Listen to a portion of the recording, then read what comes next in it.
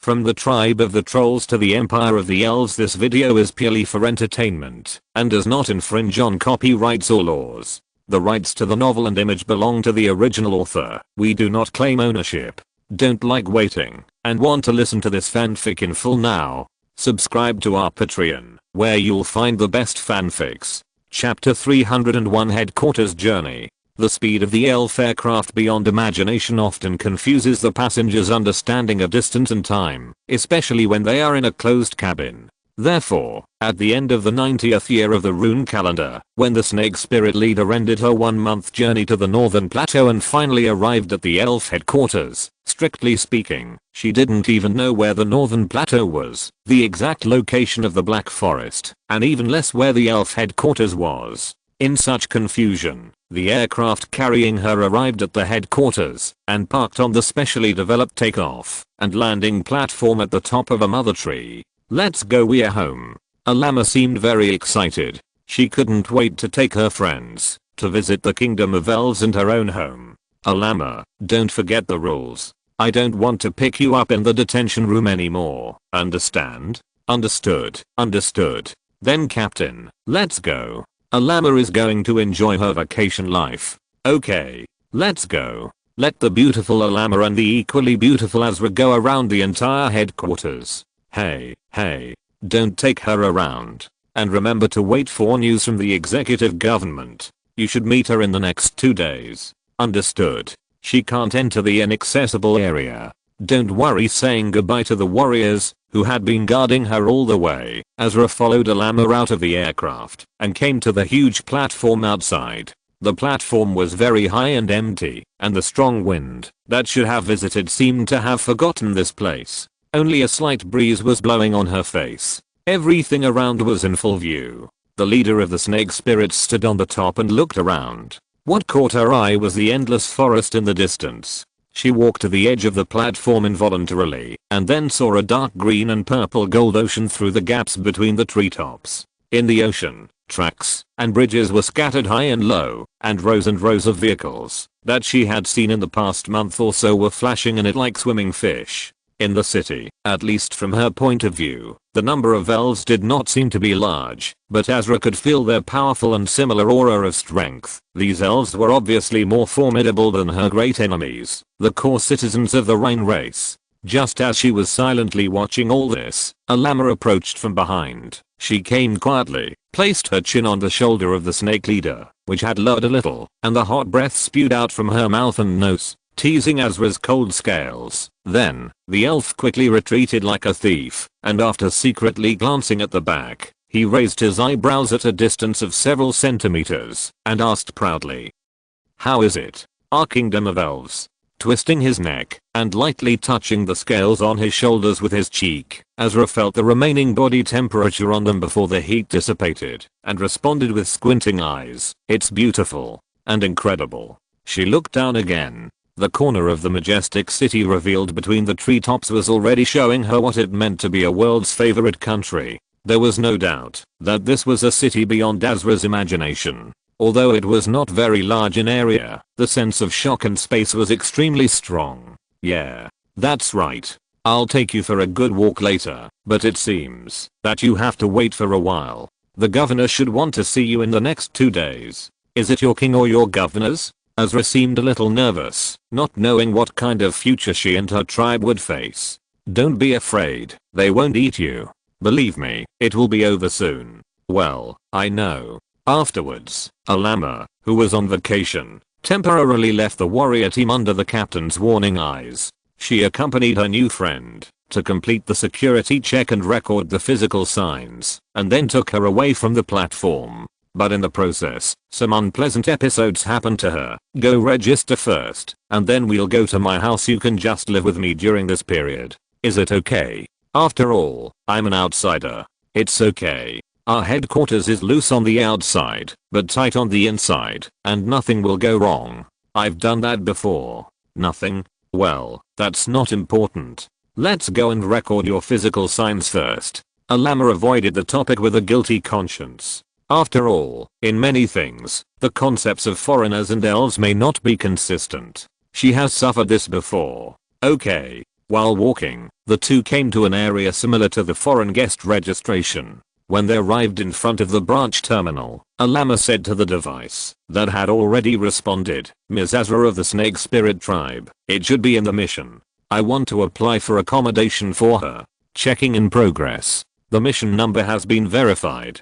The center is dedicated to serving you. Very good. I'll apply for her to live with me." A llama rubbed his palms and said with some anticipation, "Please wait. Our qualifications are being checked." After a few seconds, a red light suddenly lit up on the screen, and a mechanical voice sounded again. "Your application is rejected. Miss Snake Spirit will live in the area assigned by the center." "Why? Why not?" A llama's face was full of disbelief. When did this broken rule come about? Why hadn't she heard of it? "Please wait. We are checking the reasons for rejection. If you can't give a clear answer, you'll be in trouble." Obviously, her threat did not have any effect on the central processing unit. After all, this was just a system branch that occupied very few threads. So, after a few blinks of an eye, the nice but hollow mechanical voice sounded again, saying without any emotion, "After inspection, you have a record of violating relevant prohibitions 3 times. According to article of the current regulations of the Republic, you will be prohibited from having contact with female foreign guests alone for more than 1 hour in a private place without surveillance. The prohibition will last for 10 years. Damn it. They can't control me outside. Isn't it redundant to only control the actions in the headquarters? A useless clause. I will check the relevant matters of outside control for you. Okay, don't talk anymore. Apply for accommodation for the leader of the Snake Spirit, and handle this quickly." Task cancelled.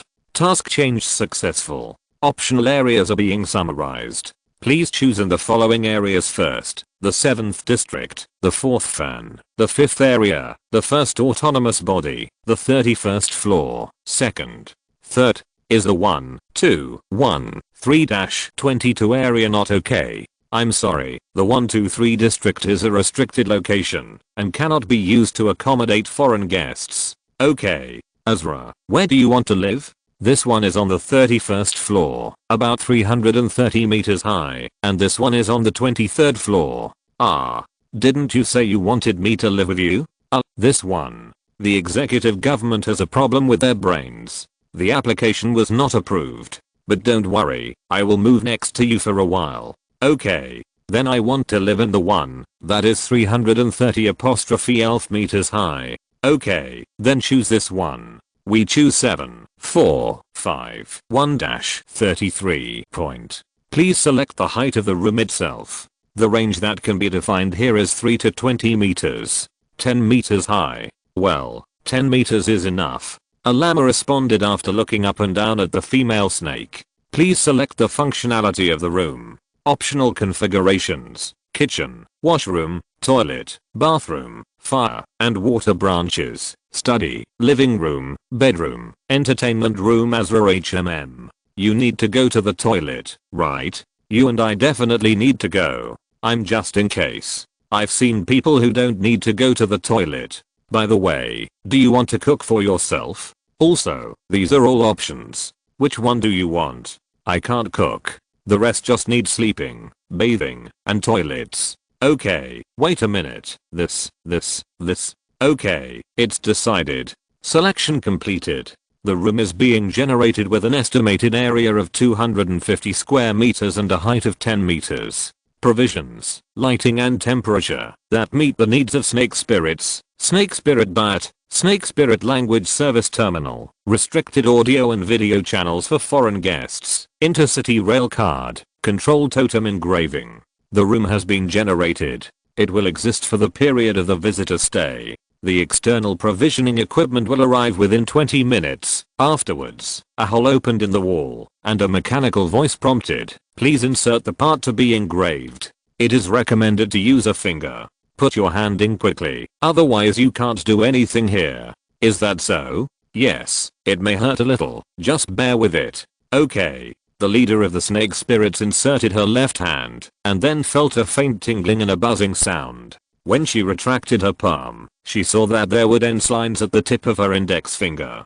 Please wait, the individual terminal of the snake spirit language is being generated. About 5 minutes later, a familiar brick-shaped device that had been seen on a llama appeared from another opening. The only difference from the former was that the foreign guest terminal did not seem to have a reserved external neural slave port, but instead had some independent engraving keys. Azra took the brick handed over by her friend and saw that the words above the keys were marked in fine snake spirit language. Let me tell you, this is for turning on the machine, and this is for turning off the machine. You have to press them with your index finger for them to respond. Holding Azra's hand and turning on the machine with her index finger, the female elf said tentatively to the light screen, "I want to take a ride."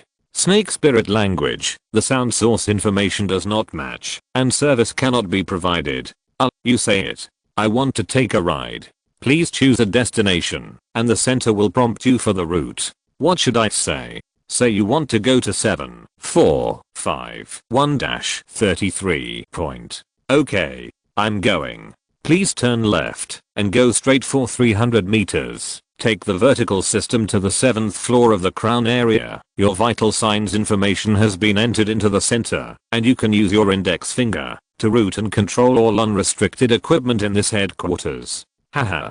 Let's go. The two females followed the instructions and left. A llama was still talking along the way. This thing is actually useless. It can only point the way. It can also be used to contact me. The rest of the things can be done with the pattern on your hand, such as making a rail car, opening the door when you go home, eating and drinking, watching audio and video players, etc. As they were talking, they had arrived at the location of the elevator. After identity authentication, they entered it and arrived at the transfer hub, leaving the mother tree. They took the rail car and went to a llama's residence. After all, although they could not stay in the unmonitored area for more than 1 hour, it would not hurt to take her to have a look. When the rail car left the crown area, the city outside the transparent window looked clearer.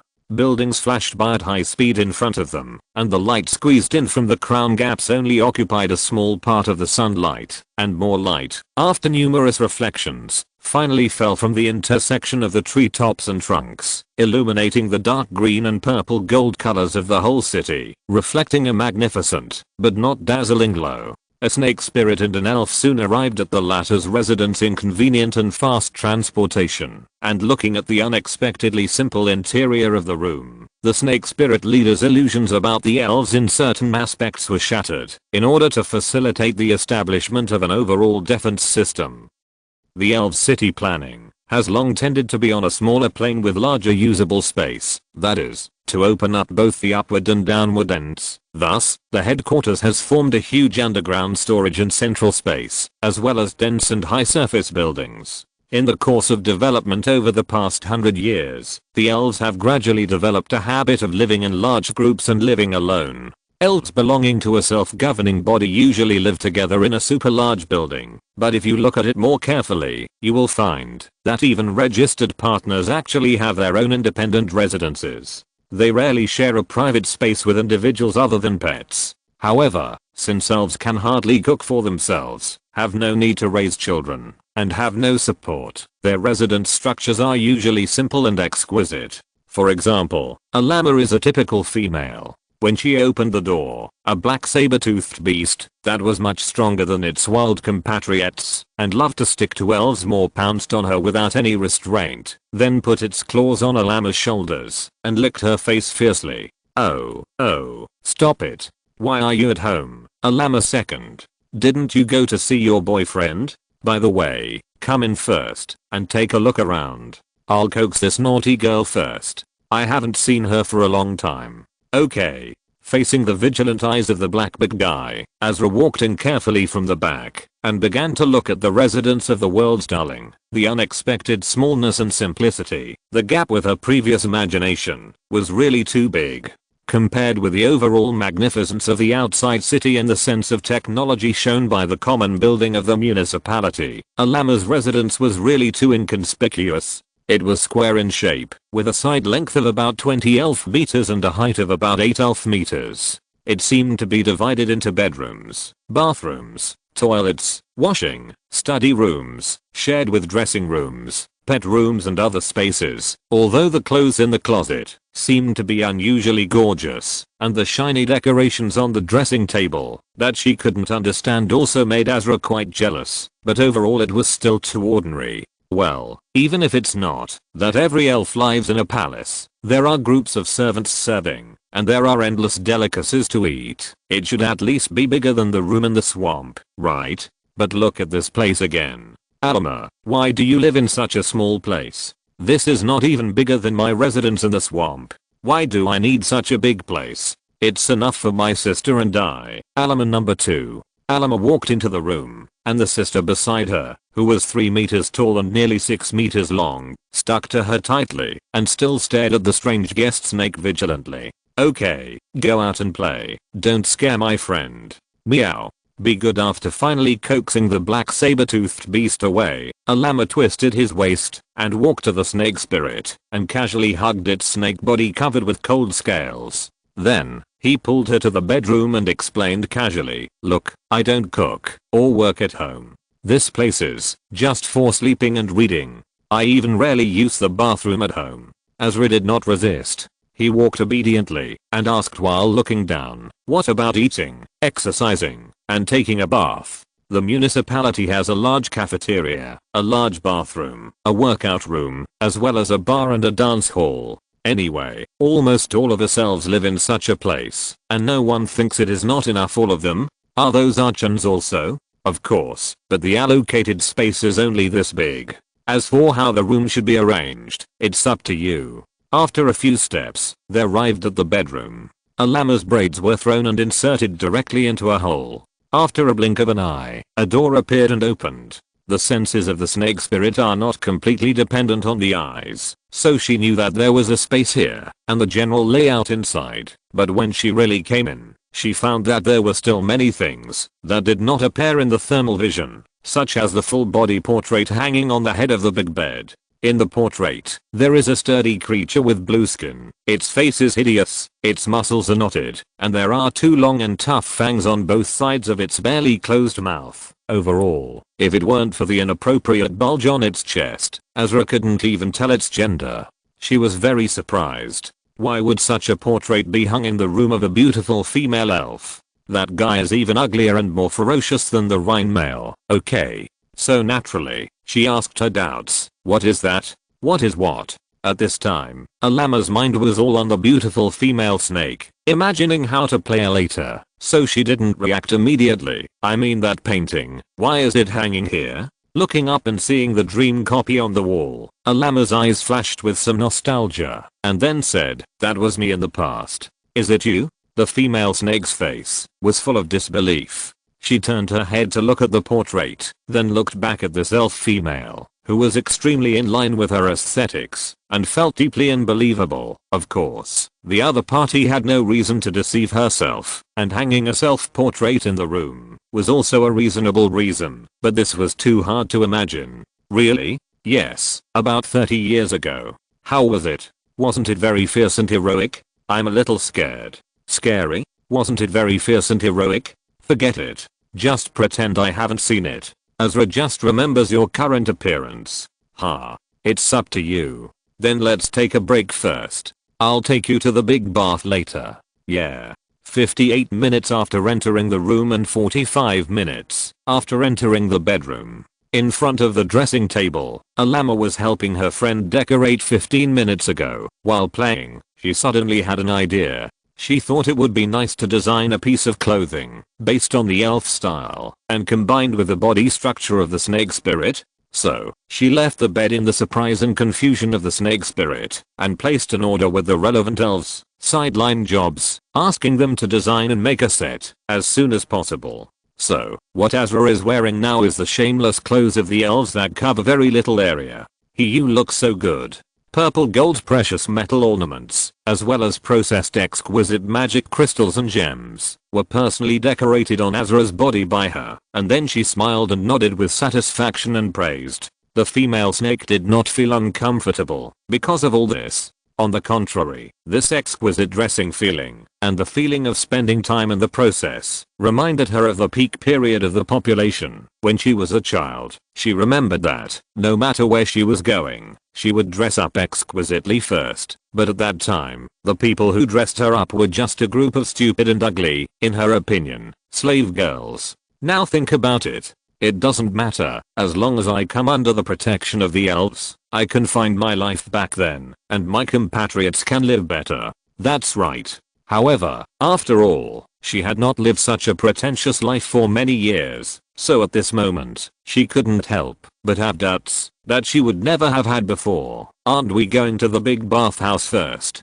Wouldn't it be a waste to dress up so carefully now? So what? This is how you should spend your vacation. It's okay. I'll help you draw it then. Okay. By the way, our habit is to bathe together, males and females. Can you accept it? I remember that the snake spirits didn't seem to mind. It's okay. We don't care. Then I'll tell you. You must try the flame bath later. Oh, you can't do it. Then take a water bath. That's also very interesting. Flame bath. Using fire to cleanse the body? Yes, it will be more lively there. Elves rarely go to the water bath. What a pity. Flame. How can Flame take a bath? We can, anyway. Some monsters will take a bath in thunder batteries. No, maybe it should be called cultivation. Very good. The impression of the dulling of the world in the eyes of the snake spirit, which had been slightly reduced due to the room problem and the self-portrait problem, was restored and exceeded by a lot. Ding ding, central access. Ms. Azra, you have exceeded the light time limit. Please bring the foreign guests into the monitoring area immediately. Okay, I'll do it right away, stupid intelligent brain. In another Mother Tree sector, one of the monsters mentioned by Alama was practicing in a different way. Inside a certain municipal building, in that huge practice room, there was a practice room specially built after an application was made, and it was in operation. Metal wires wrapped in insulating skin were laid in the practice room. Their other ends passed through the wall and led to an unknown place, but this end could be traced and was all connected to a culture cabin. Inside the incubator is our strong Mr. Giant Fang, who has long been at the pinnacle of pure warriors among the elves. At this moment, he seems to be undergoing a special bathing practice. Through the transparent hatch, one can see the expressions on his face that are sometimes painful and sometimes relieved, and his body is intermittently twitching violently. Chapter 302. Another stage of the warrior's path. Part 1. The process of troll warriors evolving into elves mainly relies on a key and a door, the former being will, and the latter being energy. Since Nestor figured out the general solution for troll upgrades decades ago, the warriors who were trolls at the time began to exercise their willpower by overcoming the 1st to 5th level of violent states. When such training reaches a certain stage, they will gain super strong individual will, and this super strong will prompts the warriors to complete the assimilation of the implants, and then drive the evolution of their entire bodies into elves. In the process of the evolution of the body, the door of energy was also naturally opened, and finally the non-witch doctor trolls were able to evolve into elves, thus achieving the first rise in the life level. After completing this step, most of the warriors still continue to adapt to the violent state out of inertia and instinctively. Until now, the top batch of them have been able to maintain their sanity in the extreme frenzy effect, and maintain their normal training and even life. Nestor's original idea of turning on the rage before the battle, and fighting bravely in reason, has become a feasible fighting method for a large number of warriors.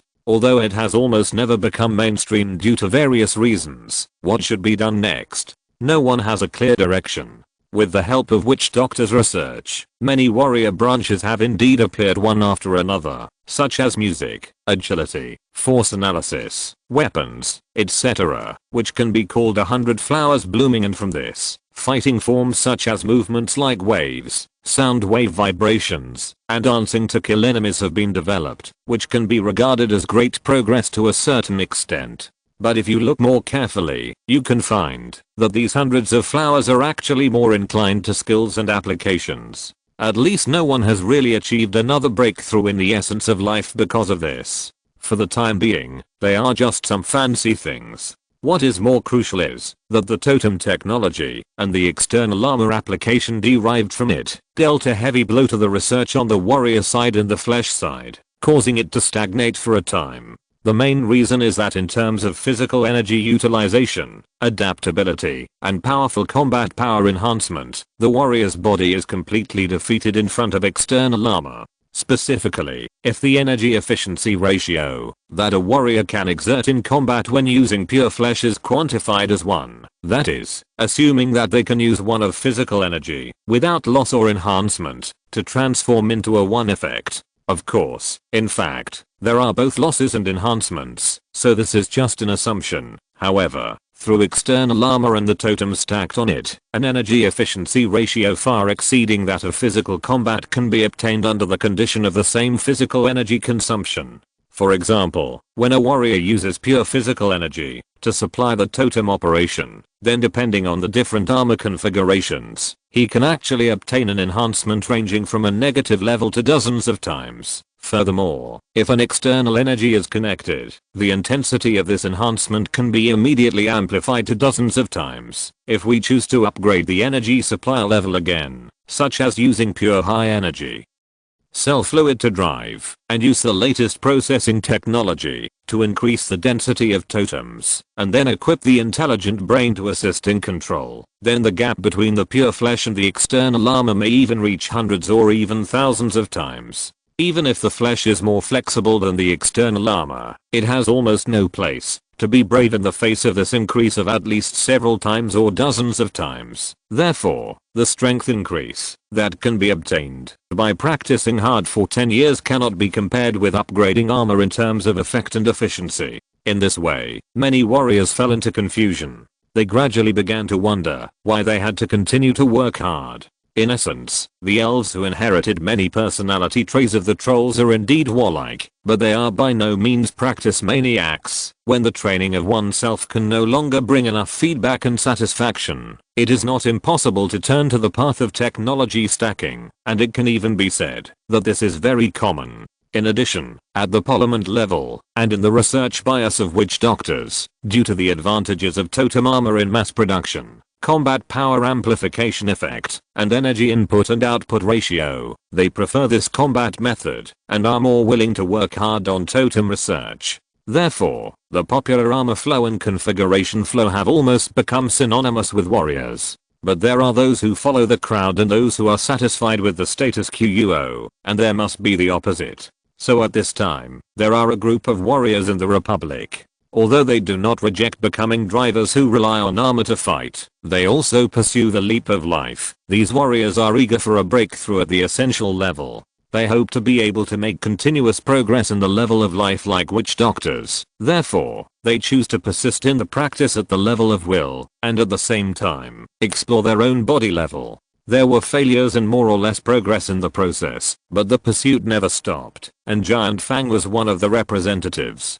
Different from the witch doctor's well-traveled path forward, the use of will was more illusory and immature than spiritual power, which made his progress extremely difficult. At the beginning, due to the experience of elf transformation and the path that had been chosen to some extent, Giant Fang still chose to start from the 2 levels of will and energy when exploring the improvement of the essence of life. In terms of will, the training effect of suppressing rage was far less obvious than before, so he needed to find new ways to continue to grow. Therefore, enduring the physical pain of the body came into Giant Fang's sight. As for energy, to be honest, there is not much room for his imagination. Even witch doctors find it difficult to give it an accurate and specific definition. Therefore, he chose electricity, which is the most energy-like in his concept, as a breakthrough point, and divided his thoughts into 3 directions: exogenous reserve, endogenous generation, and electric resistance. He wondered if he could turn himself into a self-generated electricity storage, and high electric resistance warrior.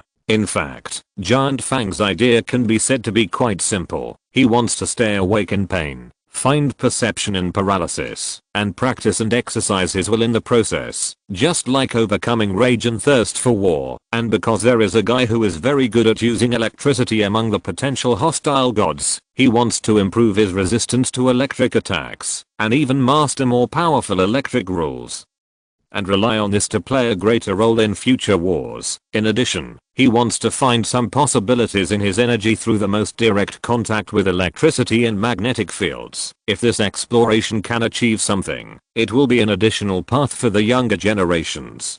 So, with this idea in mind, he gathered several witch doctors who were interested in this aspect and willing to invest their energy, and with their help, he started this relatively long exploration. Since the witch doctors intervened, they have really helped Giant Fang a lot with their more complete knowledge and more convenient magic skills. Even his initial ideas have been constantly adjusted and optimized in the witch doctors' research. In terms of the training of will, the witch doctors feel that they have nothing to say. After all, this is what the warriors are good at, and the witch doctors can't even give a clear explanation of what will is, so they didn't give any comments on Giant Fang's ideas. But in terms of energy, they denied Giant Fang's idea in the early stage, thinking that something like this is too illusory and has a certain degree of danger, such as connecting electric current into the body, is really not suitable to be the starting stage of exploration from nothing to something, but it is suitable to find and define it from the top, after reaching a certain height.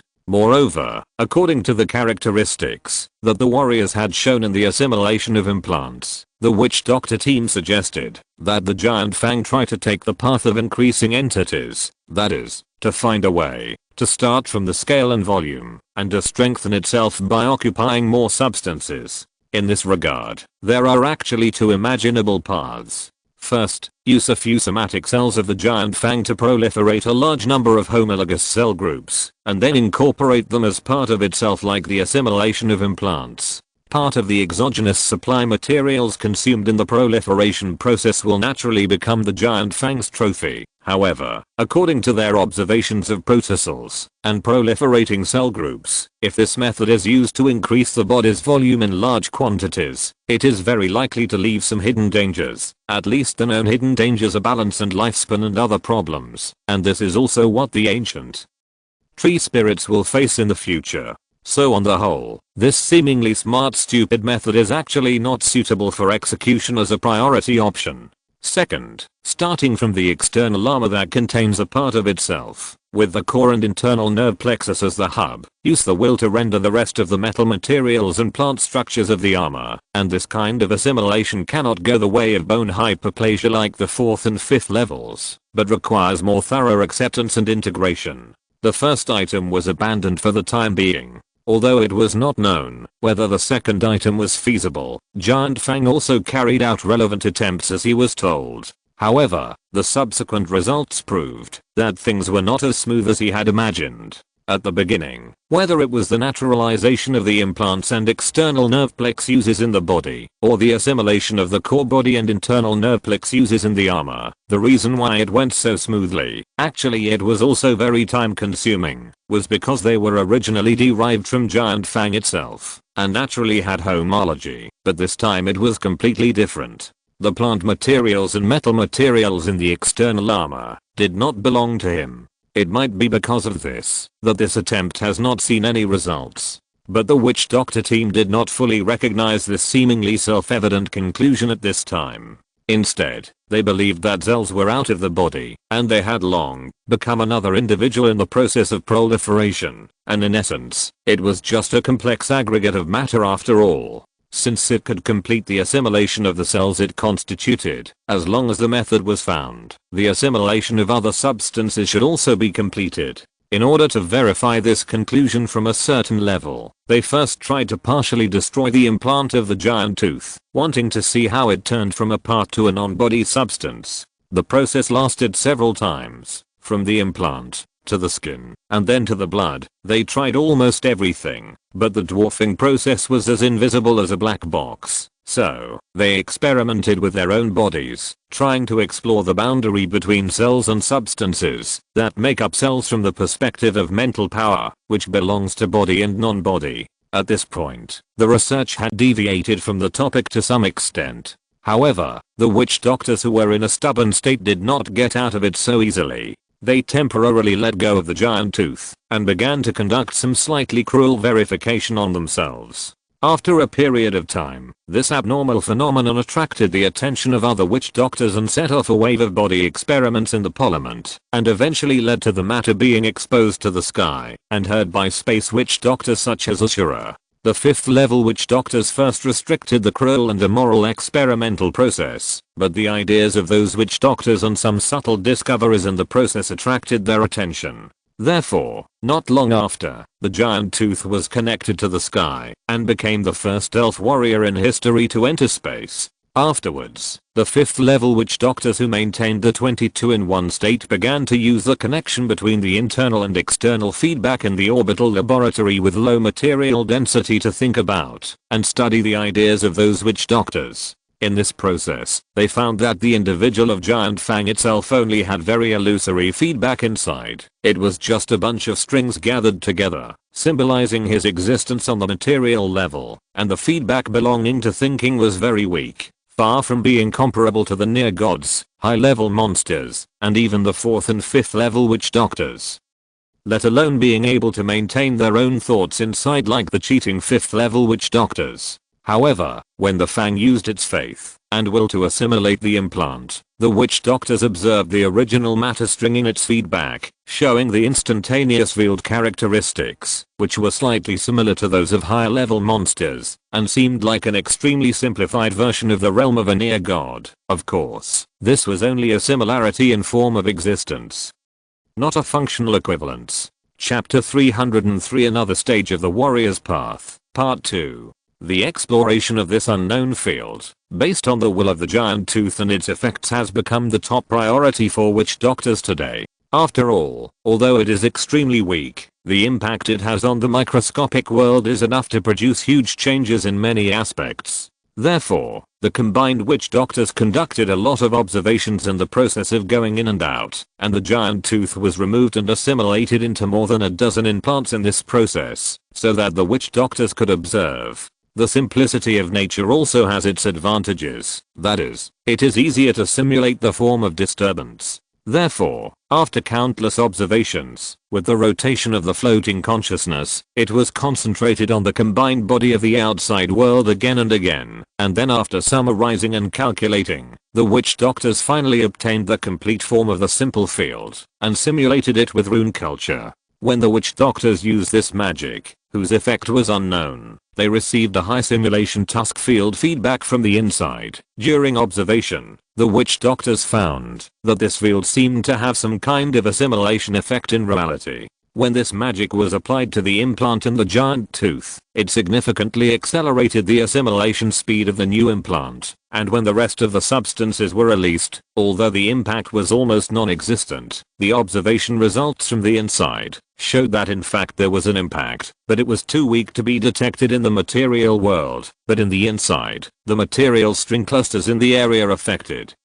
by the disturbance would show a tendency to converge under its influence, and their disturbances were converging towards the material strings of the giant tooth itself in a very slow and inefficient process, and the convergence of the internal disturbance was reflected in the material world as a change in the properties of the material. The assimilated material would gradually become consistent with the cells of the giant tooth from the inside and from the outside. Undoubtedly, the effect of what Nestor called life stance shocked the witch doctors, and they all agreed that it was necessary to continue to conduct in-depth research. Therefore, after a period of in-depth study and corresponding mastery, the two kinds of magic that were adjusted by the witch doctor's self-adaptation and universality, as well as the corresponding totem structures, appeared in this world for the first time. The former is a specialized type for the witch doctors themselves, and its effect and efficiency are extremely effective at the beginning, while the latter is a more inefficient super dwarf version, but with the addition of bricks and tiles by the witch doctors, it has the characteristics of gradually changing according to the characteristics of the individual, and its temporary final form is to become a specialized type corresponding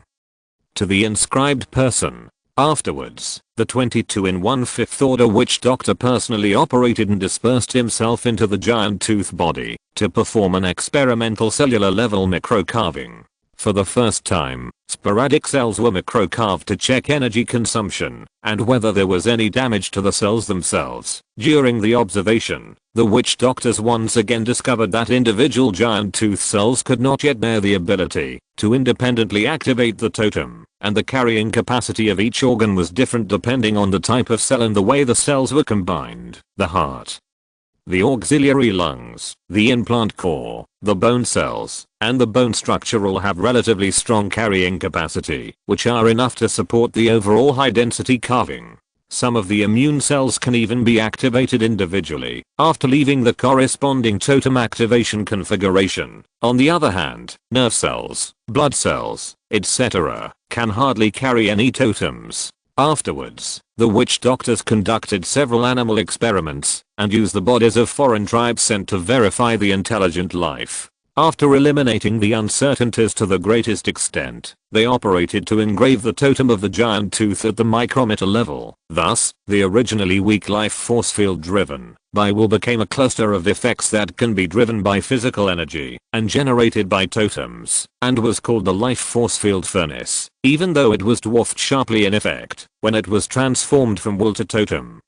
It still formed a nearly 10,000 times enhancement under the accumulation of quantity. In the subsequent test phase, this enhancement was also significantly reflected. When the implant was removed again, and a new one was transplanted for assimilation, the time required for the giant tooth to integrate it was indeed greatly reduced. Of course, since physical strength is actually consumed, 10,000 times is only the full power mode under quiet cultivation. If the process is not carried out in the incubator, then even under sunlight, it cannot last more than 1 lamp hour. The next thing to do was to observe the assimilation effect of non-homologous substances. The result was indeed very effective, but not enough to satisfy the witch doctors. In contrast, if Giant Fang relied on his own pure will to assimilate non-homologous substances, then according to the calculations of the witch doctors, even if he worked day and night, he could only increase his current body weight by 1/10 billion, which is about 0.00000015 grams in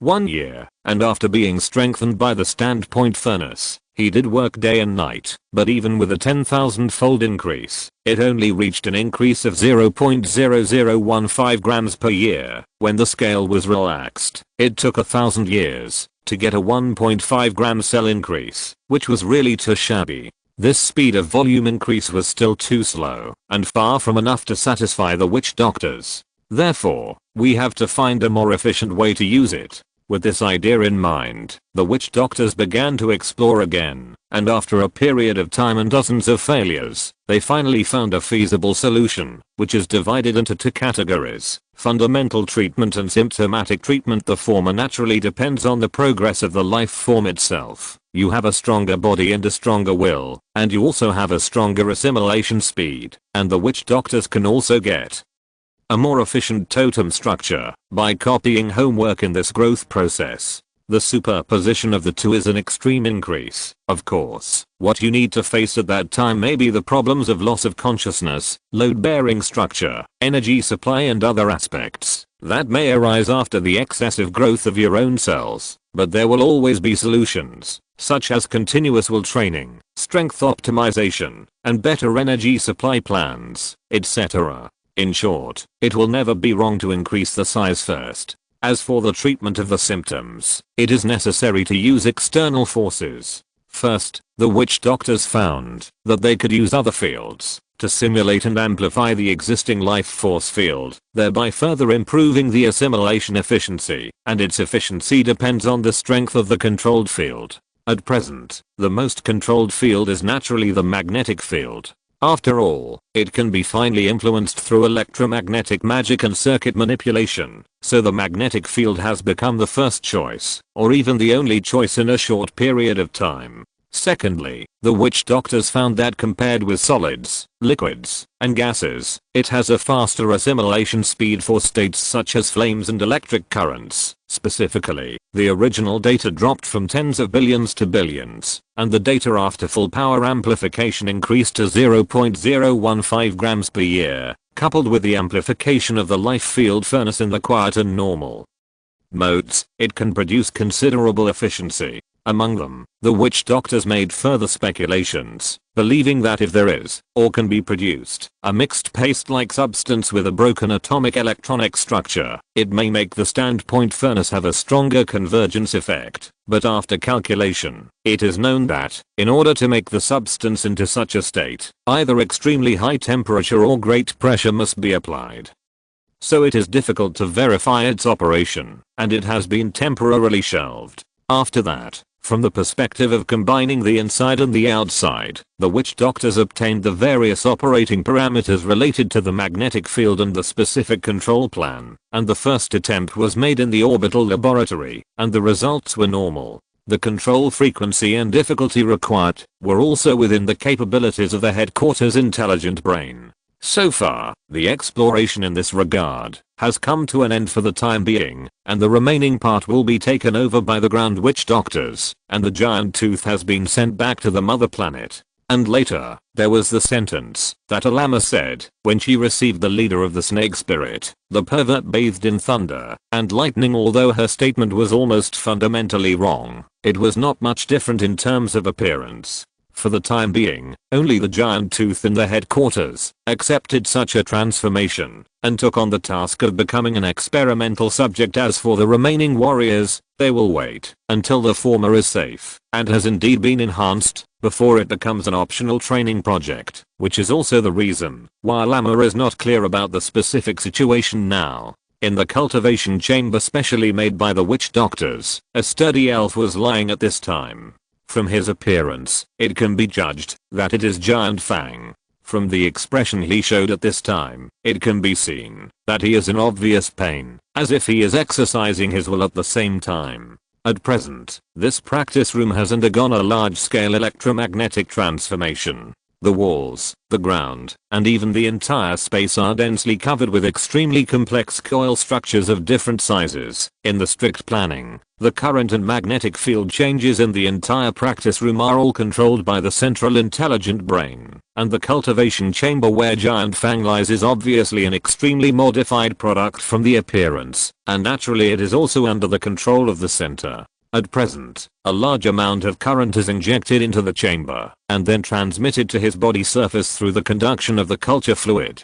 Giant Fang closed his eyes tightly, and his body occasionally twitched, which was not very obvious, or in other words, he was performing some orderly, conscious wriggling, and in some tiny areas that were out of sight, even some stranger phenomena would occasionally occur. On the body of the giant tooth, you can see dense purple gold lines, which are arranged in a certain pattern on the surface of the body and even in the deeper internal areas, and at the deepest part, the second core of the implant located below the heart and between the forelungs has undergone several rounds of drastic transformations, and now its appearance, characteristics, and many other aspects have undergone tremendous changes. In fact, it is not just the second heart. If the line of sight can be pulled further, you will find that the attached lungs, muscles, blood vessels, and almost his entire body have become different to varying degrees. Obviously, he still did not give up his original idea of electrical resistance and insisted on adding related projects in subsequent experiments. Although the witch doctors felt a headache, they just did the experiments as he said. Anyway, in the end, they had to choose between the best flame and electric current. Although the latter would cause trouble in the control and calculation of the overall magnetic field, it was just a trouble. So, after a long period of gradual adaptation in the cycle of cells, his body had developed a very high insulation under the influence of a belief based on will, through countless deaths and regenerations, and at the same time, through the simulation of the state of high-level magic beast cells. Each cell in its body has almost become a kind of storage capacitor,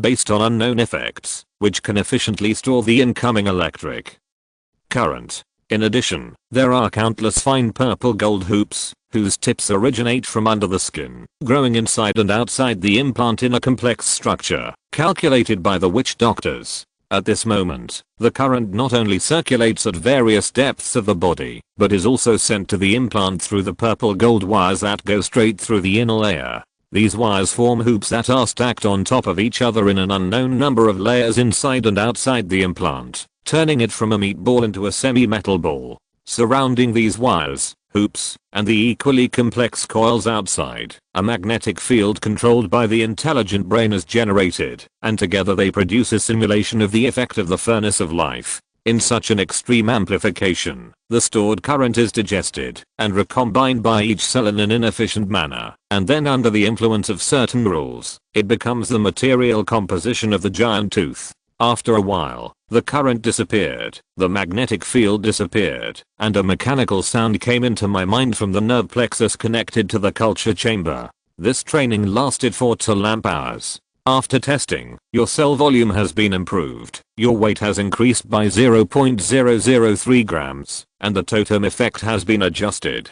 From now on, it will maintain normal low power operation. Lifting the cover, the giant tooth, who has become accustomed to the sticky feeling of the culture fluid, wiped his face and asked, "What are the arrangements next?" "You will rest for half a lamp hour, and then go to the training room now. Asterisk asterisk asterisk, and assimilate with the external armor in the life stance with the reversed direction of action." "I understand, but something seems to have happened unexpectedly. Can you help me contact the witch doctors in the orbital space?" Looking at the slightly flickering arc at the tip of his finger, the giant tooth asked. "Please wait, connecting with the outer space. If you're listening to this novel on a channel other than Fanfic World, it means they downloaded and uploaded it without effort. We cordially invite you to visit our channel, Mundo Fanfic Novelos. There you'll find the original version of this story and you can explore many other novels of various genres. We're waiting for you to immerse yourself in a world of incredible novels. Chapter 304, The New Path of Giant Fangs and the Plans of the Witch Doctors. It has been several months since Giant Fang started this new stage of experimental practice. In the life force furnace, cultivation chamber meditation mode, and current supply, if he keeps practicing without sleep and removes the magnetic field simulation, he can get 0.015 grams of cells per year. When the simulation ability of the magnetic field on the life force field is added, and it is continuously improved to the current level through repeated optimization, he can generate about 2,300 times the enhancement on the original basis in the current version of magnetic field assisted practice. That is, 34.56 grams/year and 0.0015 grams/light hour of meditation state cell increment are obtained. With the continuous efforts of the Witch Doctor team, the strength and simulation effect of the magnetic field are still improving, so this value will continue to rise until it reaches a certain limit. Although the growth of the volume is still slow for the time being, Giant Fang believes that the future is bright, and in order to avoid the situation of the body overwhelms the mind in the future, he has never relaxed his training on the level of will. And when the time came to today, during the long period of practice, Juai began to feel some differences. His body seemed to have changed in some aspects. He relied on his willpower and was able to master the ability to discharge electricity to a certain extent and even form a magnetic field without being a witch doctor. Although it was still very weak, it was indeed happening. At first, he thought it was a manifestation of his own electricity storage, and that the current stored in the body was released, which formed such an ability. However, the witch doctors in the practice team told him that the electricity was indeed accepted by his body, but it was not actually retained in its original form, but became his energy reserve through some chemical changes in the cell fluid. Logically speaking, these reserves would only be released in the form of physical energy and become the consumption to maintain his body activities and the operation of the totem. From this point of view, the ability of discharging electricity should not appear, and it is by no means obtained by the body's retention of electricity. At first, the witch doctors thought of the magnetoelectric effect, guessing that the implants in his body or other metal structures were magnetized, and then the external current was formed. But in subsequent observations, the witch doctors found that this was indeed one of the reasons. The implant of the giant tooth did become a metal magnetic ball, and could indeed generate current under certain conditions, but according to the conclusion drawn from the calculation, the implant, the magnetized bones, and the external wires that reside in the body, even if all added together, should not make the discharge level reach the current level. So, there was this communication application. A flashing light curtain fell from the top of the practice room, and a moment later, with a sizzling sound, a huge face that had been seen before appeared in front of him. "You are Giant Tooth knew what state the witch doctors above the track were in, so when he saw this face, he was a little unsure of what name to call. Now it's Azura, warrior, reporting your situation. Yes, Madam Speaker. Tooth raised his hand and released a very weak arc of electricity from his fingertips, and then continued, you see, it seems that I don't need to use implants to do this from any part of my body. He said so amid the crackling sound of his fingertips. I understand. Let the team that assists you in your practice make a detailed report and transmit it to the orbit. You also need to come up again. We need to observe your situation nearby. After all, the interference on the ground is too strong. I understand. Then I will take the next batch of supply ships to go up.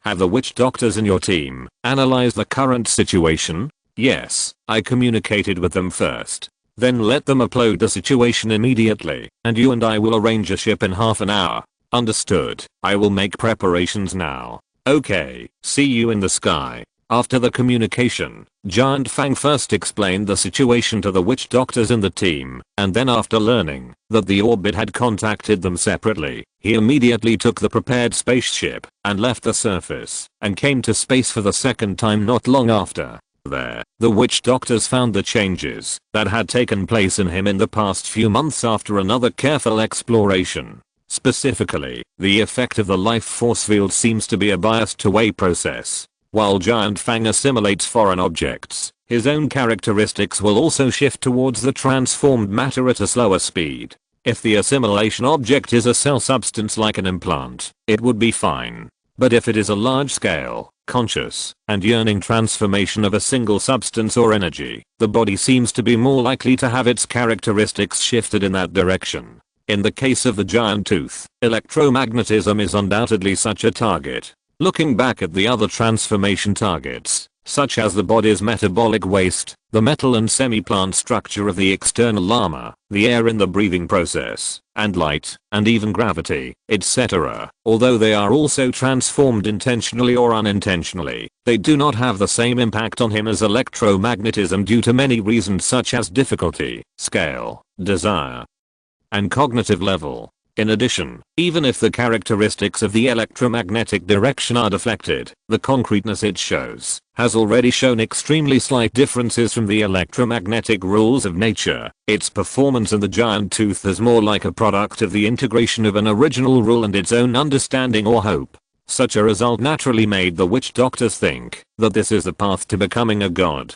However, in addition to the natural rules, the innate magic of magic beasts, and self-cognition, the believer's wishes also exist. Then, the witch doctors conducted comparative observations on the feedback of the giant fang, the god, the high-level magic beast, the one in the spaceship, and ordinary magic beasts of all levels. The observation results showed that its feedback was the least similar to that of ordinary magic beasts, and there was a slight similarity with high-level magic beasts, but in some aspects it was the closest to the god. But there was a huge gap in quality and quantity. This is both good news and bad news. The good side is that this seems to be a path that can be taken. As long as the giant fang maintains its desire, strengthens its cognition, and continuously exercises its will, it can at least grow to the level of the gods before they gain faith. The bad side is that he seems to have skipped the 2 stages of the Warcraft Supreme Warcraft, so it is uncertain whether he can eventually obtain the rule's blessing of the attack effect of the high-level Warcraft. In addition, the source of the almost endless energy in the cells of the high-level Warcraft is still unknown, and the giant tooth has not obtained this change.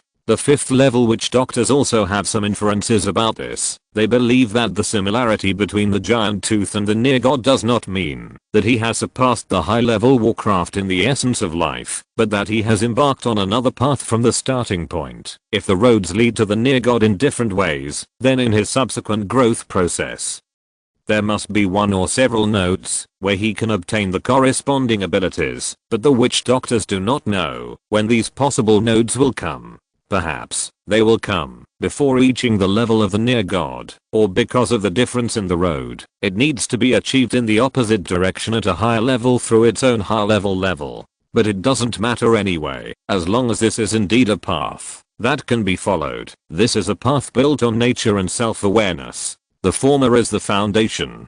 Being close to nature will make you grow faster because that is something that already exists in reality, but at the same time, you cannot be bound by nature. Only the shaping based on imagination is the real rule that belongs to you, and it is also very likely to become the way home that carries yourself. Of course, the last sentence is just our current guess. As for why such a guess arises, for now, the witch doctor is a user of the rules, because no matter how much we understand and how much we can use the rules to perform magic, we ourselves will not seek integration with the rules. But you are different. Although you are still in the early stages and still immature, you are indeed integrating with it. What worries us is that the natural rules have such a huge volume and amount of information. Can you finally maintain yourself in it? Will you still be you at that time? Perhaps this is another reason why faith is needed. Although we don't know whether these near gods did it intentionally or just by chance, those candle lights do seem to play an anchoring role in this regard.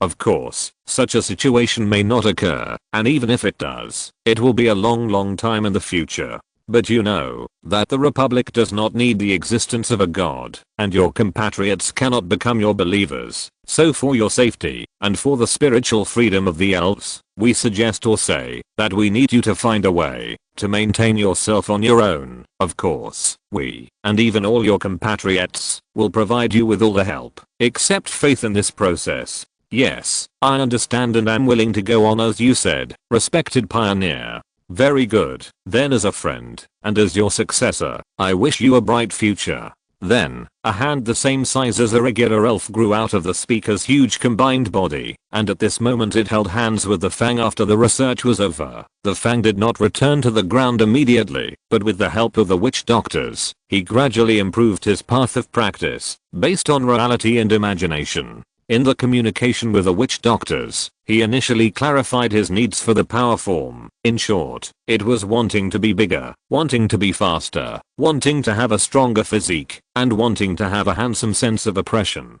Well, it is indeed a very simple wish. First of all, it is necessary to strengthen your understanding of the nature of electromagnetism. As the basic rule of the world, and as one of the carriers of matter, it has such characteristics. Do you understand? I seem to understand. Forget it. You should go to the central school for remedial lessons. Knowledge. Knowledge. I have emphasized it so many times. And I have left so many convenient learning channels for you. What have you been busy with all these years? Under the tone of a 5th level witch doctor who was disappointed in his work, Giant Tooth lowered his head a little embarrassedly. This is your path. You will be a unique thunder, and your life field will have a faster and more focused electromagnetic conversion efficiency. Your rules are born from you. Even in a new world, where thunder does not exist, and magnetic fields no longer exist, as long as your body and mind still exist, the corresponding rules will be born from your life field. They will be your essence and the embodiment of the three-image nature of your body. You will have the ability to turn everything into thunder and magnetic fields, and everything will become your source of energy and matter. After absorbing endless thunder and magnetic fields, you will gradually gain a tall and powerful body. Thousands and tens of thousands of meters will not be your limits, and the electricity and magnetism in your body will become the carrier of your thoughts and will, allowing you to gain sufficient control over your body. Every blow of yours will be full of the power of electricity and magnetism, and all matter will be annihilated in your attack. Every action of yours will be the embodiment of electricity and magnetism. And you will also gain extreme speed. Remember these, believe in them, and then imagine and obtain them, based on the rules of reality. It will be difficult in the early stages, but after all, you have already touched the rules to some extent, so you have a minimum starting qualification. Therefore, we will use this as a basis, and combine it with your own needs, to create a path of practice. The first step is that you don't have a magic crystal, so you need to find an initial rule carrier first, and the implant is very suitable in this regard. Of course, the heart is actually okay, but it is better to be cautious and conservative at first. So, we will transform your second core, use electromagnetic totem specially designed for you, to replace the magic disturbance of Warcraft, and make it a power source and magnetic field source.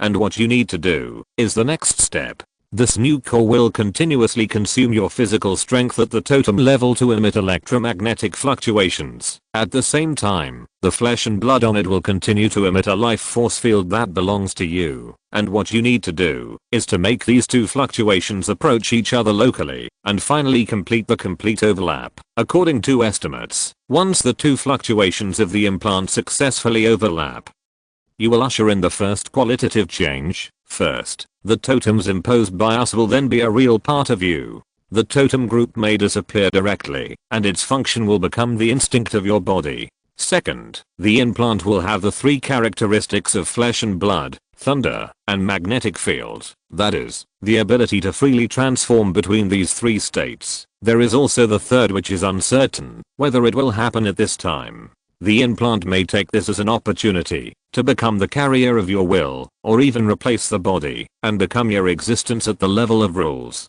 This may be a key step for you to converge with higher level monsters in terms of individual properties and abilities. Of course, whether this third will happen or not, you will need to make the life force fields of your body and implant converge as a whole, and then use the latter to drive the former to achieve the three image. These are the paths we can temporarily envision for you. And no matter whether it is these three steps that are carried out one after another, or the other steps that will take place later, but we cannot foresee now, you must remember that the growth of will is indispensable. You must use your will to perfect the rule path that you are now just starting.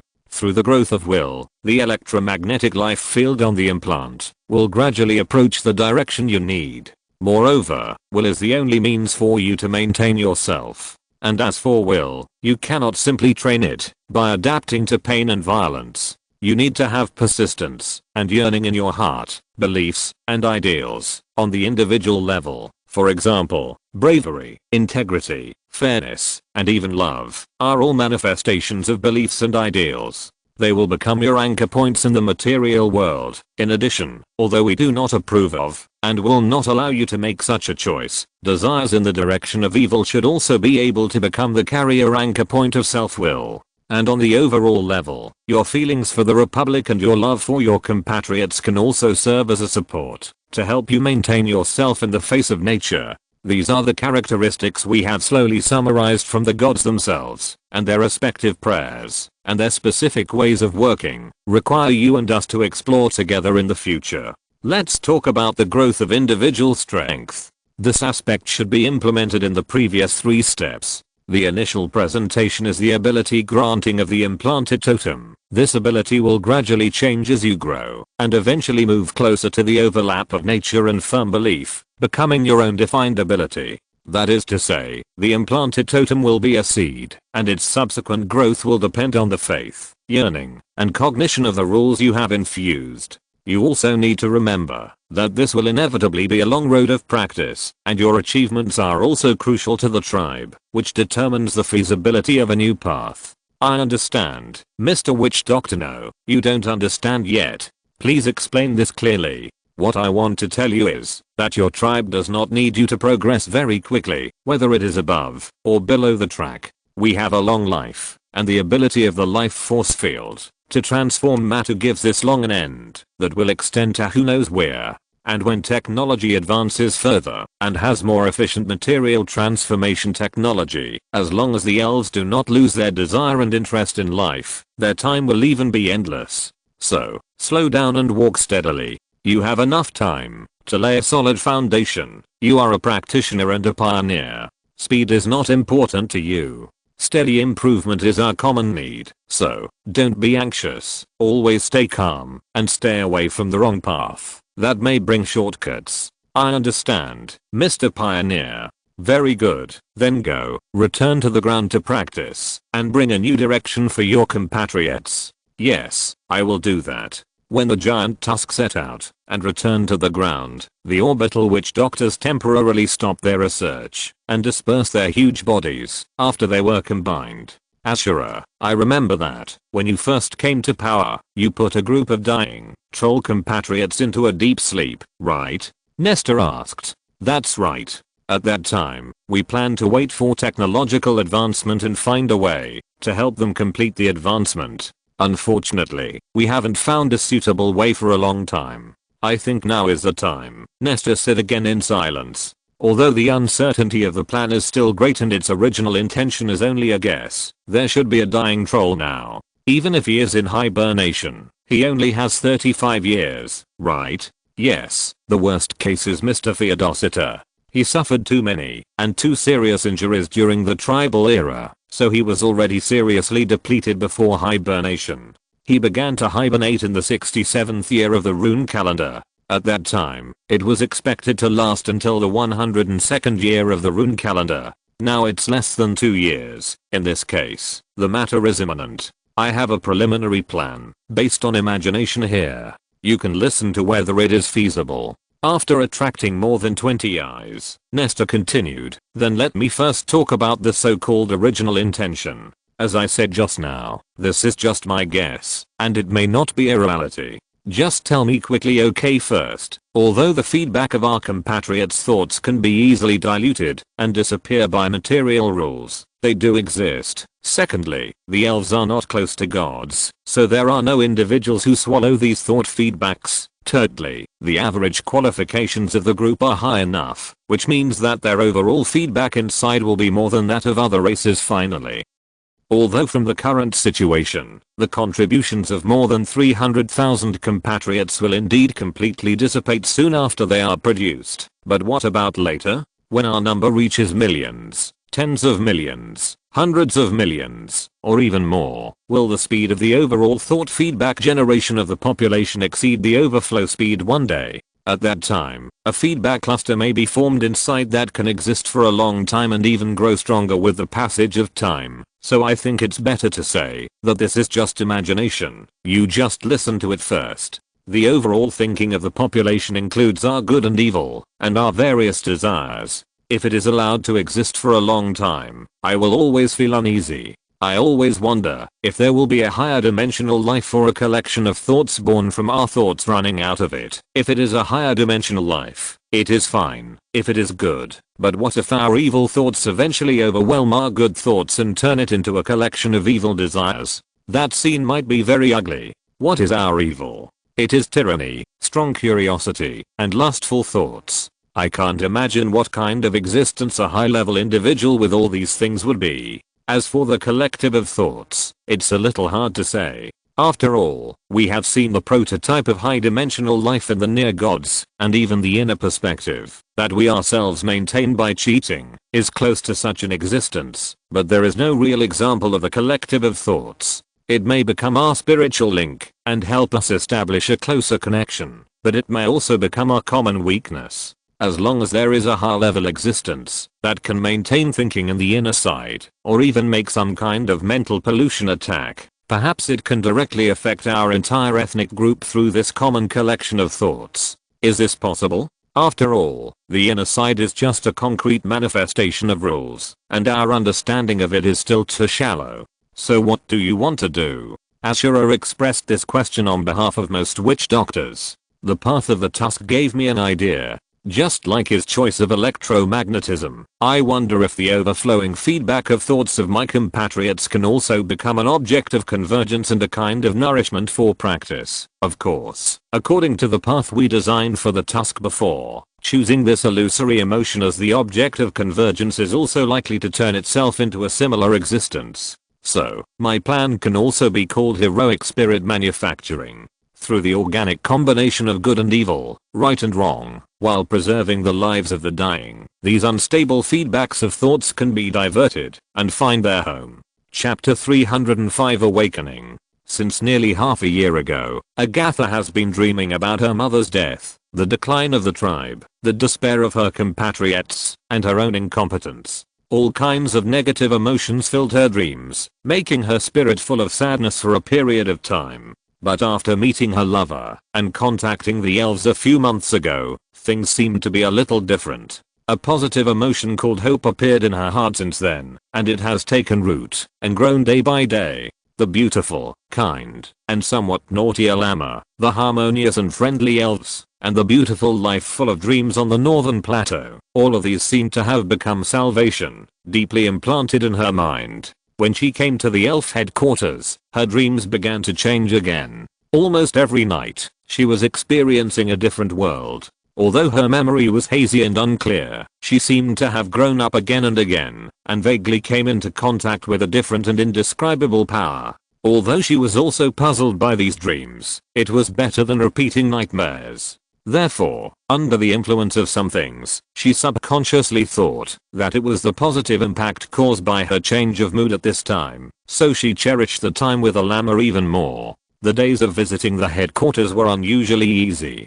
The elves passing by never looked at her with malice or pity, Azra even did not feel the constraints against foreigners here. She could go anywhere and contact any elves at will. In the process, she felt the elves' confidence and their vitality in thought, and she had a deep yearning for all of this. However, at the same time, another doubt was born in her heart. That is, she had been here for more than a few months. Except for the initial summons of the two archons and a brief discussion, she had not received any formal meeting, which made her feel uneasy. On the one hand, Azra was worried that the elves would go back on their word and not accept her compatriots. On the other hand, she had a mysterious confidence in the elves, believing that they would never deceive her.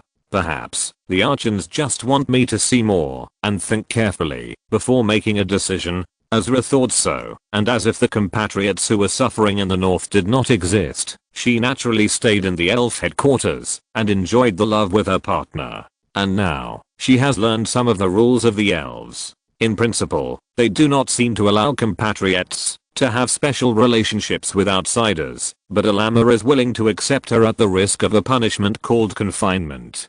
Therefore, every 59 minutes was as if it was the last time for her, and she would cherish it as if it was the last time. Then, in each last time, she would enjoy the excitement brought by breaking the rules and become deeply involved in it. I think being locked up must be a very cruel punishment. This is love, she firmly believed. And in a place unknown to Azra, a thing called magnetic field was tightly wrapping her in a very wide and very narrow area, and interacting with some unknown and extremely subtle inscriptions in her body, continuously producing unknown effects. It was in such a situation that, under the leadership of Alama, Azra enjoyed countless lusts, watched countless armored gladiatorial contests, sat in on countless incomprehensible courses, and made countless new friends, and time passed slowly until one day several months later, when she finally received a summons from the executive government again. The archons and some wise men seemed to be preparing to have a formal meeting with Azra. A tail was wrapped around her ankle, and she could faintly feel the trembling on it. Alama hugged the other's waist tighter, and whispered in her ear, "Don't be nervous, it's no different from the last time. Don't you want to negotiate the terms and bring your compatriots to the northern plateau? This time is definitely the opportunity." "I see." As he spoke, the rail car passed through a series of tall purple gold buildings and soon arrived at the core area of the city. They got off the car and walked towards the designated location and successfully arrived at the area where the summons would be held through the temporarily opened access control. Afterwards, Alama stayed in the outer hall and was soon called to talk by his former superior, while Azra went into the conference room alone. The moment the door was pushed open, Azra seemed to fall into a dream again. The hazy purple light that filled the entire hall made her feel deep pressure and fear that penetrated into her bones. "Give you courage. Give you fighting spirit." The dull sound of heavy objects falling to the ground, accompanied by a gentle voice. Azra raised his head while panting and saw the full picture of the council hall at this time. The towering stairs on three sides were 100 meters high. One side was completely empty, and hundreds of intelligent beings were sitting on the other two sides. Most of them looked like elves, but there were also dozens of special individuals with obvious wood skin. But from the appearance, they seemed to be elves without a doubt. These individuals were emitting a purple glow that was not dazzling but definitely eye-catching, and each of them seemed so powerful and wise. The elves were either cold or enthusiastic, indifferent, or gentle, but all of them exuded a full charm, and a heavy sense of oppression came from them. And then, with the purple light from their own, they illuminated every corner of the council hall. Surrounded by the stairs were the 14 seats at the bottom, 13 of which were arranged on both sides of the bottom, and each of them had an elf sitting there. One of them was recognized by Azra, who was the two archons who had summoned her before, so she guessed that the other 11 should also be archons. Relax, my dear friend. A familiar voice came from the seat at the bottom, and Azra, who had felt much better, breathed a sigh of relief, then forced a smile, and sat down in the designated empty seat. Strangely, what she was facing was not the stairs on both sides, nor the 13 archons in the ring seats, but the only empty space opposite the door where no life existed. Azra suppressed her doubts and nervousness, and instinctively followed the newly learned etiquette, greeting the elves from all directions, and accepting their gifts in return. Then, without knowing why, she saw a huge golden light descending from the sky, and with it as the origin, it spread out a strange scene in all directions, covering the entire hall. Everything around her changed. The council hall disappeared at this time, and was replaced by a three-dimensional endless starry sky, a huge and scorching sun, and a huge chair with a vast and mysterious black background. After the clouds were gone, Azra could not recognize that this was actually the scene she saw every night and every day. At this time, she was just wrapped in an unknown shock. After another moment, a pair of eyes that seemed to be shining with endless wisdom and heavy knowledge appeared in front of her, and captured all of Azra's mind the moment they appeared. Carrying these eyes was a huge body that was also purple, but almost occupied the entire council hall. The body was set against the sun and the endless darkness, sitting in a chair suspended in the universe. Even though it was in an illusory state at this time, Azra could still sense a kind of authenticity called greatness from its figure. Respect the deep space, respect knowledge. Neat greetings came from all directions, and the figure also responded in a very gentle voice. Racial god. Very simply, she had such a thought, and in the tension that came again, she stood up and saluted in a hurry. Sit down, we are just here to listen. The meeting lasted only a short time, and the unnamed great elf really listened silently after the first opening. After the meeting, Azra went to the office of one of the governors in charge of vassal affairs, and discussed more specific details with him. Madam, you can now return and start to unify your compatriots. The Republic will provide assistance, and start the next immigration work at an appropriate time. You have just seen the resettlement location and resettlement plan. If you have any questions in the future, please feel free to discuss with me. Finally, we once again welcome you and your tribe to join us. The snake spirits will live a much better life under the protection of the elf kingdom than before.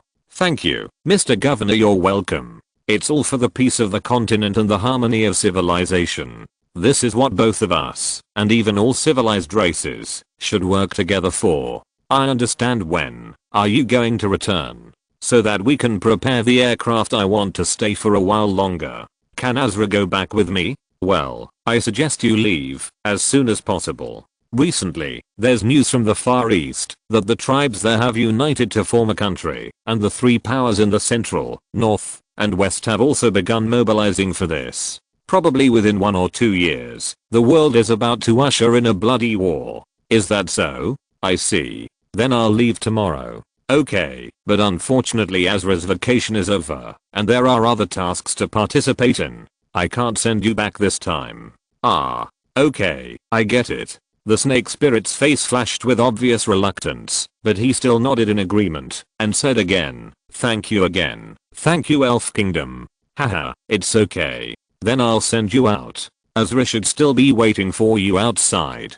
Thank you. In the temporary residence of the snake leader, two beautiful females of different races, reluctant to part, once again performed activities that were not allowed by the rules. In the constant entanglement, Agatha gradually developed an illusion. As the joy spread, it seemed as if her thoughts and spirit had left her body, spreading outwards, forming a special perception field. At this moment, she felt a special feeling spreading in the air. They emanated from the female elf who was burying her head somewhere behind her, and also from the wider outside world. The part that came from the elves was heavy and solid, and the vast majority of the rest that was spread around were the same. However, there was also an extremely thin part, which seemed to be something she could use. The memory fragments in the dream began to awaken at this time, and Azra also followed some instinct and spread these unnamed perceptions. Afterwards, her mind suddenly had a variety of special thoughts, which seemed to be despair and dissatisfaction, anger and fatigue, and a few joys and so on. This was a very vague and weak feeling, but she did feel these emotions. compared with the female elves in the similar existence that was now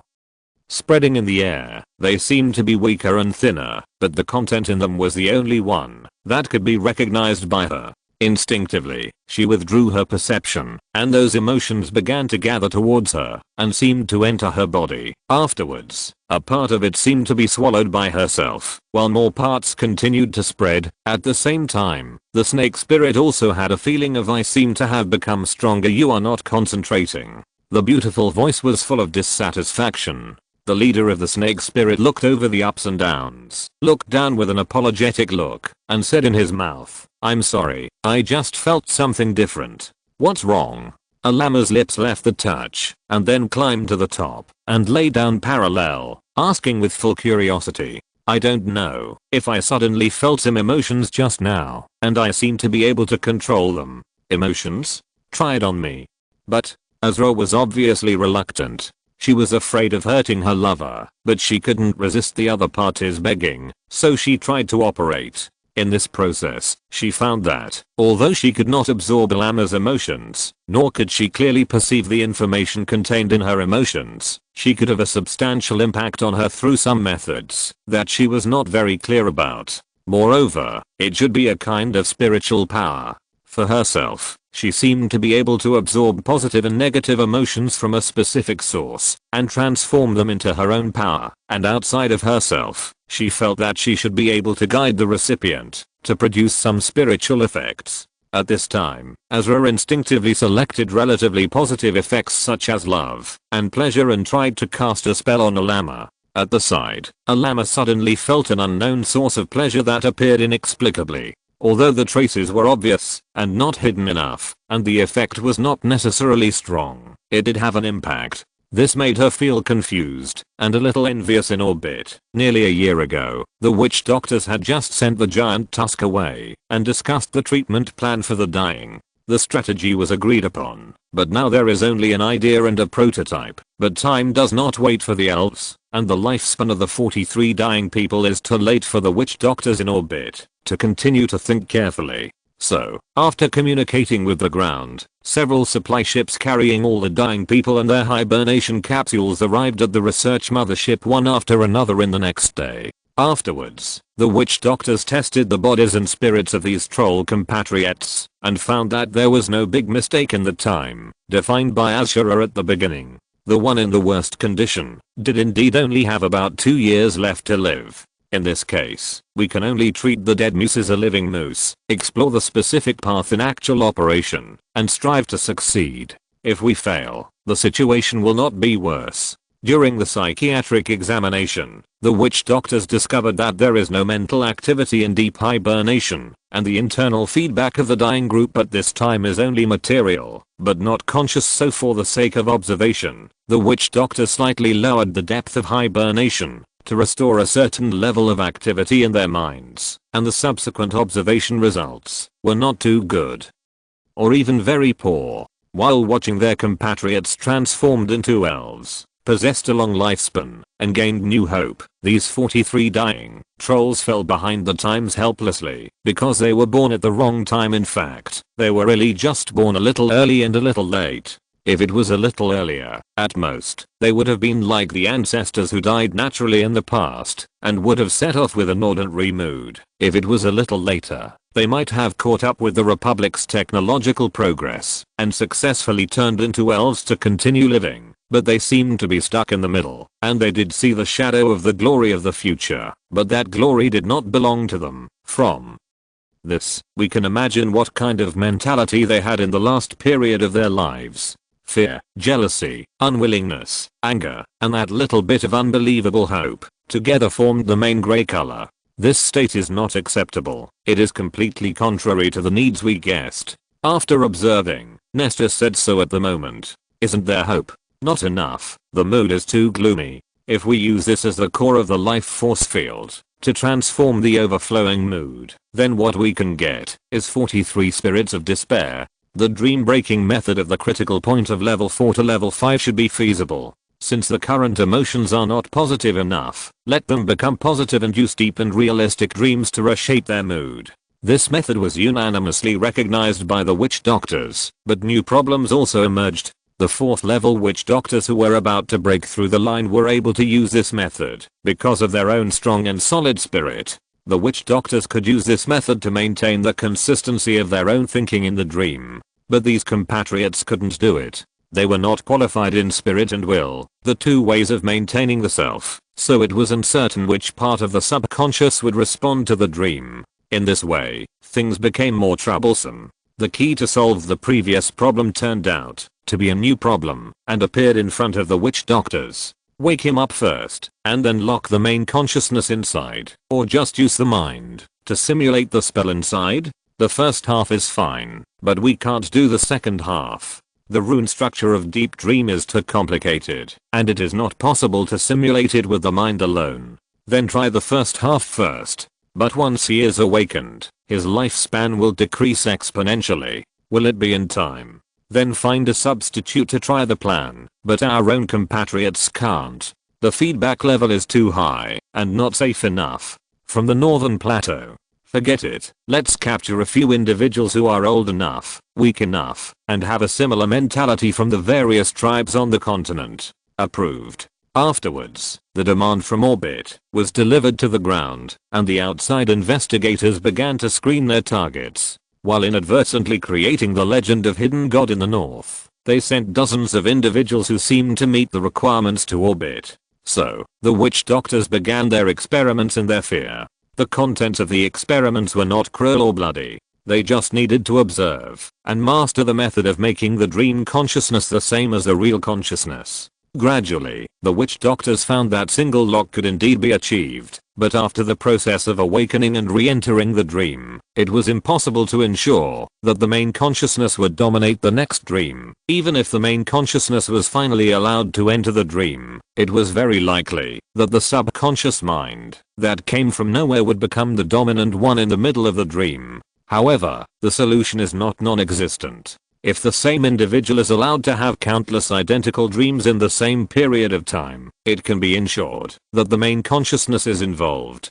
But the price is the straight rise in the intensity of the spell and the energy consumption, because the number of dreams needs to be at least tens of thousands, and in order to ensure the effect, it is not impossible for 100,000 dreams to be staged at the same time. In order to ensure the effect of the dream, it must be very similar to reality, so the requirements for precision will also be very high. If the object is just a single individual, then the 20 or so witch doctors present can indeed work together to barely complete this level of operation. But whether it is physical strength or energy, the consumption they have to face will be very tight, and the accuracy of the dream cannot be guaranteed. Faced with this new problem, the witch doctors intend to transform the executor from themselves to the central intelligent brain of the headquarters to solve it.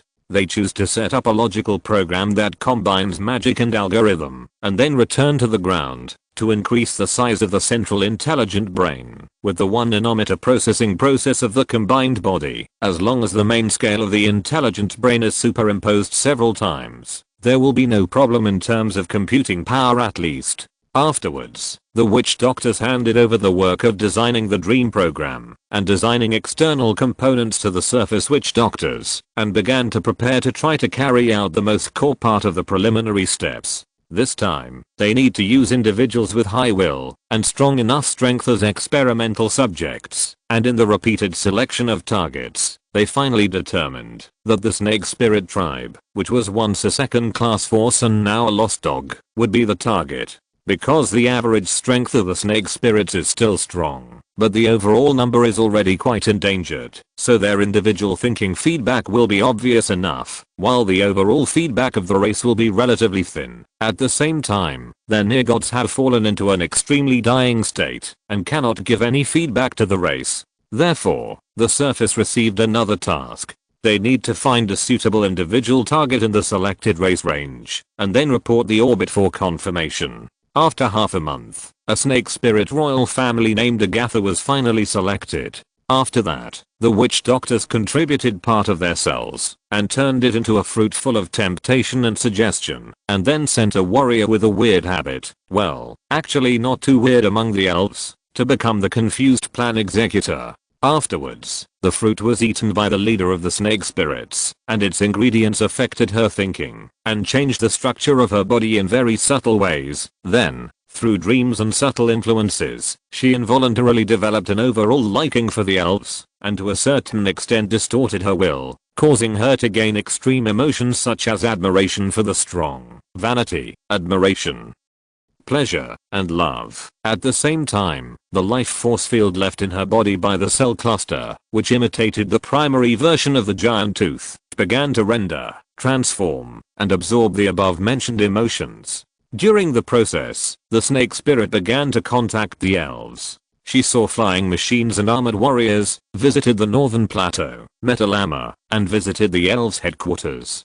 Her residence at the elves' headquarters, and even that specific sector, was filled with electromagnetically modified force field amplifiers that only worked on her 59 light points. 59 light points. 59 light points. The feeling of constantly drilling loopholes in the rules brought her more passionate emotions, and the amplified force field, the rendering and transformation of emotions, also played a more significant role under the appropriate scenes and appropriate emotional stimulation. In the end, what she saw and heard in the Parliament Hall, and the emotions of parting, became the last straw. For the last time, use the maximum power. The preparation is almost done.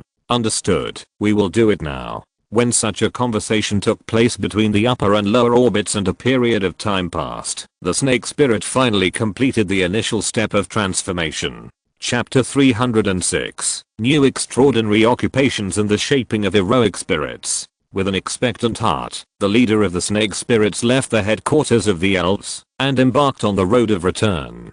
In the future, she will contact her scattered compatriots with the help of the Republic, and finally take them to the northern plateau to start a new life. Of course, this is a process that will last at least 2 or 3 years, and during this period, she is also responsible for the mission of remote research by the orbital witch doctors. In the short term, Azra's departure has almost no impact on the headquarters, and everything is still running in an orderly manner. Even a llama, the only one who felt a little reluctant, regrouped and set foot on the northern continent again happily not long after he left.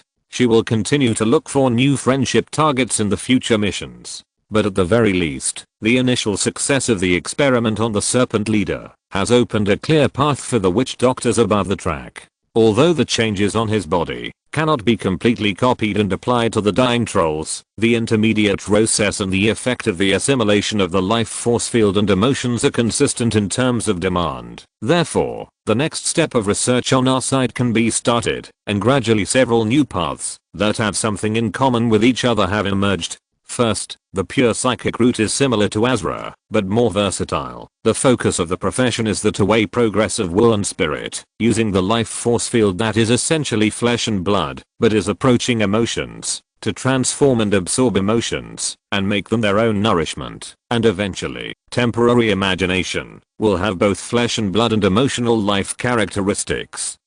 Career prospects. The degree of influence is from shallow to deep. The area is from small to large. The objects of influence are from single to complex, from weak to strong, and gradually obtain the means of attacking and controlling the mind system against a single individual, group, region, and race. Current development status. Recruiting a very small number of war witches who are willing to participate to conduct initial practice attempts. Second, rule-based warriors who also practice the mind, mainly will and physique. It is necessary to add mind factors when shaping self-rules. For example, if you want a handsome deterrent feeling of the giant tooth, you can integrate fear, shock and other effects into your own specialized life force field during practice. Career prospects on the mind side, single, but permanent influence.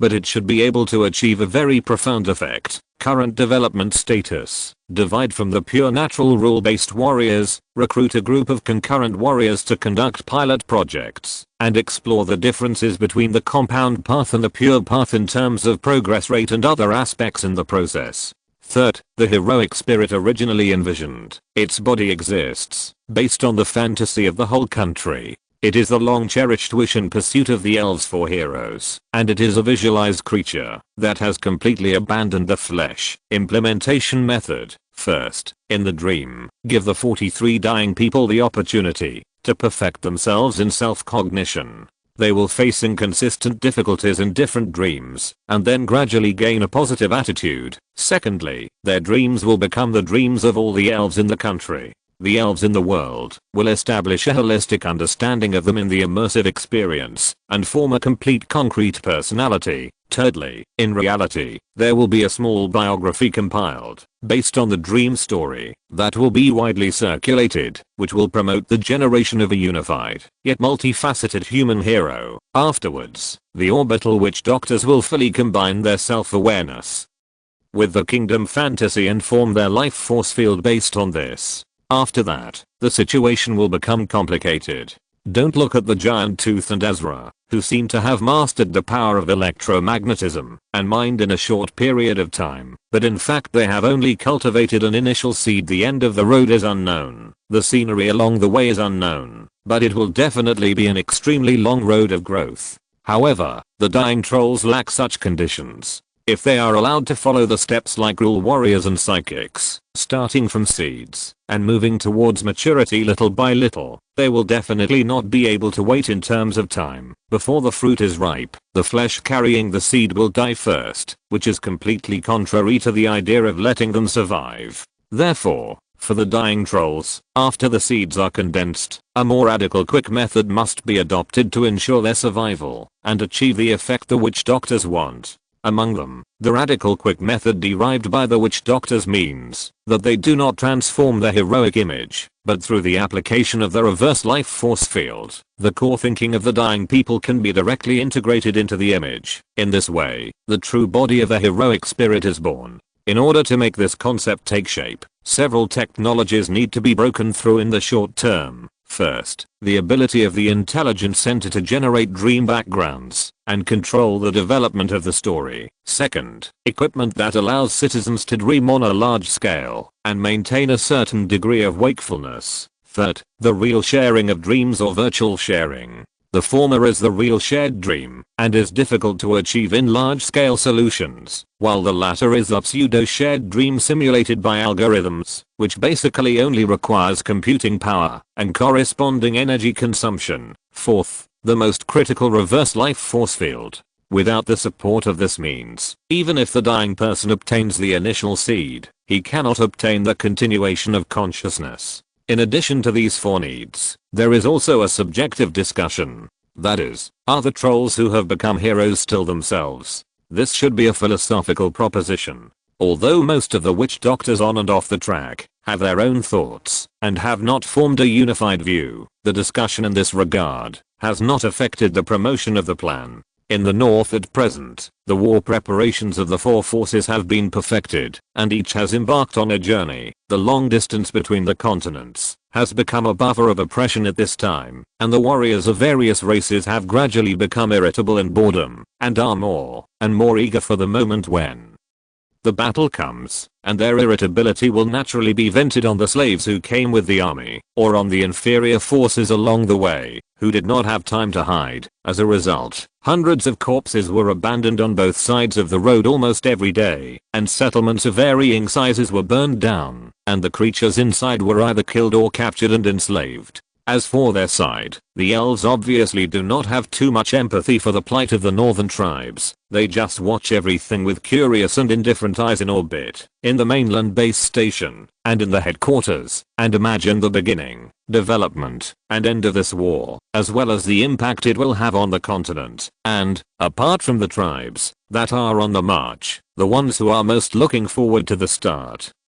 of this war are perhaps the elves who are watching the fun. They are looking forward to seeing what a war involving millions of individuals will look like, and hope to grasp the strength of the three powers. In addition, it would be best if the dozens of near gods from the four forces could also come out and perform and fight a big battle, because so far, all the understanding of the fighting methods of the near gods is based on fantasy and speculation. In fact, our side does not know how they fight, and naturally does not understand the destructive power they can cause, and the range of the destructive power. In addition, the Elven Kingdom roughly predicted the scale of the upcoming war, based on the scale of troop deployment and material dispatch preparations. However, they did not know the true expectations of all parties for this war, especially the three first-line near-gods who promoted the war. What exactly they wanted to obtain, and what kind of Far East they needed, were not things that the kingdom knew. But even in the face of such a situation, the Elven headquarters did not allow the investigation to continue indefinitely. The scouts in the north received orders from their superiors almost immediately, and then withdrew from the marching roads of various forces and the areas covered by the near-god domain. Thus, time gradually passed in the illusory calm, and the various forces were getting closer and closer to the scheduled battlefield area. The smoke and the flesh and blood of the inferiors trampled on the way had already filled a large area in the north. This war, the largest scale ever witnessed by the elves, was about to reach a point of imminent outbreak.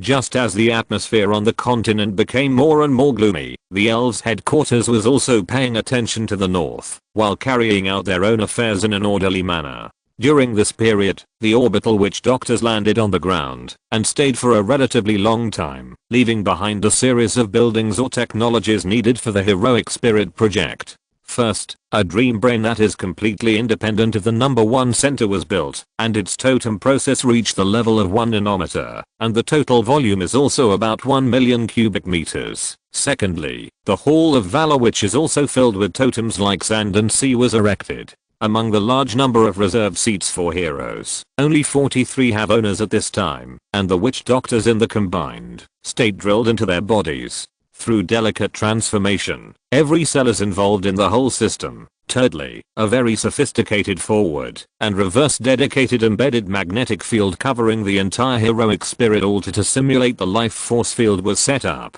and it will be operated in the forward or reverse direction according to needs in the future. Then, the dream system that the surface witch doctors had planned in advance and covered all the citizens of the headquarters was established.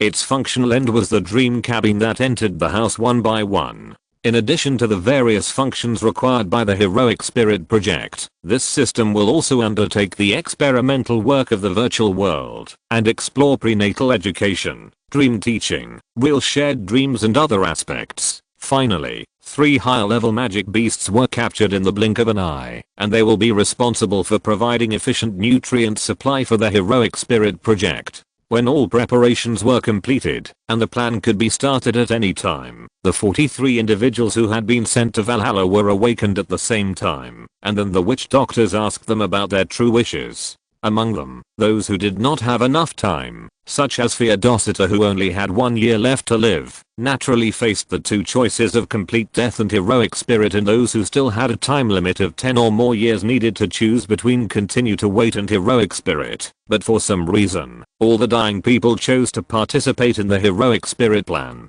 After getting the consent of the bearer of the ritual, the elf citizens, big and small, who were participants in the plan and providers of thoughts, were also informed of the goals of the plan and the general requirements of the process, and after getting the consent of everyone, the whole plan finally came to the moment when it was about to be carried out.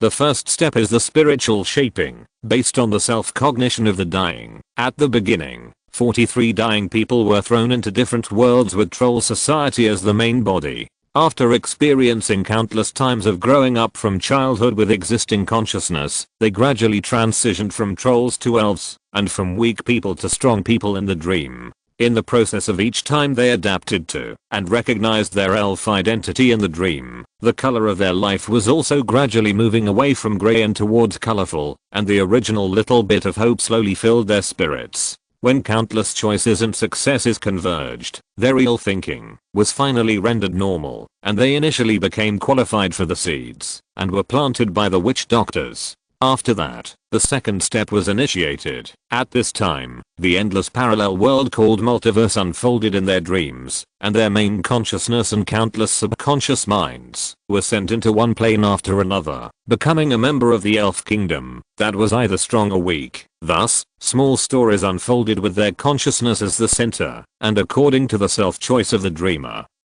They might become heroes, live an ordinary life, or become evil by chance, and the intelligent brain, under the guidance of the set mechanism, prompted them to gradually embark on the path of from all things to one, allowing the main consciousness and many subconscious minds to have constant consciousness exchanges. This kind of dimensional upgrade is naturally false, and even this concept is just a product of imagination.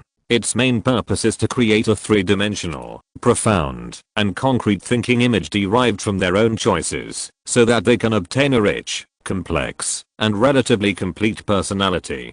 During the process, the seeds given by the witch doctors gradually sprouted under the influence of the positive force field. Up to this point, the path taken by the trolls was still within the category of pure psychics. After the specialized life field adjusted by the witch doctors, and fed with a large amount of their own thoughts, they finally reached the initial and weakest extraordinary manifestation that had been manifested in Tooth and Ezra. Afterwards, it entered the third step, a process in which the elven citizens participated.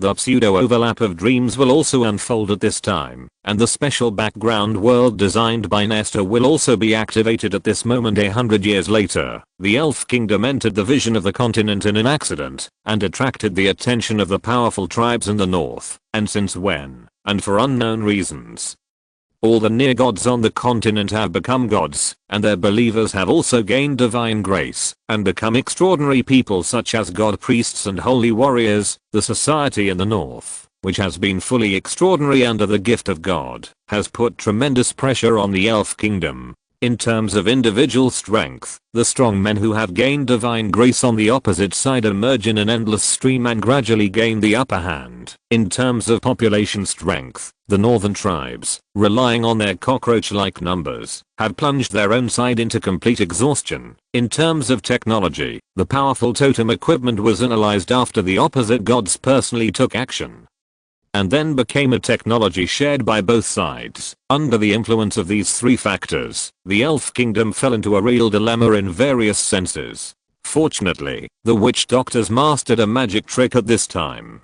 They summoned the martyrs who died in history to form the Hall of Heroes, and used the unique properties of the Hall of Heroes to isolate the material world from the divine world, cutting off the ability of the gods to directly participate in the battles in the mortal world. In addition, the continent is large enough so the two sides in the north and south did not fight to the death at the beginning, and the two sides maintained peace for 100 years in restraint. But the key turning point came in a certain year. The witch doctors developed a method of shielding faith in this year. They were ready to set up a faith conversion barrier on the entire continent, no, on the entire planet, based on the Hall of Heroes that existed between reality and illusion, and transform the emotions caused by the enemy's prayers into the power of the heroes. But in the process of executing the plan, it was discovered by the gods in advance, and could not be completed at one time, and it triggered a total war across the entire continent. Fortunately, after intercepting some of the power of the gods, the heroes saw some of the truth of the world, and had the ability to possess and ascend, and then became the backbone of the elf kingdom, to resist the northern tribes. Based on the limited reality seen by the heroes, the witch doctors concluded that this is actually a multiverse, and in further research, they found that these heroes from history seem to have the possibility of becoming a kind of medium. Through them, they can touch countless parallel worlds and summon various aspects of heroes in other worlds. There is also a hope that when the summoner touches enough aspects of parallel worlds and truly understands their characters and deeds, he can make himself the fulcrum of the heroes. According to the witch doctor's speculation, when the hero is summoned, based on a complete concreteness, he will become a true collection of himself in every aspect of the entire multiverse, and thereby gain powerful strength. Even when all 43 known heroes appear in the world in their entirety, the country will possess a power more powerful than the gods. Therefore, in order to quickly gain the ability to fight against the North and even defeat their divine domain, all the elf summoners began to make efforts in this direction. But the progress was not optimistic and even extremely difficult. Fortunately, the witch doctors have developed a shortcut. They have mastered the method of random summoning, and made the possessed have a certain ability of thinking empathy, so that the summoners can see and recognize more aspects. The war is still going on, but in the mouths of most elves, The process of the war is very vague, and those who talk about it obviously have no self-awareness. The most important thing in daily life is to summon and understand the heroic spirits. Only a few individuals will take time out of their busy schedule to observe this world, and continue to be busy after nodding thoughtfully. But in any case, after decades have passed, the country's defense line seems to be in jeopardy, and behind the defense line is the headquarters that breeds the younger generation. The elves seem to have become unable to retreat overnight. And at this most critical moment, a heroic spirit named Feodosita was finally materialized and made complete through the joint summoning of all the elves. Then, the summoners became the carriers of his power and worked together to save the immediate crisis. Then 10, 30, and 100 years passed, and the 43 heroic spirits were finally all complete. The Elven Kingdom also took this opportunity to counterattack the continent, and they finally broke through the divine realm and became the masters of the continent. After a night, the giant Tooth opened his dream cabin and walked out. He stretched his body in the crackling sound of electric arcs, and then said to himself, a dream lasting hundreds of years. Although the memory of the experience is still a little vague, it is really a magical technology. The first online ended normally. The combination of the witch doctor and the intelligent brain successfully allowed the dying trolls to enter the elves' dreams, and had a relatively smooth reincarnation in the dream. This night, the number of dreamers at the peak reached more than 210,000. Even though a lot of fuzzy processing was done in terms of time and materials, the maintenance of such a large number of dreams and the creation of the pseudo-shared dream effect also consumed a huge amount of resources. Coupled with the combined effect of the positive magnetic field that has been in effect, several newly captured high-level monsters were almost drained, and looking at their current state,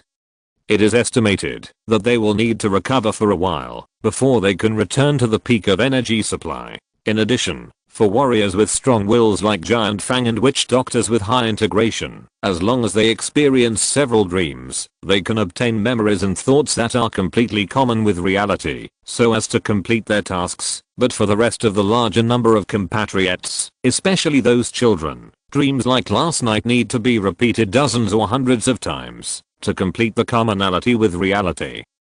And what the heroes need is a complete, highly similar, unified but multifaceted concrete image. Only in this way can the transformation process be targeted, and the heroes formed afterwards will also be relatively complete in their thinking, and have the characteristics that the witch doctors hope to obtain. Therefore, the consumption like last night is likely not a flash in the pan, but it must be repeated within a certain period of time. But at this time, looking at several slightly tired high-level magic beasts, the dream brain that barely maintained, and the nutrient reserves that were almost empty, the witch doctors looked at each other and fell into a bitter smile. The cell fluid of high-level monsters is the most energy-efficient supply method among the existing means. From the sluggish state of the three guys, we can see how high the nutrient consumption and hardware requirements of this attempt are.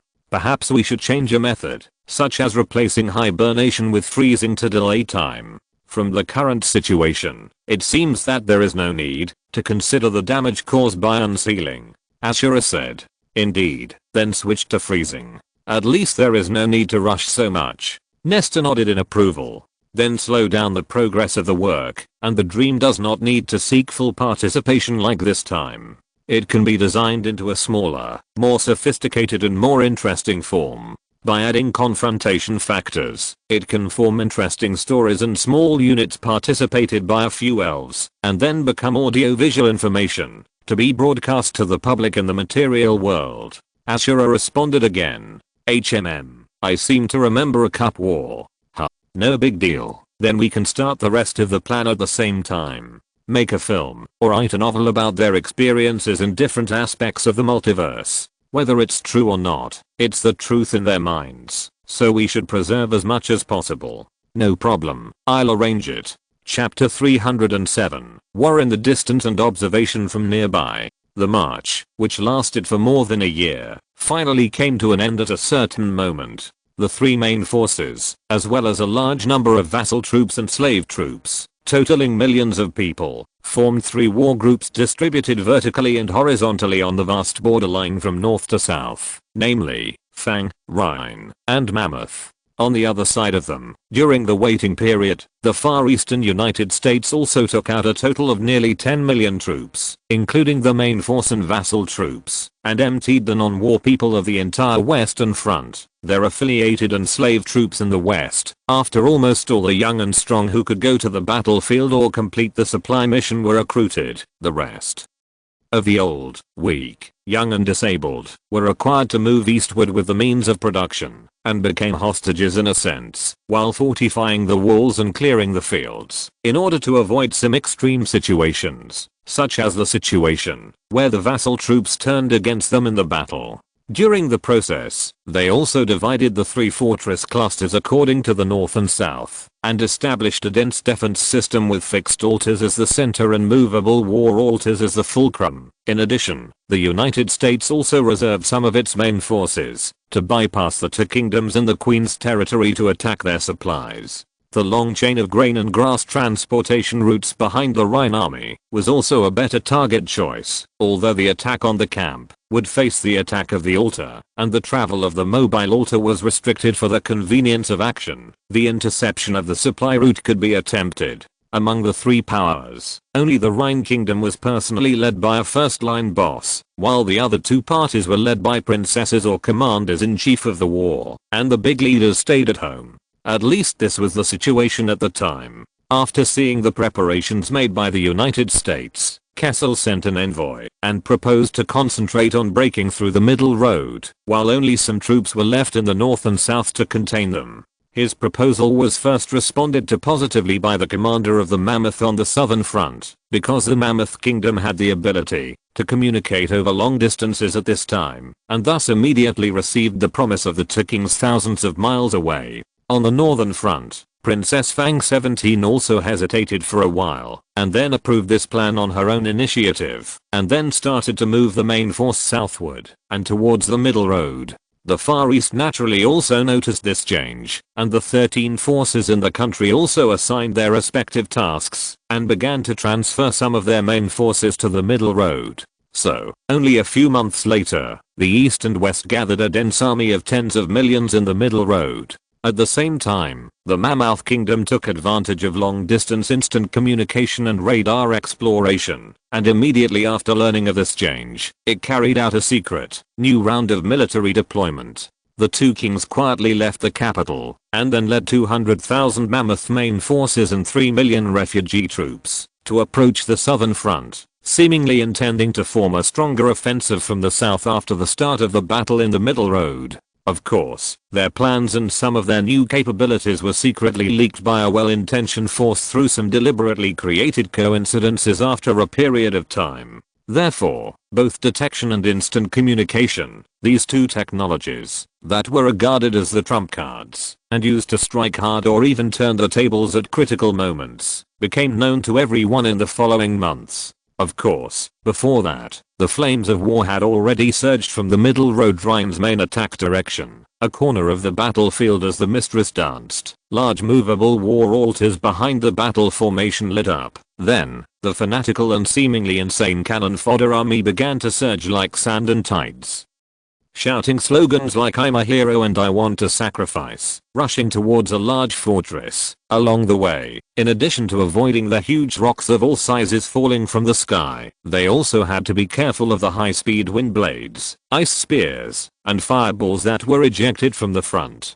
From time to time, when the cannon fodders approached due to their numerical advantage, there were large-scale attacks used to clean the ground, which made them either frozen, or steamed and crushed by dozens of meters of magma balls, or turned into charcoal by the high explosive, pure fireballs that exploded in the center. But no matter what, relying on the deliberately scattered formation, the number of ants and cockroaches, and the twisted fanaticism, they were forced by the mistress war slaves in the rear, and finally approached the extremely tall wall on the defensive end, and then erected the ladder, and began to climb up.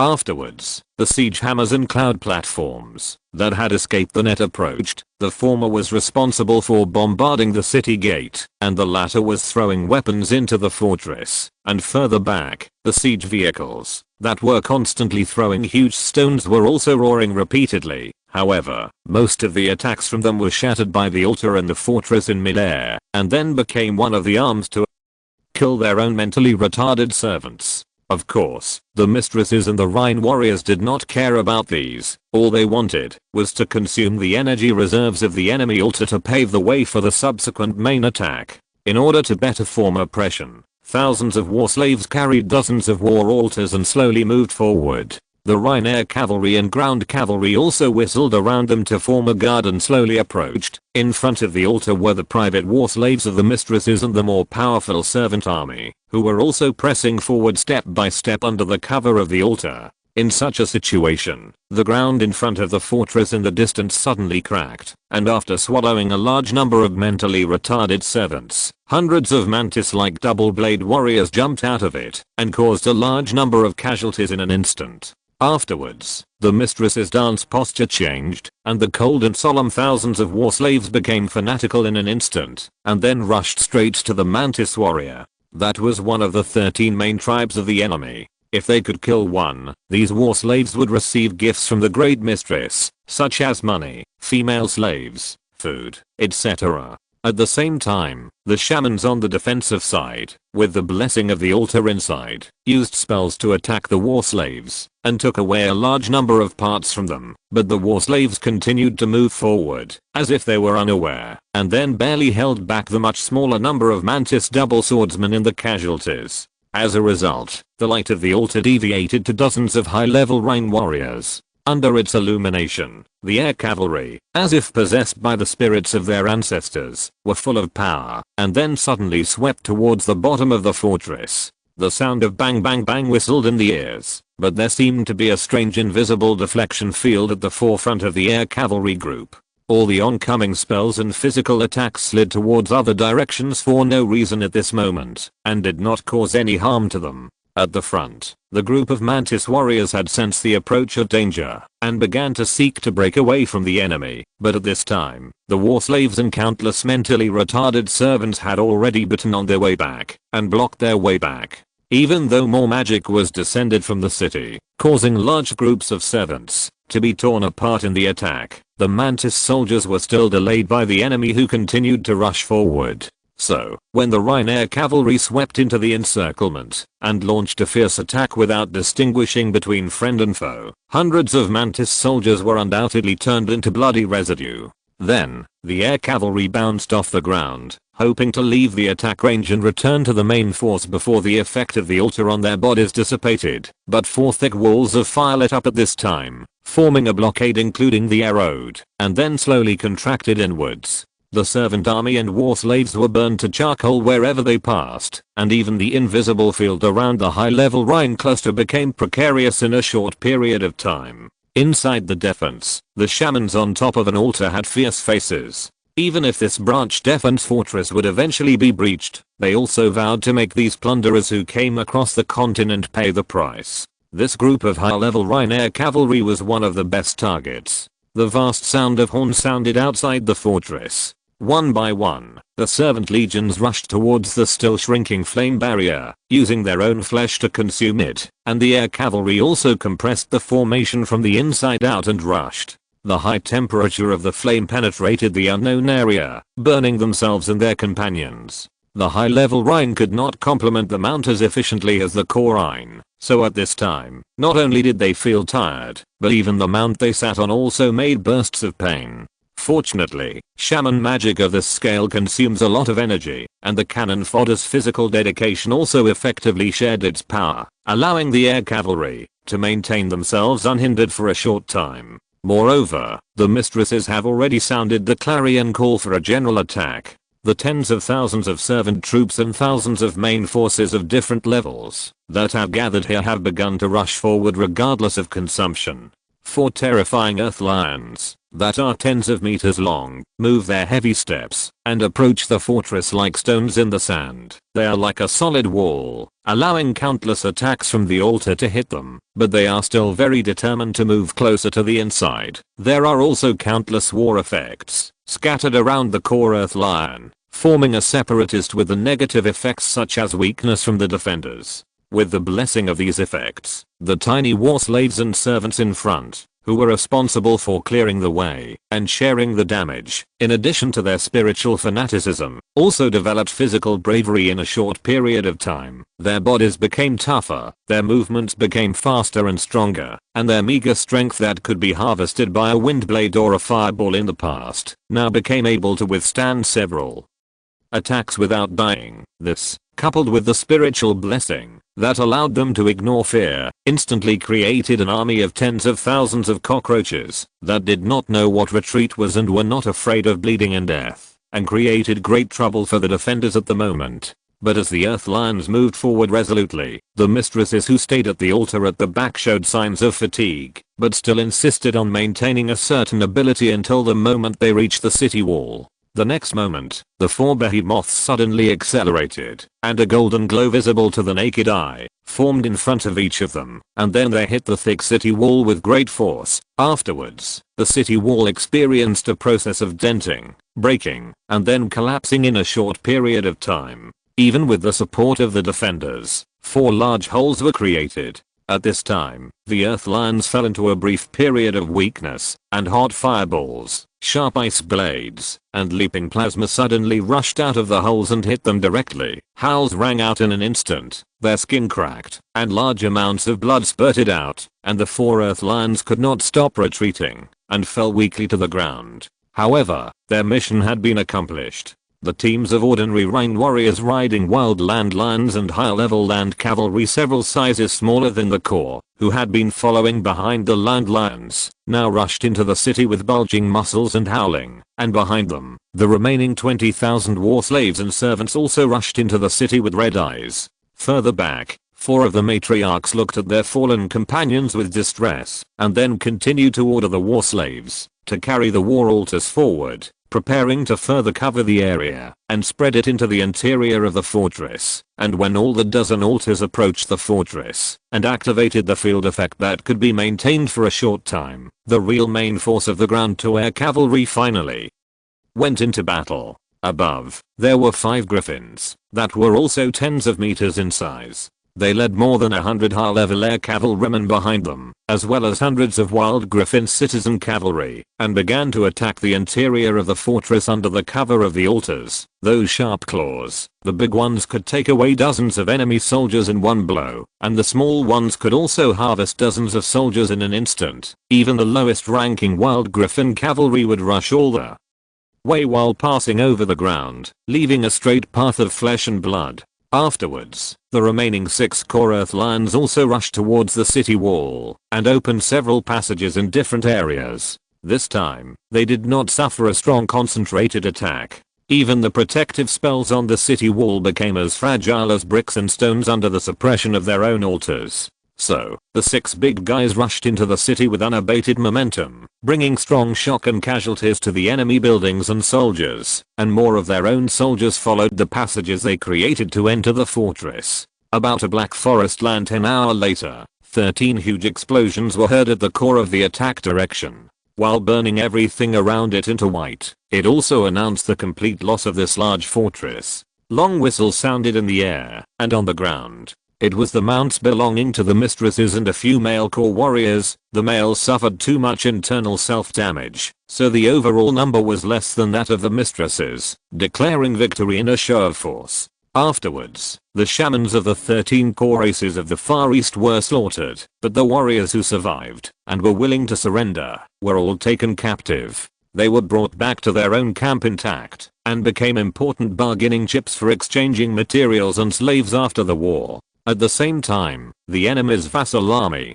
slave army, and supply people in the city were punished and killed as a warning according to the continent's tradition of 3 out of 10, 5 out of 10, and 1 out of 10. The rest were all used as slaves to offset the loss of low-end forces in this siege. According to the rules, these slaves will strive for different treatments such as low-level slaves, cannon fodder, and various subordinates for themselves and the small tribes that may be captured in the future according to their performance in the subsequent wars, and the best individuals among them will have the opportunity to improve the treatment of the small tribes they come from while becoming mistress war slaves. Of course, The premise of all this is to survive and gain merit and favor. At the moment, the war shamans looked at the divine blood that was consumed in the altar and showed a bitter expression for the first time. The consumption is too great. It's really hard to say whether this battle is profitable or not.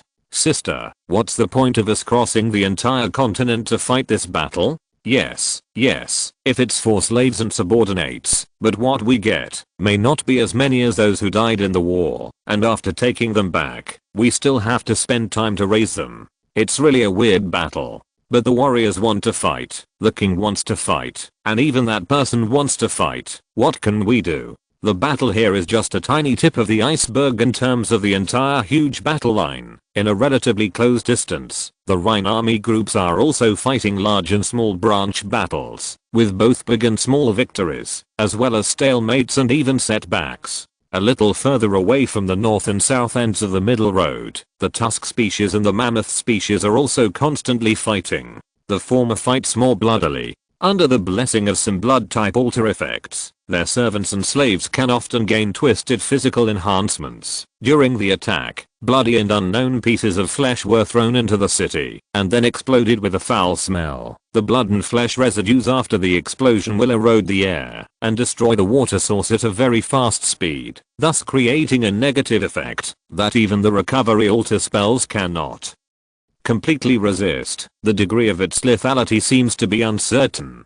Sometimes it is so powerful that it can kill hundreds or thousands of enemies in an instant, and sometimes it just causes coughing all over the sky. Such strange tactics, coupled with the slave soldiers who were extremely brave before and would take a part of their lives with them in the self-explosion when they died, caused huge troubles for the defenders on the north line of the middle road. Even though the tactics of the Fang Queendom were already well known, they still brought heavy damage and blows to them both materially and spiritually. The 17th princess erected a huge palace in the main force that had hardly moved, admiring the bloody beauty on the battlefield, while enjoying the service of multi-ethnic male lovers. On the south line of the middle road, the Mammoth's offensive was not as fierce as the previous two due to the problem of the asylum people system, because they did not actually have such fearless and fanatical servants and slaves. However, the altar effects of the two kingdoms were the most varied, comprehensive, and relatively gorgeous. Although the physical bonus was limited to the Mammoth species, the negative effects on the enemy were not missing. In addition, the countless purple rays in the war and the thunderpool plasma flying all over the sky did have a powerful killing effect and deterrence, and when fighting within the coverage of the altar, the Mammoth warriors' attacks would also have lightning effects, which could not only cause global inefficient paralysis in the area where the attack fell, but also form single strong paralysis when targeting certain strong men. Therefore, these bulky warriors were able to avoid their own weaknesses and agility to a certain extent, and further maximize their strength advantages. At the elf headquarters, Giant Fang was staring at the audio and video totem machine in front of him. From time to time, he showed an expression of "so that," and it can actually be like this, because of the attack methods of the Mammoth warriors and the effects that could be achieved. Then he picked up the paper and pen beside him, and quietly recorded something. Not only him, but almost all the elves who were resting, were watching the real-time, or delayed broadcasts in the totem machines at this time, and from this, they understood the fighting methods and large-scale war capabilities of the powerful enemies in the north. For this reason, the Republic recently temporarily opened dozens of TV stations, broadcasting local battles in different local battlefields every day, and in order to achieve this effect, there are more than 100 spy satellites operating on pure solar power generation, staring at the battlefield day and night, becoming the eyes of several parties at this time. Even in inconvenient areas, the mainland base station can instantly transmit voice messages, which are then analyzed into simulated visual signals in the calculation of the intelligent brain, and then broadcast through the TV station. Therefore, most of the elves who had never actually been on the battlefield were able to witness this super large war with northern characteristics involving tens of millions of people. The cruelty and violence of the war were clearly presented in the broadcast. The scenes of servants and slaves who had almost lost all of their self-esteem and rushed to die one after another really shocked them greatly. In addition, both the attacking and defending sides showed battlefield magic abilities that should not be underestimated in this battle. Whether it was the collective frenzy of the Rhine species, the bloody blessing of the Fang species, or the raisin plasma of the mammoth species, they all brought richer expressions to this war and made it appear exceptionally cruel and violent. Chapter 308. 5 years. Changes in the Black Forest and the North. 2023-03-27 Chapter 308 5 years of Black Forest and changes in the North. The war in the North is still going on, and in this process, the 13 tribes of the Far East, which were previously only initially united, are becoming more closely connected with each other. All signs indicate that they are gradually turning towards a truly unified country. If we look at it from this point of view, unless the three Western powers really intend to destroy the country and the tribe in one battle, they will become a driving force for promoting the integration of other families. Specifically, at the high end, according to the information discovered by the Elf headquarters, the Far East has completed the internal integration of faith by establishing the natural god system. At this time, the 13 near gods have integrated their altars with the shamans and gathered them all in a unified system, and the sacrificial behavior of the core people in the country has also changed from a single near god to directly pointing to the entire god system. Such a sacrifice and organization method made the inner feedback of the gods extremely strange in the observation of the witch doctors. As a whole, they seemed to have formed a kind of connection such as same blood and power sharing, and they could faintly perceive the flow and exchange of information represented by their respective fields. At the level of individuals, the fluctuations of the thoughts of the gods also underwent great changes. They seemed to be unlike themselves, at least no longer like themselves before the formation of the pantheon and sharing of faith. The witch doctors on the track speculated that if this change could continue, the 13 gods might have irreversible changes in their personalities, physical forms, and even the shaping of the rule domain. Of course, it might be an extremely long evolution process, and the specific length of time should be closely related to the number of believers and their piety. In addition, another doubt also emerged in Nestor's heart. Although they are not gods yet, they are too easily distorted, right? Of course, he had never been to other worlds, nor had he seen the existence of other demigods and gods, so at this time he was just confused, and did not go into thinking about why. At the same time, the elf scouts and the controlled alien spies reported another kind of discussion in the Far East. The natural god system seemed to be weighing whether to include all the servants and slaves in the country into the scope of faith. The witch doctors speculated that the 13 gods might not have noticed the changes in their bodies, and the reason for this plot might be that they tasted the benefits of expanding the scope of faith, so they wanted to further strengthen their own and the collective power of the god system, or they had already noticed it, but under the pressure brought by the three powers in the West, they could not care so much at the moment. But in any case, from the attitude of the shamans who are still arguing, it can be vaguely seen that the 13 gods have not yet made up their minds. Otherwise the shamans would not have argued on their own. In addition, the intelligence also mentioned something unusual. The reason why such a discussion could appear and take shape in the Far East must be that there are other driving forces behind it. At least, the investigators intercepted the electromagnetic signal from the Mammoth Kingdom, and after cracking it, they determined the role of the two kings in it, but the traces of participation from other parties are not yet known. According to the current situation, the protectors have obviously completely isolated the beliefs of other tribes, but at this time they have begun to push the Far East gods to receive it. Is this a trap for the Far East, or are they using the 13 gods as pioneers? Temporarily, the witch doctors cannot make a judgment on this. Different from the strange changes that occurred at the high-end level, the mortal power of the Far East 13 divisions has shown a considerable degree of resilience in the war after being accelerated and deepening the progress of integration. Even though each race in it is relatively weaker than the three powers in terms of individual strength, the slave army cannot compete with the West in terms of quantity and combat power. But there is one thing. For them, it is the advantage is mine. The total population of the core race After the 13 tribes merged, the main population that could be gathered was actually much larger than that of the 3 Western powers, and this numerical advantage was truly developed after a unified pattern was formed from the near god level within them, and combined with the other advantages brought by the home field, it produced a change in combat power that should not be underestimated. After that, they not only gradually blocked the offensive of the 3 Western powers, but also used the flexibility of food and grass distribution and troop dispatch to create many victories in local areas.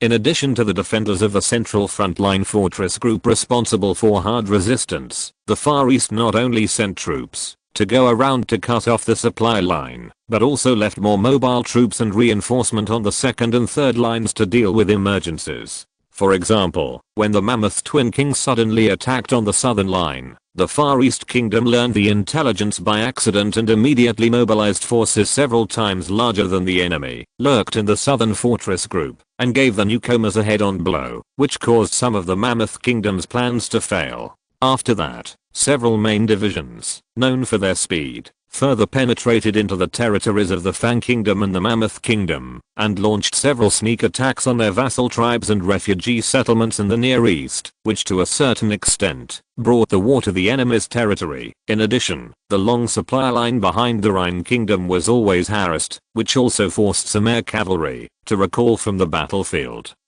And one more breathing opportunities for the front battlefield. Of course, the 3 powers did not sit idly by. On the one hand, although the 2 kingdoms did not know what their original purpose was, the reinforcement of the southern battlefield had become an established fact at this time. On the other hand, the Fang Kingdom in the north and the Rhine Kingdom in the west were also constantly sending troops to the front line. Slave soldiers composed of various races went to the battlefield one after another, and then the main forces of each country followed up with the purpose of either monitoring or participating in the war. Under such circumstances, the elves' actions in and outside the battlefield have never stopped in areas far away from the war or even irrelevant to it. The Black Forest used fleets and airships to transport back a large number of inferior races and settled them in the broken plains of various sizes in the mountains. And even in some large islands overseas, there were also sporadic distributions. This transportation lasted for several years, and the war on the mainland also fell into a stalemate here, and it also lasted for several years, and is still going on. In addition, in an area farther away from the battlefield and the 4 countries, the 5th level witch doctor took advantage of the busyness of the near gods, and took the opportunity to capture a group of high-level magic beasts. As a result, the number of mother trees in the headquarters was raised to 200, and 6 were added to the space orbit. Related to the battlefield are the espionage activities taking place in the rear areas. Using the upgraded macro-processing capabilities, supplemented by the long-term ongoing microbial and genetic research, Black Forest imitated the omnipotent cell structure of the 4th and 5th level witch doctors, and transformed the brain parasitic subconscious control core based on bacteria. When the number of parasites is small, it can inadvertently slightly affect the host's subconscious, causing it to perform extremely limited non-controlled physical behaviors without knowing it. And as the number of parasites gradually increases, the core totem will have the spare capacity to form a cluster and gradually acquire different functions such as monitoring, dream influence, brain transmission, intermittent control, force control, replacement brain, etc. Of course, every growth requires the investment of a large number of parasites, or waiting for them to undergo a relatively long period of self-reproduction, until the end. The replacement brain that is actually a biological intelligent brain may even require hundreds of billions of bacteria to complete, or wait for hundreds of years, so that the initial parasitic group can gradually devour the brain area and complete the functional replacement, while deceiving the host's immunity and consciousness. In addition, its functionality is inversely proportional to the ability to survive in an unsuitable environment. The stronger the former, the more serious the weakening of the latter, and based on the current technology, after combining the overall performance of immune deception, parasitic ability, and actual functions, in order to ensure that the parasitic group at least has secondary functions such as dream influence, this department can only temporarily use the method of injecting immediately, after leaving the culture dish, to inject it into the host.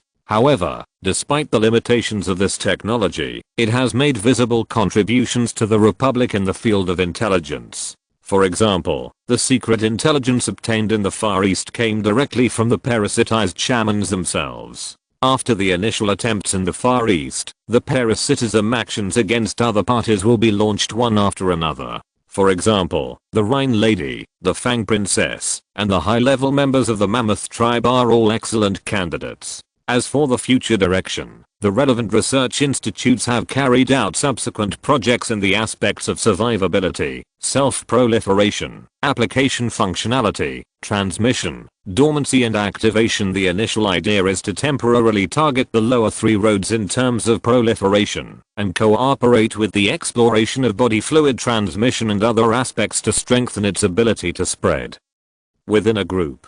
If the application means in this direction are developed and improved, then according to the chaotic bed relationship of the various tribes on the continent, it is very likely to help the Black Forest avoid the relatively complicated injection process and complete the spread by themselves. In addition, although the elves did not actually appear on the battlefield, the power of the kingdom had already quietly moved up. For example, the continental base stations located near each battlefield area, and even some camouflaged forests formed by scout trees, had already begun to extend their roots to the closest bloody battle area. Where the roots spread, the blood and flesh residues that penetrated into the ground would be collected, and then sent to the continental base stations outside the battlefield through the connection between the roots, and then converted into nutrients, and transported back to the Black Forest. Afterwards, they would be used to fertilize the land of the Black Forest, or become the consumption of mother trees and totem plants in factories to slow down the headquarters extraction of nutrients from the earth.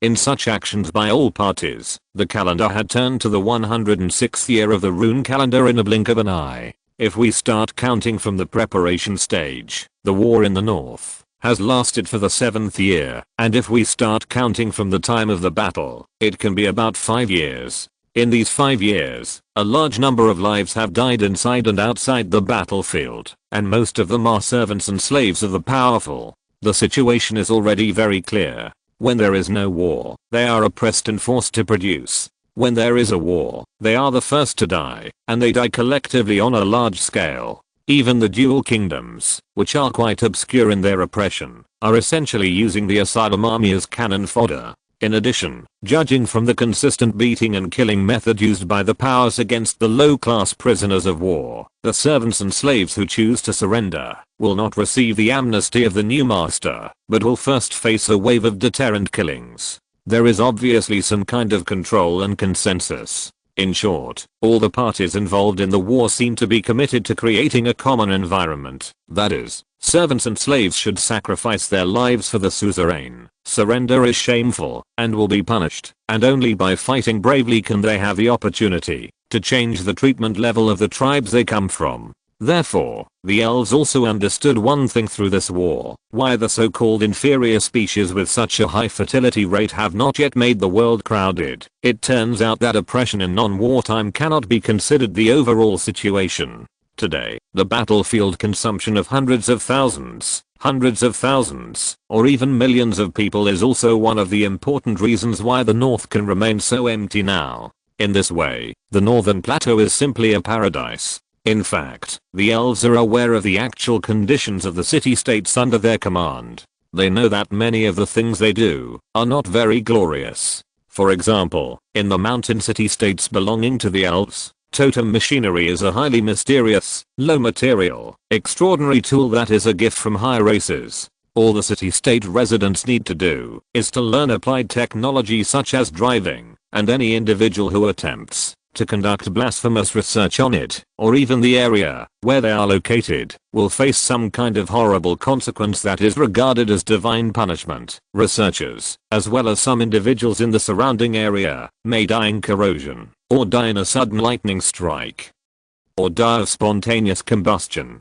But even so, even if the subordinates of the Republic grow crops that will iteratively degrade and raise animals that will periodically degenerate, at least they will not be used as slaves, nor will they be sent to the battlefield to die. Moreover, even though they knew it, but didn't know why, they were indeed given advanced tools to assist production, and they lived a new life that was definitely not bad, and could even be said to be very good. It turns out that we are still very kind. Naturally, this idea became the consensus of the elves, but in addition to such emotion, the changes that occurred in the near gods in the past few years have gradually raised the witch doctors above the orbit to a more serious alert. In the west, the domain of the brave warriors is beginning to solidify, and the heroes, destroyed cities, and the history of extinction in their country are becoming clearer in this process, and when this change is fed back to the war, the entire Rhine population is blessed, has a stronger physique, and naturally obtains the resulting combat power.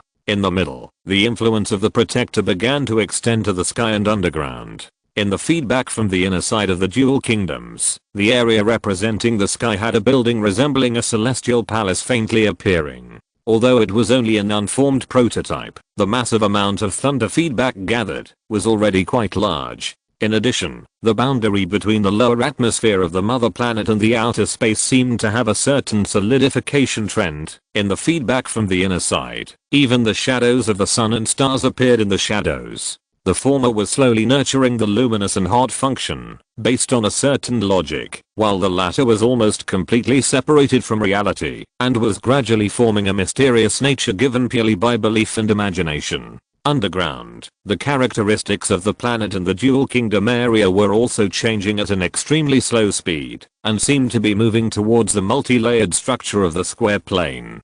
Deeper, a more complex and distorted natural phenomenon was taking place, which seemed to be the beginning of death and rebirth.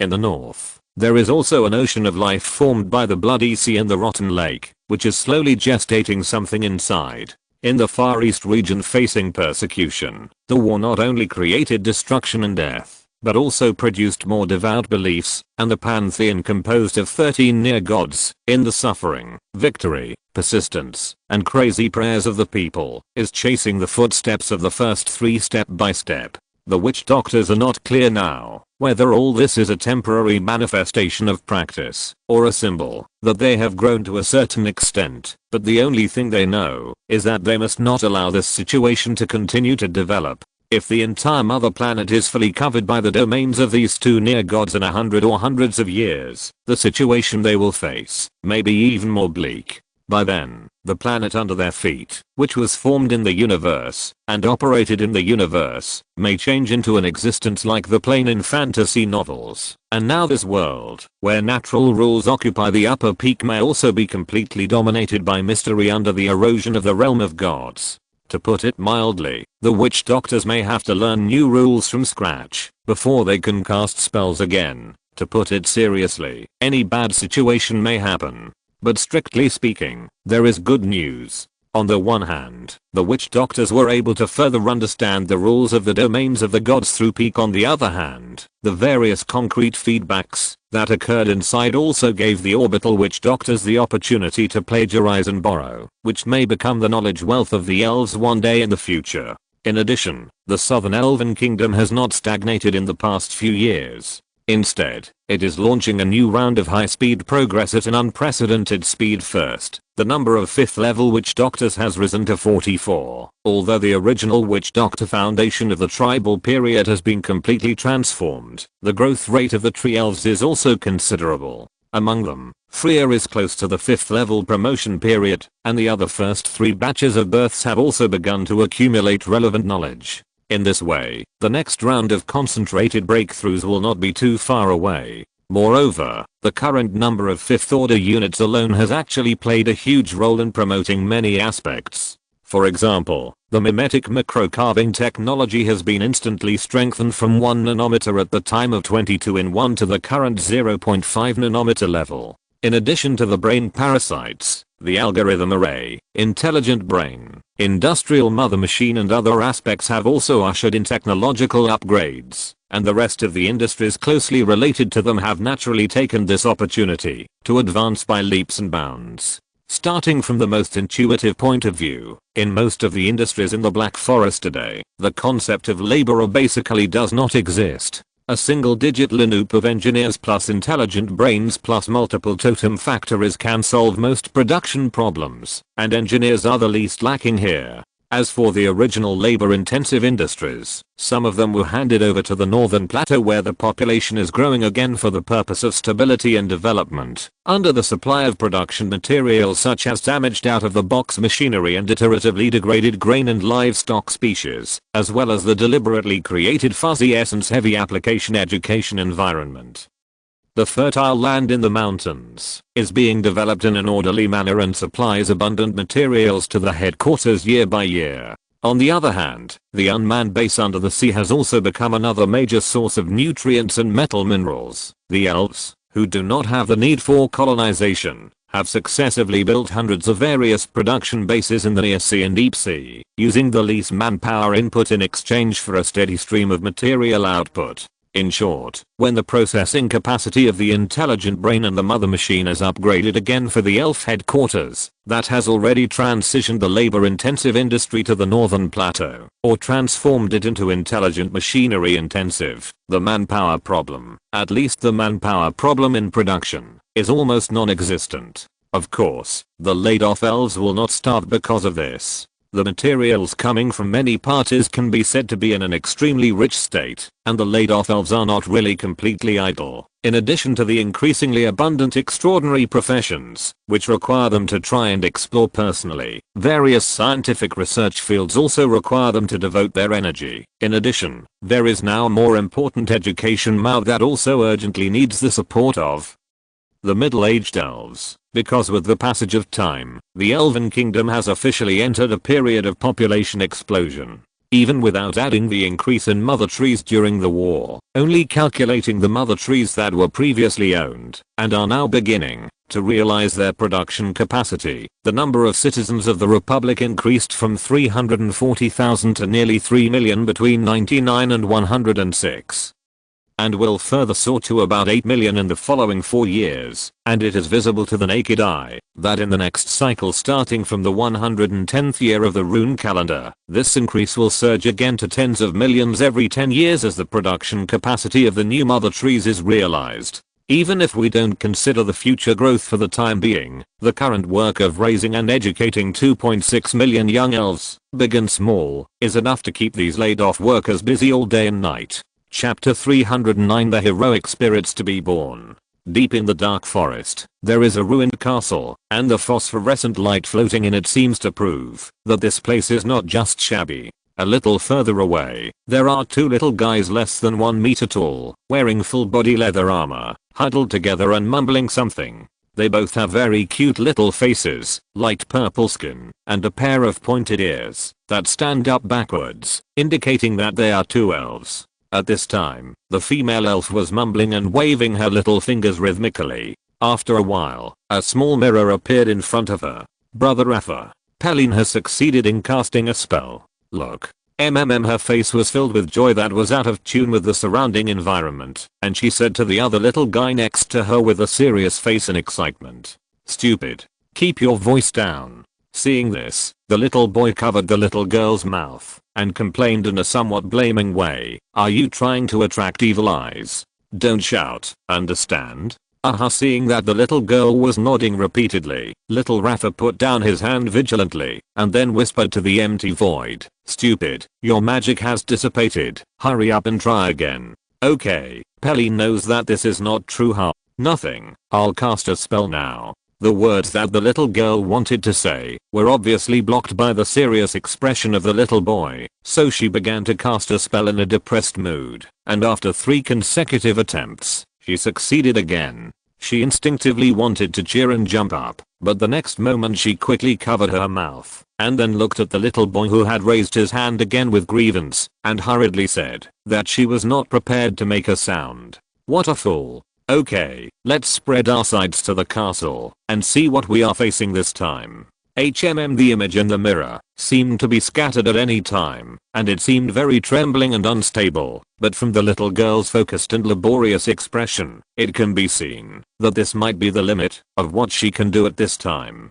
But in any case, a certain perception was successfully extended into the castle as the spell took shape, and the picture began to be reflected on the mirror. 500 ordinary skeletons, 80 skeleton warriors, 30 skeleton captains. But at this moment, the picture in the mirror suddenly lit up, and then fell into darkness, as if it was shattered by something. The spell has been discovered. What should we do, Rafa? The little girl asked nervously. It doesn't matter, this is enough. Really? The obviously inexperienced little girl asked curiously with her eyes wide open. Well, there is at most one super high level skeleton inside. You wait and follow me closely. By the way, can you cast a buff spell? No, I haven't learned it yet. The little girl answered a little embarrassedly, twisting a strand of hair with her fingers. What about the heroic spirit possession? I can only maintain it for 1 minute. The light purple face skin turned dark purple, and the little girl looked even more embarrassed. I kind of regret bringing you with me, Rafa said helplessly. I really shouldn't have agreed to this. You're such a fool. Little Peline is only 4 years old. Rafa, you can't despise her. Otherwise, I will never play with you again. Humph, it's me who doesn't want to play with you. In a month, I'll be a real warrior, Rafa, unlike a little thing like you who has to live in the egg for 4 years. You. The little girl was no longer shy, but frowned angrily, but after a moment she asked apprehensively, Brother Rafa, are you really not going to come to see me after you are born? No. Why should I come? Waiting to be dragged down by a stupid girl like you? Peline's cheeks gradually swelled, the purple of her eyes gradually deepened, and then tears fell like a broken string. She was angry and sad at this time, and then she kicked the stupid Rafa hard, and then said, I never want to see you again. Then, the whole body disappeared on the spot, as if it had never appeared. The kick was very painful, but even though Rafa's face twitched, he still insisted on not bending over to rub it. He just limped along and slowly let it recover to normal. Rafa will be a great elf soon, and he won't bother with a fool. What a willful guy. He muttered to himself, while taking out the totem array board from his arms, and placed it in front of him. He touched it with one hand and muttered, the balance of justice and evil, the fulcrum of kindness and malice, the hall of heroes that fights an endless history and planes. The summoner Rafa needs your help. Then, the array pattern in front of him lit up with a ray of light, and then an illusory and pleasant voice sounded in his mind. Little elf warrior who has not yet been born, what kind of help do you need? I need the help of Artemista. Please let him be my strength. Open up the future path for Rafa, and unfold the real experience of the shadow assassin under the blessing of light and shadow. Understood. Please meditate on the concrete image of the dark side of Artemista, and Valhalla will use your thoughts as a medium to project the power of the future. Yes. So Rafa began to meditate, recalling Artemista in his mind, and visualizing a certain life journey in the endless plane. And a moment later, following his meditation, a series of memories entered Rafa's mind, allowing him to review a certain aspect of the heroic spirit named Artemista and his life experience in a certain plane from the perspective of a bystander. It was the suffering born out of betrayal, the redemption in unyieldingness, the firmness in hesitation. In the despair, interwoven with light and shadow, courage finally overcame fear, and crowned him with the crown of shadow. He was the opposite of light, the pure land born out of a filthy heart. He stayed in the gaps of the world all his life, executing justice that belonged only to himself. After experiencing it, power immediately rose from the second core, and turned it into a dark ocean, and then spread from the inside to the outside, to the surroundings, instantly changing all the characteristics of his body. At the same time, Rafa seemed to have entered his prime ahead of time, gradually becoming taller and stronger, based on his current appearance. Afterwards, his body as a whole turned into an illusion under the shadow. And finally only a vague outline remained in the depths of the forest. At this time, a set of armor with mysterious patterns engraved in matte appeared in the void, and spread out and automatically put on him, then closely fit, and connected with the implants behind his head and chest. The armor first lit up with a faint light, but after only a moment it merged into his body, and also turned into a part of the shadow. At this point, the change finally ended. Rafa, who had grown up, stood up and began to experience a completely different physical feeling from before, and felt the power that came with it, which strictly speaking, did not belong to him. Gradually, the light in his eyes, that didn't actually exist, lit up. After several months, he once again had this power, and could feel the more fitting concept. That's it, this is the path I should take. Although witch doctors are also very good, I must become a warrior after I'm born. Rafa actually understood that his current state did not really belong to him. It was the witch doctors who used technology, based on his ideas, and based on certain aspects of the heroes in the endless plains, to give these unborn little guys the opportunity to understand. A few years ago in the real world, dream technology had achieved some kind of breakthrough. Witch doctors were able to accurately capture individual main consciousness and send it into dreams in the high fidelity memory mode to start virtual time learning. Today's technology can support the virtual time span of real multiplied by 3 to ensure 90% of the dreamer's memory. Therefore, as the first batch of beneficiaries after the technology matured, Rafa spent 9 virtual years and 3 real years of growth in his dreams. Among the hundreds of thousands of elves in the same batch, there are those who choose to become real witch doctors like Peline, those who prefer warriors like himself, and friends who take the path of psychics. As for himself, since he initially possessed subjective consciousness and gradually acquired independent thinking ability during his growth, he began to learn in dreams, and began to confirm his future direction with the assistance of witch doctor mentors. Shadow assassin, quiet and illusion will be the key points of the body shape, dodge and critical splash will be the main methods of initial attack and defense, and light and shadow will be the carrier of the essence of power. Of course, all this is not something he can do independently. After all, little Rafa is a little elf who will be born into reality in more than a month, real time, and he is far from enough to obtain such power now. But in dreams, Rafa can rely on the heroes he knows well, and borrow their similar powers, to feel the battle and the road in advance, and extract the element he needs from them to become the resources on the road to growth. Of course, this is just what he thought. In fact, the unformed heroic spirits are far from being able to do such a thing. His current state is actually the future possibility simulated by the central intelligence, based on the algorithm. However, the cognition he generated in this process is likely to reversely affect the heroic spirits, so that some of their aspects will have corresponding power and the ability to project such power into real individuals when they are truly born in the future. At this time, Rafa was like a ghost with only a shadow in the world, slowly approaching the castle. Crack, crack. The skeleton slaves were working around the castle. Some of them held shovels, and some pushed tricycles, constantly transporting handfuls of things that looked like ore into the castle. Stupid guy didn't even find the underground mine, and you want to become a witch doctor with this little perception? The illusory shadow muttered in the depths of his heart. This level will definitely be despised in the future. It seems that I will have to take care of her in the future. Humph. Then Master Rafa will reluctantly come to see you in the future.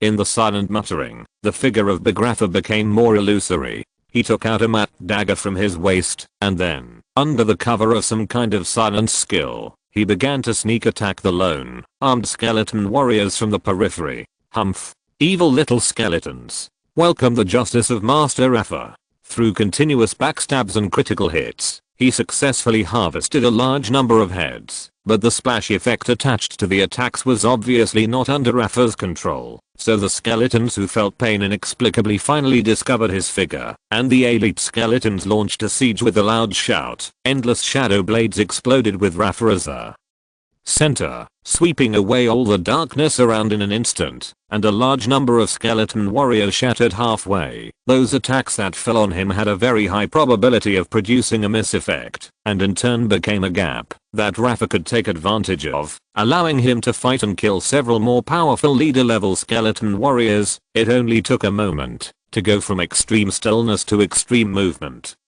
The air exploded in the shock, and a bright thunder flashed by quickly and hit where he had stood before in the blink of an eye. Boom. A majestic aura spread out from the top of the castle. A powerful wizard, whose only head existed in material form, and the rest of his body was made of dense death energy, appeared in mid-air. Thunder flashed on its illusory fingertips, and deep blue ghost lights flashed in its empty eyes, staring at Rafa's illusory shadow. Haha, little guy, the consequence of provoking a wizard is only death.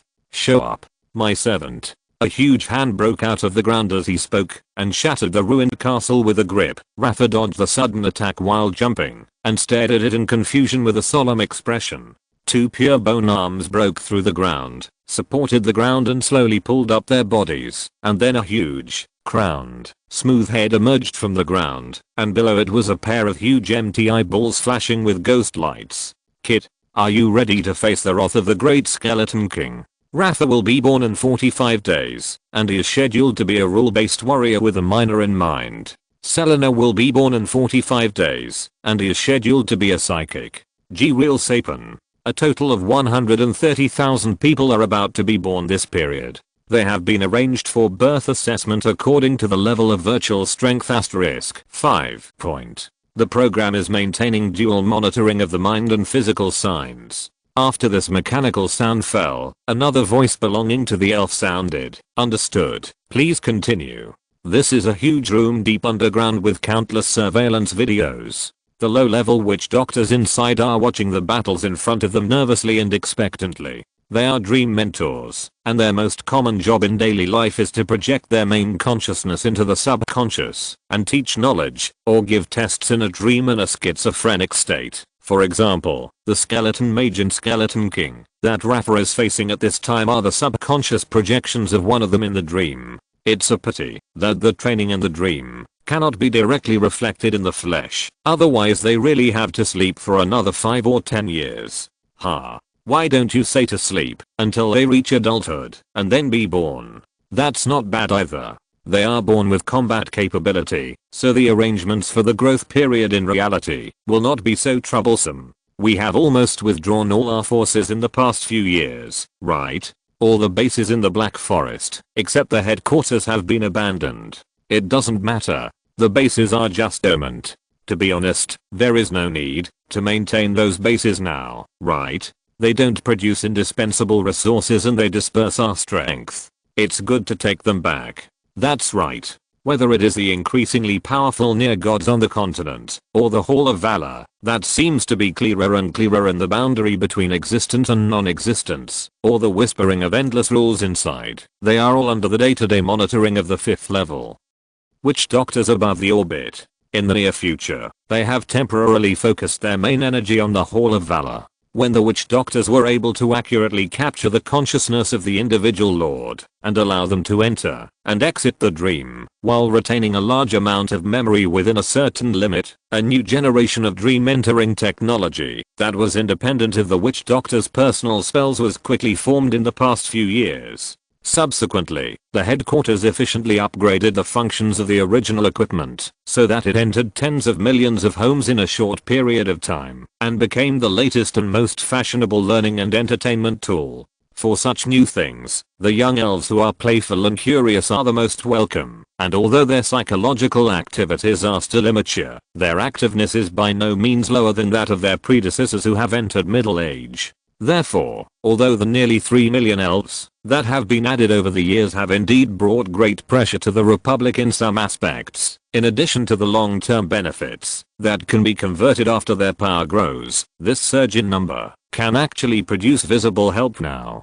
For example, they can play with the unborn little ones in dreams, providing them with better company than the mature elves. For another example, when the Dream Network became their main means of entertainment after studying, the speed of the heroic spirit formation plan was also greatly improved. These young elves who have not experienced much of the world not only formed various manifestations of heroic spirits in the real world by watching related movies and books, speeding up their formation process, they also led the larger number of unborn descendants who have passed the embryonic and early childhood stages of ignorance and dreams, and experienced interesting small games such as the Broken Cup War again and again, and provided a huge amount of emotional food for the plan in just a few years. So when the time came, it was time for the 43 heroes to be born as the instructions from orbit were issued. The entire elf kingdom became busy. Outside the Black Forest, the military and political intelligence officers on duty in various parts of the northern continent were recalled, and the soldiers who maintained deterrence in the mountains and plateaus also returned collectively.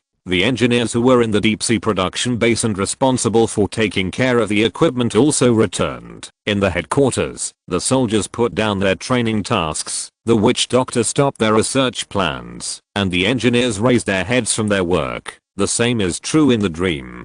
Some little guys who were supposed to be born received the notice of delayed birth, and, together with those younger children, who were not yet mature, suspended their studies, and practice under the arrangement of the dream mentor. Afterwards, all the elves, big and small, who had not yet been born, except for the 5th level and 4th level witch doctors, a total of 15 million, gathered together in the dream for the first time. When they collectively fell into the virtual world, the witch doctors who stayed in the outside world began to cast spells collectively. The headquarters main center, the spaceship center in orbit, and the dream brain were all connected, and then a nearly complete world was constructed in the virtual world with the thoughts of the elves and sleepers in at work. There, the polar continent in the southern hemisphere, the black forest and northern continent in the northern hemisphere, and the large and small spaceships in orbit, were all clearly displayed. In addition, there were virtual scenes that were born from gods, such as the projections of the sun and stars, the realms of heaven and the underworld, the territories of heroes and history, and the blood pools that brewed filth and life, which also appeared in the dream in a very similar form in the simulation at the rule level. Soon, changes different from the material world occurred.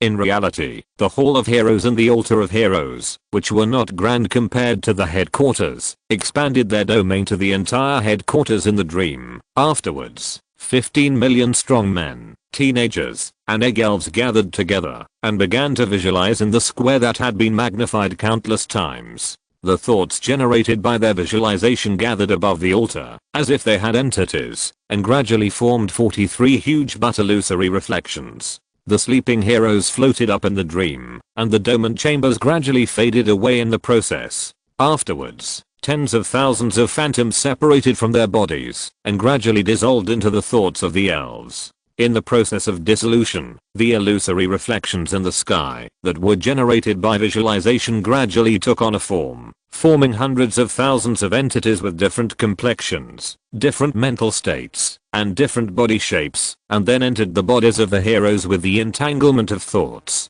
Gradually, the 43 heroes began to turn from real to virtual, and they turned into the state of the previous visualization phantoms, and then spread out like a grid. Although it cannot be called a bad result, the formation path of the heroes still slightly deviated from the expectations of the witch doctors in some aspects. Looking at the constantly sinking and floating manifestation below, the witch doctors keenly noticed something unusual. Although the heroes gradually possessed a subject in a certain sense, the thinking aspects that were planned to become stories and resources have become their more common activity characteristics. In the prototype of Valhalla that floats in the void, the 43 main consciousnesses located in the heroic seats seem to have been given too much expectation and power, which makes them unable to maintain long-term thinking in a unity state, and instead they become the subject of thinking from one aspect to another. Chapter 310. The visualizations of the elves, numbering over tens of millions, in their dreams at this moment instantly generated a large number of thoughts, which merged into their collective image of the heroic spirits. This merger should have been completely conceptual and illusory, and should not be truly observed in the real material world. However, this is, after all, a virtual dream world generated by the intelligent brain, based on the collective thinking of the elves, so the rules of reality cannot be applied here, and observable data entities are really formed in the air. Then, the heroic spirits representing the dying trolls in reality, which were also the embodiment of dream data, floated up into the air, and in the two processes of forward transformation and reverse integration, they completed the unity of data and thoughts, and formed the unity of setting and recognition. Its manifestation in the dream is that each side has various thoughts that seem to be substantial, and has completed the integration with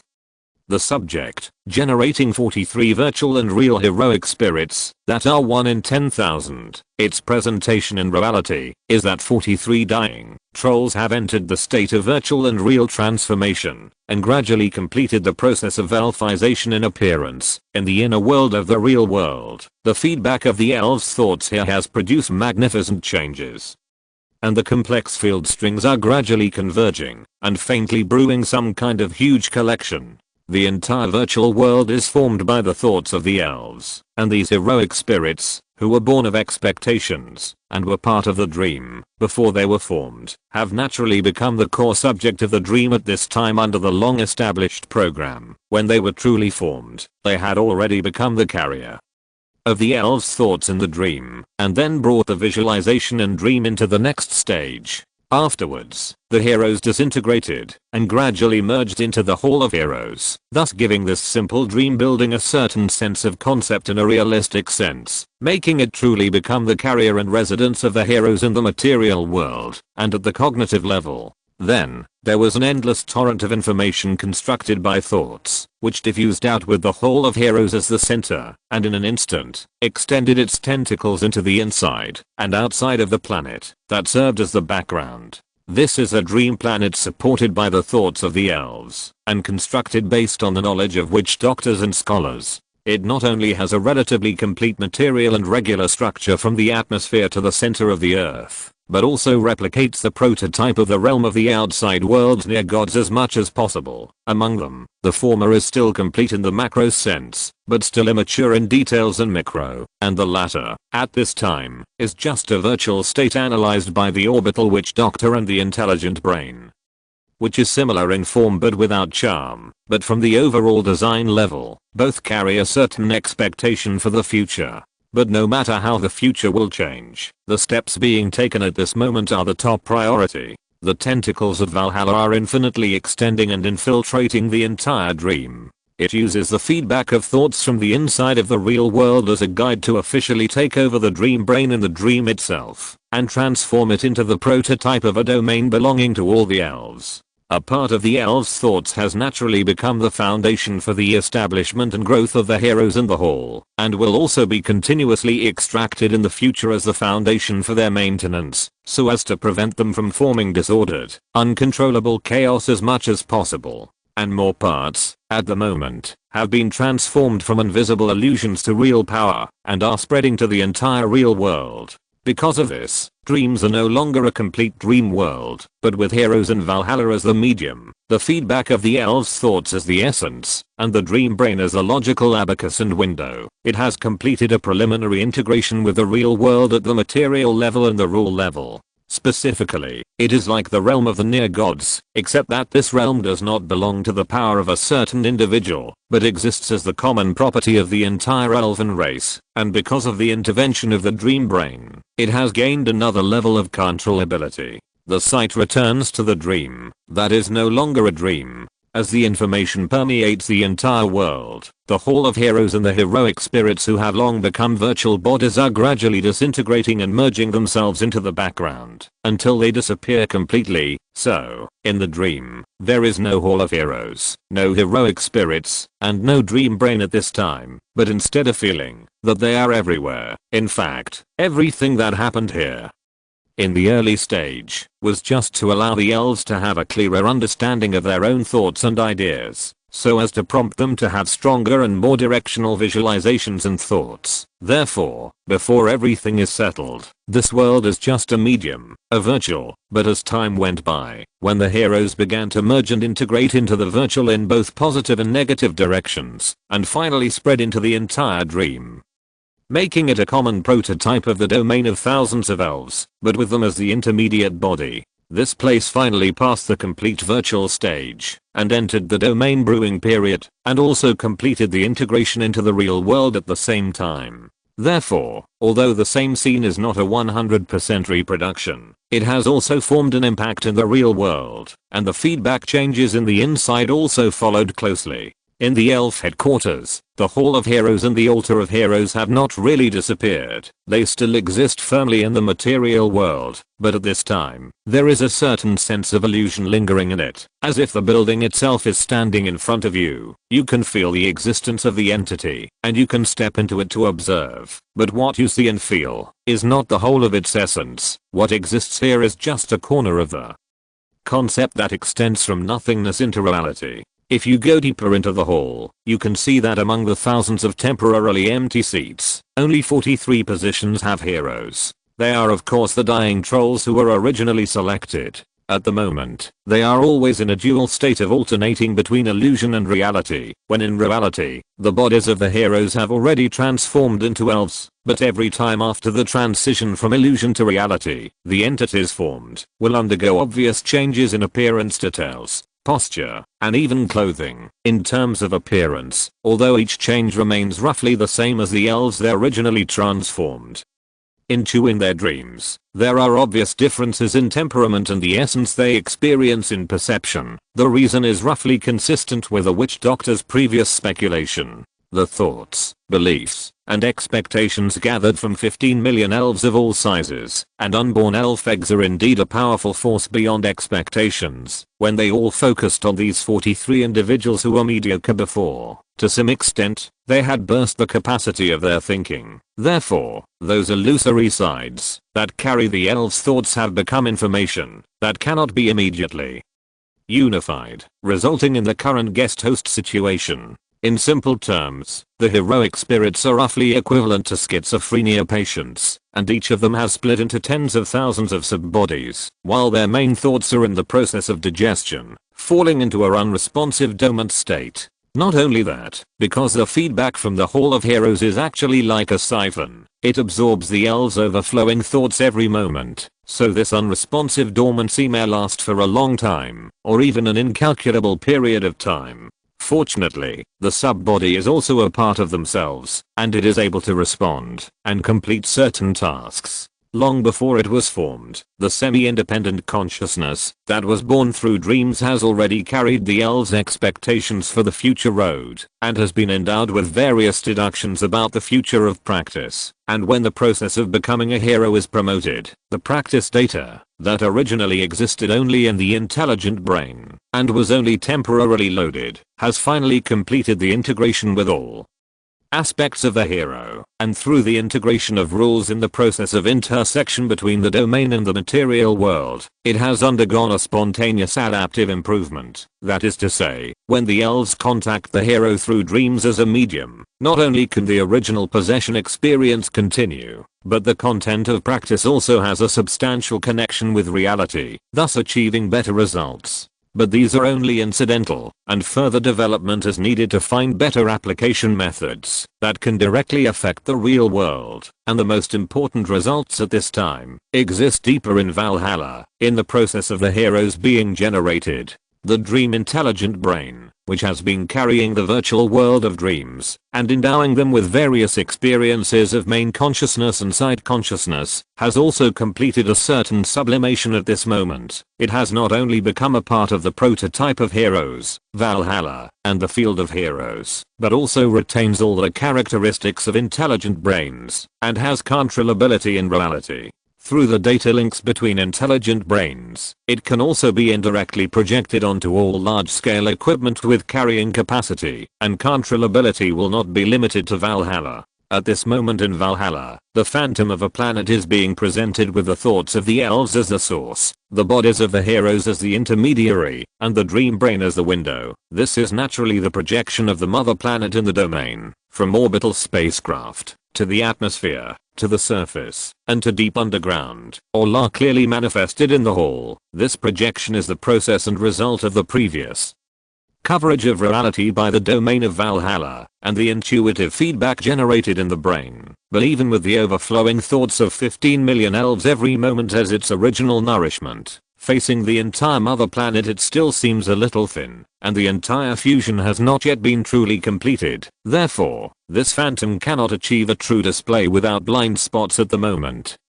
such as the center of the Earth, the far orbit of deep space, and the area covered by the domain of the near gods. What is displayed at this time is just an imagination, based on calculation and speculation. But if it stops there, it's just a large globe, with a more technological feel at best. But its essence is, after all, a presentation of the collective domain. Now that the domain has been initially combined with the mother planet, it can already be used to exercise a certain degree of control over this world to a limited extent. For example, changing the weather in local areas, and creating small natural disasters. The former can make an area as large as the Black Forest have good weather, and the latter can also cause some trouble for the northern tribes. And when the control of this change is handed over to the intelligent brain, supplemented by specific guidance from subjects such as physical climate, not only will the climate of the Black Forest be under the control of the headquarters, it can even go deeper northward and indirectly affect the climate of half of the continent, like taking time to create extreme weather in a designated area, or creating a real disaster in a suitable area, crater,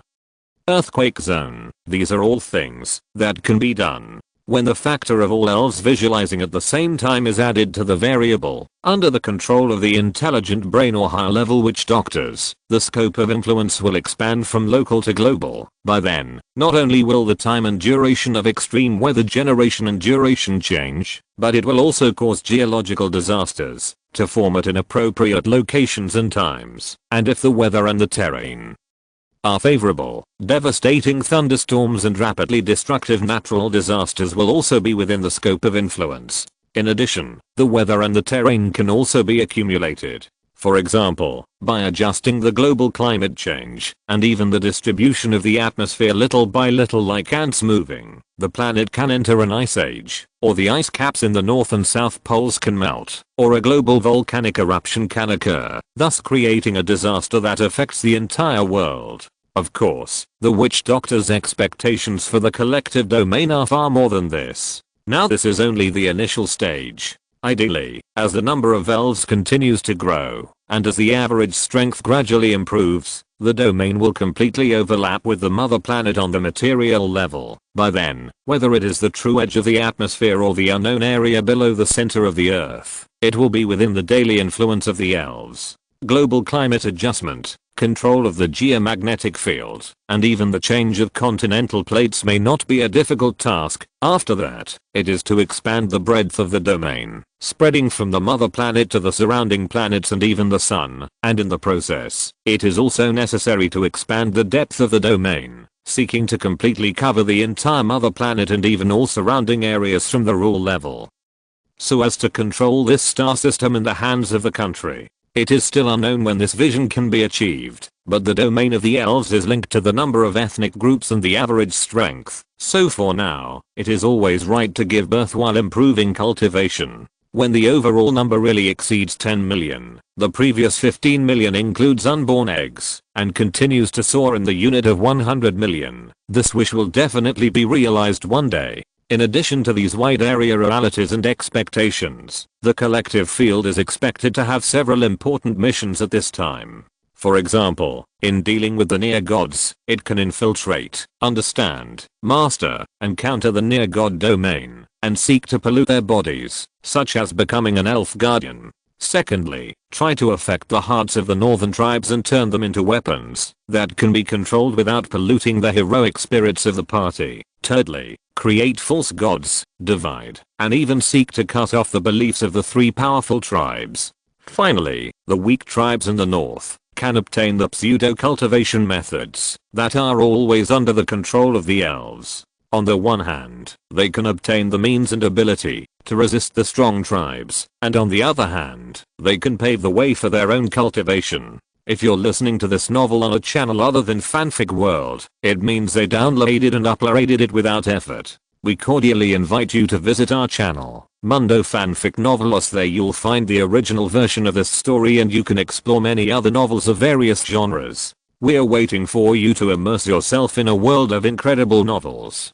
Chapter 311, A Corner of the Real World. After the successful formation of heroic spirits and Hall of Valor, and the Dream Intelligence Brain becoming part of the domain, the Republic has now undergone positive changes in many aspects of the maintenance and application of dreams. First, because the thoughts of the elves and their daily lives have replaced the previous huge and majestic nutrient supply demand, and have become the source of energy required to maintain its operation. Therefore, its cost has been qualitatively reduced, greatly alleviating the embarrassment of the executive government and the parliament, who often gnashed their teeth because of the pain in the years when the plan was promoted. Secondly, the domainization of dreams has led to the improvement of the texture of the scenes and the level of authenticity, thus reflecting its important application value in many aspects such as education, entertainment, and scientific research. Finally, when these changes act on the real world, they show different application methods in different scenarios, both externally and internally, and the subsequent affairs are also gradually unfolding in this kind of planning from different aspects externally. The Elf Kingdom began to have a deeper impact on the northern tribes, taking advantage of their quagmire-like war progress to constantly carry out various instigations in a subtle way. In the Fang Kingdom, racial characteristics were used to guide internal rebellion, and a large-scale rebellion of the subordinate and slave tribes was planned. In the Rhine Kingdom, the already obvious gender contradictions were provoked, and the subordinate and slave tribes were also planned for future rebellion. And in the Mammoth Kingdom, which was extremely stable internally, the inconsistency between reality and promises was also used to incite the dissatisfaction of the refugees with the war mission that was like cannon fodder. Therefore, the Northern Plateau ethnic minorities under the jurisdiction of the headquarters, as well as the powerful individuals captured sporadically, became the best choice to carry out these tasks.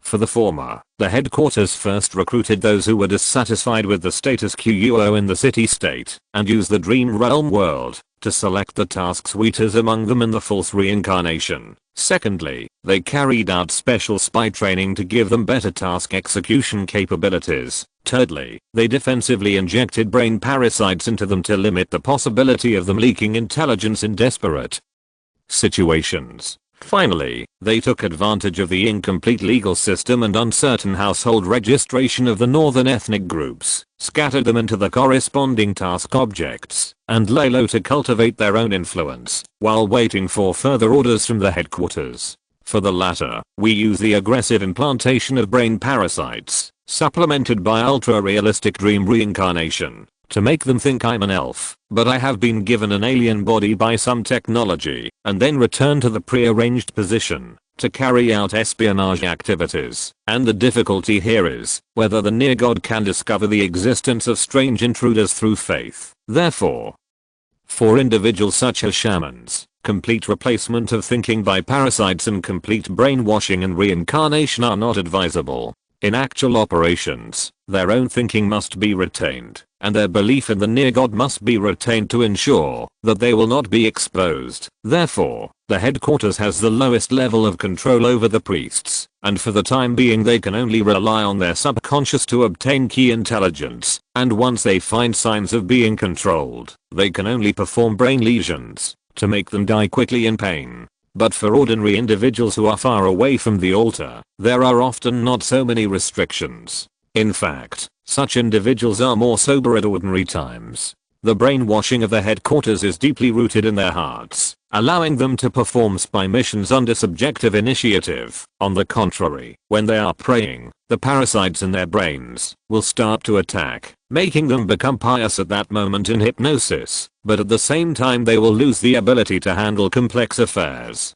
In short, in this two-pronged spy operation, everything in the north is developing step by step in an orderly manner. Next, as long as the ability to control the thoughts of aliens without being polluted can be further analyzed, and the means of temporarily granting the power of practice can be used to allow the north to detonate a vigorous internal and external rebellion. In addition, the dream realm has also begun to accumulate time and place, preparing to promote an inflammatory disaster in the north at the right time as a material inducement for rebellion. Internally, the domain-based dream world, after being combined with scripts and games, immediately produced more novel and more realistic ways of experience than before. For example, the experience of watching and performing movies in an immersive way, or even replacing the protagonist, as well as the absolute sense of participation in the first person perspective under real physical sensation. These methods, on the one hand, satisfy the sense of novelty, provide a window for emotional venting,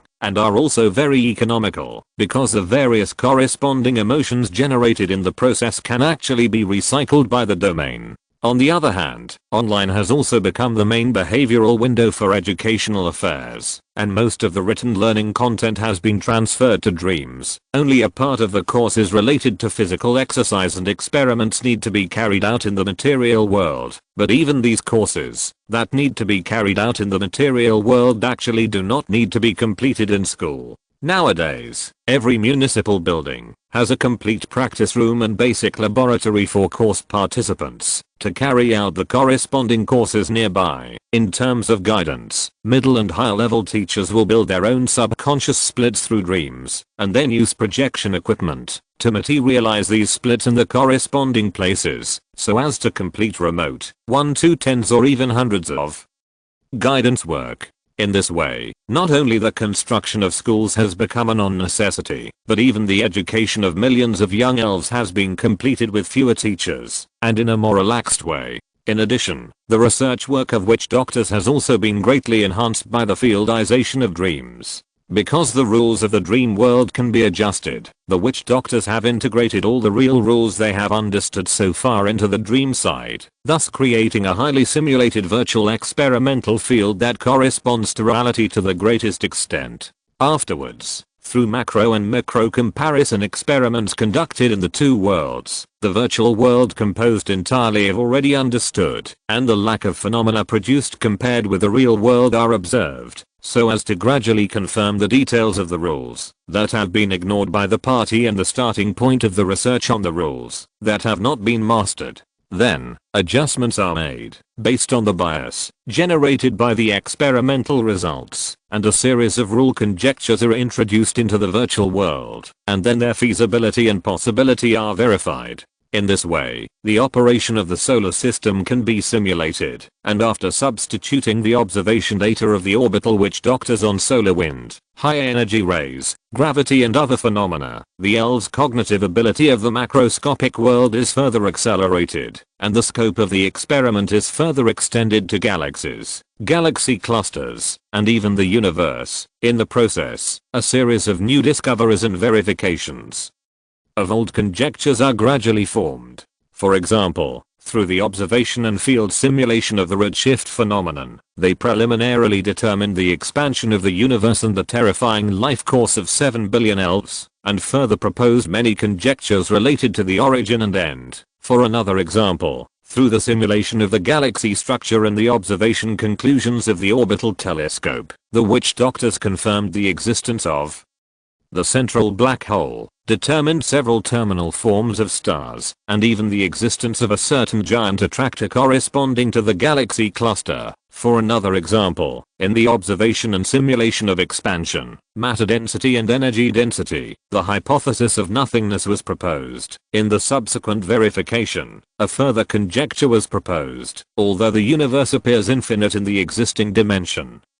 there may be boundaries at a higher level, and although it is only in the conjecture stage, preliminary evidence is believed to have observed the surface witch doctors conducting a digitized dream reproduction of the evolution process after the beginning of the universe, and after comparing it with the feedback density data provided above the orbit, it was found that the simulation and the reality were different in relevant aspects. Based on the comparison of observations and experiments, they concluded that there must be some kind of external filling material or energy to show such a feedback density today, which is estimated to be 7 billion years later. Therefore, the witch doctors above the orbit began to observe the feedback of the universe more deeply, and in countless brain-burning explorations and deductions, they detected a kind of background ripples that are widely present and do not belong to any known state. In the initial stage, its source was unknown, the impact it caused was unknown, and its final destination was unknown, but it did exist there.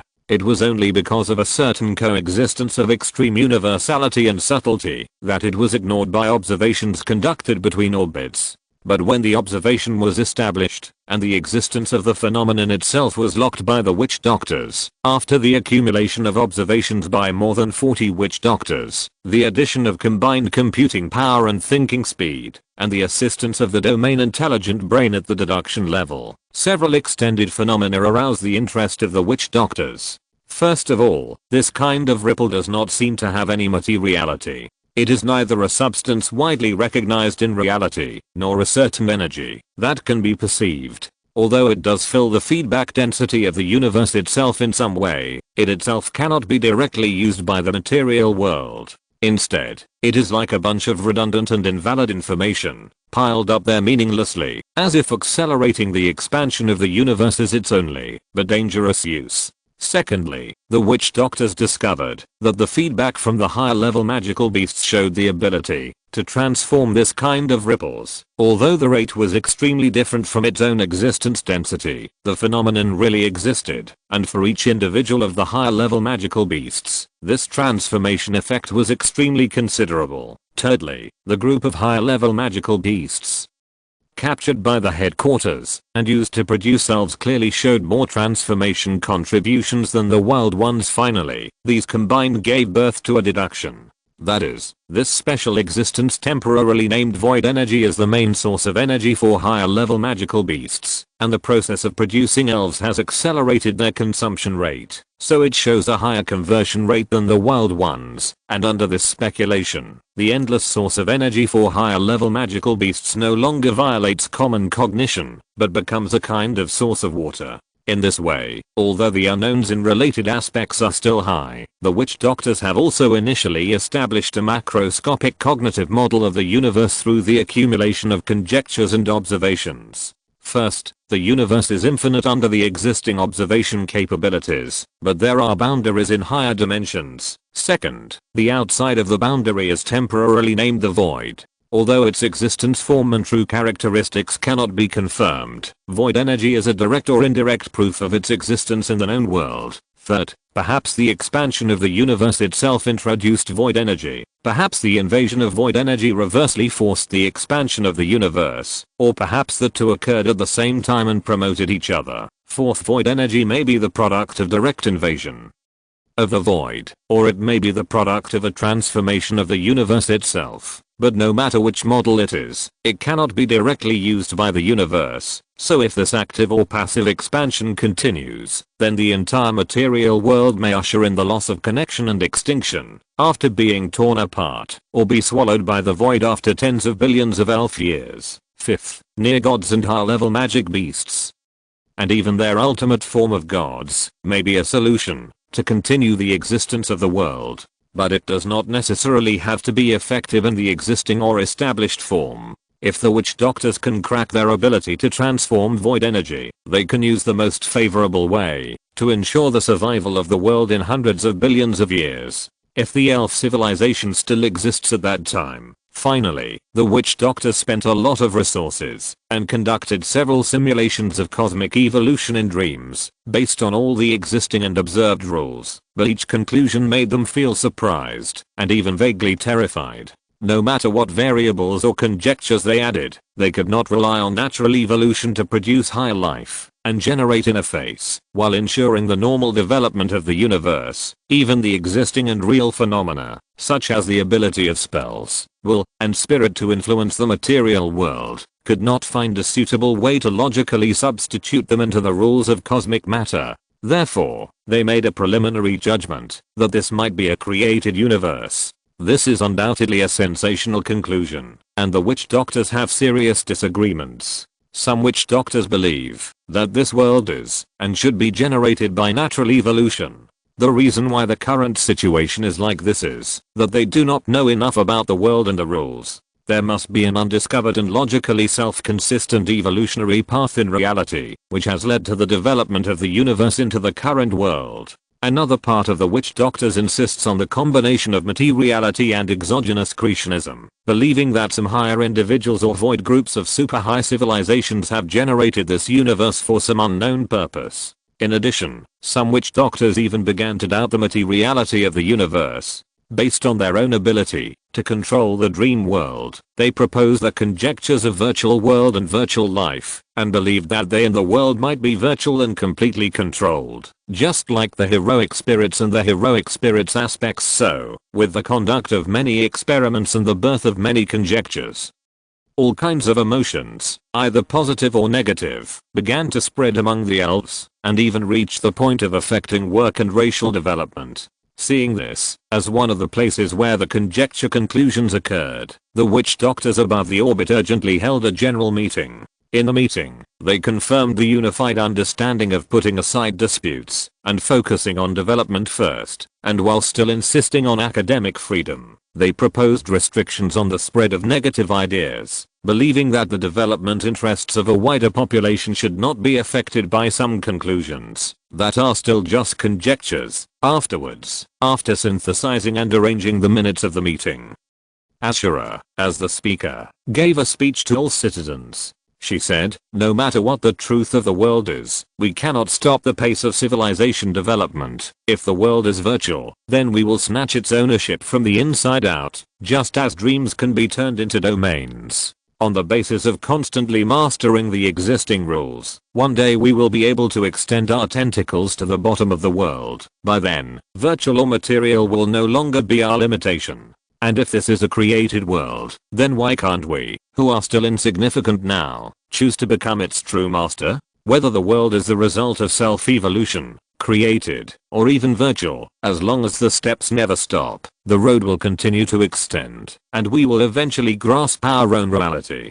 But in any case, these are things that we will really need to face in the future. The current priority is growth. Striving to gain the confidence and qualifications to face any reality as soon as possible is the right way now, and even the long-term journey in the future. Having said that, the orbital witch doctors still hope that the world is real and material. Even if it is created by a powerful being, it is better than a virtual world that is almost rootless as time went by. The Dream Realm's observation plan for the microscopic world gradually took shape. So behind the observation and conjecture of the macroscopic world, the excavation of the microscopic world was also being carried out simultaneously. It was just that in terms of progress and difficulty, the early and late stages were more difficult than the macroscopic world. In the process, the field that overlapped with the material world became the key to open the door. Before that, because of the influence of Nastana's half-baked scientific knowledge brought from his previous life, the witch doctors preconceived a certain degree of definition for materiality. They involuntarily established the boundary between matter and non-matter, and believed that the former was real, and had absolute quality. All the matter that exists in reality, although it is unknown how many times it can be divided into microscopic structures, will eventually be attributed to several types of point particles. It is such point particles that ultimately constitute matter, and then constitute the entire world. Looking back at non-matter, it is a hypothetical existence like emotion, that has no substance, and is not real. They are not part of matter, but are based on the definition of intelligent life itself, and are the concrete form of thinking. However, this presupposed definition based on conjecture has been challenged this time. The witch doctors discovered that the thoughts that constitute the domain actually have a certain materiality. They can penetrate into atoms and even the nucleus as a medium, and have a certain limited impact on the material level without the influence of magic. The resulting technology is called domain microscope. Let's not talk about its specific application in microscopic exploration. This phenomenon itself is enough to make witch doctors re-examine their basic understanding of matter. Therefore, witch doctors and scholars who focus on the microscopic field have put forward a very macro hypothesis. They believe that the inside is not the actual concept of space, and is very likely not the concept of dimension. After entering it through cheating, what the witch doctors see is not the rules they have always believed, and they are not in the high dimension in the past cognition. They are still in the material category, and have not transcended the dimensional characteristics of the real world. Although the perception during this period is not obtained through organs such as eyes, ears, and nose, it still belongs to the category of real perception in concept. In other words, the inside is not the world but the horizon. The sea here does not need to be put in quotation marks. The witch doctors use the method of seeing in the inside to see the true manifestation of matter. It's just that this process is not achieved by a certain organ, but is dominated by another unknown perception ability with microscopic characteristics, thus producing a corresponding horizon. If this assumption is true, it will lead to several important changes. First, the thoughts generated by mental power, willpower, and even individual life must have some kind of medium, based on the material world, which plays a role of carrying these virtual forces. Second, if the inside does not have dimensional meaning and spatial attributes, but is the depth of the real world and the horizon, then the fields and strings in it are no longer the feedback and rules that have been defined, but are actually material realities. If these two are combined, a remarkable inference will be drawn. First, if the inside is a horizon, rather than a dimensional concept, then the field strings in it can be regarded as the embodiment of matter in the microscopic world. Second, assume that the carrier medium of the virtual force is the virtual particle, and it is also recognized as a basic particle that constitutes the material world. Third, assume that the basic matter such as the inside of the nucleus is a real particle, and also regarded as a basic particle that constitutes the material world.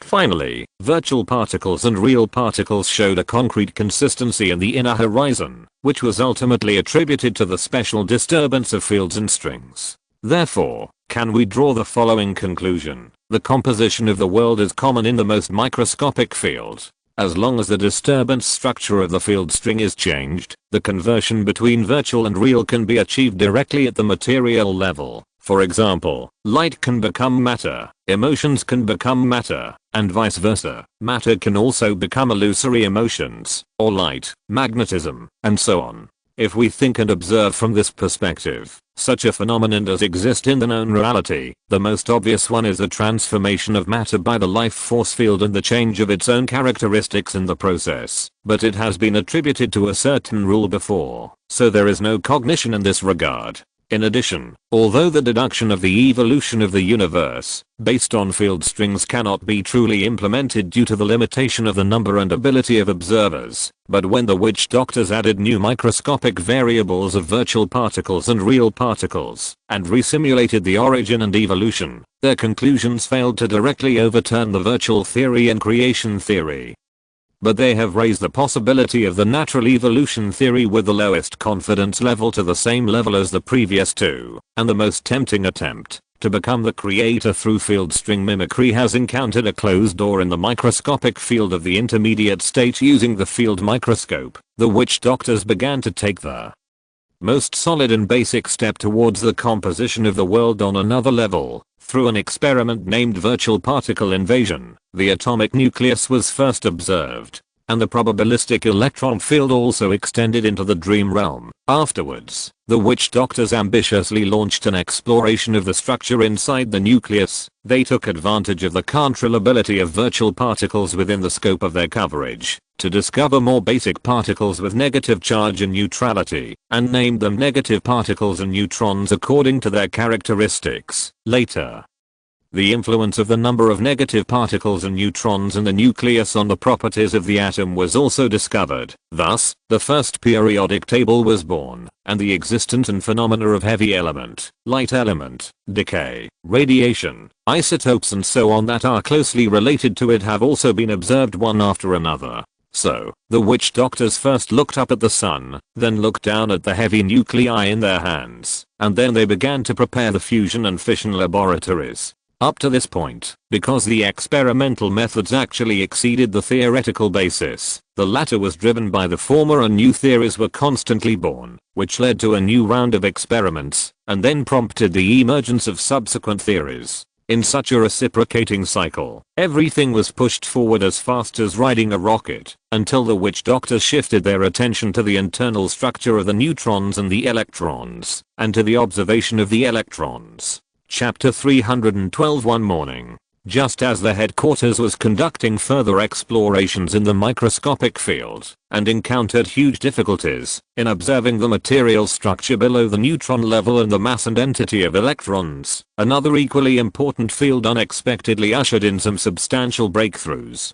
Headquarters, a certain municipal complex, a certain room with the sudden sound of beautiful groans. The originally dark room suddenly lit up with a faint light. Under the illumination of this faint light, the colorful flowers blooming on the floor of the room can be seen, swaying in the breeze from nowhere, and emitting bursts of fragrance. In the meantime, The cobblestone path meanders through the center, stepping on the green grass that occasionally rises and extends to several different directions. In the corner where one of the forks extends, there is a miniature waterfall flowing, and a stream flows out from a pool of water at the bottom. After a short distance, it finally ends up somewhere unknown. Beside the stream is a small tree that is not very tall, but has very wide branches. The pink and white petals on it are also falling in the breeze, and then gently, piece by piece, touch a hammock woven by vines, and gently embellish the purple that occasionally appears among the green leaves. The highly associative humming sounded again, and then in the slight swaying, wisps of purple inadvertently spread out from the side smoothly, and rolled like a waterfall,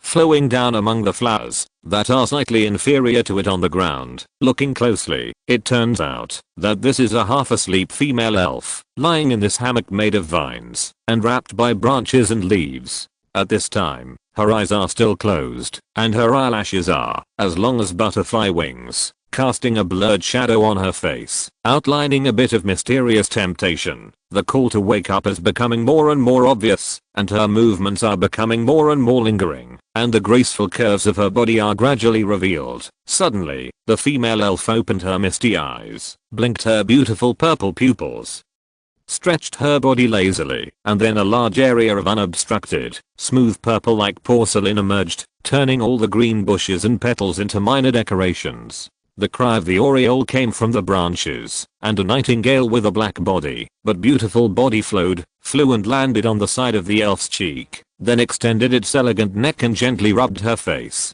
"Good morning, my dear Miss and Cs. We should get up again, right? Chirp, chirp, chirp.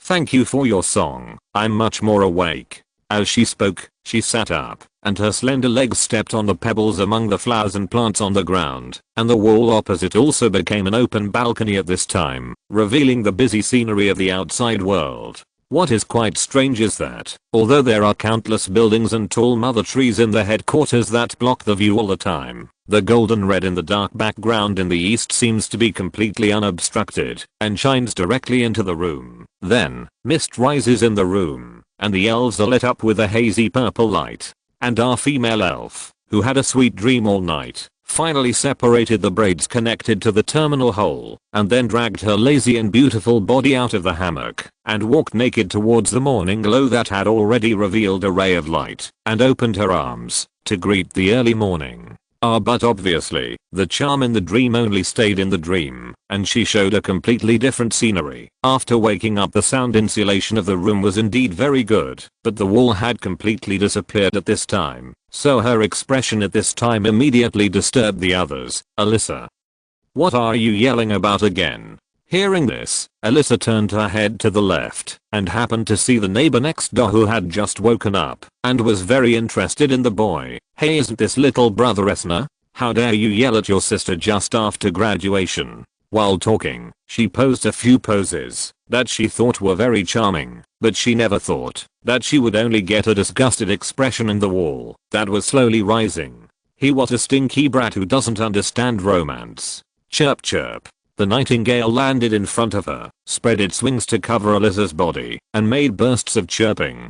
"Hey, you think so too, right? You dare to show me that expression?" Chirp. "Alyssa, why are you bullying him again?" At this moment, another truly gentle voice sounded from the side. Alyssa turned around and saw an older sister, who was also a neighbor, and she was also someone she was deeply interested in.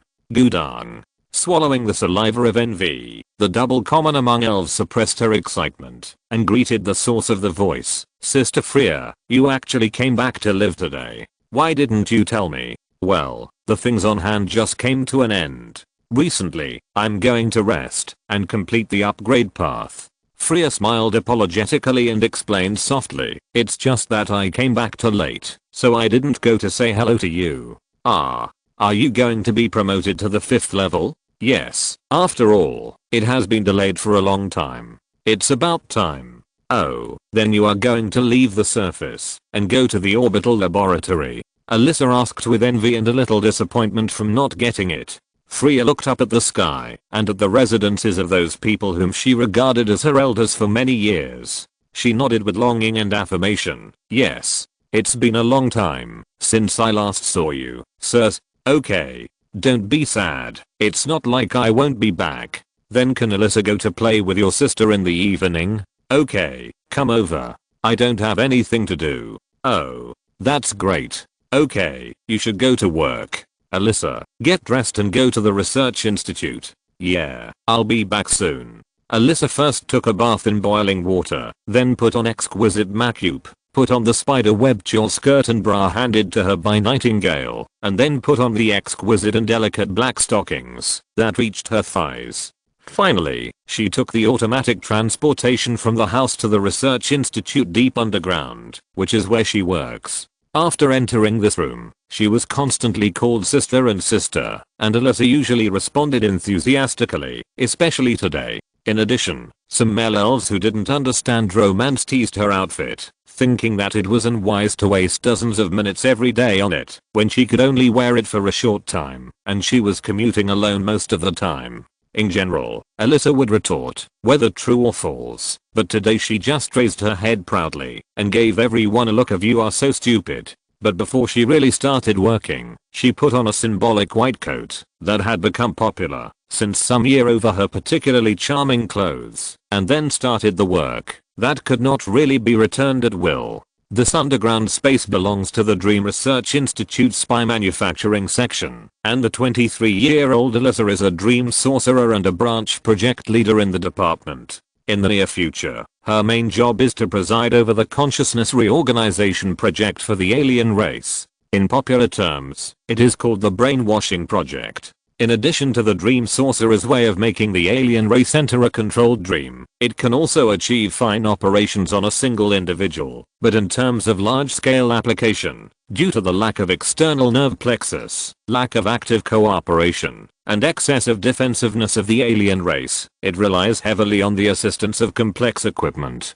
Therefore, on the wall behind her, there are more than 100 forced dream cabins of different sizes that can automatically expand the space, which are storing dream objects of different sizes from multiple races. Before entering the final reorganization execution procedure, these objects are usually forced into a deep anesthesia state by drugs, and then they are eroded by the consciousness of the emotional totem array through the dream cabin, and thus fall into the dream woven by the domain brain. What is being displayed on the numerous light and shadow screens around are the scenes encountered by the executed subjects in their dreams. Among them, most of the subjects have already subtly identified their new racial identity in countless life cycles, so at present, they are still in the consolidation period, fighting for the future of their own race, and hereby engraving the distorted cognition into the deepest part of their bones.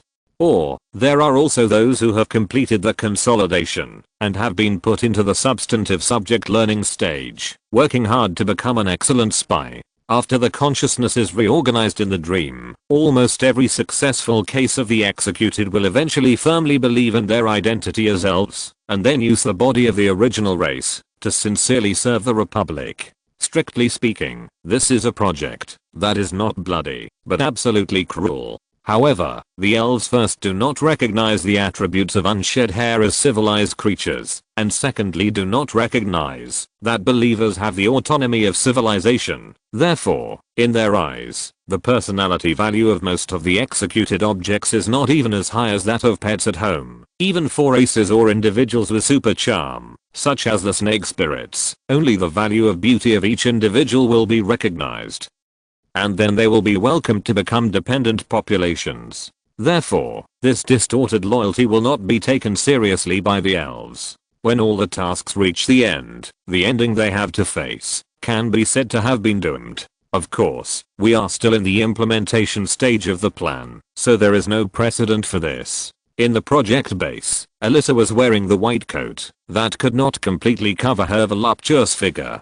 She was very focused on performing the task and conducting related research work. She looked at the scene on the screen from time to time, and sometimes she was in meditation, adjusting some unknown parameters through the neural link, and then lowered her head to record something on the terminal in her hand. At this time, a male elf whose age could not be distinguished by the naked eye walked from not far away, and then stopped beside her and said, "Team Leader Alyssa, the consciousness of Special Individual number 78 seems to have been reorganized.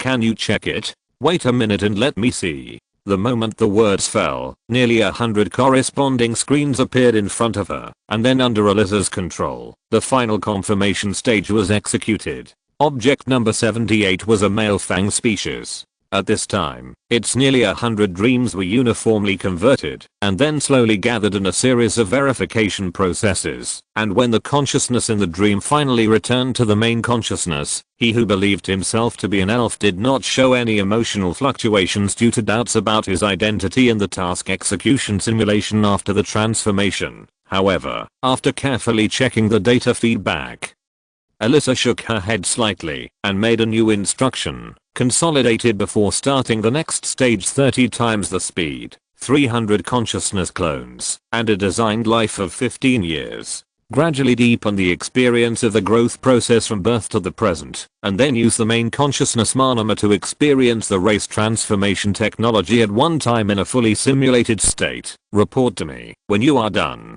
If there is no problem, enter the final learning stage, generate 10 subconscious clones, and complete the course at 3 times the speed. The main consciousness manama completes the same spy course at one time. Understood, but it will take nearly 2 years to mature?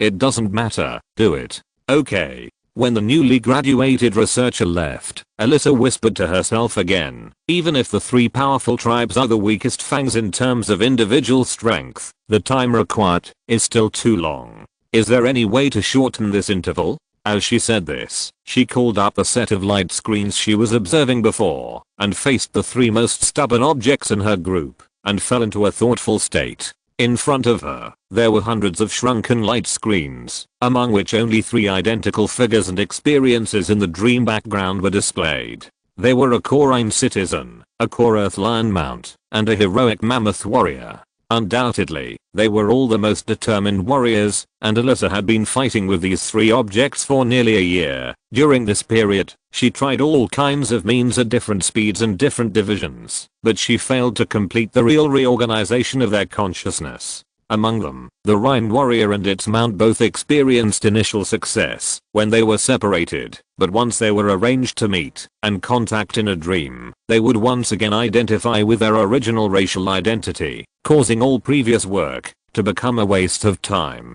and the heroic mammoth was even more outrageous. This Geisel had been strengthened to a certain extreme. Even after experiencing thousands of accelerated reincarnations in the subconscious realm, he still recognized his original identity. So, considering the previous male fang species that would take another 2 years to mature, and the 3 more durable guys in front of her, she couldn't help but sigh. What stubborn guys. What should Alyssa do with you? Whether it is the emotion warlock or the dream warlock as its special enhanced branch, it can be said that they are all new extraordinary professional fields. Therefore, although Alyssa is only 23 years old at this time, and her professional level has not been clearly defined, but after changing her job from the original first level war witch, there will usually not be a rapid improvement in data immediately, however.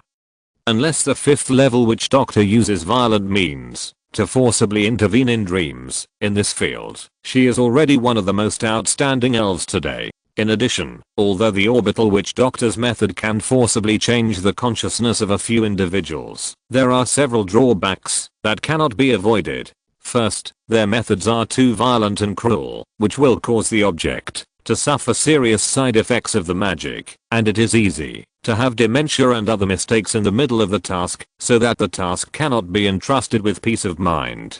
Second, it cannot be converted, and is not suitable for conversion into conventional techniques common in the dream field.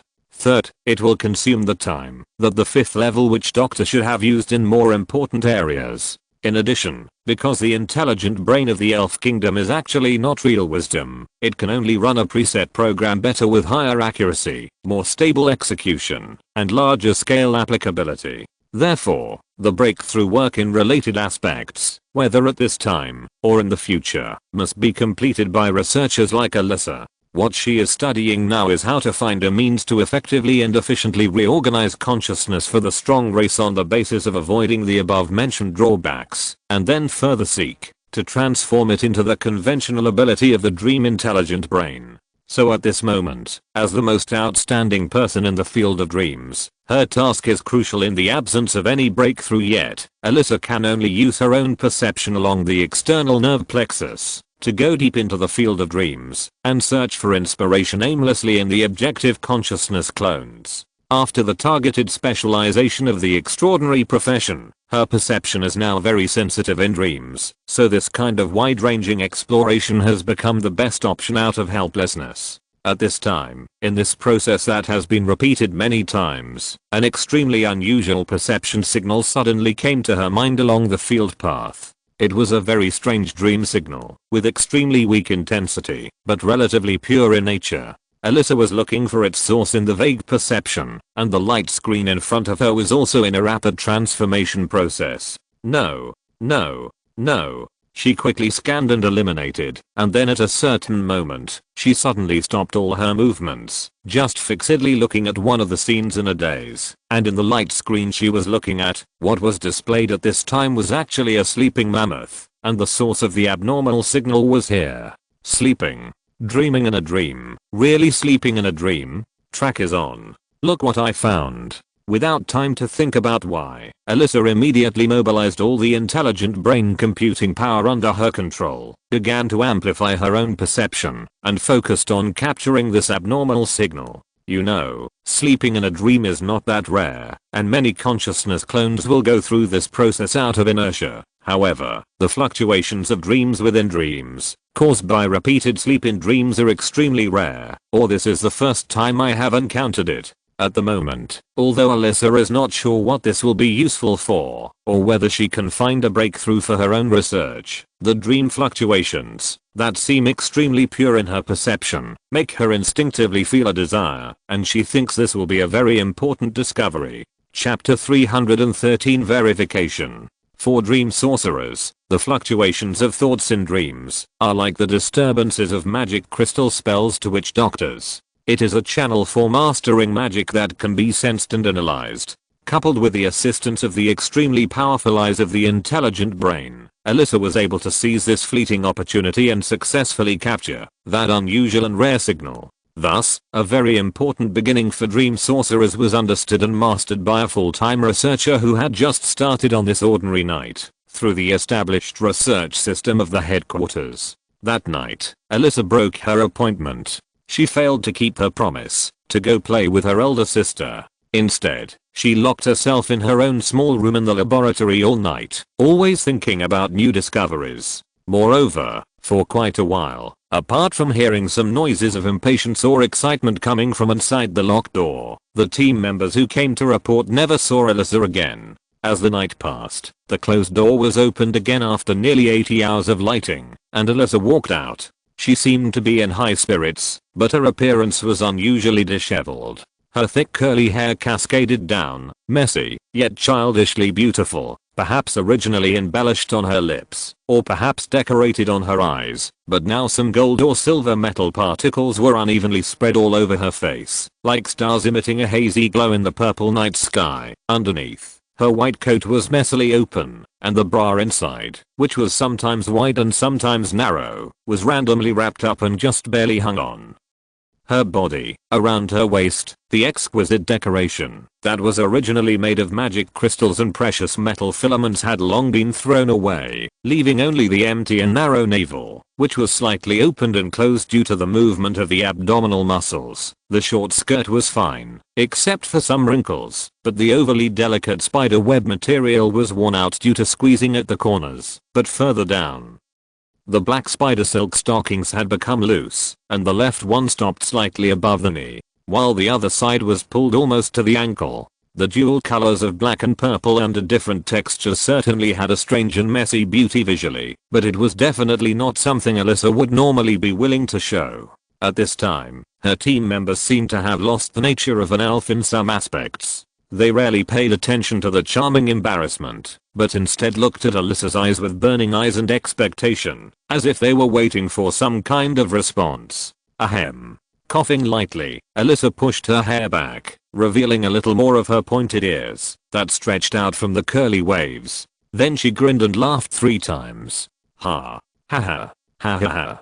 After she finished laughing, she lowered her head with uncontrollable pride and raised her neck slightly and said proudly, "Come on, everyone follow the genius Alyssa to verify the results of these 80 lamp hours." According to her authority, Alyssa revised the parameters of the intelligent brain in certain aspects and conducted different attempts on several single individuals. Based on the previous findings, the target was not directly selected from the 3 most determined warriors of the powerful tribe, but several conventional subjects were selected to carry out one of the experiments first. In one of the experiments, the selected person soon entered the dream as usual, and when he welcomed a normal sleep born out of habit, Alyssa immediately cooperated with the intelligent brain and started a new execution program. So, in a wave of unusual thinking, the object that was already in the dream actually fell into the dream again. At this moment, ripples appeared in the empty light screen on the side, and after a while,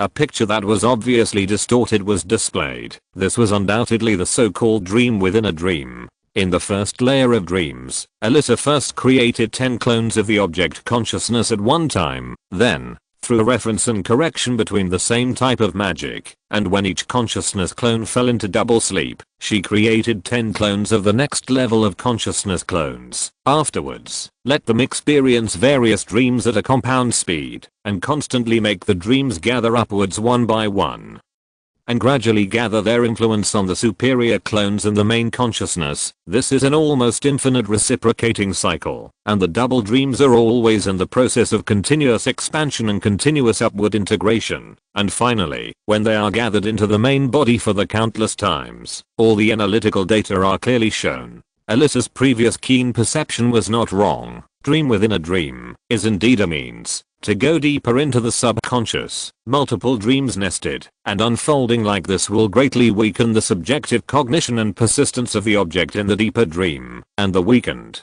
deeper subconscious will continue to suffer the consciousness change under control and more efficiently replace the corresponding influence to the consciousness of the upper level. After confirming such an example, the male Tusk species that was originally scheduled to take years to deal with was also applied to become the receptor of the new experiment. The other 3 more stubborn warriors and mounts were also served with the same or different packages. For the headquarters, these are just consumables, and if they fail, they just need to catch them again. It is cruel, but the relevant projects were indeed approved quickly, and the team also started the corresponding work at the first time. At the same time, the paper titled Research on the Weakening Ability of Multiple Dreams to Object Consciousness with the individual signature of Alyssa and the collective signature of Dream Research and Spy Class and the appendix of the relevant rune group also attracted the attention of many parties. After uploading to the intelligent brain, gulp, click, the liquid was discharged, and the sound of mechanical operation that followed also ended. Then, light shone into the closed space, forcing the newly awakened Shayasita to half close his eyes. He raised his hand to block the dazzling light, but what he saw was a pair of furry clawed arms. Shayasita was startled, and even his brain, which was still a little drowsy after waking up, became more awake due to the intense emotional fluctuations. What's going on? This hand is not there, but there is a body.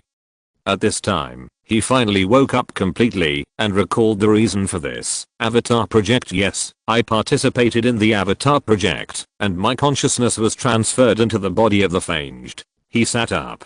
There happened to be a mirror on the wall opposite him, allowing Thea to see his body more clearly. So, when he saw the semi-savage creature with unshed hair in the mirror, he frowned in disgust uncontrollably, and a feeling of regret rose in his heart. Woof woof. Oh.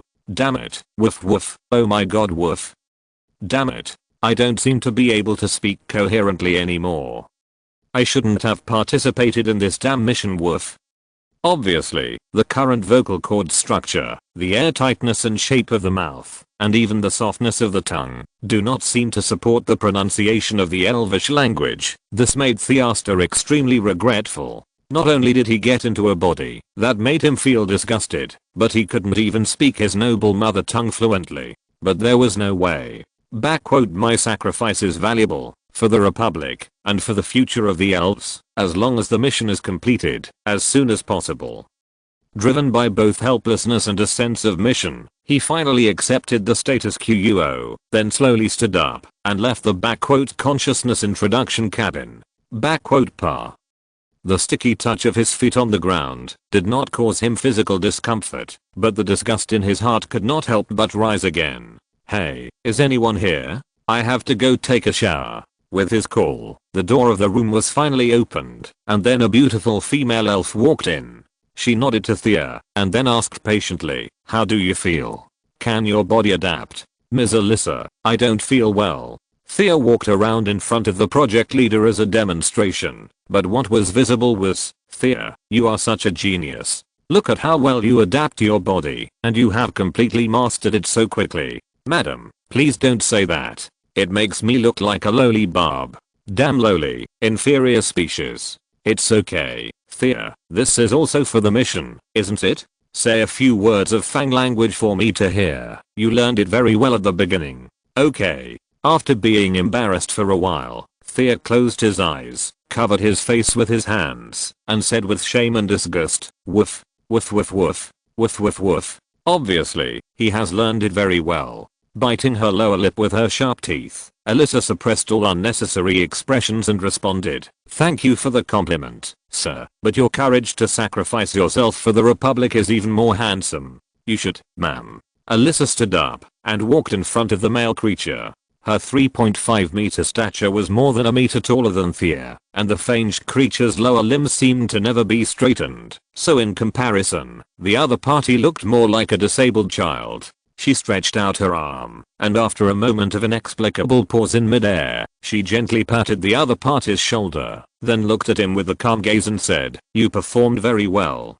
Now go take a shower, have a good sleep, and then wait for subsequent orders. Understood. Hit his chest with his palms, stood up as straight as possible, looked up at the beautiful female elf in front of him, and responded. Then, he nodded, turned around and left, and closed the door, and Alyssa slowly walked towards the direction of the observation room. Washing her hands repeatedly with boiling water, Alyssa took the towel handed by a team member, and wiped them dry, and threw it into the destruction channel on the wall. The towel was sent to the high temperature incineration cabin, and the elf waiting on the side asked, what do you think? It succeeded but also failed. But the surveillance data shows that everything is normal. That's not what I mean. In response, Alyssa wanted to cross her arms and hug her chest as usual, but she stopped halfway and put them down. After that, she continued to say with a somewhat awkward posture like poultry, it's a bit too much. His psychological state can easily lead to mistakes in the mission. You mean disgust? Yes, he showed too much disgust for the body of the fanged species, which is not good. I understand. Then let's go back to the furnace and rebuild it again, but this also shows that the technology is mature, right? You can say that. Take a look at the other three. After that, Alyssa turned her gaze to the other two light screens in front of her, but just as she was about to take a closer look at the pictures, she saw a female intern hurriedly leave and was rummaging through something on the desk not far away. Alyssa had just glanced at it subconsciously in her peripheral vision and quickly retracted her attention to look at the light screen again, but a moment later, an arm stretched out from slightly below and covered by a white coat was raised in front of her, and then a voice sounded in her ear. Fanged species, right? Sister, try this. It's really effective. She turned her head in surprise and looked down, and saw that the female who had left before had returned, and was looking at her expectantly with an expression of I understand. Thank you. Alyssa whispered her thanks, and then took it. She walked to the area where she washed her hands before, while keeping her eyes on the light screen. She opened the bottle stopper and placed the drops of burning points on the palms and backs of her hands. Festering and healing were repeatedly anxious, and Alyssa slightly opened her lips in the pain that was deepened by this, and bit her lower lip with the sharp blood tooth on the left side, but no trace of the fangs of the ancestors could be seen, and then rubbed her palms inside and out until the surface skin was completely replaced. She used boiling water to completely rinse off the residue. As she walked back, Alyssa raised her hand and looked around. The rest of her body was fine and beautiful, but when she saw the nail polish that had disappeared due to regeneration, she showed obvious regret on her face, and then silently said in her heart, "I'm on track. I swear I will never touch any male fang species again. Is it better?" When she returned to her position, the other party asked with concern in her eyes. "Much better, thank you, Diana." Alyssa handed back the small bottle and gently placed it in the other party's hand. "Yeah, it's great to be able to help you." Patting her chest that was obviously not fully developed, the face of the half-grown girl named Diana also showed a very happy smile. Even if the interaction between them was very quiet, the elves next to them were obviously not deaf or blind, and had already seen it. So, at this moment, a team member asked, "Team leader, you guys are exaggerating too much. Is this really necessary?" Actually, I didn't have any reaction when I came into contact with other alien races, but that fang species gave me a really bad feeling. How should I put it? While speaking, Alyssa gathered her hair helplessly and then tried her best to give an explanation. "The contrast is really too great. The strong contrast between the identification with the elf identity and the body makes me feel a little uncomfortable, or it would be more appropriate to say disgusting. It's not like it wants to say that. Isn't this the result because of us? So, it's okay if it's almost the same." "You are right. I hope to finish such a project as soon as possible. What about you?" Alyssa rubbed her cheeks irritably at first, and then asked the little girl curiously, "Is this your reason too?" "No, the cases in the past are not the same as today's, at least not to such an exaggerated degree. So what is your reason?" Most of the few eyes in the observation room turned around because of this. They looked curiously at the overly prepared girl and wanted to hear her reasons. Diana twisted her hair with her fingertips and said with a naive and simple tone and a kind face, "I don't know. I just think they are dirty and disgusting, like bugs in a mud pool, stinking all day long. All? Yeah, all except ourselves." The purple on her cheeks deepened a little, and she looked at her toes uneasily and continued, "But I found a way to overcome it, and I can work well." "You're exaggerating. There are only 7 elves in Alyssa's team." The male who said back quote "that's enough" earlier is the oldest among them. Although he is not the team leader, he can be regarded as a back quote nanny commissioner, but he is actually only 27 years old. The rest, Alyssa herself is 23 years old. Diana, who spoke earlier, is 16 years old. There is also a 14-year-old male intern, and 3 formal researchers between the ages of 16 and 23. In other words, there are actually no real back quote physical middle-aged people in this group. And looking at the back quote commissioner who wants to say something, but can't say anything by scratching his forehead, perhaps even the back quote psychologically mature guys may not really exist. So, everyone expressed their surprise and were about to make a few jokes when the situation seemed to have changed a little. Back quote ding ding ding. The detection alarm of the intelligent brain sounded at this moment. Abnormal fluctuations detected. Do you need to start the armed confinement procedure? Wait a minute. Alyssa stopped the program and immediately looked at the source of the warning phenomenon. The verification of the results has actually been going on. Not long ago, the pair of Ryan brothers completed one-on-one conversations in different rooms, and then were led to the same multifunctional hidden confinement room, and not long after they actually met each other, the previous warning from the intelligent brain just appeared when they touched each other. At this time, Alyssa was watching the data fluctuations displayed separately, while watching the 2 creatures who were still in a daze on the light screen. In any case, the situation was under control. If they only relied on the joint strength of the pair of Ryan core brothers, let alone their headquarters, they could not even escape from the unactivated confinement room. Moreover, no matter what was displayed in the data or the inspection she had done before they woke up from the dream, they all showed a big difference from the past. It was the superposition of the 2 that gave her the confidence to make the decision of wait.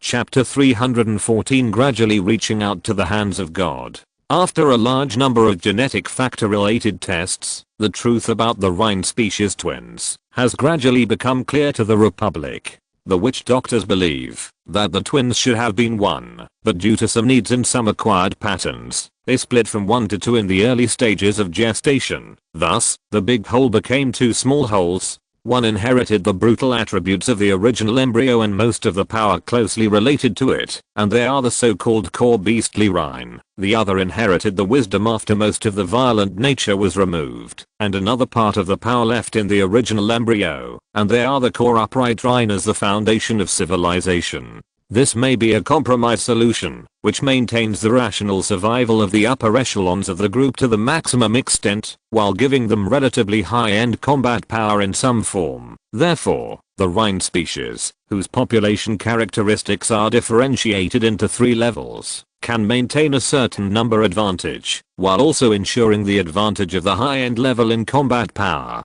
The way this high-end combat power is retained is to maintain it with the special link that exists between the twins. From the current situation, this is indeed an effective solution, but it has created a considerable obstacle to the project that the elves are currently carrying out. In countless previous experiments, when the 2 Rhine twins who have completed the reorganization of consciousness come into contact with each other, or even just meet, the existence of this link will break through their instincts dormant in the deepest part of their consciousness, thereby awakening their true cognition of themselves, and causing all previous work to go to waste. And breaking this link is naturally what Alyssa is looking forward to at this moment. The 2 light screens were playing back the previous scenes respectively. The experiment on upright Rhine's side seemed to be going relatively smoothly, and during the conversation, one could clearly feel his identification with his new identity, and he also showed an urgency for the mission, and his anticipation for returning to the headquarters. After its completion, although due to the difference in individual will, it is not as deep into the bone marrow as the male Fang species, but in terms of the mission itself, this state is more suitable. On the other hand, the situation of Beast Rhine was temporarily controllable, but it was quite different from the beginning. The ferocity of the beastmen was infiltrated into their bones. Except for their twin brothers or sisters, no non-god creature could keep them quiet. Therefore, for them, if the headquarters consciousness reorganization still took the path of elvenization, it would be a dead end and there was no possibility of success at all. In other words, the Republic could not force them to be elves from the cognitive point of view, so the spy class set the identities of mountain magic bear and elf partner for it, and wanted to use this to bypass the overly uncontrollable violent characteristics. When applying the old technology, the spy class achieved a reluctant success in magic bear cognition and an unstable success in partner identity from a single unit. Under the new technology, the same results were achieved in a shorter time, and the effect was consolidated in the subsequent deepening. At least now, when it met with the other elves one-on-one, it showed goodwill above the standard line, and did not suddenly rush into the dream cabin and the reinforced room with its dozens of meters long body as in the past. But the problem reappeared in the subsequent stage when the 2 parties met in the same room and gradually closed the distance. The 2 figures, one smiling genuinely, and the other pretending to be silly, slowly froze their expressions as they approached each other. No. No. No. Alyssa's murmurs obviously did not work. In the end, when the real touch occurred, they both fell into a daze, and urged the intelligent brain to sound the alarm. At this moment, their thoughts were colliding fiercely at a certain level, and merging in separation. In the uncontrolled commonality of the information flow at the consciousness level, their expressions became fierce and angry little by little, so, they found their identities, and in their awe, they cooperated with each other to launch a breakout. Alas, Alyssa sighed regretfully, and then gave instructions to the intelligent brain. Seal the room, release hypnotic gas, add high voltage electricity, and shock these 2 annoying Rhine barbarians for me. After giving such an order angrily, she deliberately stopped paying attention to the light curtain that was thundering and foggy, and turned to ask the elf next to her, how about the big mammoth? Don't tell me it failed too. No, the experiment was relatively successful, but after all, it's not the same approach as here. There's no comparison, right? The nanny special agent pinched her chin, watching the twins being knocked down and captured, and continued to respond. His consciousness is dead. It's at least an order of magnitude simpler than the killing test through a dream, and the efficiency is indeed improved a lot. That's good. At least the title of genius I boasted about before won't be laughed at. Alyssa pursed her lips, still mumbling unwillingly. Damn Rhine barbarians. They are so stubborn. And they are all perverted schizophrenia. Don't scold. Don't scold. You will only be satisfied when others kneel down and surrender, right? It's not that easy. The male elf patted her head, then asked thoughtfully, but then again, the dream consciousness killing project seems to be arranged by the orbital witch doctors themselves, right? Yes, the troubles brought by the previous failure seemed to disappear because of this question.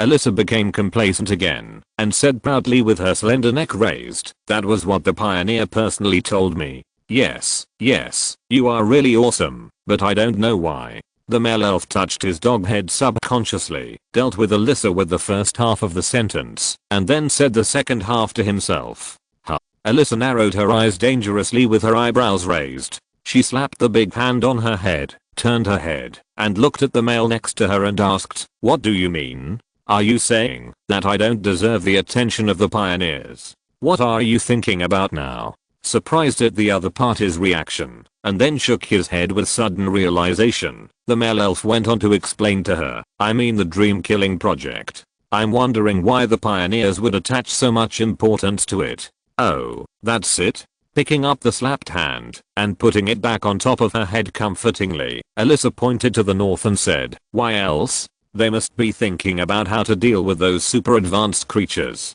What she said was exactly as Alyssa judged. After reading the relevant papers and receiving the subsequent verification conclusions, the witch doctors above the orbit had already divided some of their energy and focused their attention on the higher creatures above the orbit. The 5th level witch doctors first used higher level magic beasts as experimental subjects and conducted brainwashing and killing experiments in a double dream. As a result, they found that such a degree of weakening was far from enough to cause substantial interference to them, and from this point of view, for the more powerful near gods, the existing technology must still be insufficient. But in this process, they discovered another interesting phenomenon. If the main consciousness of the higher level magic beasts is put into the double dream, and then the main consciousness signals of them in the second layer are accurately located again in the many lower level clones derived from them, afterwards, with the help of the superposition and concealment of nested dreams, the effectiveness of the realities called to them will be significantly reduced, and this reduction can continue.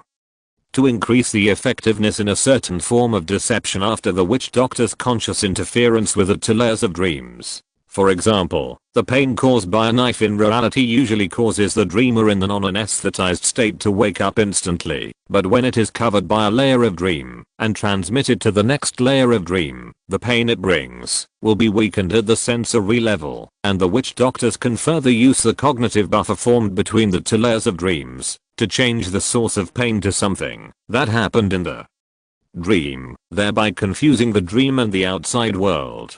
To a certain extent, this can make the dreamer less sensitive, so it is more difficult to wake up due to external calls such as pain. Of course, this is only a limited impact. In the double dream, the spontaneous desensitization effect is not high enough, and the buffer space that the witch doctors can use is not sufficient. Therefore, the attacked can still break through the interference and wake up twice in a short period of time to return to reality. But through repeated observations of the phenomenon, the witch doctors discovered that it should have an exponential superposition effect. If the layers of the dream box can continue to be stacked, the spontaneous desensitization effect will be stronger, and the witch doctors will have more interference space, and once its order of magnitude reaches a certain level, it may be possible to generate a multiple dream cage that is enough to trap higher level magical beasts or even near gods. So soon, Alyssa's team received a new task, to study more nested dream guidance methods, so their 7 research team members, with experimental receptors of different strength levels and different will levels, were quickly sent to the top of the orbit, and related research projects were also carried out under the sight of the 5th level witch doctors. The Dream Warlock team led by Alyssa was responsible for leading the experiment, while the orbital witch doctors used the horizon to always observe the differences between the consciousness disturbances in the process, and focused on finding the traces and patterns of the main consciousness under the double dream. After that, based on the observation of a large number of experimental subjects, the signal characteristics of the main consciousness in dreams were first captured, and the overall applicable rules were studied based on them. Then, the fifth level witch doctor summarized a positioning method that does not rely on horizon and can be widely used, and transformed it into one of the abilities and programs of dream sorcerers and dream intelligent brains. As for the subsequent stages, they were relatively difficult. The fifth level witch doctors did not ask for much. Now they had mastered the single layer and double layer guidance methods. As long as they could observe the actual case of triple again, they would be able to form a comparison from simple to complex, and then continue to explore downward on this basis.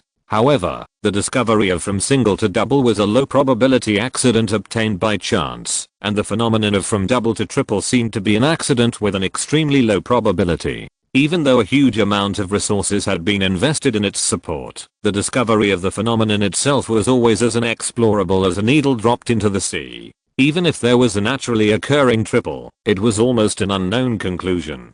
However, the witch doctors did not give up, because of the temporary difficulties. Since the foreign races who were too cautious could not form a breakthrough, they started with the elves with higher cooperation. After all, if it was just a simple dream guidance, it would not actually cause real harm to the recipient. But in terms of cooperation, the fifth level witch doctor himself was actually a better material, so the next stage of research simply became the witch doctor course teeth, and the casters were most of the existing dream warlocks in the country. The warlocks connected to the dream brain, using the diffuse self-thinking in the country as a needle and thread, so that the first layer of the witch doctor's dream was infinitely divided, and the second layer of the dream was also infinitely divided immediately afterwards. Hundreds of thousands, millions, tens of millions. The number of dreams nested up and down was gradually increased to the counting level of 100 million, and the special path taken by the witch doctor made each of Course Teeth's dream clones be regarded as the main consciousness, and all of them had extremely high self-control, so he himself was also cooperating efficiently. During the process, almost every Course Teeth only did one thing in the dream.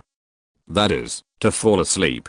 Of course, it is not that. As long as you go to sleep in the dream, you will definitely enter the real triple dream. Otherwise there is no need to make things so complicated. The fact is indeed so. In most cases Course Teeth's sleep is useless, and there is no special fluctuation generated. However, the accumulation of numbers has increased the probability of the triple appearing.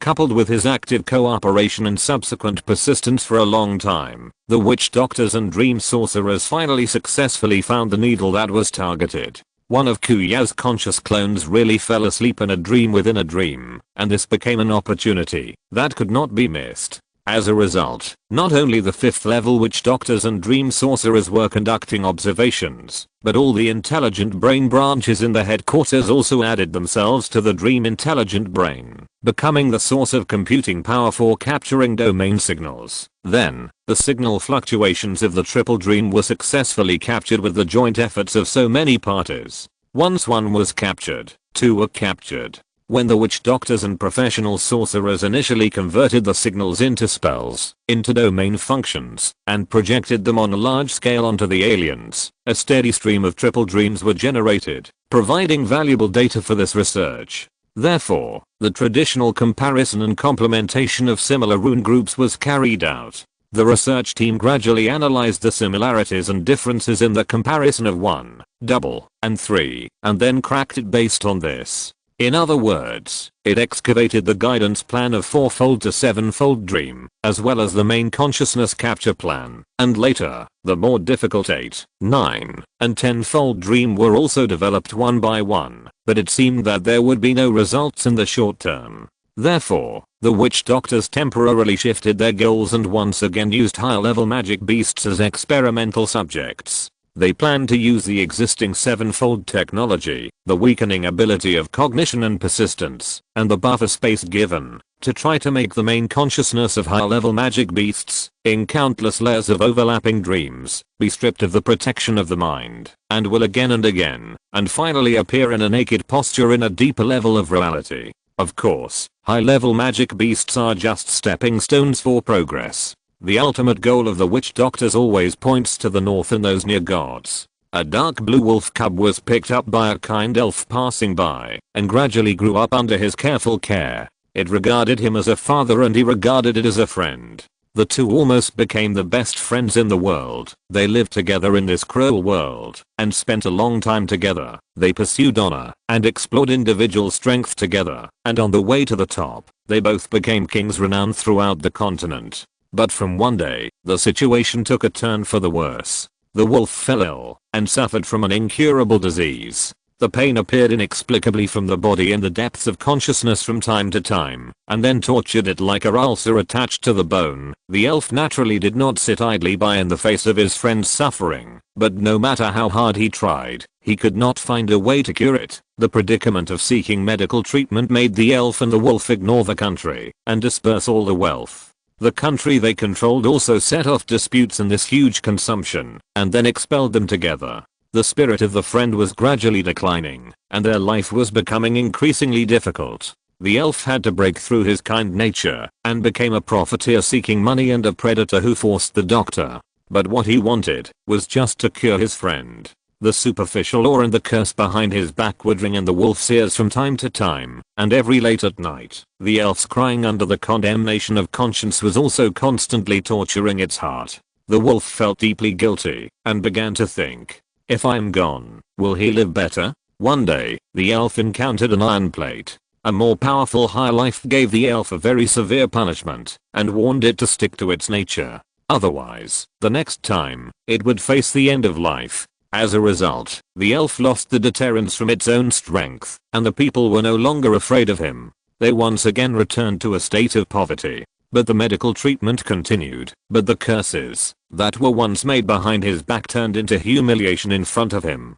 Don't do this again. The wolf said so, but the elf responded with a gentle smile. We are friends. As long as you are still suffering, I can't abandon you. So, when the elf suffered a deep humiliation for seeking medical treatment again, it quietly left and ended its life in the depths of the forest. The vital signs are normal, the thought fluctuations are zero, and the experimental recipient's consciousness is dead. The cold mechanical sound sounded from the ear. Nestor, who had just woken up from a deep sleep and slowly opened his eyes, felt a little uncomfortable with his current state. Are you awake? Well, how is the situation? This time it is really dead, at least from the level of consciousness. Ashura leaned over the dream cabin, wiping the sticky on her partner's body and responded. Really? What's wrong?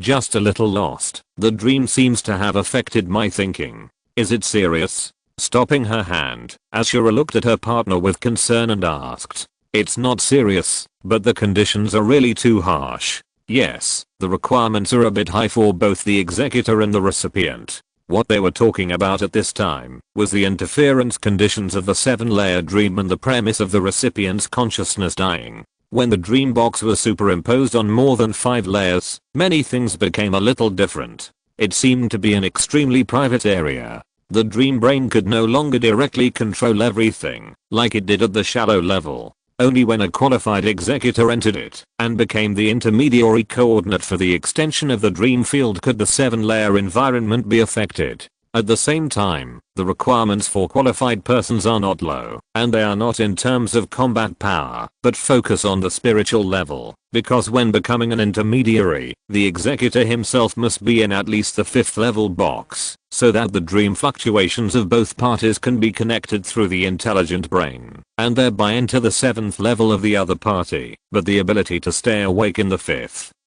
level box is now only possessed by the 5th level witch doctor, and the rest, whether they are dream sorcerers, warriors, or witch doctors of a slightly lower level, can only be awake at the 3rd level at most, and this 3rd level can only be achieved by a 4th level witch doctor, so the task of the executor can only be performed by a 5th level witch doctor. But this is not all the restrictions. Regarding the item of killing, the executors have tried many ways. Through the layering of the influence of the 1st to 6th level of dreams, they have restricted the individual strength of the recipients in the 7th level to a fairly ordinary level, so there is actually no problem in killing. But this plan, that is extremely effective on other creatures, is different on high level monsters. No matter what kind of death it seems that it can only cause a very short drop in their consciousness fluctuations in reality, and it will soon rise back to the original state. Then, they seem to be completely unaffected, and continue to resist, and curse in the cage of the mother tree. At this point, the experiment was transferred to ordinary objects again in an attempt to find a new breakthrough, and then by chance the warlocks discovered the difference in the impact of the two subjective cognitions, I'm dead, and I should die, on the final result. Afterwards, through deliberate influence on the plot trend, people artificially reproduced the superposition of I should die, and I'm dead many times, and discovered some kind of subjective instant death feature, which led to a series of subsequent experiments on high-level monsters. In the next hundreds of repetitions, the witch doctors first guided and deepened the cave wolf's suicidal tendencies. Then, after thousands of repetitions and further deepening, they transformed the tendency into execution for the first time, and finally produced the result of consciousness death in reality. However, this process seemed a bit too harsh. In comparison, the other two experiments conducted simultaneously with the consciousness killing, one difficult and one easy, showed different results. Among them, the brainwashing had almost no effect, at least it ended in failure, when it came to the reshaping of the main consciousness under the seventh dream. In the dream, the racial attributes of high-level monsters have not been successfully changed. No matter how much they are weakened, the final form and thinking are all their natural racial state. As a second choice, witch doctors have also tried to establish several levels of friendly relationships, from pets, to friends, to partners, and even companions. However, no matter what kind of friendly relationship they have cultivated in the dream, they can clearly distinguish the difference between dreams and reality after waking up, thus generating stronger hatred. Therefore, guardian beasts have become a more difficult task than conscious killing. At least it is nearly impossible for the current level of technology. The other project, Consciousness Cage, is relatively easy and successful in terms of results and process. Witch doctors found that they only need to superimpose 5 layers of dreams to generate enough buffer space for themselves, and use this to transfer the call in reality into events in dreams, so that they cannot wake up. For example, the cave wolf's previous incurable disease was actually the embodiment of the real damage that was constantly being done in reality, but under the arrangement of the reasonable plot, it was made to believe in the falsehood without any urge to wake up. At this point, the response to the near god has been initially determined, and the next thing to do is to conduct a real trial on the appropriate receptor. Even if it is not a true god, the primitive belief does exist. Therefore, even if it has not been verified, the witch doctors believe that the near god of the continent should have a stronger bond connected to reality. Therefore, now is to pick a soft persimmon to try to minimize the influence of this bond. At present, among the super high creatures that are the targets of the sacrifice of civilized races, a total of 3 plus 13 are in the best condition, that is, the near gods of the 3 major powers on the continent and the Far East United States. Obviously, none of them meet the target selection of soft persimmons, so they are temporarily excluded. In addition to these most active ones, there are 21 extremely seriously injured dormant targets, 12 seriously injured dormant targets, and 3 near-death targets on the continent. They were or still are the targets of civilization sacrifices, and naturally can be classified as near gods, but not all of them are suitable targets. Among them, some have already lost their entire clan, and although they now only have the shell of a super advanced creature, they do not meet the verification and quest for the bond of faith required by our headquarters. Some, although their clans are still alive, and they themselves are marked as extremely seriously injured or seriously injured, their strength should not be underestimated, so they are not suitable to be chosen in advance when there are better targets. This better one is a super advanced creature target that has fallen into a near death state, but has not yet been successfully stripped of its faith due to time constraints, so its clans and priests still exist. Moreover, almost all of its clans are under the control of the Republic, and are now living in the city-states of the northern plateau. A few years ago, the serpent leader Azra, with the help of the elves' abilities and navigation technology, initially gathered and transported nearly 50,000 clansmen to the northern plateau, and then established a city, and stayed here and settled down. After that, the elves' help never ceased. They not only provided them with materials, technology, and even labor resources for building the city, but also continued to gather the remaining scattered snake spirit camps on the continent, and transported them from faraway places one by one. Therefore, Azra is now the leader of 230,000 snake spirits, and her new city-state is also in a peaceful and bright future as imagined.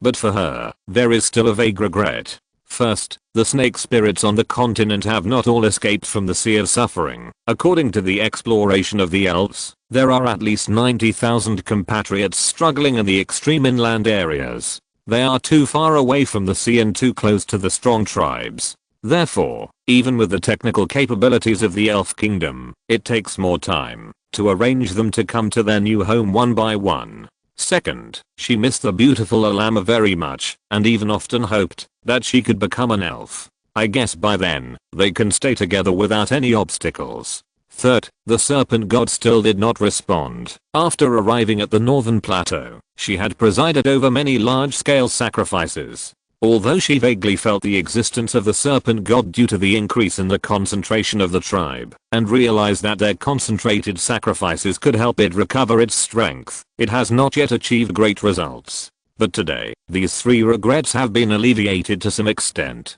Alama, who she thought about day and night, came, not alone, but with several elf mission teams, bringing the newly collected more than 30,000 serpent spirits. In addition, the accompanying State Department operators also brought two good news. First, the remaining approximately 50,000 serpent spirits have been secretly collected, and the Republic will send them in batches within 2 months. Second, the Republic is ready to establish contact with the serpent god through the sacrifice of the serpent spirit city-state, and hopes to reach some kind of deal with it. Azra asked about the content of the deal.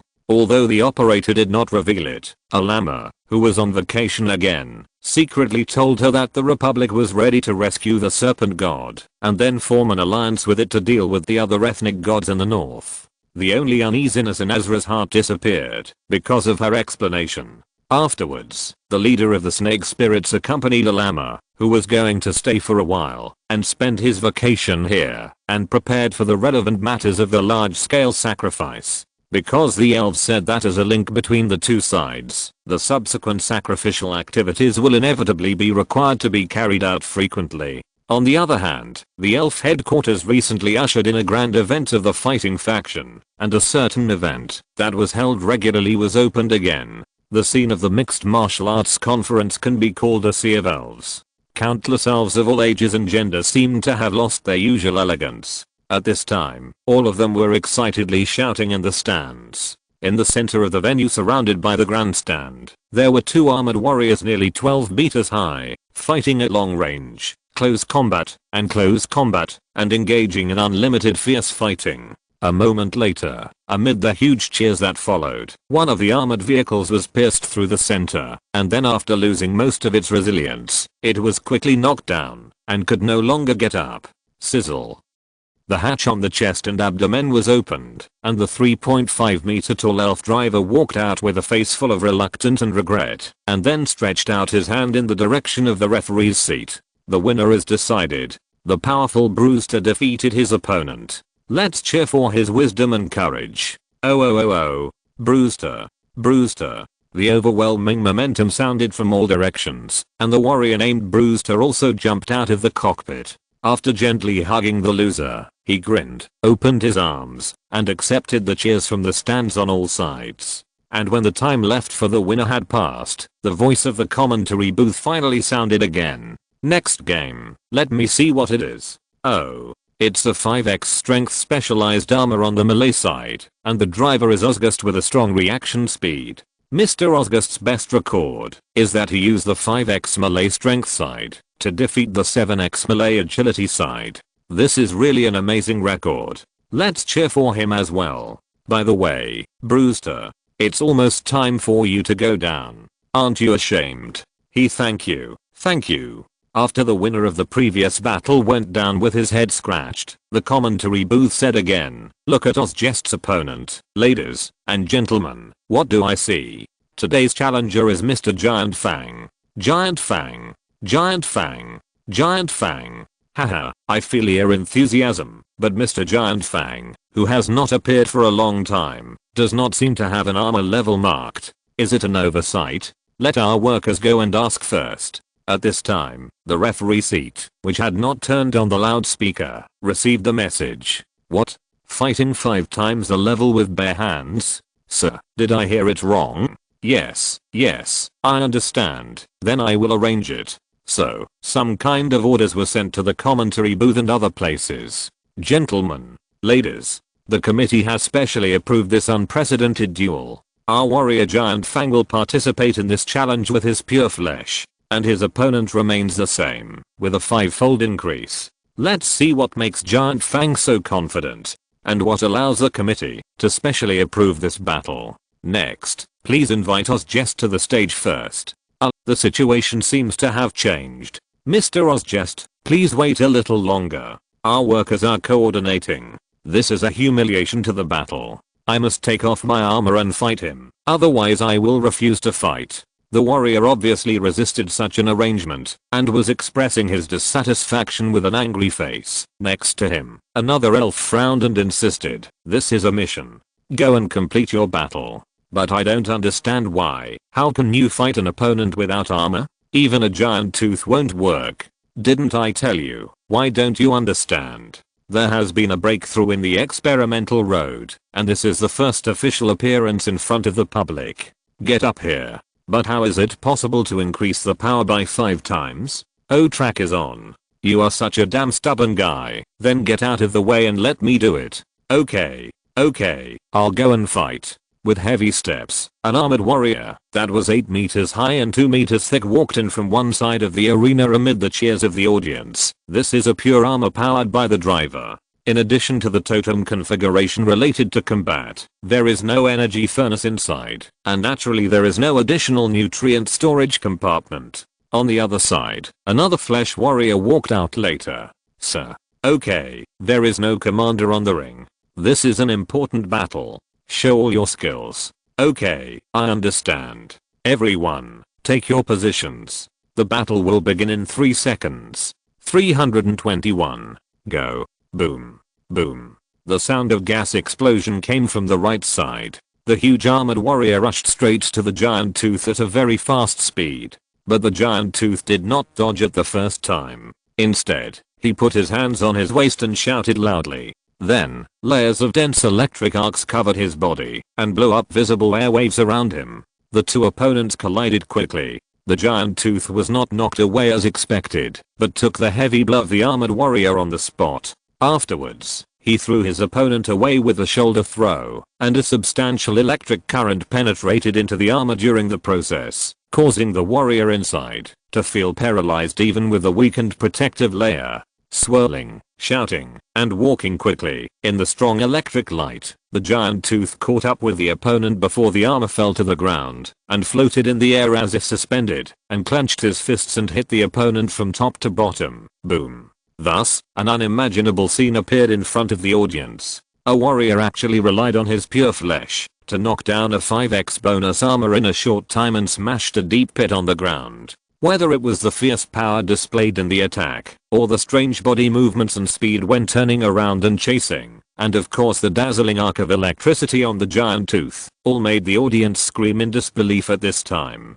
On the other hand, in the ring, Ozja, who was hit, was relieved. He was worried that there was something wrong with his brain, so he didn't dare to use his full strength in the process. But now, the performance of the giant tooth has reassured him, and this battle is obviously targeted. In other words, the so-called breakthrough is true. Thinking of this, he was very excited, and even forgot to get up from the ground.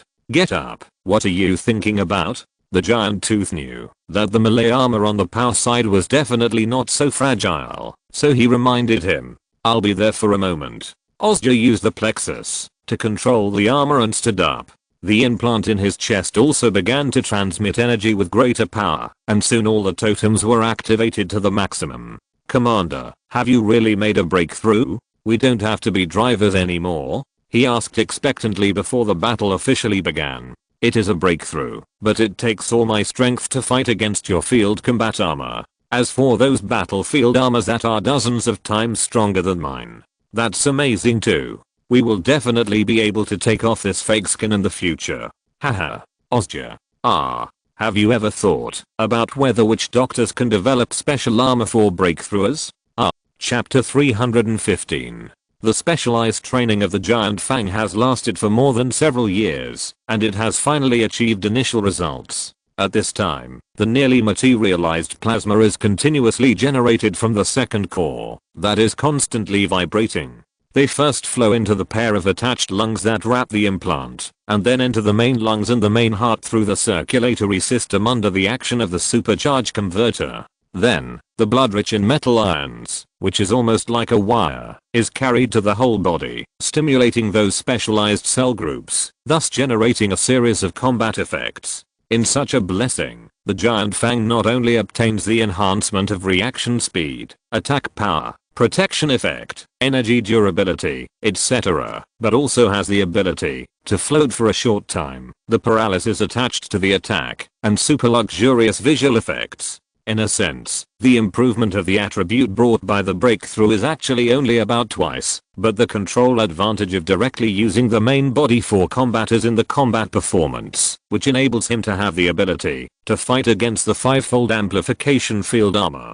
Therefore, in the next serious battle, the giant fang won the final victory with its higher energy utilization rate and stronger flexibility, and its paper data was absolutely weaker than that of the opponent. The cheers that had never stopped were even more enthusiastic at this time. In fact, even for the field armor with many restrictions on engraving density, material composition, energy supply and control mode, this is far from being a peak showdown. The event includes 3 fixed levels of 8 meters/12 meters/15 meters, which are distinguished by volume and engraving area. They can obtain 5 to 20 times the amplification effect at the same engraving density under the control and energy supply limits of the driver. In addition to these mature and fixed 3 levels of the event, there are also experimental 17 meter and 19 meter pure physical and pure consciousness field armors. Although they have weaknesses such as huge consumption, extremely high control requirements, and short combat power maintenance time, they are the real peak of martial arts in terms of instantaneous combat intensity. Moreover, if we are not limited to the field fighting school with many restrictions, and instead turn our attention to the practical school, then, after abandoning all the restrictions, based on the dignity of fighting, with the support of technologies such as brain-assisted control, light conversion energy supply, power furnace, high energy weapons, and nano-level engraving.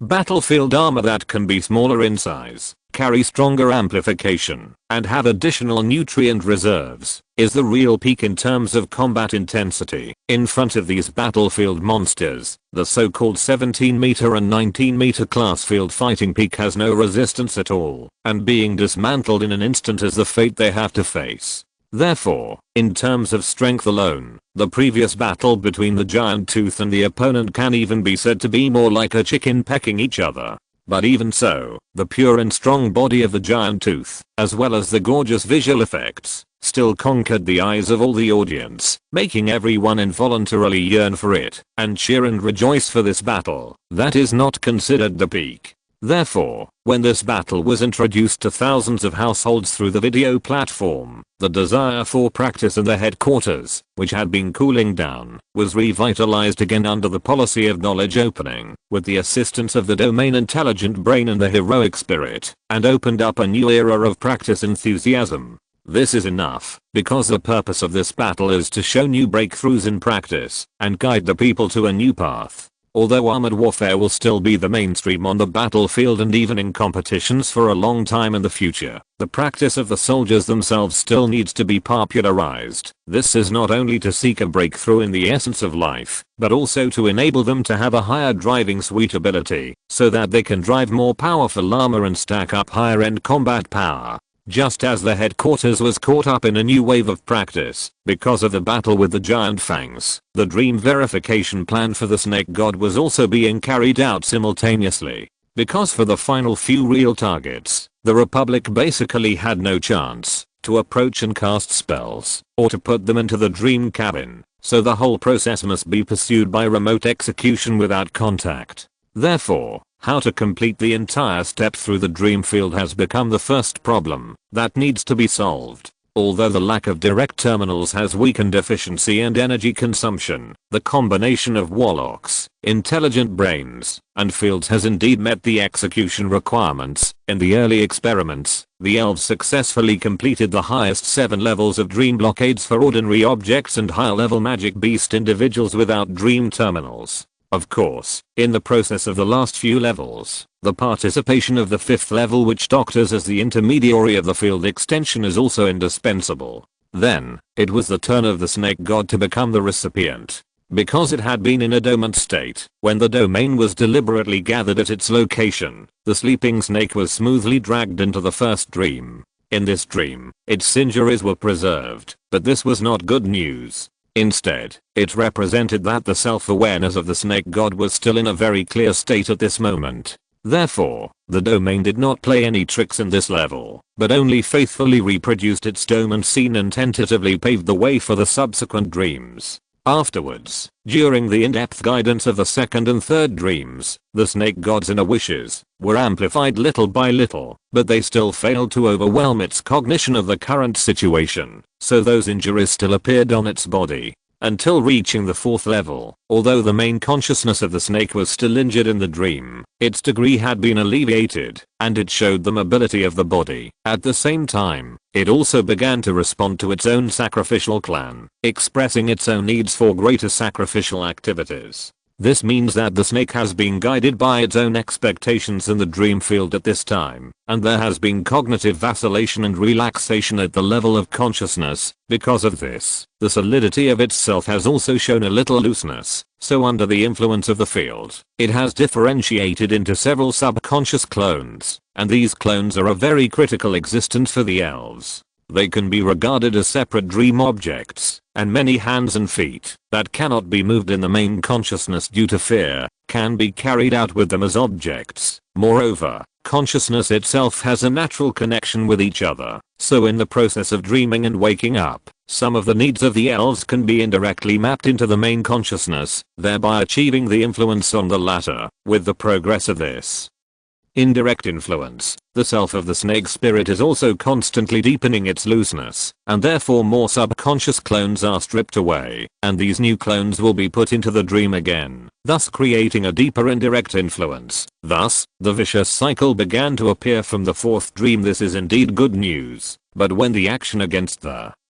subconscious was launched, the spontaneous response of the main consciousness to the sacrifice clan did take some effort for the elves. The response of the big snake is naturally a self-deception in the dream, an illusory existence, and the snake spirit sacrifice clan in reality will never get any feedback from it. However, the faith it receives is indeed real, because the thoughts of the snake spirits in reality really penetrate into the dream without any hindrance, and are received by the main consciousness of the big snake. This is a very troublesome phenomenon.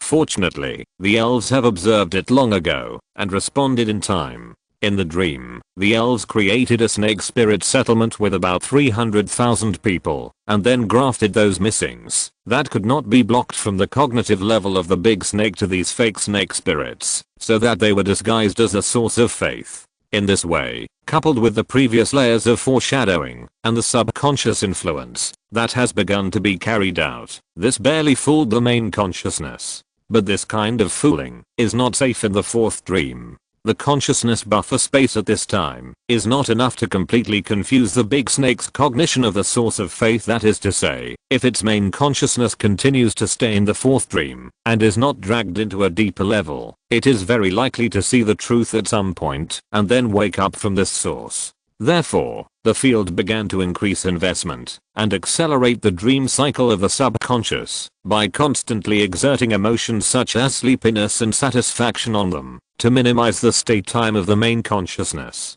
Gradually, under the expectations and influence of the leaders behind the domain, the snake felt satisfied with the current situation and once again lowered his body and closed his eyes and began to move towards the 5th dream under the influence of the domain. In the 5th layer, the situation changed significantly. First, the number of subconscious clones became more. As a result, the domain had more sufficient windows and was able to exert influence to a greater extent. These clones were reinforced with certain concepts in the layers of dreams, and they were continuously sent to the main consciousness, which prompted more subconscious to be stripped and thrown into a vicious cycle. Secondly, the snake's cognition of its own strength returned to its heyday. As before, this was equivalent to further confusion at the cognitive level, which also meant that it was more easily affected by the domain. Finally, the grafting of the source of missing went deeper into the snake's heart. This was also a manifestation of the increasing confusion, and it was also a clear proof that the buffer space was gradually becoming sufficient. Therefore, in this change, the process of dragging it into the 6th dream has become relatively simple. The 6th level, ignoring the more subconscious clones that have been stripped away and thrown into a vicious cycle. The influence of the dream field on the snake has also reached a considerable level at this time, and the proof of this is that its body has shrunk several times. You know, the snake is very squeamish, and changes like this that do not meet its real expectations will never spontaneously form before the influence reaches a standard. If the field directly exerts influence on the main consciousness, it can certainly force such an effect, but this method will also make it strongly resist, thus prompting it to finally leave the dream. Therefore, after observing this phenomenon,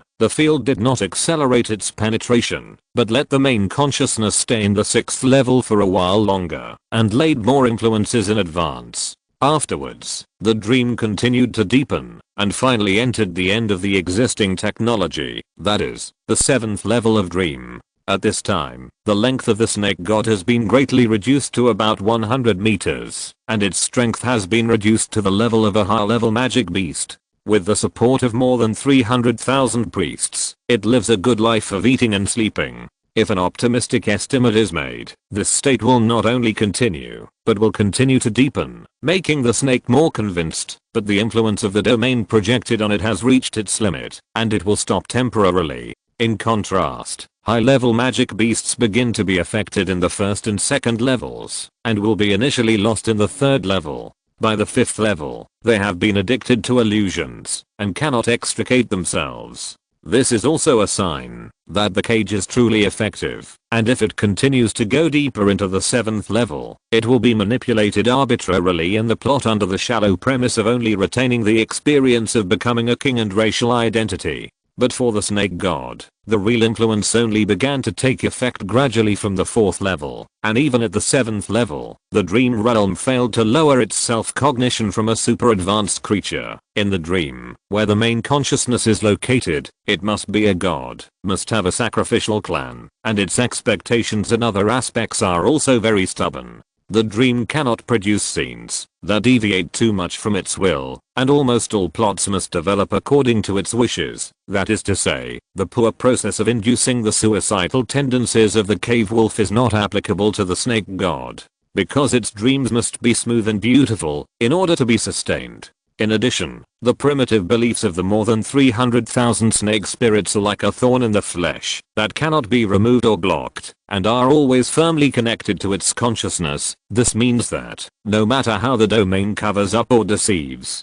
the bond between it and reality still exists. If the target is set as the active near gods in the north, then this issue also needs to be considered, and the witch doctor's initial idea now is to find a way to maintain and simulate false beliefs in dreams, while starting to reduce its real beliefs in reality. Of course, this is something to be considered later. Turning our attention back to the short and medium term, and back to the present, the creation of the dream cage for the near god can actually be regarded as a preliminary success. If everything before is analyzed in reverse, we can also draw such a conclusion. That is, as long as an environment that suits their wishes is created in the dream, and the false starting point of primitive belief is simulated, and then supplemented by the deepening influence at the subconscious level, the 7-layer dream is enough to imprison consciousness, at least in observing the current situation. The snake god did not notice the difference, nor did he generate the urge to wake up. On the contrary, because this is more in line with the current situation it expects, it enjoys the imprisonment with peace of mind. Of course, behind the main consciousness's indulgence in pleasure are its tens of thousands of subconscious clones, the satisfaction and peace of mind that are constantly instilled in the plot, and the multiple consciousness clones separated by the 3/5 level witch doctors also stayed in the dream from the 5th to the 7th level, becoming the intermediate medium for the second half of the field penetration. Therefore, their bodies in reality naturally fell into at least 5 levels of dream in order to connect, and they were in a state of complete inability to move. In addition, the dream sorcerer and the dream intelligent brain also contributed a lot. Among them, the former, because now only needs to be responsible for the response part, has withdrawn most of its energy after the dream stabilized, but the latter needs to be maintained. So a considerable part of the computing power is currently occupied, and it cannot be withdrawn as long as the dream continues. But in any case, the first part of the verification so far has been successfully completed, and its results are in line with expectations. The next second part is to focus on the call and influence of the centralized sacrifice on the bond in the near god itself, and find ways to cross this influence and confuse this call. At this time, the headquarters has moved all the snake spirits who were scattered all over the continent to the northern plateau, so that the snake spirit city-state has become a big city with more than 300,000 people. The leader Azra is naturally grateful for this. She is more attentive to serve Alama on vacation, and at the same time, she is preparing for the sacrifice required by the elves. After that, time is gradually passing. When the new residents of the city-state are settled, the first large-scale sacrificial activity participated by the whole tribe, which is considered a large-scale sacrificial activity for the current snake spirits, is about to start. For this reason, the Republic specially sent a consul, a senator, and several teams of guards to the sacrifice site as representatives on the surface.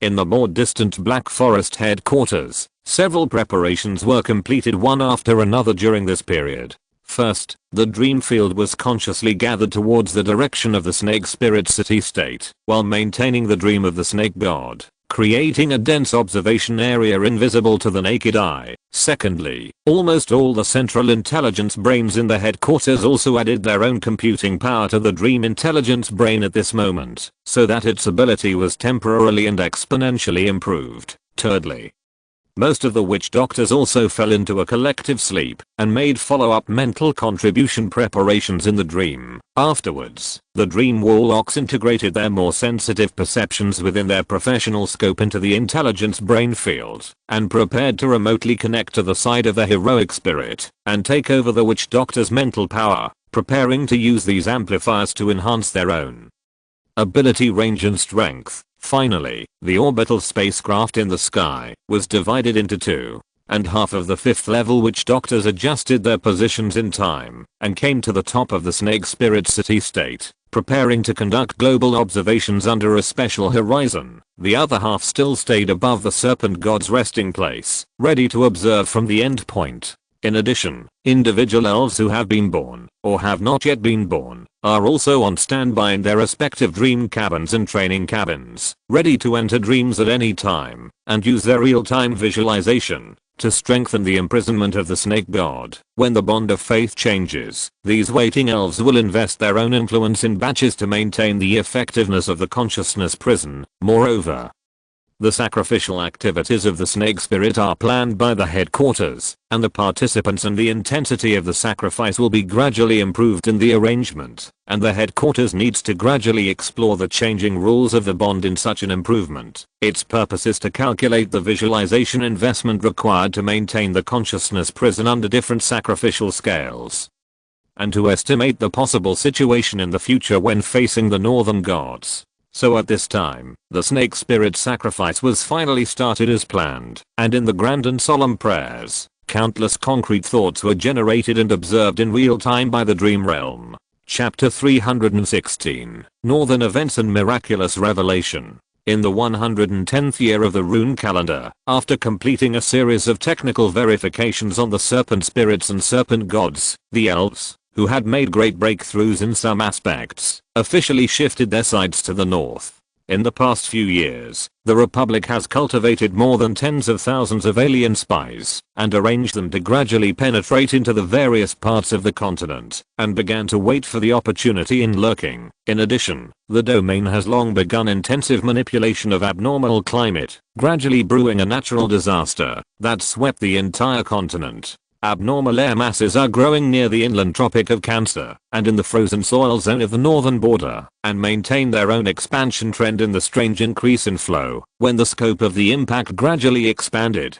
drought and cold disasters rose in the vast areas directly controlled by the air mass. The extreme cold started from the north and gradually devoured the north of the continent, and the severe drought started from the south and gradually eroded the entire southern country. When the cold and heat increasingly converged in the central part of the continent, the continuous heavy rain began to ravage the buffer zone, turning large tracts of land into a swamp. In the northern continent, the war between the three powers in the Far East is still going on. In the past few years, the coalition forces have broken through the opponent's first fortress defense line in the middle and have now penetrated deep into its territory, temporarily stopping at the second and third lines of defense. However, the food shortage crisis is gradually showing signs of easing, and it first took effect on the Rhine species, but the relief from temporary allies in the north and south also allowed the war to continue temporarily. In general, since the defenders need to divide their troops to look around, while the attackers can concentrate their forces on one point, the war is actually in favor of the West in terms of the current appearance. The coalition's subsequent offensive was indeed unstoppable. They conquered the Far East's second fortress defense line in a relatively short period of time, and are now moving towards its real hinterland. So naturally, the wise and capable King Rhine was unwilling to withdraw his troops at this moment, when victory was about to come. As for the drizzle in the rear, almost all of his documents were letters denouncing the laziness and cunningness of the subordinates, which made the King Rhine think, is it because of my previous benevolent rule, that I gave these lowly guys the illusion that I'm weak? The policies of tax reduction and service for tax he issued did not seem to be really effective. Since good intentions did not bring good rewards, they should be given a taste of the whip. Therefore, the King Rhine ordered to use a tougher attitude and more cruel means to intimidate those lazy slaves and make them work harder, thinking that as long as they were willing to work hard, the food shortage crisis would naturally be solved smoothly. However, whether it was the Mammoth Kings, or the Tusk Queen, or even the near god behind them, they all obviously underestimated the intensity, duration, and impact of this drought and flood. But in fact, the situation outside the battlefield has quietly changed from the Rhine Kingdom to the buffer zone on the front line. From a certain moment, there was a continuous torrential rain, and the rain that fell from the sky seemed to have no end and never stopped all day, making the entire transportation route a mess. And on a certain section of the road, a subsidiary corps of more than 10,000 people, in such a bad climate, was carrying out a task of transferring food to the front line. All these people came from the same tribe, and the leader was the son of the chief. It stands to reason that with the differentiated governance method of the Rhine race, no matter how hard the tribe as a whole lived, the tribal leader should be able to enjoy at least a luxurious life. But at this time, the expression on the face of the son of the chief, who was the agent of the Rhine ruler, and even his own state, could not be described as good, because this mission was too difficult. The mission deadline had expired, and the food loss on the way was far beyond expectations. Even if they tried to save as much as possible, the transporters themselves still had to eat. After the food they carried with them was consumed, the military supplies in the food transport vehicle became the first choice, and originally, he actually just wanted to use a little bit of military rations to barely hold on, but who would have thought that he would encounter a disaster at the end of the road? The river burst its banks and the road ahead was blocked. The grain transport corps had to step on the muddy ground and prepare to bypass to the high ground to avoid the obstruction of the river, but afterwards, the mountain path they bypassed was actually blocked by mudslides. As a result, the delay became more serious, and even the food that was the target of the mission was lost, and the Legion itself was consumed under necessity. Oh my god. What should I do? Looking at the end, that was still far away, the son of the chief fell into extreme panic. He was afraid of the fate he would face in the future. After all, the Rhine race is not a kind person. Even if he really encountered an obstacle of force majeure, the irritable guys would never give him a chance to explain. But on one of those nights, when he was tossing and turning, because of his troubles, a revelation sounded in the depths of his heart. Boral, offer your faith to serve me, and you will gain the power to resist. Father God. No. The father god of the race disappeared a long time ago, and there has been no response for nearly 1,000 years. In addition to the nobles like it, the tribe no longer has any memory of that dusty period. So, who is this existence? But no matter what, the severe punishment and even death he might face made him no longer hesitate. Great One, I, the humble Boral, am willing to serve you and ask for your blessing. Very good. My name is the Weaver of Webs and the Giver of Laws. I will bless you and give you the power to resist. Then, 3 things called magic emerged from the depths of his mind and turned into power that surged from his body and then disappeared, and their names were level 3 bear's physique, level 3 cat's agility, and level 3 bull's strength. They could act on himself and bless others, and their breadth and strength would gradually be strengthened with his belief. Just like at this time, there were more names such as Fireball and Lightning Strike, forming grey signs that appeared in his mind, as if waiting for the day when Boral would truly be qualified. Boral felt excited. Isn't this the ability of the shamans? No, this is definitely more powerful than the shamans, because when I use these powers, I don't need the help of the altar at all. Boral immediately knelt down and bowed respectfully. Great Weaver, great magic giver, Boral will be your most devout believer, but my tribe is too weak. Can I allow them to believe in you? Boral made a request that might be beyond the line in trepidation, but he is just an inferior species. Even if he gains power, he is definitely not the opponent of the strong tribe.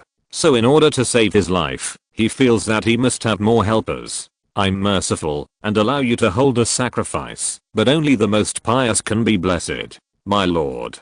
The humble Boral thanks you again for your gift. After a while, there was no response. If it weren't for the fact that those magic symbols still existed inexplicably in his mind, Boral even wondered if he was crazy in fear. But now he tried to bless himself with 3 spells that could be used, and then struck the ground with all his strength, and with a roar, a dent half a palm deep and as big as a basin suddenly appeared on the hard ground. In the panting caused by exhaustion, Boral reveled in the feeling of having power, and it was not until a moment later that he came to his senses and remembered what to do next. Restraining the expression on his face and suppressing the surging excitement, he lifted the wet tent and prepared to order the guards to call his confidant. This was clearly a camp with nearly 10,000 residents, but at this moment there were only less than 100 tents to be seen, and most of them were illusions created by the concentrated placement of grain carts and the rainproof sails covering them. In fact, very few of them could actually be used for living. Moreover, these few tents were occupied by only more than 100 of Bora's confidants. Although they were insignificant compared to the overlord nation, they were all powerful figures in their hometown tribes. As for the rest of the so-called compatriots, they were just lying on the ground next to the campfire, huddled up and sleeping. At this time, all the nobles gathered in Bora's tent, listening to his excited words with a thoughtful expression on their faces. It seemed that nothing had happened that night, and it passed quietly in the spreading rain. When the tribal members responsible for transporting grain woke up and endured the discomfort to prepare for work, they saw a hanging body in the center of the tent. It was the chief's son. The new leader who took the blame also reluctantly explained with impatience, "That guy is crazy, and he is ready to take everyone to die because of his own mistakes. We will hand over his body to the Lord." Oh, that's it. At the same time, in the far south of the elf headquarters, a related scene seemed to have occurred. An elf with a puzzled face crushed the fruit in his hand and jumped and cursed in the residue and juice in his hand. Damn idiots. Foolish cowards. What's wrong? Another elf asked curiously, leaning his head back from his seat. It seems I really chose the wrong target. Hey, I told you, you should choose those who come from the bottom of the society and are truly dedicated and unwilling to accept their fate. How can the group of insects you picked succeed? Didn't I think of making use of their identities? I thought that bringing a few with a large number would save more resources in the field. After all, the means of thought transformation and filtering are not yet mature. So, did you save it? No. That's it, okay. I'll go and deal with the aftermath first. After all, we can't let these idiots really spread the news to the Rhine species. Haha, you better pay attention this time. Some things can't be taken for granted. Especially the web weavers are still a very important link. Okay, I get it. Here a month later, the Rhine species logistics base received a report from the Air Cavalry Patrol. According to the report, in just over a month, several inferior species grain transport corps on the grain transport line attacked and killed the grain supervisor of their own tribe and disappeared with the remaining grain and grass. This news attracted the attention of the Rhine race, and the enlarged food crisis aggravated their anger, so more severe punishment measures were issued. The anger from the front line will inevitably fall on the tribe, where the SKP was born. Of course, the long distance between the two meant that, even if the air cavalry traveled personally, it would take some time to complete the execution of the punishment. And in this process, some changes were still happening in the rear area. Different from the grain transportation line with continuous rain, the climate in the Rhineland at this time was completely opposite.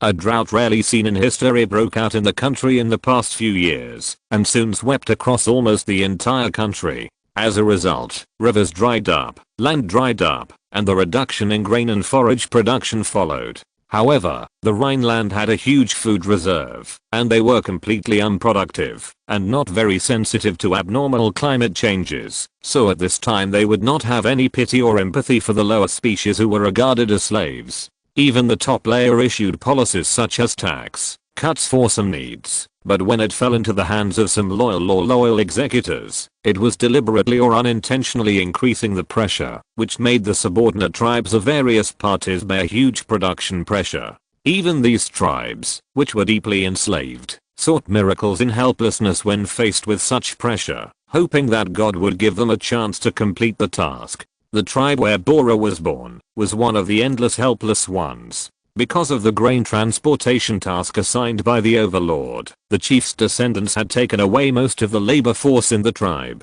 and the original promise of tax reduction was seriously distorted in the hands of some executors. In the end, the tax task that fell on them was not actually much more favorable than in previous years. In other words, the tribe had to rely on the remaining half of the labor force, and at most a part of the old and weak who had to work with crutches and open crotch pants, to undertake production tasks that were almost the same as before. This tribe has always had to hand over livestock and food as supplies, but things have been very bad recently. Not only has the labor force decreased, but even the nearby river, which they depend on for survival, has dried up and only has a pitiful amount of water left. In order for the livestock and the living to have water to drink, they must desperately dig deep wells, and get up early, and stay up late to walk long distances and fetch water from far away, just to get a barely enough harvest. And as the irrigation season is approaching, facing the impending surge in water demand, the entire tribe, whether serfs or nobles, have fallen into indiscriminate despair, as if they have become real compatriots for the first time. And one night during this time, a revelation came, saying that as long as they offered their faith, they would be given the power to resist. Can you give us water? They didn't dare to think about resistance at all. The tribe just wanted enough water to survive and complete their mission. As long as they had this, they would be satisfied. It was unknown whether the existence felt helpless, but it did give them water. An underground river was changed out of thin air, and water came out of the tribe's deep well. So, this subordinate tribe prayed devoutly with gratitude and hurriedly started production activities. The taxes to be paid to the suzerain must not be less. The tribe's high-ranking officials and the lower-level serfs were relieved. Just as they were happily supervising or carrying out the busy farming work, a piece of news from afar made the entire tribe feel like they were falling into an ice cave. What? The grain transport corps and away with the food from the front line. A trembling sensation like sifting chaff, a suffocating feeling, as if the sky was falling, and the earth was collapsing followed, drowning the throats of all the tribe members at this moment. Afterwards, the sky full of air cavalry arrived in the sky, destroying the tribe, and killing all those who could breathe, and the scene seemed to have emerged before their eyes. At this time, a certain word from existence seemed to echo in their minds again. Do we want to resist? No, maybe it's just a rumor. Maybe the master will show mercy. However, the imagined misunderstanding and mercy did not come. Only a high-ranking Rhine, with a few ordinary citizens and a centurion of slave soldiers, came to the tribe with a butcher knife at an inappropriate time, at a time when it should not have appeared. After that, the killing began. Tens, dozens, and hundreds of serfs died without resistance. Should we resist? No, maybe they are satisfied with killing serfs. The nobles fell to the ground and begged for mercy in trembling, hoping to save their lives with the lives of the lowly serfs, but the noble head also flew out for more than a few meters with blood splattered, and then the second and third. Should we resist? No, maybe it won't even be my turn to die. The clan leaders have vented their anger enough and still need my help. Then, several nobles' heads were chopped off, and hundreds of serfs were killed, but they still closed their eyes, hoping to survive from the mercy of the one wielding the knife, or some other emotion. Go to hell. A loud shout rang out from the group of people waiting to die, and in the face of everyone's horror, they picked up the farm tools at hand, and opened the head of a slave soldier from behind. When the white and red were swinging away, the expression of the fighter was ferocious. He tightly grasped the farm tools in his hands, and shouted angrily, "Are you all waiting to die? Pick up your weapons and chop them." At first, there were only a few responders, but a few serfs with red eyes who were staring at the corpses of their relatives and friends, and struggling in their hearts, finally picked up their weapons. No, those serfs who had broken their eyes, and were so crude that they could not be called weapons, but they still chose to resist, and such behavior seemed to have touched a certain heartstring of the others, causing their hands to unconsciously reach out for the handy or unhandy things. Even if they still could not make up their minds, they subconsciously swung their hands when the butcher's knife was about to hit them, and completed the most important first move. Thus, the real resistance began. Tens of thousands of angry people overwhelmed the murderers like a rising tide. They knocked the slaves and even a few ordinary Rhinemen to the ground one by one, and then slaughtered them all. When the nobles shouted no, no, in fact, they were not killed all. At least the high-level Rhine who led the team had already escaped from the siege circle at some point, and for some reason, and was now shouting frantically in the distance, "You bastards. Just wait for me. I will lead my troops to flatten your tribe. Kill your lowly things." Then, he rode the earth lion mount given by a certain mistress under his crotch, and ran away with his legs clamped together. The killing that was happening in the tribe also stopped soon after. Looking at the corpses of slave soldiers on the ground, especially the Rhine, all the tribesmen felt deep fear and extreme panic after calming down. They looked at the first instigator with a complicated expression, but they had no choice but to think about what to do next. Run. Hide. Young and strong, take the young ones and run. We old guys will only be a burden. Find a grain transport corps or hide somewhere. There will always be a chance to survive. At this time, no one was stupid enough to say surrender for leniency, but where should so many old, weak, sick and disabled people run to, and how should they survive after running away? It has become the most helpless problem at the moment. It seems that the best way is the most helpless way, abandoning the vast majority of the old and weak, and only hoping that the part with the highest probability can really survive. On the other hand, the group of nobles had almost accepted the reality at this time. Although they were helpless, they could only continue to think in the direction of escape. Perhaps it was because they ate too well, or because they had more contacts, so the chief thought of a possibility of survival from death. That God. We can ask the Almighty God. Yes, you are worthy of being the chief. Yes, the God will definitely help us. The chief's words were immediately recognized by the vast majority of the tribesmen, and his previous precarious position seemed to be stabilized again. So, the chief naturally stood in the forefront again, and began to command the rest of the tribesmen to do the next thing. Gradually, a simple altar, which was not even known whether it was useful, was erected under the pile of several stones, and then the whole tribe, led by the nobles, knelt down and prayed to the god. Unexpectedly, or perhaps not unexpectedly, this crude and unusual ceremony actually received a response, and the voice of the god really appeared in the field a moment later. "Raise your head, warrior, and tell me your name." Although the god is invisible, his sight is substantial, and his words did not immediately point to the front row, to those nobles with expectant eyes, but fell on a corner in the back row that was faintly excluded. Aunt, the great man, my name is Aunt. The person being questioned was the serf who had taken the lead in rebelling. He responded with some excitement and some confusion. You are good.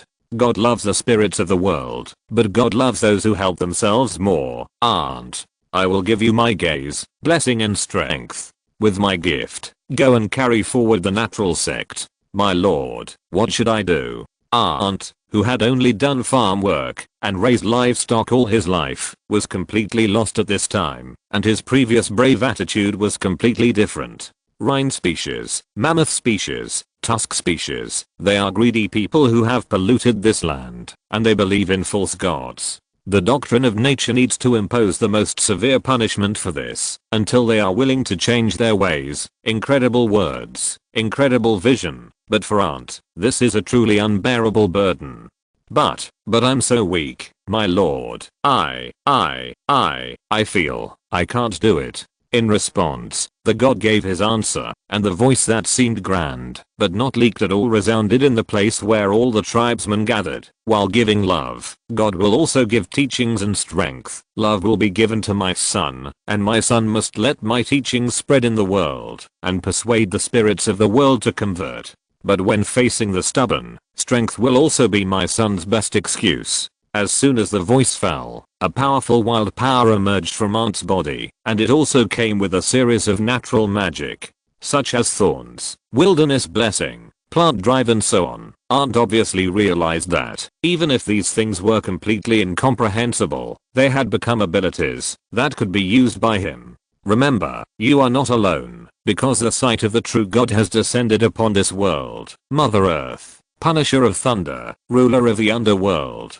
god of suffering and virtue, god of bravery and war, weaver of the web, and so on. These beings, and their believers, will be allies of my people before the false gods are pulled out, but that's only before they are pulled out. So, go, my sons, my people, accumulate strength, resist, overthrow those who pollute nature, and then build 1,000 temples for me. Preach my teachings, and I and my believers will eventually win this world. When the North fell into a series of strange changes due to natural disasters and man-made disasters, the elf headquarters was also quietly carrying out certain projects. On the material level, there were several strange and busy offices in the heroic spirit altar, and several folders with awesome logos appeared in the dream brain. In the dream world, a complex web starts from the altar and spreads its claws to the north, covering the entire continent. However, its presence in each direction is different, and there are still some differences in the density of the gaps. The web is rooted in the dreams that are maintained and unfolded between layers, and in the deepest part of these dreams, some strange and illusory props seem to be raised. Chapter 317, The Road to Divine Prayer. In the 112th year of the rune calendar, the coalition forces were about to reach the heart of the Far East, which was a densely populated urban area with a radius of 3 million square kilometers centered on the capital. It was also the most solid and final barrier in the Far East. On the coalition side, although they hoped to seize enough wealth and supplies on the land they were about to arrive at, the other side, under the guidance of some patriots, had already launched a more in-depth campaign of fortification and clearing the fields. At this time, a large number of small and even large cities with no defensive value were abandoned, and the fields in the wild were either harvested or burned. Not to mention a grain of food or an animal. In fact, not even a hair of the animal was left for the coalition forces. In addition, the people in the periphery were relocated, and all the wealth and food were transferred. All the war background was concentrated in the more than 30 war fortresses around the capital, as well as the endless supporting defense facilities. It is also worth mentioning that, perhaps because heroes emerge in times of adversity, or because of some other shameful reasons, many well-deserved heroes actually emerged in the 13 tribes of the Far East during this period. Some of them are master builders, who not only obtained more advanced fortress design plans in the apocalypse, but also found a mixed soil that had never been discovered before. And based on this, they built the last war fortresses outside the capital circle. Some are weapon masters, who discovered some high quality unknown metal rich veins in the underground rock strata that were suspected to be traces of meteorite clusters, and studied the corresponding smelting methods, and then used them to create extremely sharp weapons and very solid armor and other protective gear. There are also city defense masters, who single-handedly researched more advanced city defense weapons at this last moment, allowing the core fortress group to have a powerful counter-attack force in addition to the altar. In addition, there are also many masters of strategy and tactics, combat skills, and even masters of speech and logistics. These heroes have not only greatly improved the war capabilities of the Far East, but they have also relied on the special policies of the special period to sit in the middle and high positions in the ruling group through real merits, and thus gained a considerable degree of policy influence. At the same time, many firm followers of the main tribe have emerged in the affiliated and slave tribes. They led their own tribes and actively responded to the call of war. They have always been on the front line to fight for the defense of the motherland, and thus won the favor of the 13 main tribes of the Far East, and were given more trust and tasks. With their united efforts, the coalition forces enthusiastically broke through the false third fortress defense line, and pushed their troops to the heart of the Far East. However, facing the ruins and charred and empty farmlands before them, the commanders felt extremely angry, because there was obviously nothing here for them to plunder. Afterwards, scouts also reported the existence of the core fortress group, and explained that it was a solid defense array cluster filled with countless war altars, and it was by no means an easy area to break through. In fact, at this time, the Rhine tribe's food supply was already stretched to the limit, and the plan to take food from the enemy had some twists and turns due to everything in front of them, and the misfortunes never come singly. Within the rear borders, and along the long food transportation routes, the previously sporadic drizzle has become an event that needs to be absolutely noticed under the accumulation of time and the ongoing oppression. The number of affiliated corps fleeing along the way is increasing.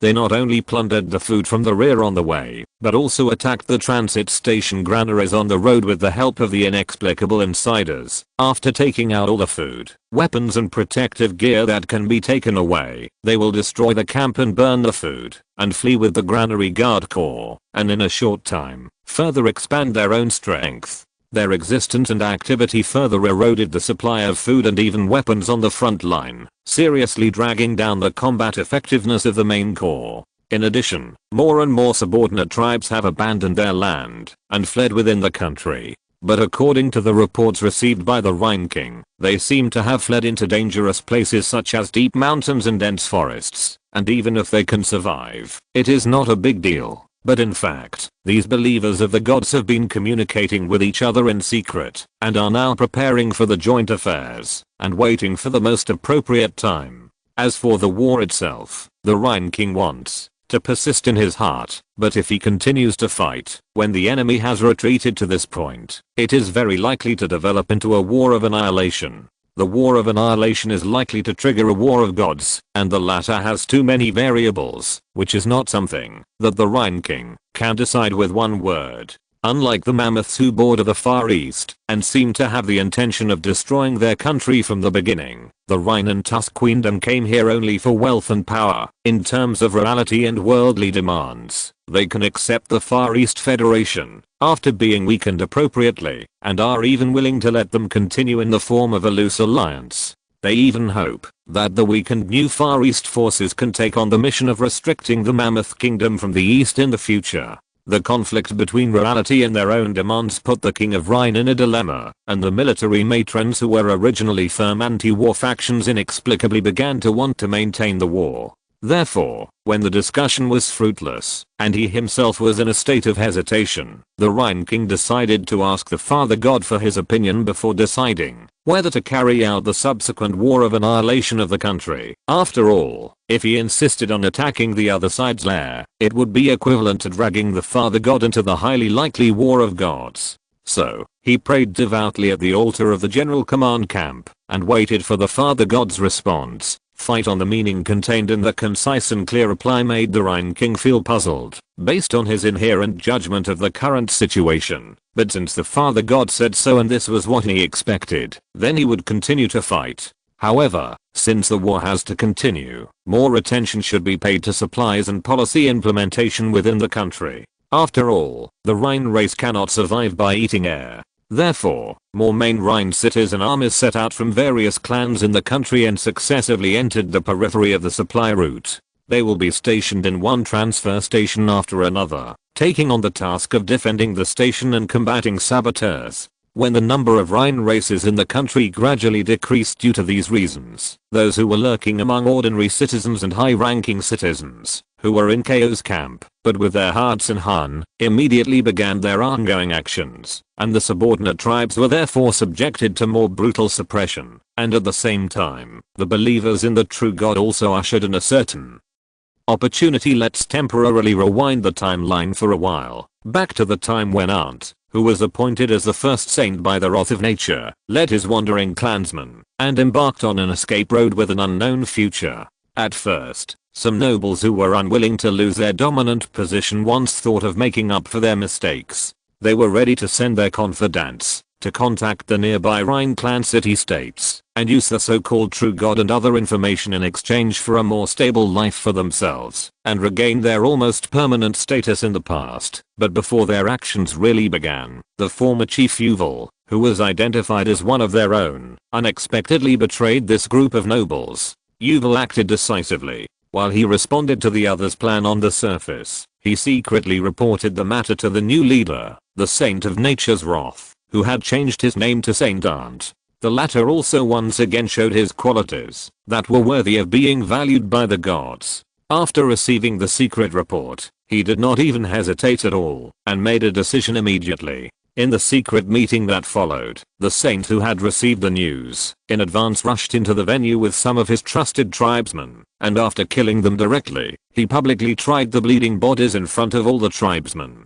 As a result, not only did Saint Ant consolidate his prestige again, but Yuval also gained the favor of nature's wrath and became a person blessed by God, mastering extraordinary abilities that he had never dared to think of before. In the temporary sacrifice that followed, the revelation of God once again descended upon the saint and pointed out the way to survive. The land bestowed by God is in the southwest. Although the road ahead is dangerous, there are brothers of the same faith waiting for our help. After the saint who received the revelation said so, he led the tribesmen who were not half believing, but indeed felt uneasy, and set foot on the road indicated by God's revelation. Sure enough, in the following 10 days, they successively encountered several tribes with almost the same situation, and also encountered several not so small slave soldier interception battles. Among them, although the latter caused not a few casualties to the group, it also contributed extremely necessary weapons and precious food supplies, which to some extent solved the urgent problem. However, the handling of the former encountered some twists and turns.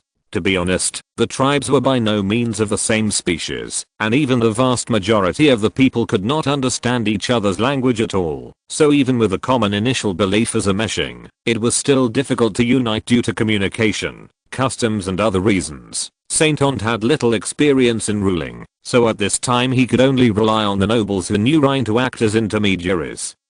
And only at the cost of dividing some secular power could the team be united as a group and continue to move forward. But unlike the other nobles, Yuval, who was already a divinely blessed person, cherished this opportunity very much. So, on a certain occasion when there were only the two of them, he proposed to the new leader, we should establish a ruling system with the sect as the core, and we should also have a common language, because only in this way can the people better unite under the wings of the gods. Ant agreed to this suggestion and became the patriarch under the witness of the wrath of nature. Then, with the patriarch, priest, godly warrior believers as the 5-level core vertical axis, a new order was established. The prototype of the Church of the Wrath of Nature was born from this. But now, in addition to its own saint patriarch, there is only one patriarch, Yuval, and 3 divinely blessed priests from different tribes.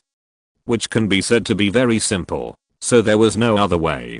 They could only temporarily promote a group of trainee priests and trainee warriors from the existing nearly 30,000 believers, using the former as the reserve connection at the bottom level and the latter distributing the captured weapons, to become the guards of the cult. However, the language problem seemed to be unsolvable in the short term. The wrath of nature said in the divine prophecy that, even if it did have the ability to solve the problem immediately, it hoped that the believers could learn to overcome the difficulties. Regardless of the truth, the gods had gifted a new language and writing, and in some way, let the core members of the church master it initially. Thus, this new language became the current church language and the language used by the entire sect that needed to be popularized in the future. Of course, when all this happened, the journey was still going on. During the process, the new sect experienced battles, rescues of brothers in faith, hunting, and despair caused by a lack of food and clothing. The most dangerous time was when they encountered a public service team led by a Corine, which included a few citizen soldiers and hundreds of slave soldiers.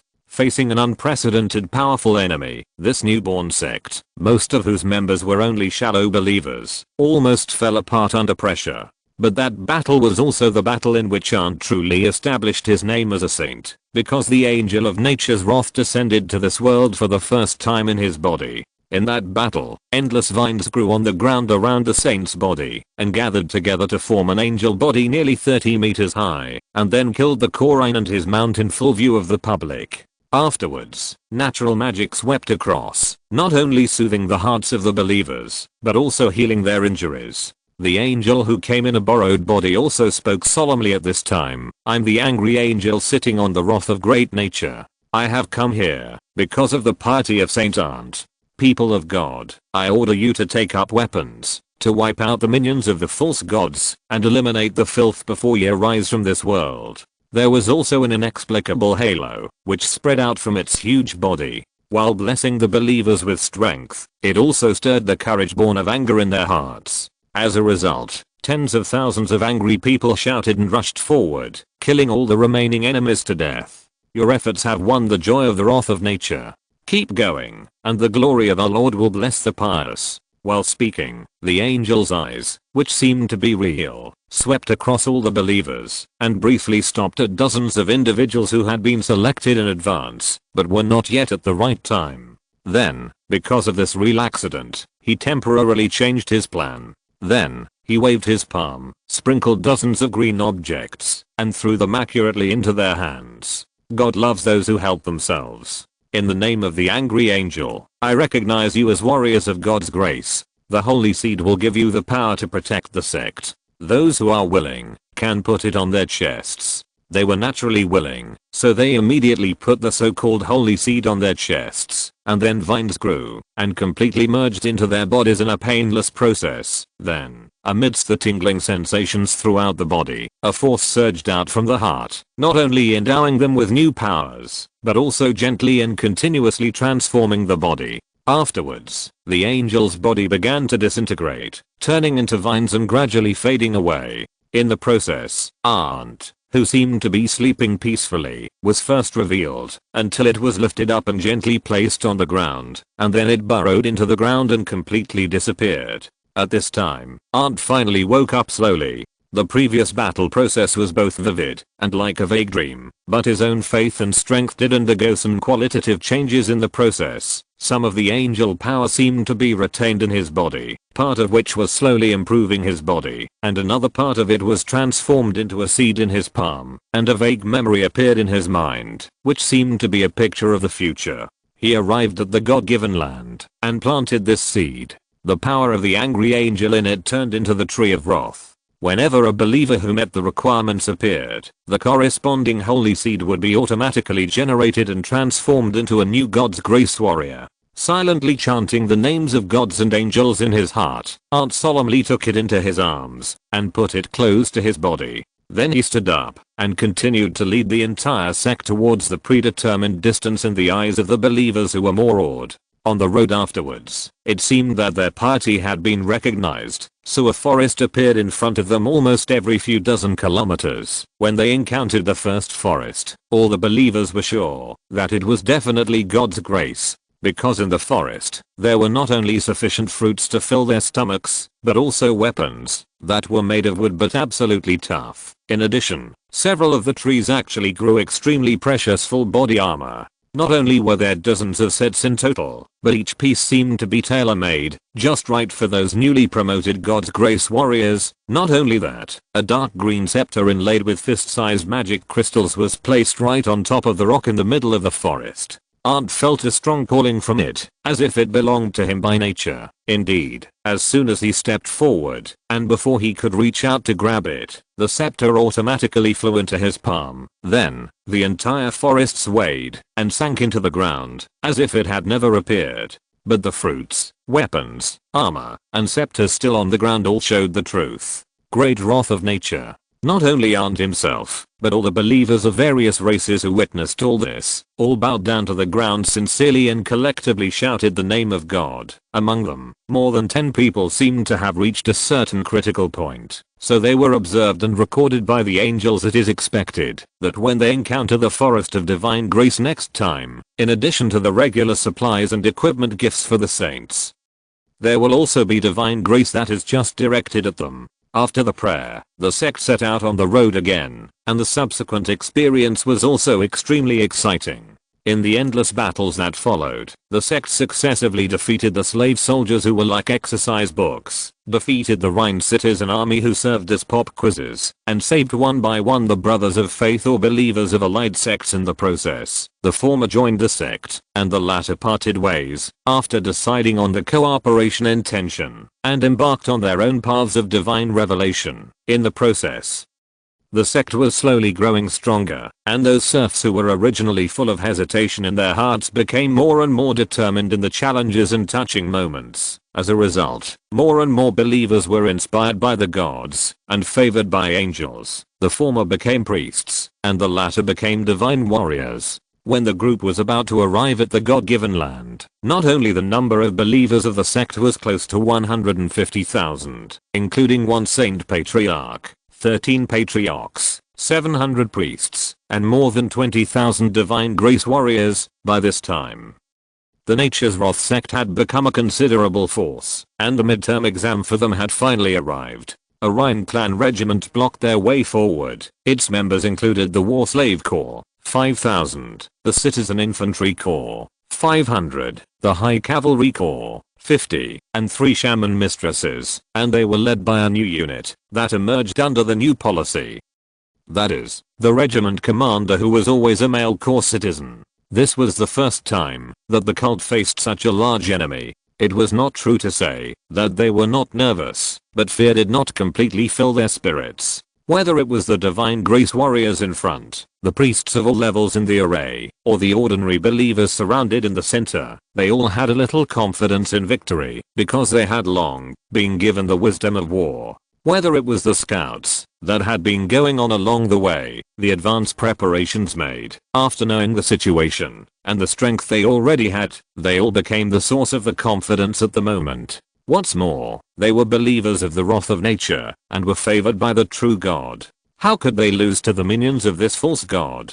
On the opposite side of the cult's array, the commander of the Rhine War Corps was riding his giant earth lion mount that was tens of meters long and slowly passed in front of his own formation. At this time, looking at the enemies in the northeast direction, even a conceited person like him had to frown deeply. What he saw was already very clear. How could those on the opposite side be just a group of fleeing serfs? At the very least, the more than 20,000 people lined up in front of the enemy are clearly an army. Although this is not the hinterland of the kingdom, the emergence of such a large-scale, well-equipped, and military-looking enemy is by no means an ordinary thing. What are the mistresses of the nearby clans doing? How could they sit back and watch it grow so big? Did they not get the news? Or, although there are all kinds of doubts in his mind, he still temporarily suppressed them, because what he has to do now is to solve these escapees as soon as possible, and the follow-up matters. Humph. Just wait for the king's judgment.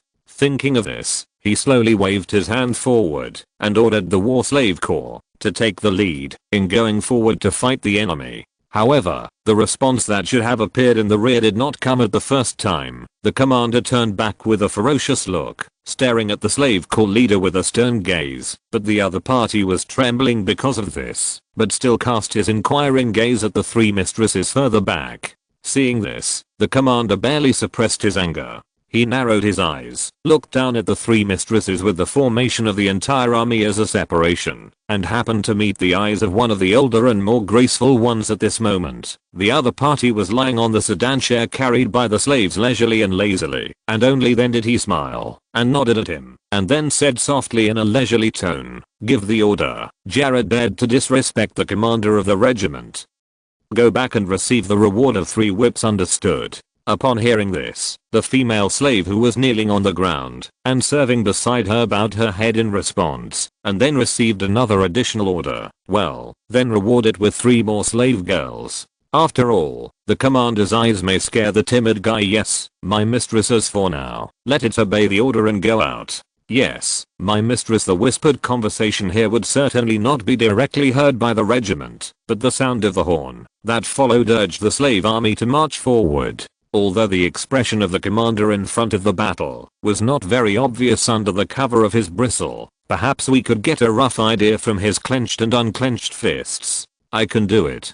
I will definitely do it. May my lord bless you." Opposite him, Aunt was looking at the opponent he would face later from afar, a huge earth lion and a knight on its back who seemed to be very powerful, and prayed in a low voice after the horn sounded. A younger female Rhine stepped on the ladder built by the guards on their backs, climbed onto the sedan chair, and came to the side of the mistress who had spoken earlier. The female slaves crawled back, while the former sat on the sedan chair with legs bent, and leaned her face against the chest of the latter, and then said softly in a voice that still sounded a little childish, "Sister, I'm a little scared." The older mistress stroked her golden hair, and comforted her in a calmer and softer voice. "There's nothing to be afraid of. This kingdom has long been turned into a sieve. Besides, there is a kind mother goddess who is always watching us. Well, merciful Mother Earth, please grant your devout believers shelter in the new world, illuminated by the true God." The young female sat up a little straighter after hearing that, and then drew complicated lines on her chest while praying, and a prayer directed at the same existence also sounded from her side at this time. "Merciful Mother Earth, may the false god sink forever in your kingdom of God, and never come to the world again."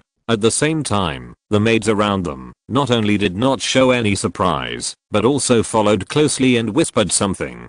If you're listening to this novel on a channel other than Fanfic World, it means they downloaded and uploaded it without effort. We cordially invite you to visit our channel, Mundo Fanfic Novelos. There you'll find the original version of this story and you can explore many other novels of various genres. We're waiting for you to immerse yourself in a world of incredible novels. Chapter 318, finally arrived at the land given by God. After the simple preliminary probing, the war immediately turned to the stage of full-scale outbreak. The slave soldiers charged from the front, and after breaking through the blockade of crossbows, they entered into a close combat. The citizen militia was in the rear, attacking the main camp of the cult with strong bows, while moving towards the relatively weak side, preparing to attack from there. On the other side, the Rhine commander personally led the high-level cavalry team and began to attack the main camp directly from the left wing, hoping to use their huge mounds to directly break through the cult's defense line. As for the most basic level, such as the comparison between slave soldiers and crusaders, the equipment advantage is actually on the side of Nature's Wrath sect. Therefore, the high-level leaders of the sect did not devote too much energy to the midline, but allowed ordinary grace warriors to conduct active defense, letting them withstand the impact of the war slave corps while waiting for an opportunity to bite them hard. But on the left wing, the cavalry team led by the main commander should not be underestimated. Under the order of Saint Aunt, nearly half of the Grace Priests, 300 Knights of Wrath who have no mounts for the time being, and 1,000 Storm Fury crossbow heavy armored regiment, concentrated in the direction of the cavalry team's impact from the beginning, and formed a resistance. Among them, the Grace Priests have the ability to release divine spells in a range, and at this time they formed a echelon-style blessing and dispersing group, interference group, and attack group, which performed the same tasks as the group names respectively, and the Wrath Knights at the forefront, who were at the forefront, were extraordinary warriors who had been forever integrated with their own armor under the effect of the Angel's Oath of Devotion and the initial development of the Holy Seed. They had initially realized that stable and relatively powerful force with what they thought was perhaps not a price, and were able to delay the opponent's main general and the giant beast under his feet at this time. With the combined efforts of the 300 knights and priests, thorny vines grew wildly under their feet, forcing the big guy not far away to stop temporarily. And from time to time, lightning struck the main general and the mount one after another, further slowing down their speed of breaking free. But dealing with the commander alone actually consumed most of the energy of this part of the god's grace, so those higher level cavalrymen who bypassed the vines had to rely on other believers to resist, such as the 1,000 heavy crossbow regiments behind the knights. The crossbows in the hands of the regiment were god's grace equipment blessed by the angels of anger and wind. In the hands of the warriors who met the standard of piety, they could stimulate the sharp power of angry wind without loading any arrows. Therefore, there was a constant whistling sound of breaking through the air at this time, and the target was directly aimed at the members of the higher level cavalry. But the Rhine warriors should not be underestimated in terms of strength or equipment. Not only did they wear full cover super heavy armor, but even the huge mounts under them, which were not as big as the core beasts, were also wrapped in thick metal armor. So when most of the high-end combat power of the cult was focused on the main general, although they suffered casualties, they still broke through the intensive shooting of the Wind Fury crossbows and finally rushed to the front of the Wind Fury warband with their super long heavy cavalry spears. At this moment, the front row of the warband put away the Wind Fury crossbows and raised their heavy shields to prepare for the line of defense. The middle row also pushed forward with their spears, and suddenly the battle formation was covered with spikes. Opposite them, the Rhine High Cavalry also leaned forward with their spears, and when they were about to reach the front of the thorn formation, another halo spread from the feet of the giant beast that was dragged behind, and instantly attached to the High Cavalry. Then, there was a metallic friction sound that made the listener's scalps tingle. The warriors in the front row of the heavy armored regiment who were facing the arrow-shaped formation exploded one by one like balloons, with blood and flesh splattering under the heavy blow. Even those who did not directly collided were sent flying backwards and heavily knocked down the warriors in the back rows. This was only a charge of 50 high-ranking citizen knights, but it made the second most elite regiment of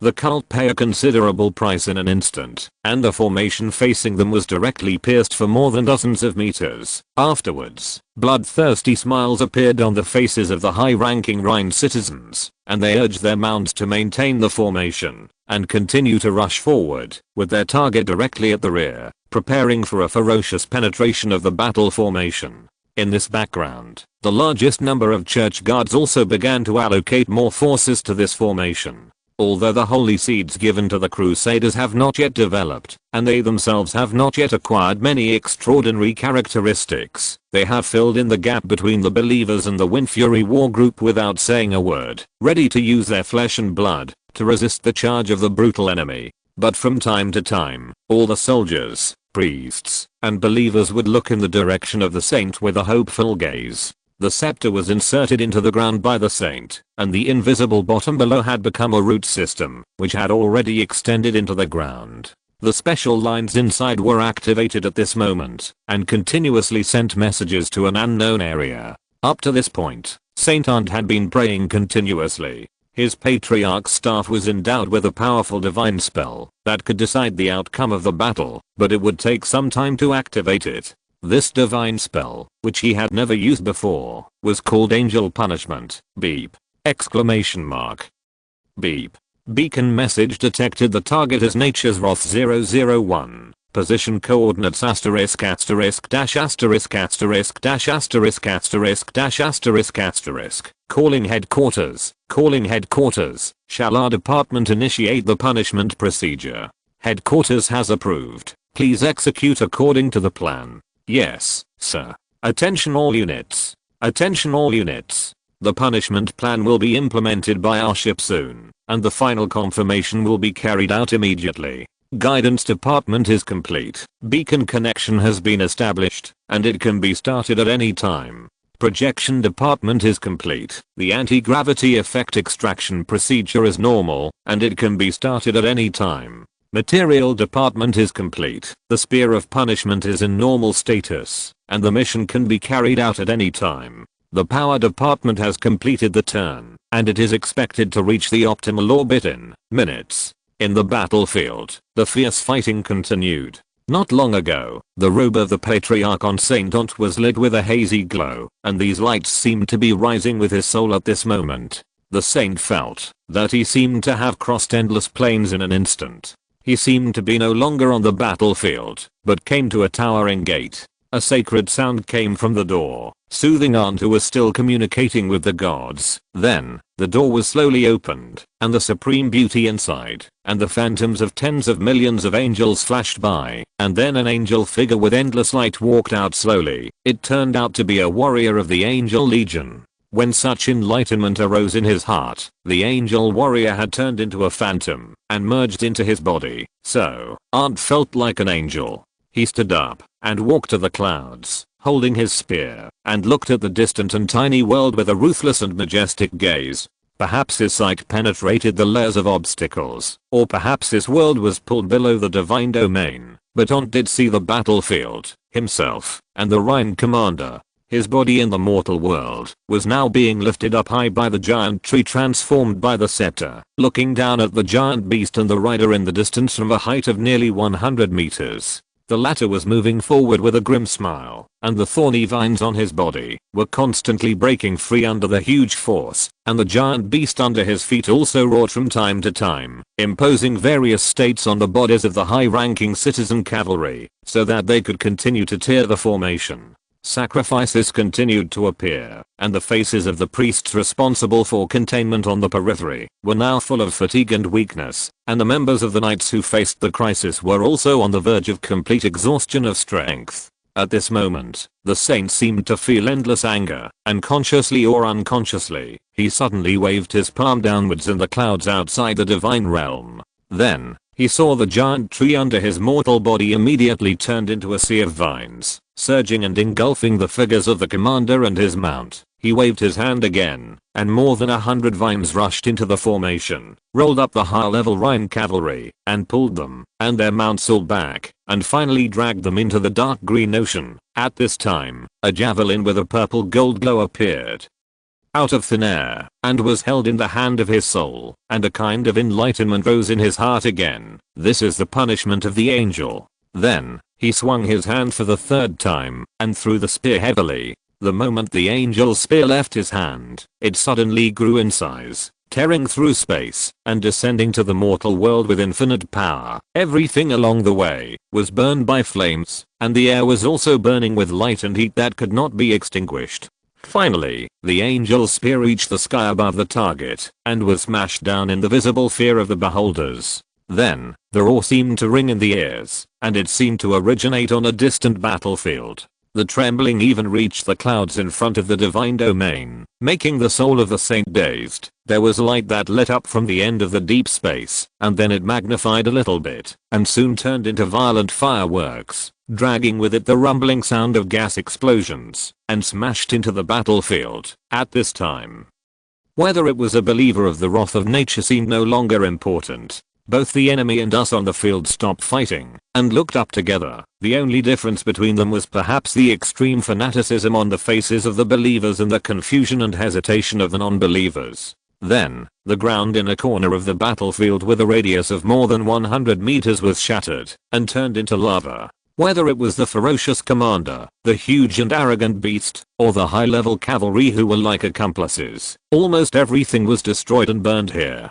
Those who block the path of God's enlightenment will be killed without mercy. Then, there was a majestic and angry voice, echoing in the ears of all the living people in the field. Aunt's world ushered in a dizzy spin. When he opened his eyes again, he was on the battlefield again, but what he saw and heard was very different from before. At this time, his mouth seemed to have just closed, as if he was saying something before, and his body slowly descended in the remaining vines, and fell to the land below that seemed to have been gnawed. The saint came back to his senses and immediately scanned the surrounding area. He was relieved when he saw that the priests and knights who were closest to the punishment circle were generally safe. Then, he felt a severe overdraft in his body. The saint could no longer think about why they survived. Perhaps, the angel saved them. He only had time to think about it. The patriarch fell into a coma the moment he stepped on the ground, but his robes still supported him, and kept him standing. At this time, a trumpet sounded in the distance, which was the symbol of Rhine's withdrawal of troops.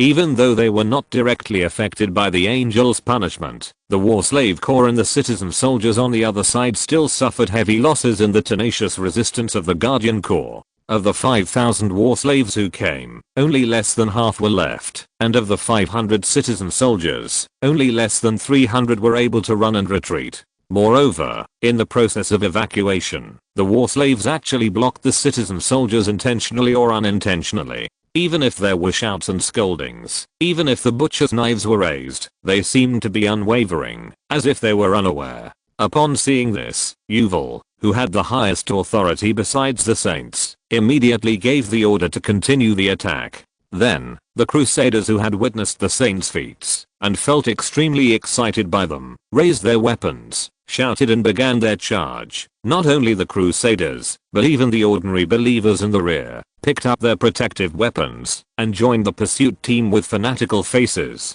The remaining Rhine citizens had been frightened by the previous scene, and they did not dare to turn around to fight back. In addition, there were slave soldiers blocking the way in front of them, so they were caught up, overturned, and finally killed by the soldiers and civilians of the cult on the way. Afterwards, except for the commander of the corps and more than 100 respected people who had received orders long ago, not many of the other war slaves really escaped. In the distance, the three mistresses who also witnessed the power of the patron saint of the cult had already run away in the sedan chair at this time.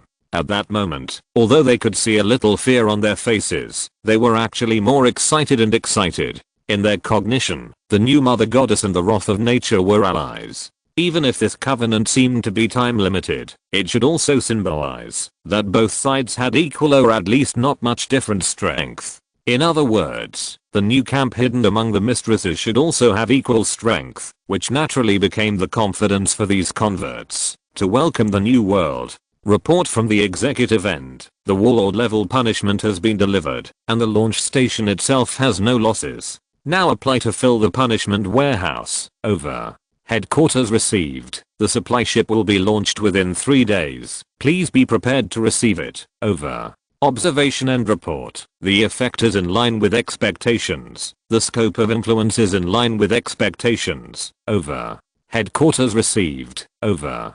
Conversion office reports. The thought conversion rate of the followers of nature's wrath has been improved, and it is expected that 12 new pastors, 78 priests, 323 knights, 1025 warriors, 45 guards, and believers will be added. Monitoring office reports. The warrior has no signs of awakening, and the downgrade of faith has not exceeded the instantaneous limit. Everything is stable in his dream. After the battle, although the saint had been in a coma, the cult had set off again in the direction he had previously directed.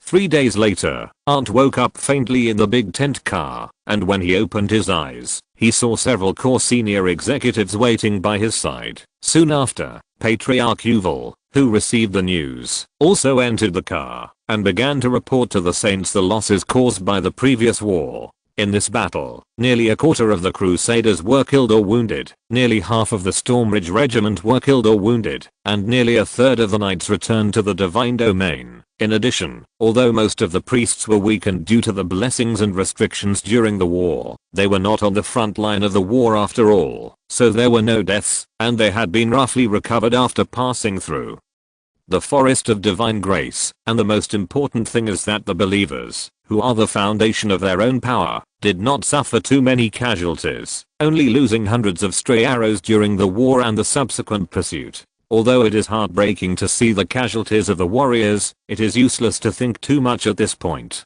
And this battle is not without gains. The piety of the believers has been greatly improved. Therefore, many divine grace warriors and priests emerged in the forest of divine grace after the war, which not only made up for the losses of the church, but also made their strength more solid than before. Afterwards, the saint's body gradually recovered, and the road under his feet finally approached the end.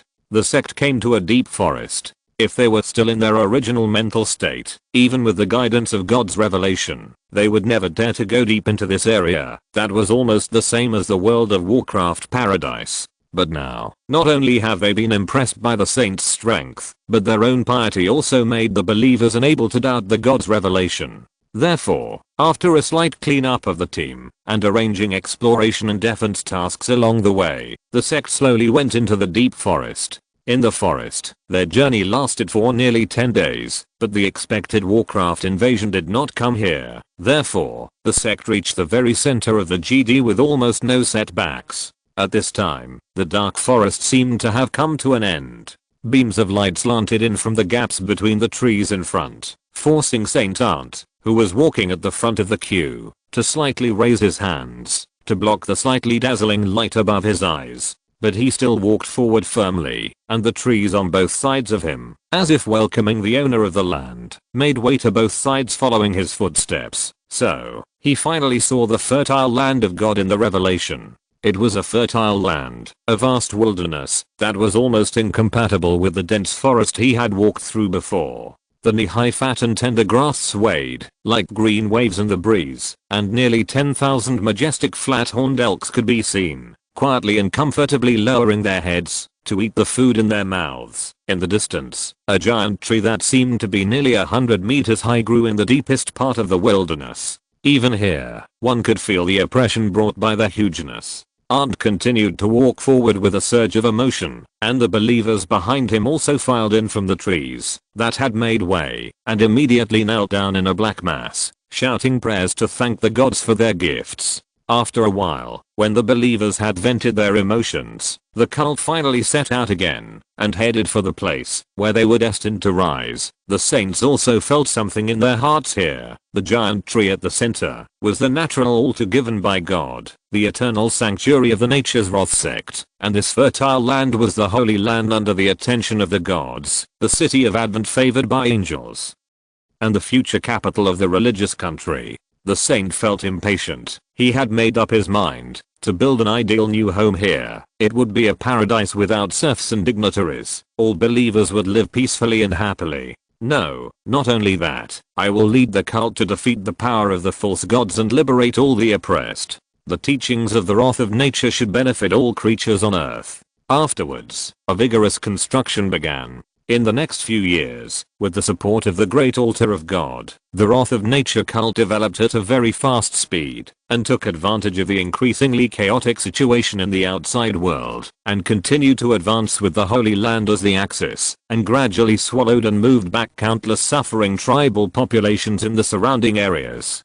Desperate places often have extremely complex natural environments, which may be filled with strange carnivorous plants, or are the habitats of powerful monsters. Even those as arrogant as the Rhine citizens' army are unwilling to venture deep into them. In the past, it was actually not so bad, because the places that the Rhine citizens' army dared not to go deep into were definitely not places where other forces could survive safely. Therefore, in the actual operation process, as long as the monsters did not go crazy to attack the civilized realm, the existence of these desperate places would not cause any major disasters. But the situation has quietly changed in the past few years. Under the gaze of unknown true gods, those GD lands seem to have intelligence, and turned into areas for selective attacks. The gods' followers can enter and exit freely, but other outsiders have to endure the same hostility as before, and there are many internal lurkers, or converts who deliberately make trouble, making these GD lands a paradise for hidden forces. Therefore,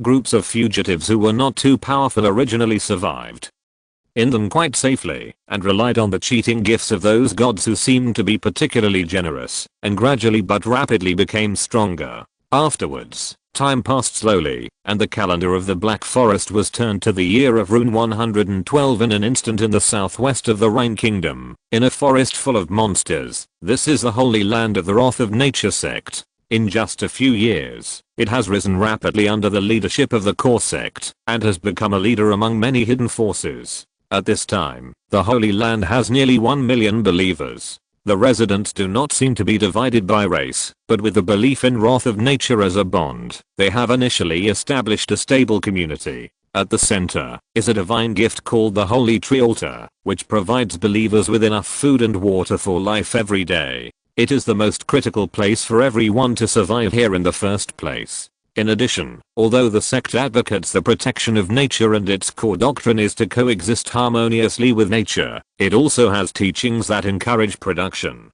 As long as one does not make excessive demands, it will not hinder the will of the gods. Therefore, the vast majority of believers are serfs, and they took the high-yield seeds produced regularly by the agriculture and animal husbandry altar and the tools automatically generated by the labor altar, and developed large tracts of land in the vast area around the Holy Land. Then, under the protection of the irrigation altar and the fruit altar, they obtained abundant harvests. In the divine realm, there were also angels specializing in agriculture and animal husbandry who gave teachings at the beginning, allowing this group of serfs who knew how to farm, but were not very good at it to learn more advanced production techniques. In terms of military affairs, the angels of anger also favored the cult, granting them specialized buildings such as the hero altar, training altar, sword altar, etc. Of course, since these buildings are named altars, their production is naturally linked to faith. On the whole, the more believers there are, and the higher the average piety, the angel's favor will descend on the central giant tree in the form of altar seeds. The altar seeds grow rapidly in devout prayers, and then turn into various production buildings. The quantity and quality of the various materials produced are also directly related to the maintenance of the cult's faith. At the individual level, after the priests and warriors reach the standard of piety, they will be inspired by the corresponding altars and enter, and when they come out again, they will be stronger. Chapter 319, Rise and Development. The war in the Far East has been in full swing, and has fallen into a stalemate. In the past few years, a large number of Rhine cities and militia, slave soldiers, and servant troops have been recruited to the east, and the kingdom has become empty for a while, and many sects have used the natural disaster Rhine disaster to continuously attack and complete the expansion of the most basic forces. So to this day, except for some latent sects that have not yet directly emerged, many GD sects have more than 1 million, as few as hundreds of thousands of believers, and because those who can survive the disaster years are mostly young, so the population they have gathered during this period is also mostly of this size. Moreover, under the condition that production and faith are highly related, almost every sect has sufficient material reserves, which is in sharp contrast to the poor state of the outside world under the influence of natural disasters, and when military combat power is further linked to piety, the sects that already have a deep belief in God have also shown that all the people of the right age are soldiers, and they can achieve it with the supply of sufficient weapons. So, when the holy angels finally delivered the will of God, saying that it was time to embark on the great journey, their total force of tens of millions immediately set off 1,000 waves in the kingdom. But at the same time, the angels also made another important instruction, saying, God is kind and values civilization and life. The gods are willing to give the believers of the false gods a chance to slowly change their beliefs to the true gods under the power of time, so as to obtain eternal protection and spiritual salvation. Therefore, regardless of whether it can be done, the purpose of this war is by no means to annihilate the Rhine, but to compress its sphere of influence to a certain limit, and in the days to come, through the combined effect of external pressure and internal preaching,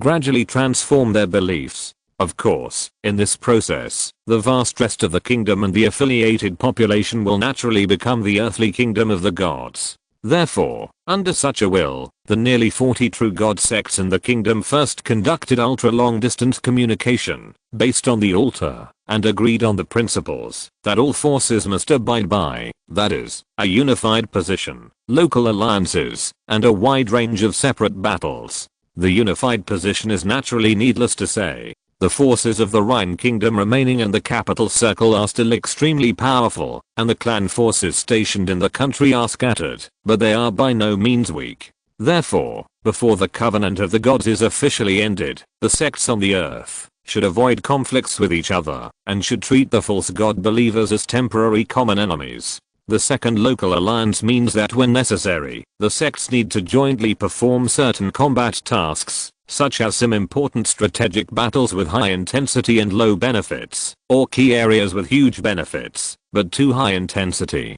Everyone must send appropriate troops and jointly bear the combat pressure under the arbitration of angels.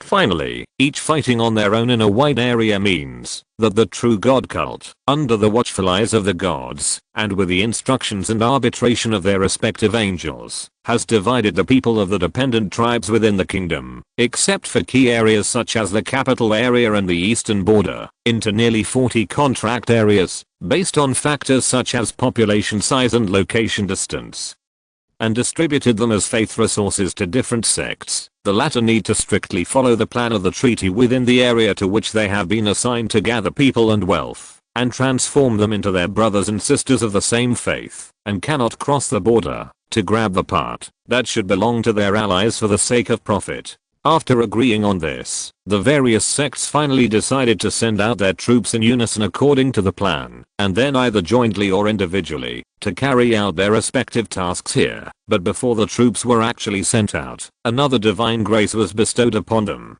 In the divine grace, sought by the various sects, there were roads with each genie as a core, extending outward in all directions. They seemed to be generated out of thin air, and seemed to have been drilled out from the ground. It took only a very short time to connect with each other. Thus, a transportation network called the Road of Divine Grace was generated in the vast Rhine Kingdom. This was a strange road that had never been seen before, as long as the special carriages were placed in the place called tracks by the angels, and then the modified pack animals of the altars of various sects were used as traction. Heavy supplies or large groups of soldiers could be transported to various places in the kingdom at an extremely fast speed. And not only that, there are strict and solid fortresses appearing in various important hubs along the way, which are equipped with various fixed weapons blessed by angels, and do not need to be supplied. After trying, it was found that these fortresses and the weapons configured in them, combined with the weapons configured in them, can form a strict slaughter blockade line with powerful and continuous attacks under the control of the true God.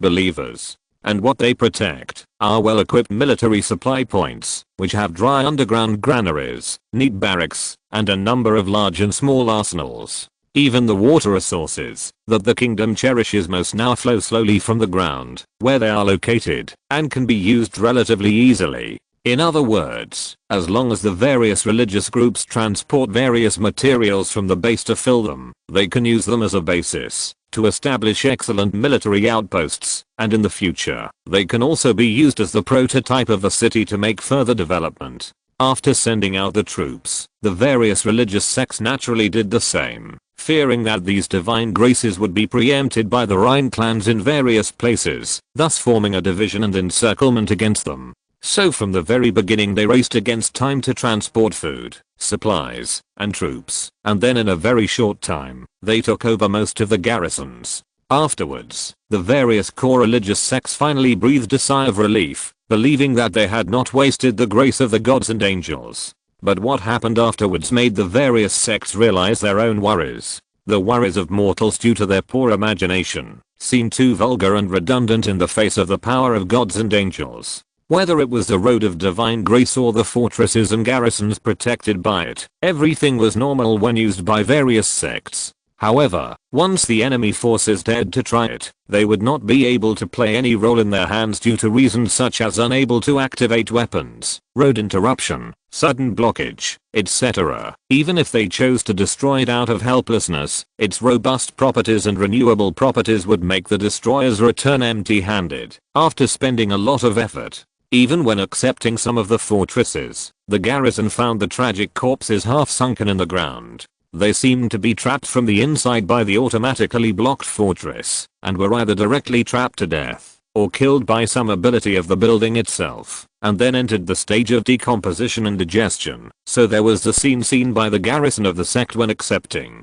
These believers, naturally, would not be afraid of the enemy's miserable situation, because they only saw the power of the god, and then became more pious at this time, and then they were full of joy, and moved in their hearts, and entered the cannibal fortress, to start their own tasks. They will take turns to stay here, to protect the safety of food and fodder behind them, so as to make their own actions smoother. Afterwards, the various religious groups thanked the gods for their grace, and used these roads and stations to quickly travel through the kingdom, completing many preliminary arrangements in a very short time. For example, they each divided part of their forces, and then marched eastward. In just over a month, they built a huge war fortress at the border of the eastern region. Then, while stationing troops in the fortress, they established contact with the deserters in the buffer zone. The various sects originally planned to swallow up these imagined deserters who were in danger of losing their lives, but later learned that they were also favored by unknown or known true gods, and had established large and small bases in the swamp. Let's not talk about what will happen in the future, but now everyone plans to share what they have and cooperate with each other to block the best way for the main force of the Far East Rhine to return, so that even if they are determined to return to the country immediately, they will not be able to complete the return journey smoothly. During this process, the tribes in the eastern region of the kingdom that were forcibly relocated here due to the war were also divided up by many sects in the country. For them, the population that provides faith is the most important resource. The rest of the material wealth, weapons, food, and livestock, and even the land itself are not rigid pursuits in a short period of time. Therefore, the focus of the looting at this stage is still on the population itself. There are hundreds of thousands, millions, or even more people from the vassal tribes who were either forced or voluntarily sent to the core holy places of various sects to receive God's grace. In short, with their own efforts and the help of the lurkers, the series of offensives launched by the True God sect can be said to be very smooth. Among the so-called lurkers, mentioned in the preface, except for a few Rhine people who said they were inspired by angels and spontaneously helped, the Earth Mother God sect is the largest and most deeply rooted force among them. In the secular world, the core authority of the sect is the High Priest group, which has a total of 13 High Priest seats, and at this time it is already full. Those sitting on these seats are the High Matrons and Princesses, whose numbers correspond exactly as if by coincidence. At first, the 13 princesses and High Matrons located on the Far East front received divine revelation. Their dissatisfaction with the partiality of the Father God was magnified in the process for some reason, and gradually they developed a heart of conversion to the belief in the Earth Mother God. Afterwards, the angels' magic allowed them to see the future, as if there was only one way for the Rhine people. As the core believers of the false god, the Rhine people could only be protected under the new order by converting to the true god, otherwise they would face the real extinction of the family. This ending was naturally not what the princesses were willing to face. They even thought that instead of joining other sects sporadically due to necessity and becoming an insignificant part of them, it would be better to concentrate all their efforts on running a sect from the beginning and thereby gain the upper hand and strive for a better future situation and survival.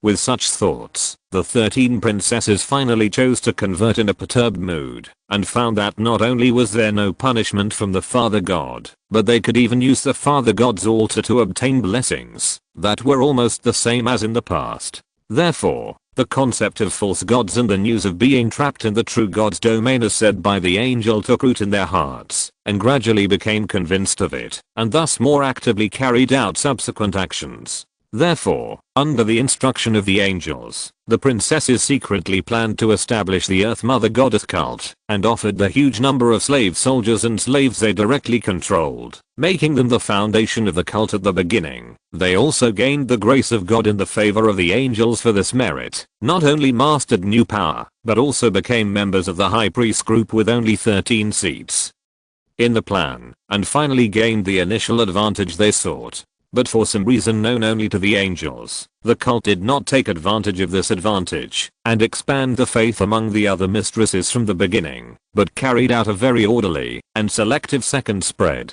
First, the newly minted high priests set up miniature altars in their respective residences and carried out evangelism for the slaves almost under the noses of the kingdom's main army. They started with the top slave soldiers who obeyed their orders, and gradually let them have faith in the new power born from faith, and then spread it down to the lower levels of each slave army, until the middle and lower levels of each slave army became shallow believers. Afterwards, through the ultra-long distance communication means given by the angels, the princesses persuaded and connected the most core relatives who stayed in the kingdom's capital, and used them as a transit to lay out the power of the sect in the country. As a result, not only the princesses themselves, but also the slave soldiers and slaves controlled by their sisters and daughters in the country also became the new power of the sect from then on, and took advantage of the missionary advantage that was far more convenient in the rear than in the front line, established a sect branch to cultivate faith, and gradually trained more elite religious soldiers.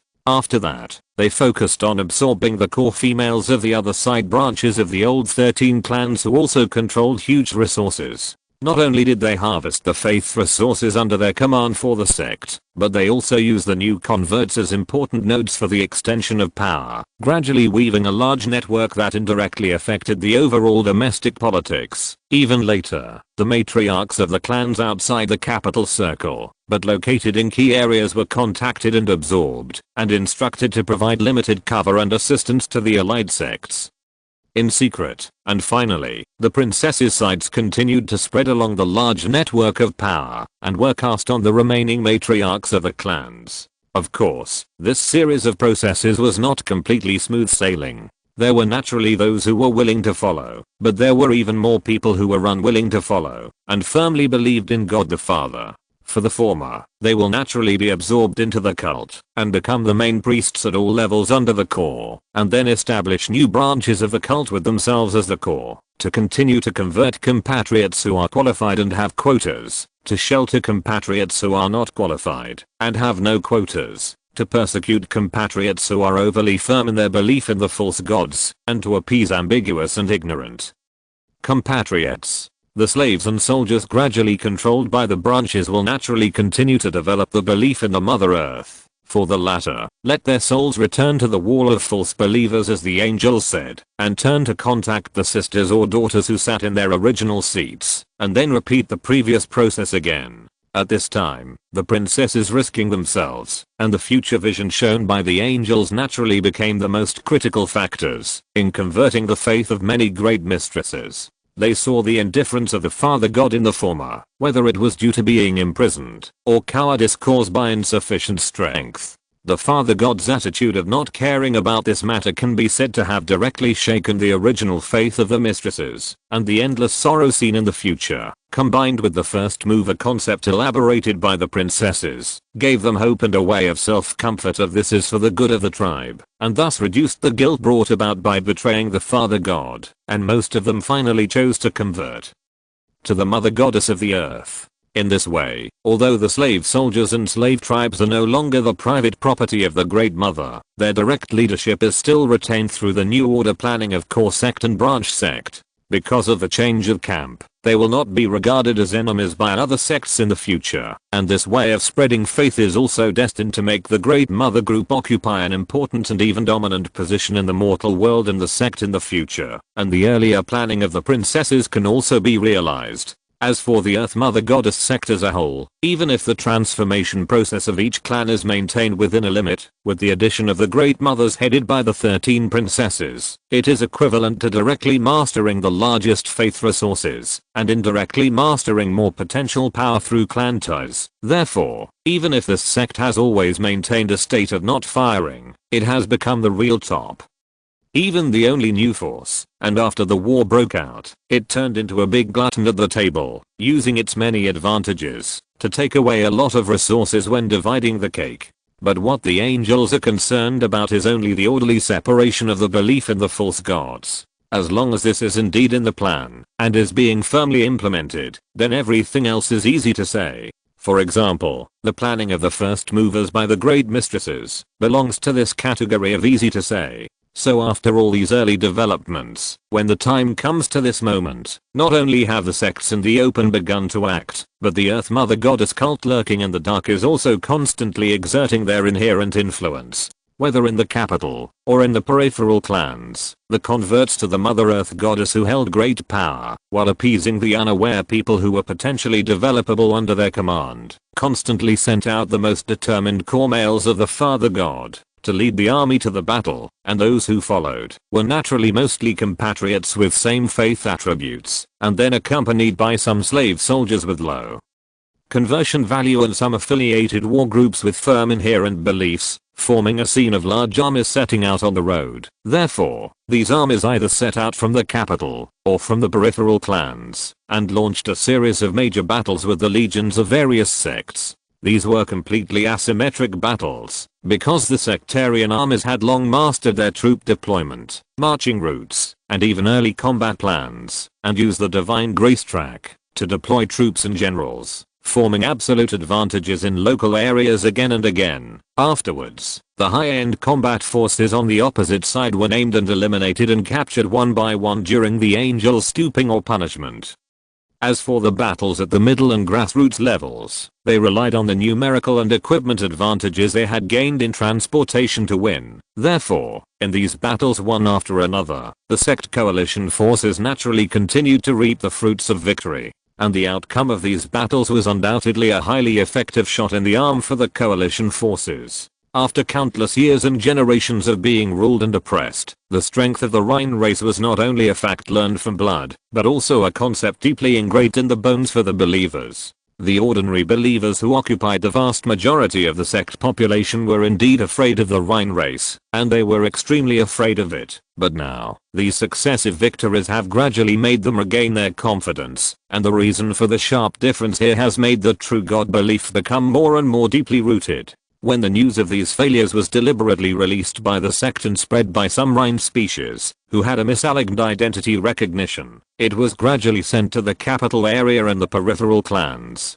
and under the indulgence of the lurking priests of the Mother Earth, it was heard by almost all the Rhine species without any control. The initial anger led to the emergence of more subsequent battles, but the successive failures that followed made them have long lost doubts about their own abilities. At this time, the main army that was still outside seemed to be the last straw in their hearts. Whether they really believed it, or had to believe it, most of the Rhine races who were used to standing at the top began to pray day and night for the day when the king would return, hoping that the king could lead them out of the predicament. However, what they did not know was that the king himself, who was given extremely high expectations, was not in a good situation at this time. The war in the Far East had fallen into a complete rot. The capital of the Federation was like a tortoise shell that could never be broken, and the increasingly heavy food and grass pressure also made the Rhine King feel deeply regretful. At the beginning, the temporary allies on both sides of the north and the south could still support some, especially the southern allies who had greater concerns and goals for the Far East. Almost without any additional conditions, they took on most of the expenses of the Rhine army, but as time passed, the first problem occurred with the northern allies. The 17th princess actually abandoned the war and returned home with all the troops in an emergency, and the part of the military supplies that she subsidized was naturally cut off. Later, when the mammoths in the country, who were also suffering from drought, gritted their teeth and decided to take on this part of the loss, the bad news finally came from the far west, which made the Rhine King's mentality explode on the spot. The person who came was his confidant, a core male with a griffin mount. Except for the necessary rest, he spent almost all his time in the sky along the way. At this time, he finally arrived at the front line. What he said after arriving was not only a report on the extremely bad situation in the rear area, but also angrily asked the king, "Why haven't you replied for a long time?"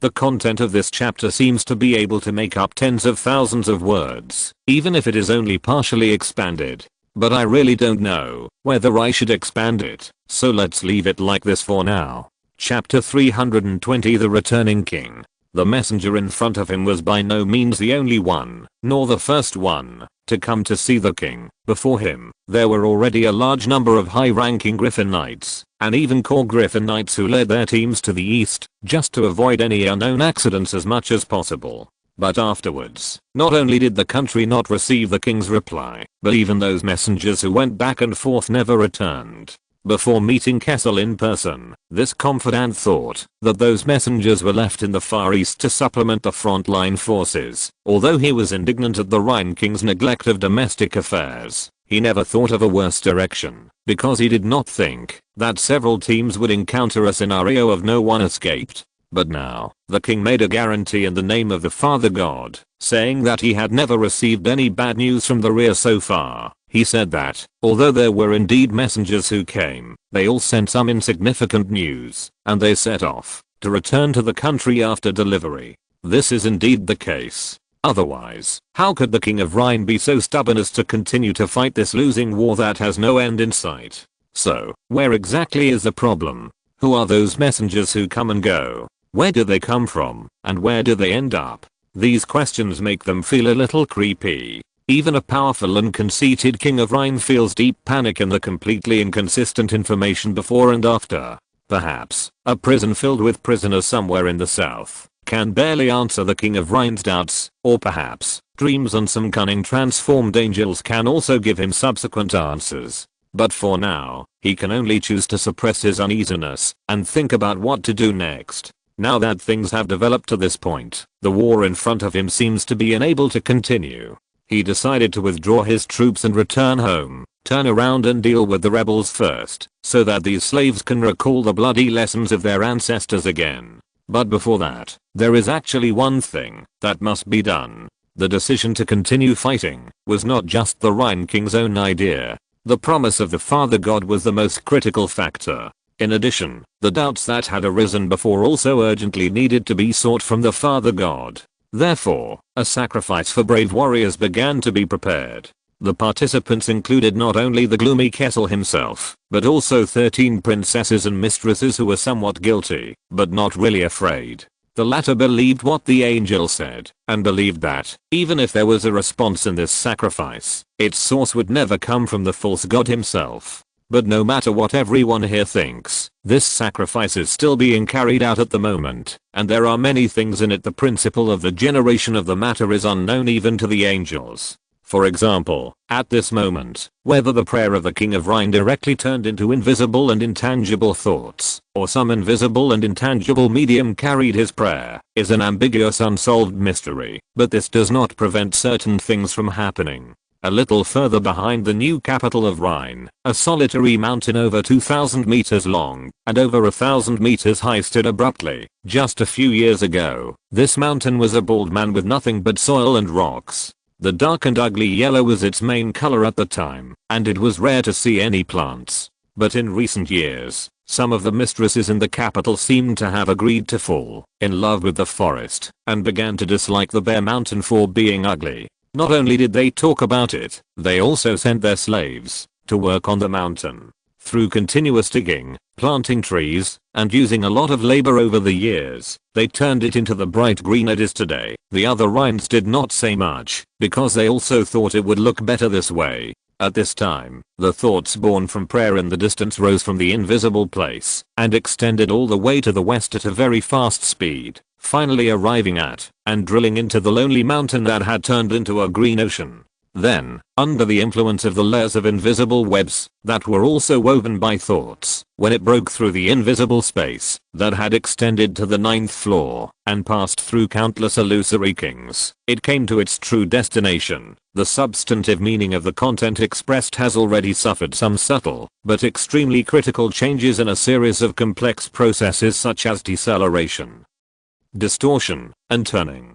Come back, you did a good job. In the Far East, Kessel received the response from the father, but the meaning of it made him a little confused. In the end, he could only imagine that he would not pursue the defeat in the war, which he attributed to the kindness and magnanimity of the father. He did not give instructions, because of the rebellion in the rear, because the father did not care about the jumping clowns. He did not answer his previous doubts, because the father hoped that he could work hard to solve the problem himself. And out of some firm belief and some unimaginable, Kessel trusted the result of his imagination very much, so he started the procedure of withdrawing troops and returning. Therefore, under his order, the main force began to gradually evacuate the tents and slowly move westward, while the vassal army had to be busy collecting the supplies to be taken away, and then followed with large and small bags. Moreover, Kessel, a man of integrity, did not leave without saying goodbye like the Fang Princess. Before the evacuation, he specially summoned the commander-in-chief of the Mammoth army and personally informed him of the decision made by his side.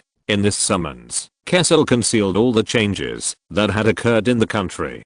He attributed the reasons for the withdrawal to no benefits, long time, lack of food and grass, etc., and only said that the kingdom was tired of this war, and afterwards, no matter how the Mammoth general repeatedly retained him, and how he promised to further make concessions and supply food, he firmly stated that this is the final decision, and cannot be changed. Therefore, in the eyes of the mammoth general, who seemed very distressed, the army that had been packed up and organized set off on the return journey to the west. But not long after the Rhine army evacuated, the Mammoth Corps also returned under the emergency order of the country, and then together with the rest of the army, launched the most stringent clearance and martial law in the country. Thus, the Far East War, which had lasted 4 years, ended without a word, leaving behind only a ruin, a land soaked in blood and fire, a quietly changing political landscape in the Far East, and underground roots that had spread to the entire region. Let's put aside the various storms that had occurred in the Far East Federation and the two kingdoms.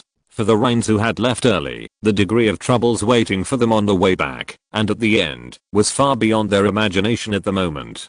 Before leaving the Far East, everything was actually fine. In the past, the strong defense and clearing of the fields effectively delayed the advance of the invading army, and to some extent, also brought the war to its current bleak end. But at this time, it also prevented the Federation itself from stirring up any big waves here, in this land, that had been burned to a white ground. So after encountering and defeating several unlucky blind guerrillas, the Rhine army was able to smoothly leave the Far East, and enter the buffer zone, and then taste the resistance from nature. Floods, swamps, mudslides. This place has become a veritable swamp. The military roads that cost millions of slaves and countless corpses to exchange for have long disappeared at this time, and the huge army that already needs to be divided to move forward must be divided more to barely move forward.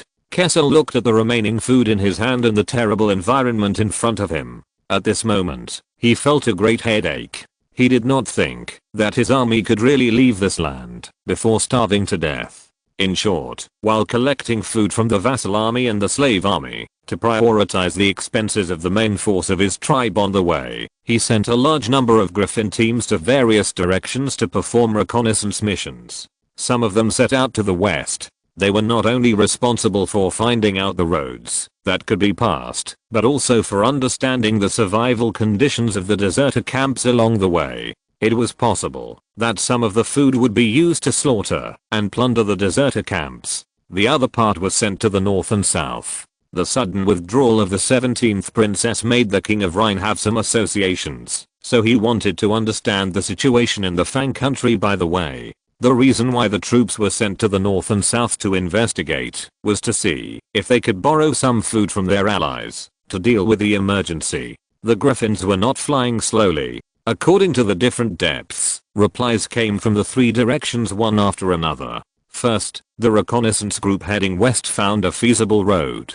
Although their carrying capacity was not very good, they could still travel if they were divided into dozens of routes. Secondly, the deserter camp did have food, but its guard was also very strict. The reconnaissance team led by the core citizens broke through the camp, but the team composed only of high-level griffin cavalry had a large part of failure. Once again, the Mammoth Kingdom was also suffering from a severe drought. In its territory, there seemed to be no powerful rebel army further south, but there were already refugees and starving people everywhere. Although the area bordering the buffer zone was still humid, some of the deserters' camps here had moved there, so it was also in a mess at this time. Finally, when the news from the Fang Kingdom arrived one after another, a group of Rhine high-level officials fell into deep thought and a sense of deja vu. First, the extreme cold invaded its northern border and then swept all the way south, not only killing a large number of livestock and freezing a large area of land,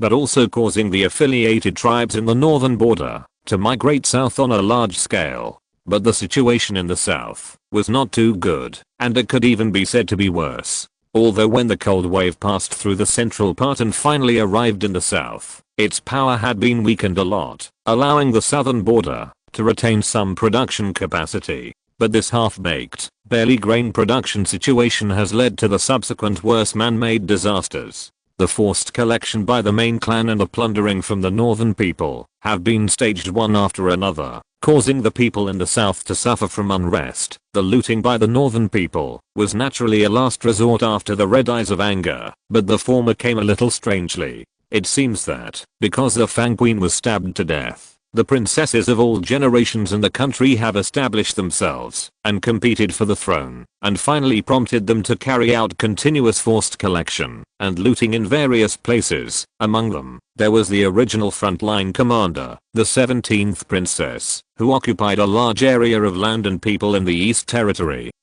and was busy waging a civil war with the rest of her sisters and aunts. In short, the reasons and even the subsequent development methods are different from the situation in the Rhine Kingdom, but the various forces in the country have indeed fought their brains, and everything came too suddenly. Although there was no true god belief like in the country, the Rhine King instinctively smelled the smell of conspiracy. This made Kessel more eager to return to the country. He planned to use the most elite forces to break through all obstacles along the way and clean up the chaos in the country as quickly as possible. So after confiscating almost all the remaining food in the army, the King of Rhine set off with the main army of nearly 450,000 of his own tribe, and the rest of the slaves and servants were led by a few main forces and princesses to plunder from behind. Then, his plan was indeed successful. After eliminating the burden of slaves and servants, the main army, which was already extremely capable, was able to move forward at a faster speed, and along the way, he kept sending out the Griffin Legion to kill and plunder.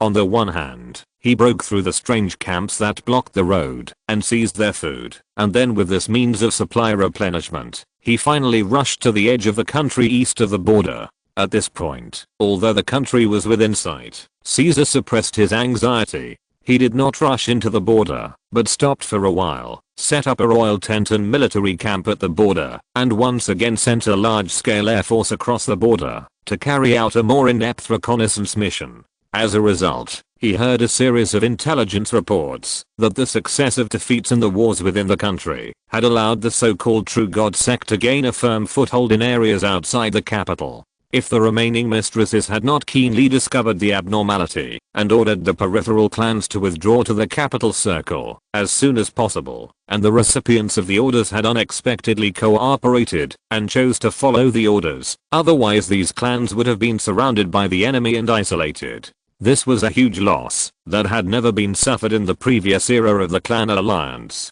Nearly 70% of the territory in the entire country actually fell into the hands of inferior species, which made Kessel feel deeply ashamed. But at the same time, this incredible situation really prompted him to face the enemy, and in the subsequent reconnaissance and the reports from the air cavalry from the direction of the capital, he learned about the elite level of the opponent.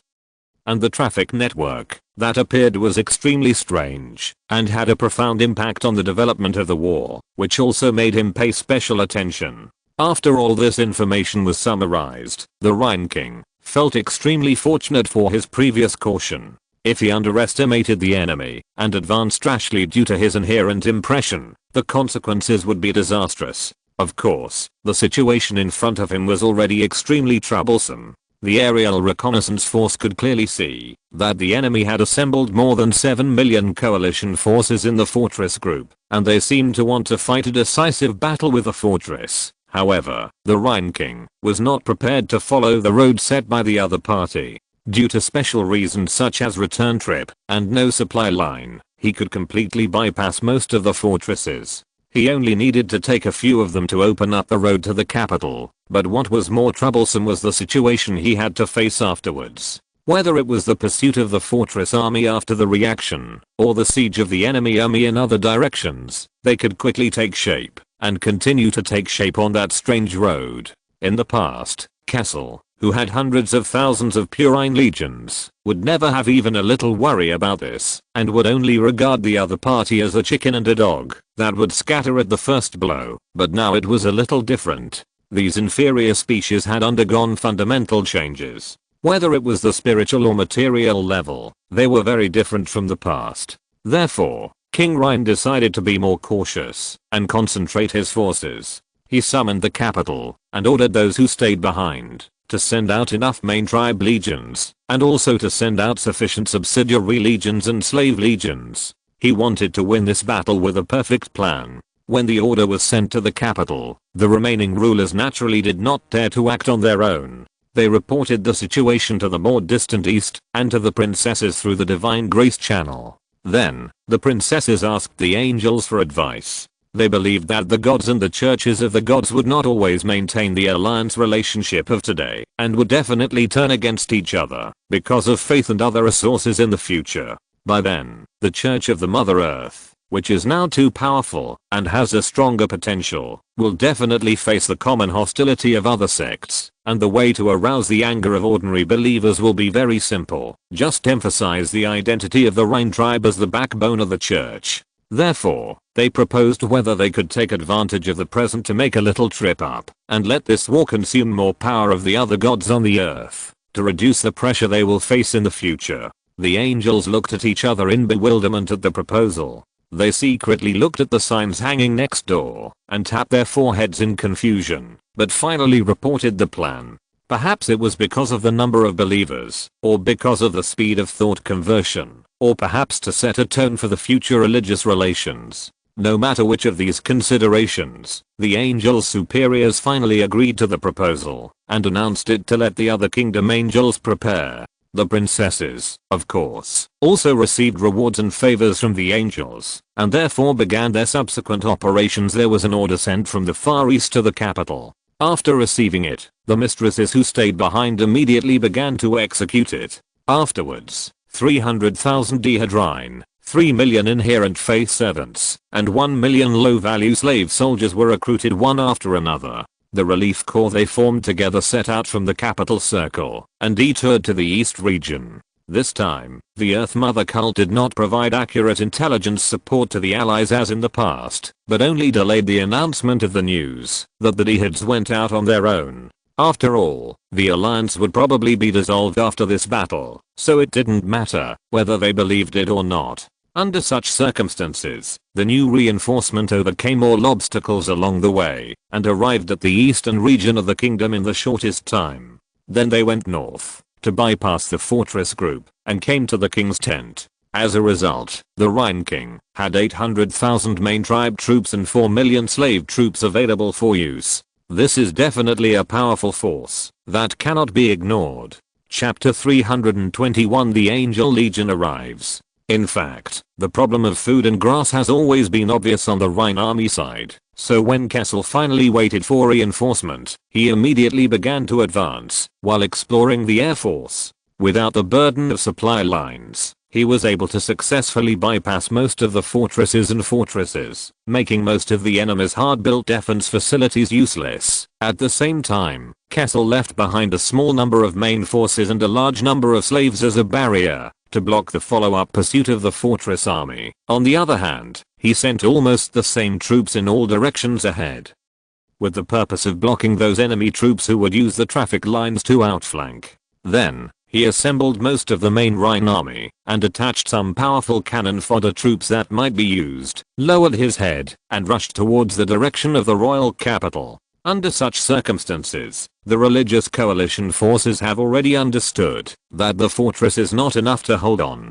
The original battle plan is obviously just their wishful thinking. However, at this time, they can only secretly hate the cunning of the Earth Mother Goddess cult and continue to send more troops from all sides to help. Some troops were mobilized from other sides. They needed to be quickly deployed on the periphery to block the route of the Rhine army. Others were drawn from some fortresses that had become useless, hoping that they could form an outflanking from the rear and form a situation of catching turtles in a jar before the enemy army arrived at the capital circle. Therefore, on the vast battlefield with a radius of more than 1 million square kilometers, the Rhine army charging in multiple directions and the religious coalition forces chasing and intercepting formed an extremely intertwined situation. On the one hand, under the supervision of the warlord and the continuous brainwashing of the mobile altar, the slave army carried out mindless blocking in all directions. Although the coalition relied on the divine weapons to carry out quite effective killing, it did delay the pace of the outflanking of some troops.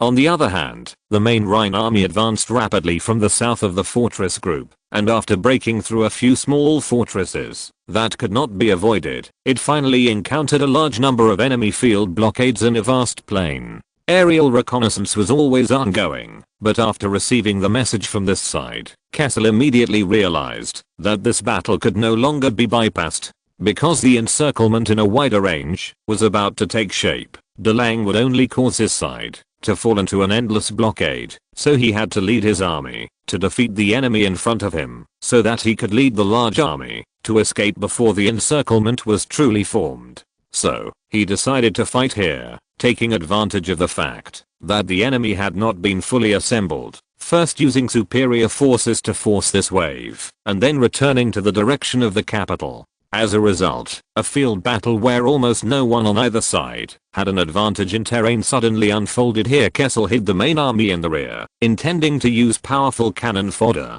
to test the specific capabilities of the enemy in all aspects, and then rush out from the weak point in one go. Naturally, the cannon fodder army launched a heroic charge under brainwashing, and before the actual contact, they were swept down by those whizzing weapons. Then new instructions were conveyed, and the dense front was immediately transformed into a loose array, and continued to rush towards the enemy. Under this measure, the effect of rapid fire and continuous fire weapons that consumed physical strength was indeed weakened, but they still exerted considerable power, and seeing that such actions on the front line seemed to have no effect, the Rhine King began to increase the stakes relatively limitedly. The Griffin Legion appeared in various airspaces and began to dive after reaching the sky above that kind of weapon, and successfully kicked over several of the positions in that extremely rapid action. In some of the ground formations that finally reacted, high-angle weapons began to spit wind blades and fire bombs, but the opposite side also had an overall protective shield extending from the core mount of the vanguard, and provided a very solid cover for the higher-level air cavalry in the rear.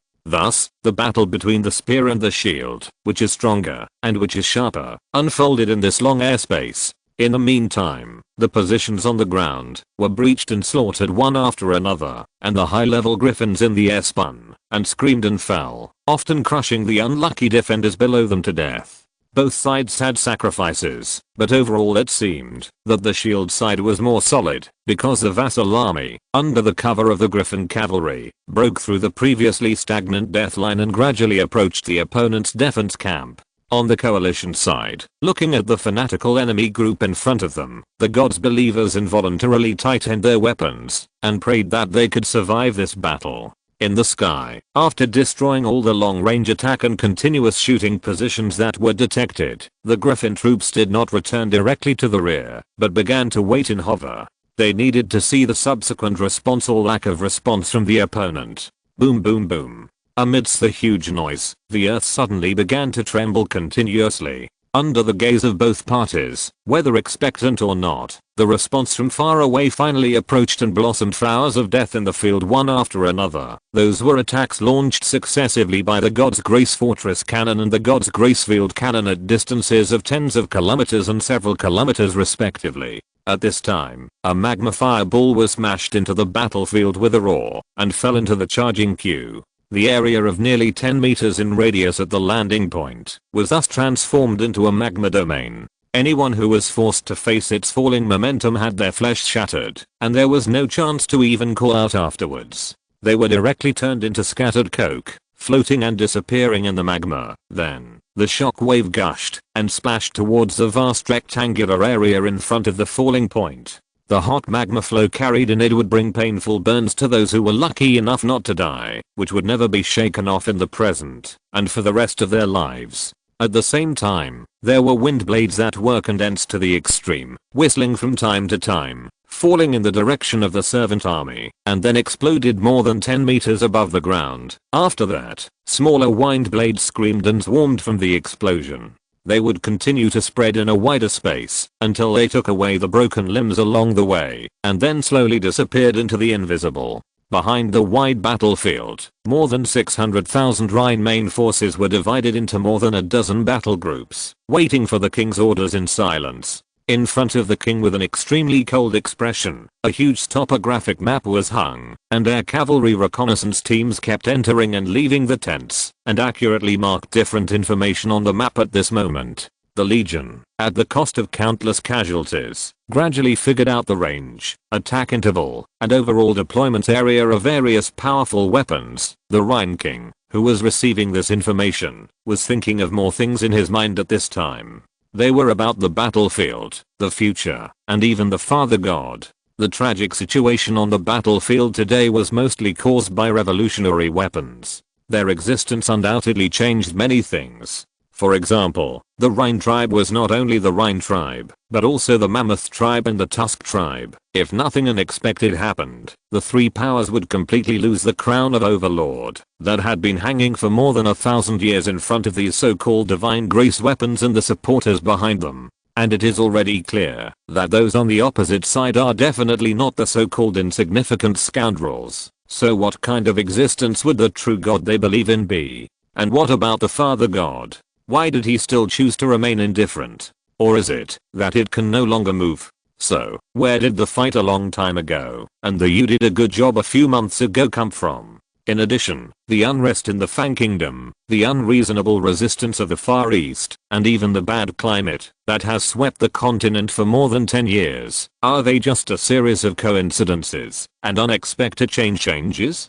Thoughts in his mind kept rolling, but King Rhine still forced himself to suppress the extreme fear that rose in his heart involuntarily, forcing himself to focus all his attention on battlefield decisions. I must bring the tribe back. At this time, the strongest thought in his mind was just this, and it had reached the stage where it could be implemented with the support of intelligence from all directions. So, the main army began to move rapidly to the southwest under Kessel's order, and they soon moved away from the most threatening attack range from the fortress. Afterwards, a larger number of Griffin legions were dispatched again. They flew towards various long-range weapon projection sites in an overwhelming manner, and with the core Griffins as the vanguard, they dived, interrupted, and slaughtered important long-range attack projection points one by one at the cost of their own continuous casualties. Despite the fierce attacks of various high-angle weapons, their sacrifice cleared some obstacles for the subsequent ground forces to advance. Therefore, the Coal and Lion Knights and Senior Knights led a larger number of citizen armies to start the real breakout operation at the weak points of the enemy's formation and the points where the enemy's physical strength was greatly consumed as shown in the reconnaissance. Thousands of Coal and Lions were spread out at various key points in the army. They looked extremely tall against the relatively smaller friendly forces around them, and the various shaman blessings emitted by the mobile altar in the rear were continuously amplified on the battlefield with these super large war beasts as the radiation points, thus, energy shields, fighting spirit stimulation, and many positive effects of the body were generated and spread to the entire army, and various negative states were also relayed by land lions, extending forward on a large scale, and finally reaching the opposite line. The sectarian army felt physically weak and mentally shaken as a result, and their front line also revealed some flaws at this time, and was immediately captured by the Rhine Legion, which was obviously more adept at war. Afterwards, some of the war beasts in the front row roared in a low voice, and rushed forward under the guidance of the knights behind them. The distance of hundreds of meters or even thousands of meters between the positions of the two sides seemed to be a distance that could be crossed in just a few steps for them. The ground shook with consciousness, which was affected by the bombardment of the divine grace cannons in other directions and the continuous charge of the huge war beasts. The killing of the former was still continuing, but it was much more sporadic than before, while the latter, with the high-level cavalry regiment, rushed directly into the position of the sectarian coalition in just a moment. The killing of all parties in a more complex situation also started from here. In comparison, the Rhine Legion, which is based on flesh and heroes, is relatively lacking in long-range attacks, and basically only has spears, bows, and arrows, and large crossbows as the delivery methods. But when the better individuals together formed a cluster of hundreds of thousands of scale, this ethnic group, that has continued its hegemony for thousands of years on the continent, finally showed their due ferocity and strength.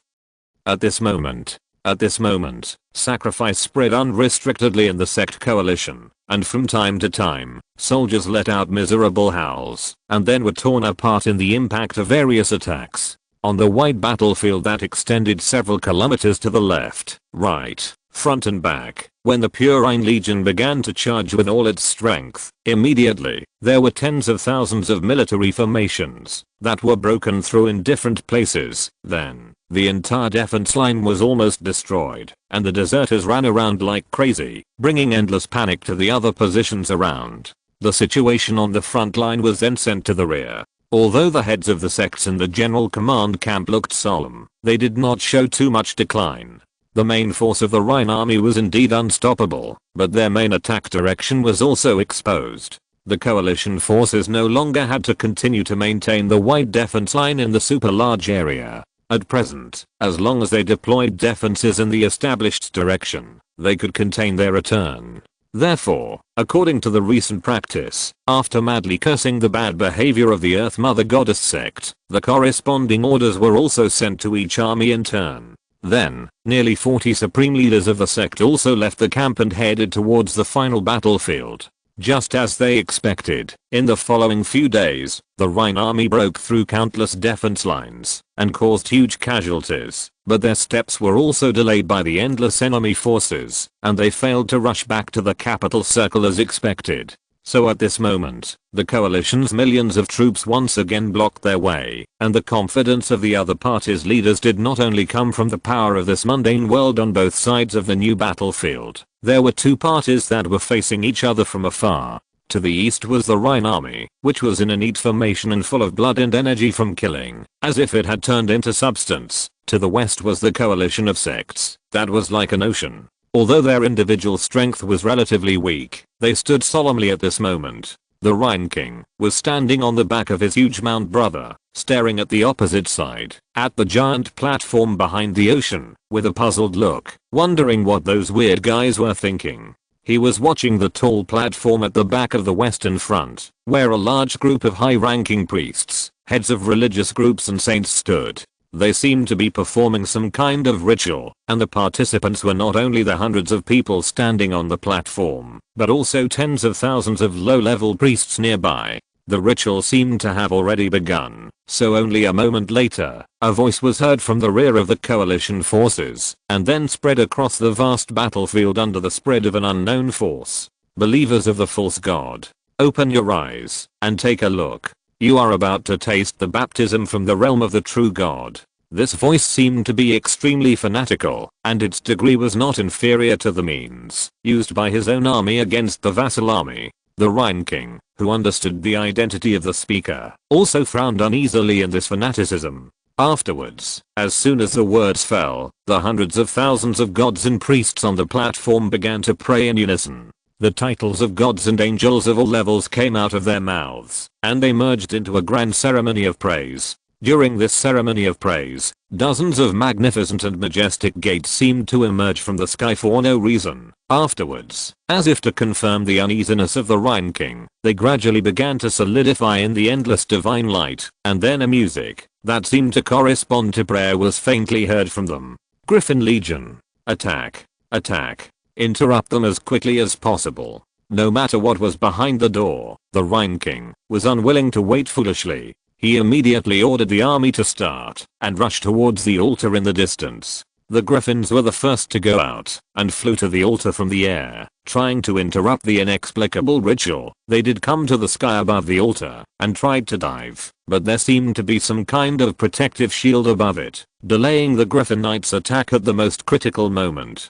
But when they broke through numerous difficulties and finally entered the range of the altar and started killing, the movement in the sky was no longer vague. The magnificent divine song resounded through the mortal world at this moment. Whether it was the Rhine Kingdom in the west, the Fang Kingdom in the north, the Mammoth Kingdom in the middle, or the federation of ethnic groups in the far east, all felt the trembling of their bodies and the infinite yearning from the heart in this sudden sound. On the battlefield here, the coalition of sects collectively leaned over, even ignoring the threat of the army in front of them, and immediately shouted various prayers, and then knelt in a black mass. Opposite them, inside the altar, the enemies they were facing seemed to have no time to fight back at this moment. Even if they moved forward a little bit, they would be able to take countless heads. However, the Rhine ground army stopped the attack involuntarily, and the Griffin army in the air also stopped killing at that moment. Then, they all looked up at the sky, bathed in the magnificent divine song, and looked at the door that was emitting endless light.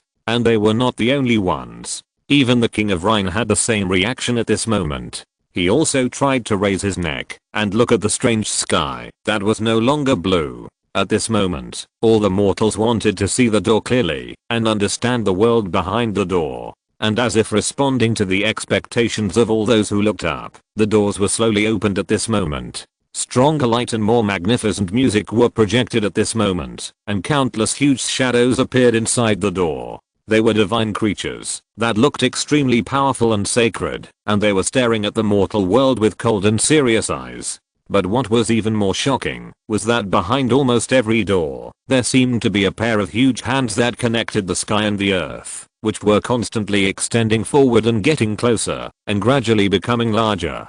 Finally, they all grasped the door frame and pulled it to both sides, as if it was just light. Suddenly, the sky seemed to change color, and the ground seemed to tremble. A more dazzling light shone in the eyes of everyone who looked up, forcing them to lower their heads and force them to close their eyes. But the last scene, before closing their eyes, was the scene of those doors shattering and the explosion. When he looked up again, the clear blue sky had returned to his eyes, and the majestic divine music was no longer heard in his ears. At this moment, the divine light was no longer dazzling, and the divine music was no longer resounding, but with the blue sky as the background, there were absolutely real figures standing in the sky. At this moment, the Rhine King slowly raised his head and looked at the sky again, but the powerful figures that he saw, more than 50,000 in total, almost all of which were tens of meters tall, made him feel extremely powerless and fell into an absolutely speechless state of confusion. In this infinitely heavy atmosphere, it seems that only the prayers of the religious coalition forces that are still continuing have become the only remaining voices in the world, and among them, the sacred titles such as Angry Angel Legion and Punishment Angel Legion seem to have become some kind of identity proof, allowing Kessel to understand what the current situation is. The Republic's previous policy towards the North has not actually been collectively recognized by the Elves. At first, it was okay. The experience in the dream realm was like watching a movie, especially the scene of aliens chanting inexplicable prayers and believing in the created illusory gods, which made them feel very interesting and even satisfied like a mastermind. And from time to time, some elves can personally participate in the battle as angels descending, which more or less satisfies some of their violent desires. But then, when they saw the various forces in the north gradually breaking and self-collapse, and seeing that they were about to be able to gradually disintegrate all the northern enemies without bloodshed, the elves began to feel uneasy and dissatisfied. In the past few decades, the Republic has always regarded the north as an imaginary enemy. Almost all the elves who grew up here have dreamed of the scene of being able to crush them with their own hands when they send troops to the north in the future. But looking at the current trend, the war that has been expected seems to be impossible to fight. Those powerful tribes in the north are about to be completely overthrown in conspiracy and intrigue. It is no exaggeration to say that most of the warriors who have entered or are about to enter their prime are a little impatient. Whether they are active or not, all the sergeants and officers at the grassroots level have also fallen into a state of near running. Therefore, petitions under various names such as conspiracies and intrigues are not acceptable. The integration of the mother planet cannot be completed in this way. We must let the northerners see our strength, etc., or hope to fight a fair and upright war. Such widespread and intensive calls alarmed the top military officials, the executive government, the parliament of the Republic, and the high-level witch doctors above the track. Then they realized that, if they did not take some necessary measures to actively ease this emotion, the boiling public resentment would most likely hurt themselves before hurting others. When the minority finally started to act on their own impulse, even if the majority of them remained calm and did not follow up, some plans of the Republic here were likely to be frustrated. So after careful discussions among all parties, the parliament believed that a reasonable outlet should be opened to allow the emotions of the military and civilians to be released to a certain extent, and this so-called way is the Gate of Heaven plan launched here, which allows the military and civilians to participate in this long-awaited war as the Angel Legion. Although it was still a camouflage style of playing concealment, it was able to find a delicate balance between the two rational and emotional needs of collecting thoughts and thirst for battle. After the plan was formulated, all reserve soldiers were automatically transferred to active service, and the registration channel for citizens over the age of 20 was open to participate, and finally a wartime establishment of 210,000 was integrated. At the same time, the verification armaments that had been finalized, but only produced in very small quantities,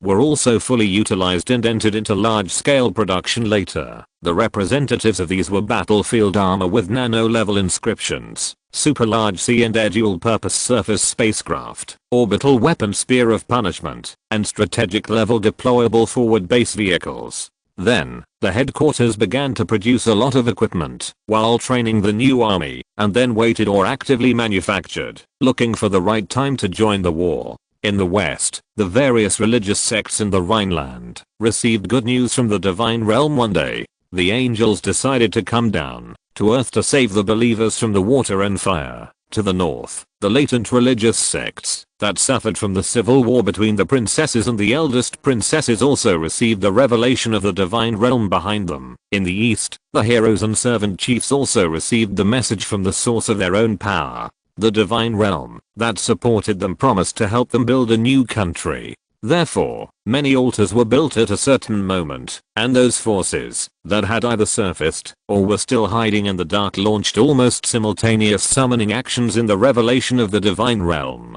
At that moment, the devout believers prayed with all their heart, and their thoughts were absorbed by the spider web-like dream realm, and then became the power that the elven witch doctors and elven warlocks could leverage. In the end, the believers' summons were twisted into an illusion magic that could cover the entire continent, and the gate of heaven was summoned by different forces under the gaze of all intelligent races, and the emotional music resounded throughout the entire continent at that time. Behind the illusions of the three domains of the East, West, and North, or in the illusion, there were more than 100 super-large aerospace motherships approaching slowly, with 210,000 armored elves in them, forming 3 clusters, and being dropped into the sky above the 3 domains. Their armor adopted a religious paint, which not only looked full of sacred meaning, but also had a real sense of solemnity with the blessing of various totem effects. Therefore, at the moment when the door was torn apart, the elven warriors of the Angel Legion made their first public appearance in excitement, desire, and an unstoppable sense of shame. Fortunately, their bodies were completely covered by thick armor, otherwise their twitching expressions and purple faces might have affected the Republic's collection of emotions. But in any case, the war in the north in which the elves themselves participated was truly opened in this deliberately created solemnity, and what some witch doctors called unnecessary, and it might also come to an end quickly. Chapter 322, Mowing the Grass. Western Branch. The entire area has been covered, the anti-shaman and anti-black box disturbance field has been deployed, and the wide area communication field has been activated. When the mechanical sound rang in the ears of every elf, the command center's communication was connected again, and then only one of the old and strong Reigns bearer continued to say in his deep voice, "Don't do anything reckless, I warn you one last time. If you want to have fun in fighting, go to the arena. Also, try not to kill people, the casualties of the Rhine Corps must be controlled below 12%. Didn't you say 20%? Why did it change again? This is too harsh. It's good enough to agree to let you join in the fun. Why are you talking so much nonsense? Why don't you go back and watch the video for fun? It's okay if you don't kill people. Got it, got it. We will pay attention." The figures in the sky were slowly falling, and the battlefield parties finally felt their true appearance and physical signs in the gradually clear comparison. Even though they were from different sects, the angels all looked very similar, with purple skin, purple eyes, pointed ears, physical simulation and magic enhancement, and heights of about 20 meters. If it weren't for the holy patterns of various sects shining on their bodies, even the high-ranking members of the sects who were still kneeling could hardly accurately identify the difference between their camps. But no one was really surprised by this, because the angels of all parties in the sect's cognition were originally from a divine realm life called Elves. They were favored by the gods because of their wisdom and strength, and thus collectively became messengers of the divine realm and took charge of all matters of conquest on behalf of the gods. In any case, when these 70,000 similar individuals really approached the ground, except for the core earth lions that still looked huge, the rest seemed as small as insects standing in front of giants. Zilla at this time, one of the angels landed on the ground and raised his arm. On the javelin-like weapon in his hand, arcs of electricity kept flashing, making the whole area dark and uncertain, and at the same time exuding endless power. Then, the angel stepped forward suddenly. There was a majestic wave of air, starting with his movement, rushing towards the four directions of space. There was stone and soil visible to the naked eye, centered on the soles of his feet, surging outward like waves. Then, his hand was suddenly swung forward at a speed that could not be observed at all. Immediately, something escaped the tracking of sight and broke free from the constraints of perception. When it reappeared, it had already crossed the entire battlefield and bombarded the center of the war altar more than 1,000 meters away. Only then did a roar that resounded through the sky explode in this space, and it appeared at the altar in front, and it seemed to start from the point where the angel was standing. At this moment, the former was completely shattered by this blow. Whether it was the altar itself, which was tens of meters long, or the nearly 1,000 slaves below who were using their bodies as wheels, they were all turned into debris all over the sky and the ground, and then fell into the depression created by the attack. At this time, only the dozen or so shamans who were originally standing on the altar were able to avoid death under the deliberate protection of the attackers, but now they were also covered with shields from the enemy and buried in the ruins in a coma. At the starting point of the attack, where the angel had stood before, a nearly 10-meter square arc-bottom depression could be seen being trampled out, as if showing the power of this attack from the side. All of this actually took less than a breath of time to form, but the power of it made the entire battlefield fall into an even more extreme silence. At the same time, the more than 30 battle groups, a total of 70,000 angels, have also been suspended and quickly reached the outermost edge of the huge battlefield, then formed an encirclement and stood collectively facing each other. Therefore, even if no angel was observed to speak, a grand voice resounded through the sky at this time. The true God is merciful and has given you the opportunity to surrender. Put down your weapons and you can take shelter under the wings of God. Although as intelligent beings, those angels always seem to feel a little inexplicably inconsistent, but the strength they show, or are understood in perception, is indeed very strong. At this moment, the brothers under their feet are breathing in uneasiness, and the hundreds of thousands of compatriots on all sides seem to be in a state of confusion under the might formed by the opposite side, and King Rhine himself also feels powerless. If you can't win, should you choose to surrender? The father god seemed to have fallen, so for the Rhine king, the most important thing at this time was the will of the tribe itself. Therefore, he carefully observed his compatriots, trying to get their inner choices at the moment, even if that might not be the most correct. And he did see that under the helplessness and hesitation was pride and unwillingness. While afraid, he also wanted to try to struggle. In this case, let's fight. The Rhine king stepped lightly on his brother, and the latter immediately let out a long roar representing war. Then the drums of war sounded in the distance, and the hundreds of thousands of soldiers and countless war groups collectively turned their backs to the inner circle, and cast hostile eyes at the arrogant figures in the air, and raised their weapons with great determination.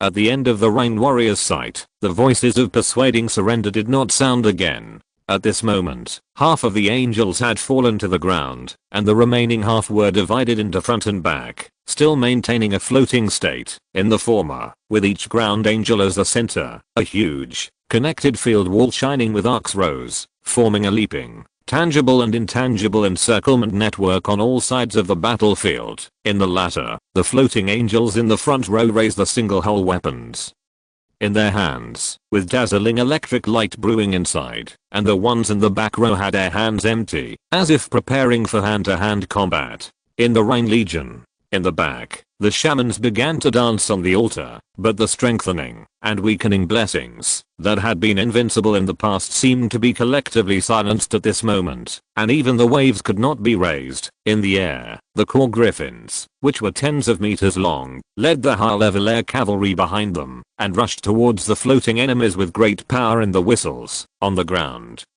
the core land lions, which were also more than twice as large as the angels, also became shields in the front, leading the high-level land cavalry and the citizen army to launch a fearless charge. The Rhine king also began to move forward at this moment. He urged the brothers under his feet, who were larger than the rest of the core compatriots, to move slowly in a random direction. From the outside, the angels seemed to just watch all this happen quietly, but inside, the elf warriors in the communication channel were having a heated discussion. I can already imagine how boring it will be later, with electromagnetic shock bombs being fired, large tracts of Rinna seed lying down like crown wheat at harvest, and then being taken into prison one by one. Indeed. Why don't we discuss with our superiors, and decide not to use weapons? He with this armor, what difference does it make, whether we have weapons or not? In the end, it will be the same. Then what should we do? Take off the armor and fight with real swords and guns? Don't do anything stupid, the commander will skin you, and go to a military court with you. He's right, I will do that. So, just behave yourself. Do you want to taste the orbital prison? Oh commander, we are just complaining, don't take it seriously.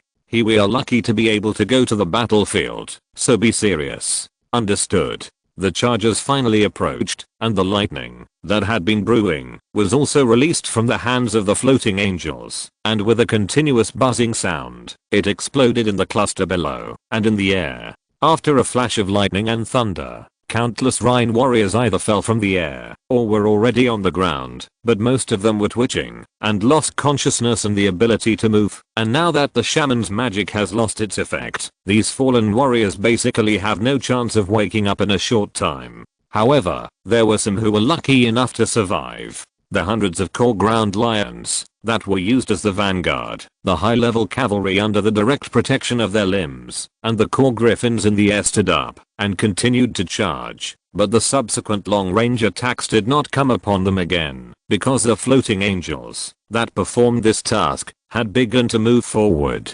They had to sweep more enemy troops in the rear, and these giant beasts that continued to charge forward were left to the air-ground comrades, who were responsible for covering the angels, that seemed very huge in the eyes of other clansmen were not so exaggerated in front of the core giant beasts. If the strength could be measured by size alone, then these big guys were the real overlords in the field. But the instinct of the beast species was issuing a warning. Almost every inch of its flesh wanted to stay away from the target that was about to be hit, but the giant beast's eyes were always flashing with a fierce light, and it still chose to move forward. Thus, the tremendous force brought by the impact was blocked by the angel, who was not even half as tall as it, with one hand, and with a stronger force, the giant beast was thrown to the ground sideways in an instant. Afterwards, the angel stepped on the huge head of the earth lion with one foot, and the ultrasonic wave pointing to the brain burst out from the sole of the foot, almost at zero distance, and immediately made the big guy unable to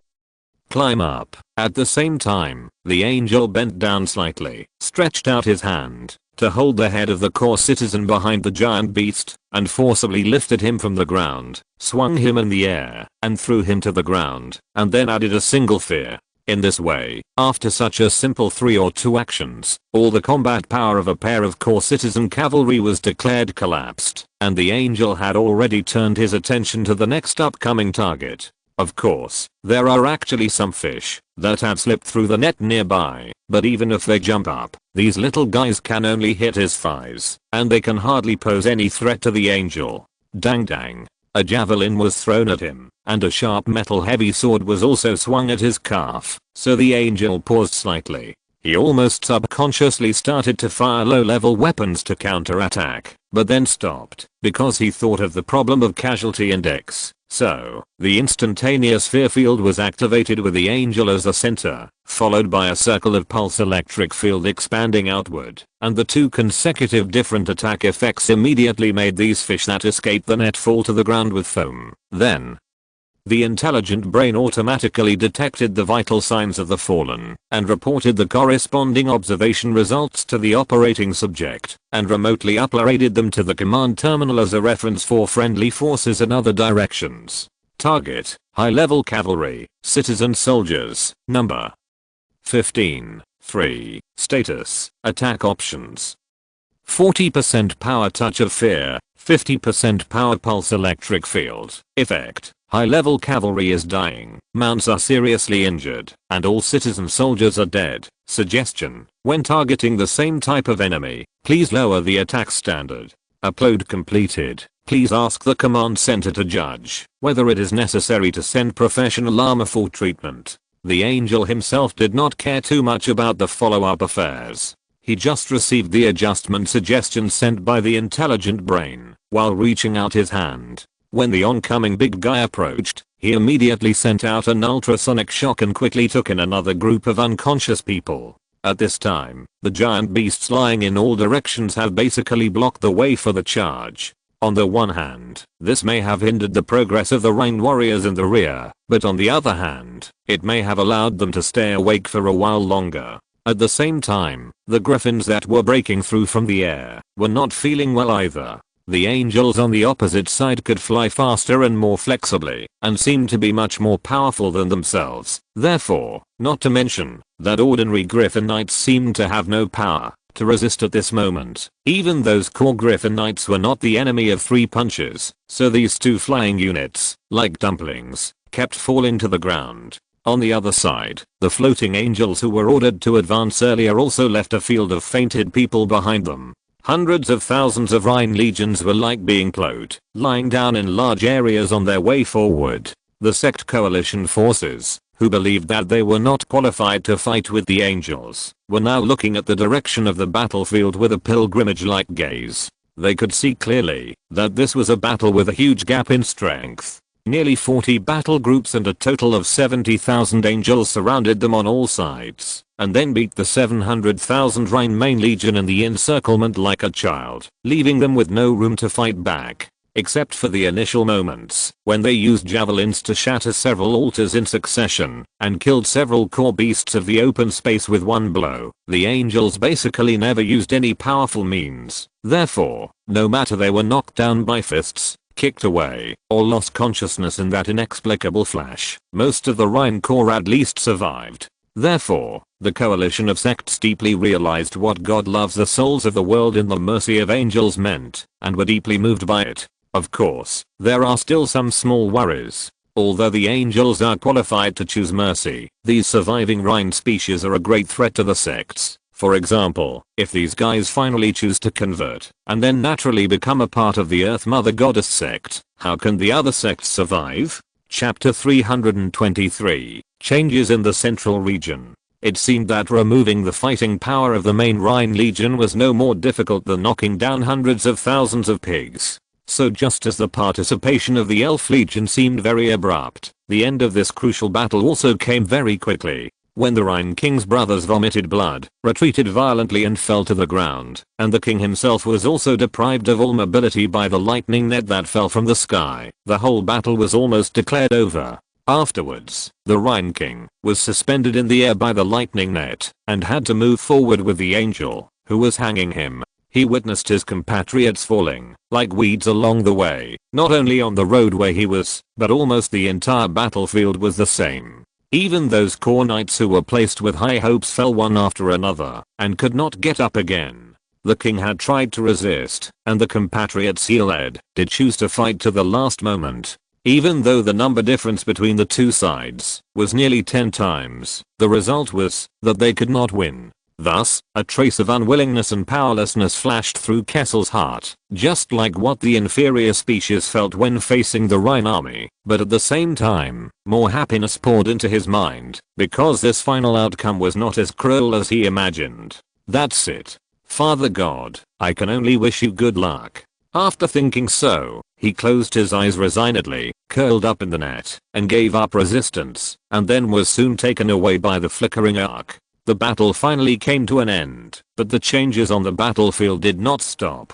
The wide battlefield was divided into 40 blocks. As all the angels landed in different areas and pressed their palms to the ground from the inside and outside at the same time, the earth and the root systems extending from the ground began to surge and rise in the entanglement with each other. The domain covered at this moment, and there were mysterious totem inscriptions, which slowly took shape in every inch of space, allowing countless soil, stone, wood, and even metal to gather here, and then support each other, together with the Rhine bodies in them, forming 40 large closed prisons. They are similar in style, but the decoration in details is very different. The large area of divine grace patterns painted on the outer walls seems to symbolize their respective sects. Then, praises were issued from the coalition forces in the rear. They were praying devoutly and fanatically according to the rituals and rules of each sect. The same scene also existed in the core bases of various sects. because no matter the crushing power in the previous battle or the great power of the sea and earth at this moment, they were all presented through the projection of the central altar, and made the newly captured vassal tribes become more pious in such a scene. Then, various teachings were generated in the minds of the sect leaders on the battlefield, making them understand the mission they need to shoulder in the future. They need to divide their troops to garrison here, and guard the nearly 20,000 Rhine races and the prisons corresponding to their respective sects until the war ends or the prisoners give up their false god beliefs. However, this garrison mission is more of a formality, because the prison group itself can provide an almost inescapable prison environment, and all affairs inside will be carried out in an orderly manner under the supervision of the intelligent brain. At this point, the battlefield finally came to an end, but the angels did not return to the divine domain immediately. At first, the Legion sent several teams to the surrounding areas. These angels were responsible for sweeping the Rhine warlords in other directions that were still scattered. Afterwards, the remaining large forces broke contact with the religious coalition forces and flew to the capital circle as soon as possible. There, the Angel Legion was ready to launch a real final battle on the west side of the continent. In the following days, good news came one after another. The branch team quickly swept the various blocking legions. After calming down the brainwashed slave army, they ordered them to stay where they were and remain in self-guarded captive status. Then, they ordered the religious coalition forces to divide their troops to receive these prisoners and return to the previous battlefield with tens of thousands of Rhine warlords captured during the period and sent them all to prison. On the other side, the main angel army also quickly reached the core area of the kingdom, and with the cooperation of the lurkers of the Earth Mother Goddess sect, they completed a devastating and convincing attack on the capital. Afterwards, the Rhine race and the entire capital circle naturally became prisoners of the angel army. In other words, within just a few days after the advent, the millions of Rhine people and even the servants under their command completely disappeared in an instant. Fortunately, the magnanimity of the true god and the benevolent style of the angels were also continued in the attack on the capital circle, and the believers of the false god did not suffer too many casualties. At the same time, the 13 princesses and mistresses who were originally far away in the east were also transferred to the fallen capital by the angels in a sleep, just in the time of opening and closing their eyes. Afterwards, these 13 princesses and great mistresses announced the decision of the entire tribe to convert to the Mother Earth Goddess in the name of gratitude for mercy and saving the tribe in the inexplicable silence of the tribe. And not only them, but also the other great mistresses who were summoned to the capital circle before the war to try to avoid the sharp edge also followed suit in the widespread silence, indicating that they also recognized the decision made by the above princesses. For the vast majority of the Rhine race, the father god who has not been seen so far, the collective submission of the tribe's high-level people, and the gap they experienced in the previous war, all made them speechless and unable to speak. They could only continue to remain silent helplessly and powerlessly in their own overwhelming emotions. And at this time, in the positive or negative attitudes of the Rhine race, God's grace suddenly descended on the world. A majestic altar of the Mother Earth Goddess, which was hundreds of meters high, was erected in the capital circle almost overnight. Overall, this altar-like building is roughly made of a combination of earth, stone, and metal. It has an extremely dazzling shiny color on it, but its interior has some plant characteristics. It is located on the top of the solitary mountain outside the royal city, and seems to have become one with the forests planted by the mistresses. On the second day, when the extremely depressed Renese people in the city saw and began to look at the extremely conspicuous building involuntarily, it seemed as if a tangible maternal glow spread from the altar. That gentleness and tolerance that seemed to be unique to the Mother Goddess was passed to the hearts of every Renese person, smoothing out a little darkness and causing a little ripples. The Mother Goddess of the Earth allowed the Renese people to convert, and while promising to give them shelter, she also left them enough time. The Renese people will be allowed to make a gradual conversion of faith under the leadership of the new sect, rather than a compulsory change in the short term. In addition, some relatively soft-minded Legion members in the prison were pardoned by God's grace, so they will be released and will be able to return to live in the old capital. Thus, the mercy of the Mother Goddess penetrated the hearts of the Rhine people. Although they did not abandon the father god of their race and convert to the mother god of earth. The resistance in their minds was finally reduced to an extreme point due to the accumulation of various reasons. The atmosphere in the city became much more positive and optimistic afterwards, and at least normal life began to unfold. But behind the scenes, the countless historical books and cultural classics in the Rhine seed barn were all confiscated by the church, and this step will also be gradually carried out among the people in the future, just as other sects are doing. Moreover, considering the universality and pan-raciality of the church, they will use, and only use, the new language and new characters given by God, just like all other sects have. Then several days passed, and the high-level leaders of 40 sects finally arrived at the old Rhine King city. They will hold a formal meeting here to determine the power structure of the western part of the continent in the next 100 years. The talks were held under the arbitration of angels, during which the main issues at issue were the distribution of believers' resources, the ownership of the divine grace orbital lines, and the ownership of the foundations of cities at hubs along the orbital lines. In terms of believer resources, in the western part of the continent, that is, the territory of the old Rhine kingdom, even though it had suffered successive natural disasters and war disasters, there were still more than 150 million civilized lives surviving, and the distribution of most of them had been resolved in the previous talks, but the division plan of the subordinate departments and slave departments of the capital circle was left until this moment. The various sects were dissatisfied with the previous secret operations of the Great Mistresses, and therefore strongly demanded in the meeting to reduce the quotas of the Great Mistresses, and even asked them to take out the slave departments of the old mistresses whose ownership had been determined. But under the dominance of the Earth Mother, the other sects failed to do their best. The meeting finally decided to retain the slave departments of the Great Mistresses who had surrendered before, and the remaining subordinate tribes in the capital circle, or the slave departments of the other mistresses who had not surrendered in advance, entered the ordinary equal division procedure, and were divided up by many sects.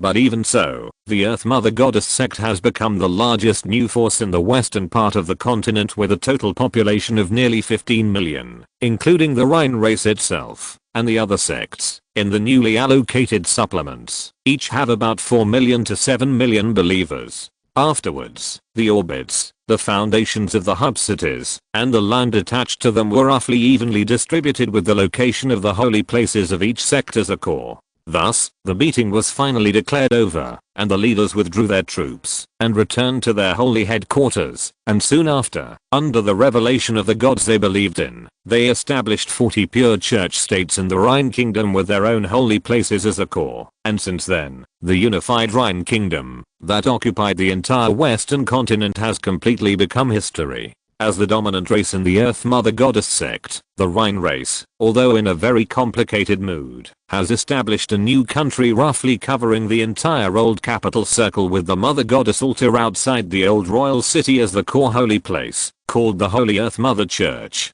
Although now, the belief in the Father God is allowed to be temporarily maintained under the generosity of the Mother Goddess, but such a false God belief, that cannot be given shelter, and has no policy support, will sooner or later disappear in the torrent of history in the change of 2 or 3 generations of population. In short, from this moment on, the Rhine race began to gradually accept the new life, and then they will also accept new beliefs, new languages, and even new cultures. In the process, the existence of the true God will make the pace of the church more controllable, and its direction of progress will also belong more to the heaven, rather than depending on the political needs of the ambitious people in the world. As for the distinction between good and bad, at least the elves living in the heaven think this is very good. In the western part of the continent, the real and huge power gap like a chasm made everything proceed quite smoothly. Meanwhile, many matters in the eastern and northern regions, that were launched almost at the same time, were also progressing more or less for the same reason. In the north, the powerful angel army completely wiped out the civil wars among the Fangs themselves in a short period of time, and in the subsequent division of territory, starting with many churches, established about 30 religious states. In this process, the Fangs in the northern region were obviously not as lucky as the Rhine people in the western region. Perhaps it was because their appearance was not liked by the gods.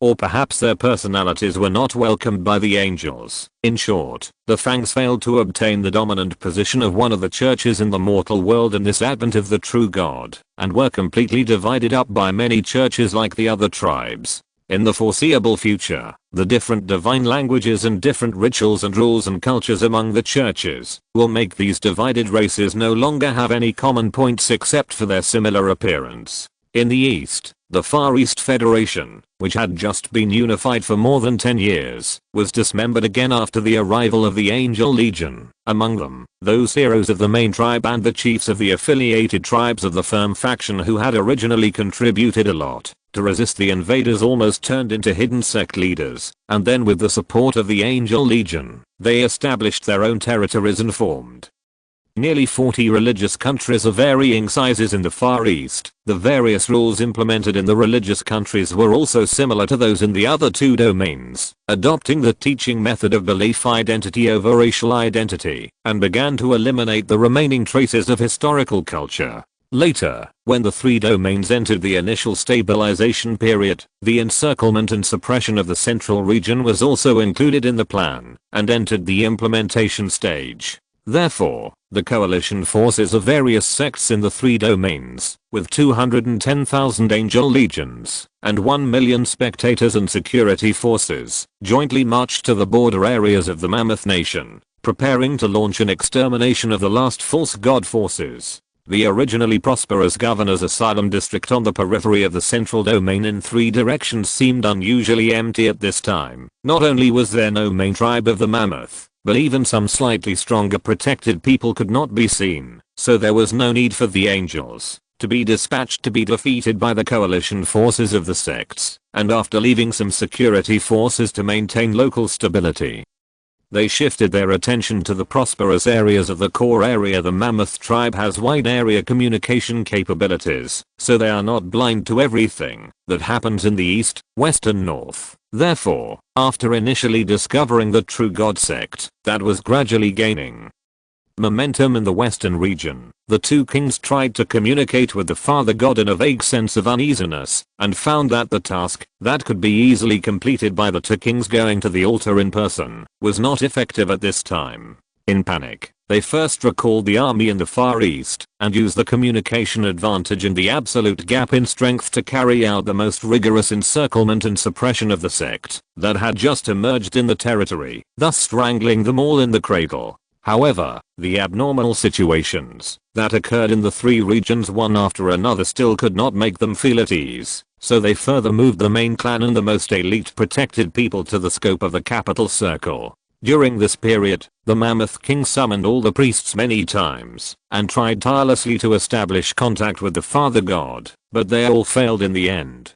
So, they gathered all the mammoths, more than 1 million in number, and launched a super large sacrifice with the power of the whole clan, but still no response was received. At that time, the angel army had descended on the three domains, and after flattening the inherent forces of the three parties with a speed as fast as a rotten wood, they turned their attention to the central domain. The miserable defeat of the three parties, who had no power to fight back, made the two kings and even all the mammoths realize that this was definitely an unprecedented dark moment. Therefore, the mammoths no longer cared about some possible hidden dangers, and immediately pulled the sheltered groups that would have been excluded from the scope of the sacrifice into the communication ceremony. As a result, the Mammoth tribe and the protected tribes, which had reached a total of about 200 million in the entire metropolitan area, started an unprecedented grand festival day and night, just as the angel army was about to approach 10 years in the real world. But in the dream, hundreds of years had passed in a flash.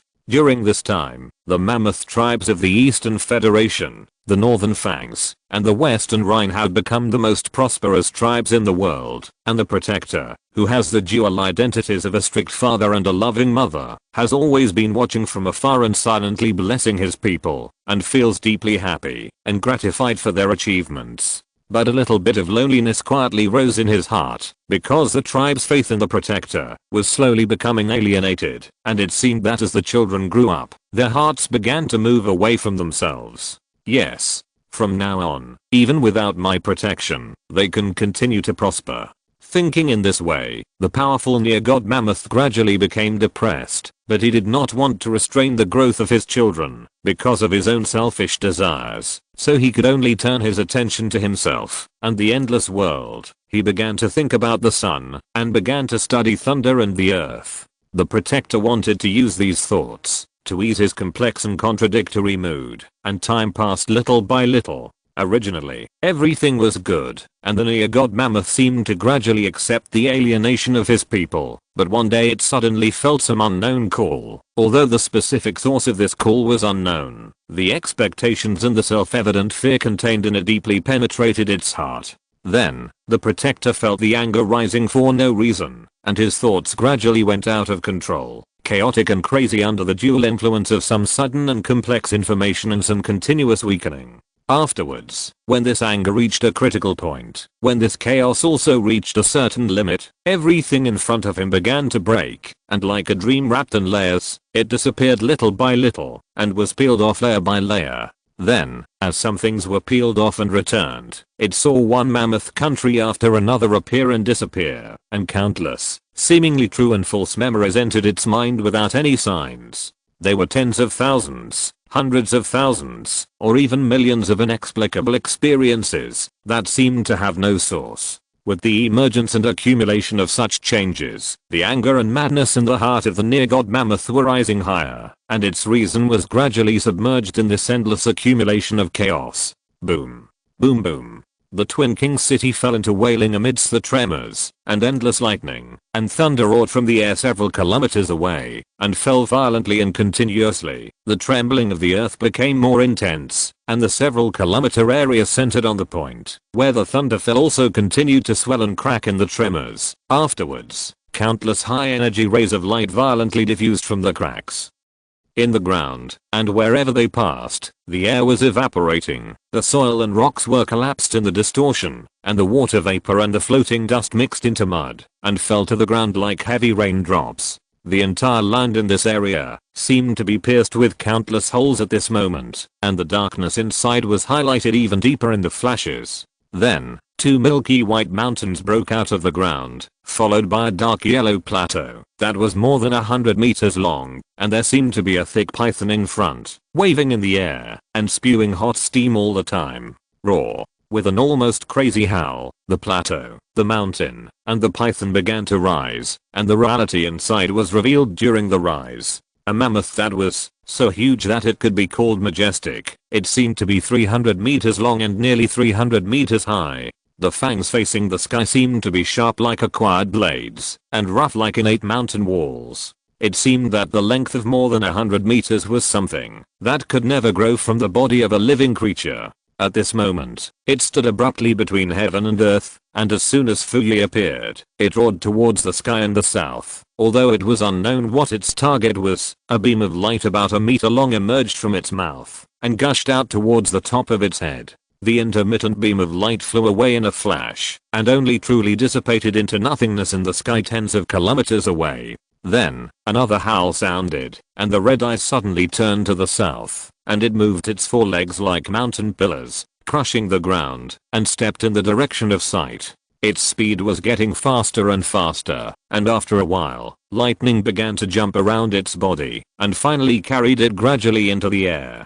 Chapter 324, Battle of the Near Gods. For a long time, the stripping of the belief in the near gods has been carried out simultaneously inside and outside. On the outside, by faking the existence of the true gods and withdrawing from them from the source in a radical or gradual manner. The former is suitable for the group of near gods who are seriously injured and dying, and the latter is suitable for strong near gods such as brave warriors. On the inside, the buffering effect of multiple dreams is used to dilute these directional thoughts, thereby creating a false image of alienation. Allowing the near gods in the dreams to gradually adapt and accept the false faith tends to disappear, so as to form a certain coordination with the changes in the outside world and stabilize their own mood. Generally speaking, for many near gods in different states, the two methods of internal and external will either be carried out simultaneously, or be biased towards one end, or due to some restrictions in reality, only the initial alienation in the dream will be carried out as a prelude. For example, the mammoth god, because there is no widespread dissatisfaction with the racial god within its tribe, even though the Black Forest brainwashed a large group of people with identity recognition deviations. It was unable to find a suitable differentiation path and temporarily suspended the source separation work from the outside. In this sudden incident, the contempt at first prompted the headquarters to indulge the Great Migration, and believed that their full concentration would be a deterrent for a war, creating more convenient execution conditions. Secondly, the Mammoth Kingdom's mastery of electromagnetic communication technology and shielding technology has complicated the effective circulation process of internal and external information to a certain extent, thus causing a small but real delay in the intelligence work that has always been well informed. Thirdly, the focus of the party was shifted to the other 3 domains on a large scale due to the participation of the Angel Legion. Finally, the sacrificial behavior participated by many races was a situation that had never happened before on the mainland, so the headquarters' vigilance in this regard was reduced. When all these unexpected or inevitable situations came into play at a certain moment, it led to the headquarters' failure to respond to the super large-scale sacrifice in a timely manner, and thus allowed the near-god mammoth to escape from the predicament. So, alarm. The thought filtering system is about to exceed the load. The limit load has been exceeded. Alarm. Uncontrolled external thoughts have broken into the 9th dream, and the target is about to lose its mind. Alarm. Subconscious control is failing. The target is about to lose its mind. The 9th dream is being stripped of its 8th dream. The 6th and 5th dreams are being stripped of their 9th and 8th dreams. Highest alert. The target is about to wake up. Please prepare for external response measures immediately. In the Black Forest headquarters, and in the deep space orbit, there were continuous warning sounds with very short intervals from the domain intelligent brain, and the speed and scale of the changes were so large that they even exceeded the adjustment range of all emergency plans. Almost all emergency measures that could be taken for dreams lost the opportunity to be implemented at this moment in the deep space orbit. Nestor was suddenly awakened by the alarm, and then he immediately withdrew from his own practice state, hurriedly drilled into the wall, and rushed to the observation center. When he arrived at the field observation room, he found that in addition to the 3 witch doctors, Ashura, Fangs, and Corseteeth, who had been on duty outside, the other 4 5th level witch doctors who were supposed to delay the near god mammoth in the sleeping cabin also appeared here at this moment, which was very abnormal. They were still in a sticky state all over their bodies, and it was obvious that they had just drilled out of the nutrient solution not long ago. When Nestor appeared, the witch doctors nodded solemnly at him and gestured in front of them, which drew Nestor's attention to the light curtain, and looked at the scene inside. The ground in the Twin Kings City area was trembling, thunder was falling one after another, and beams of light containing tremendous energy were flying all over the sky. Then a huge monster was seen tearing the surface and drilling out, standing in the center of endless thunder and roaring continuously. It was unknown whether it was intentional or unintentional to look into the deep space, and at this moment, it completed a look with them through the light curtain. The mammoth's eyes were full of madness, and it was obvious that there was not much rationality left. However, its sharp sight and the subsequent attacks and directional shifts clearly revealed its target. It seemed to have discovered the existence of the dream realm, and after failing to attack the deep space, it chose the southern Black Forest headquarters, which was also the real starting point of the realm. Afterwards, the near-god mammoth began to run towards the south, and gradually mastered a certain flying ability, based on the magnetic field effect on the way. Even though it was still in madness, it still avoided the Twin Kings City area, so that the latter was not affected by the damage caused by its hurricane. The prayers in the Twin Kings City were still being carried out at this moment. The power of its own realm bypassed the inner perspective, using a certain homology in it to clearly mark the extension points of thoughts here, and the direction in which it finally converged was undoubtedly the near-god mammoth in front of him. All the people present were high-level witch doctors with extremely quick thinking, so they immediately understood everything that happened here after a simple exchange, and made corresponding judgments on the situation. The prayers of a large number of people other than their own tribe, as well as the long-term mental weakening in the dream, jointly created the madness of the shelterer at this moment, and apart from the obvious side effect of madness, both the former and the latter seemed to show some positive effects. The prayers of multiple races, to a certain extent, just harmonized the original meaning of shelter, and thus inadvertently gave the shelterer a more extreme hint of divinity, as well as the real power born from the mind, and acting on the flesh and its own domain. The latter had a taste of trampling itself in a cocoon. The dream domain, that overly sought a sense of reality, weakened its mental strength, and gave the near-god mammoth thousands of times more time. Therefore, the way of using power, that its main consciousness and subconsciousness gradually explored in the dream, became the source of its practical progress in reality at this time, and the flying ability was one of the manifestations. Moreover, the madness seems to be only temporary. Its power is being gathered, and its spirit is gradually becoming stable. Although it is unknown how long it will take to complete the complete integration, one day it will become a true and well-deserved protector of all races.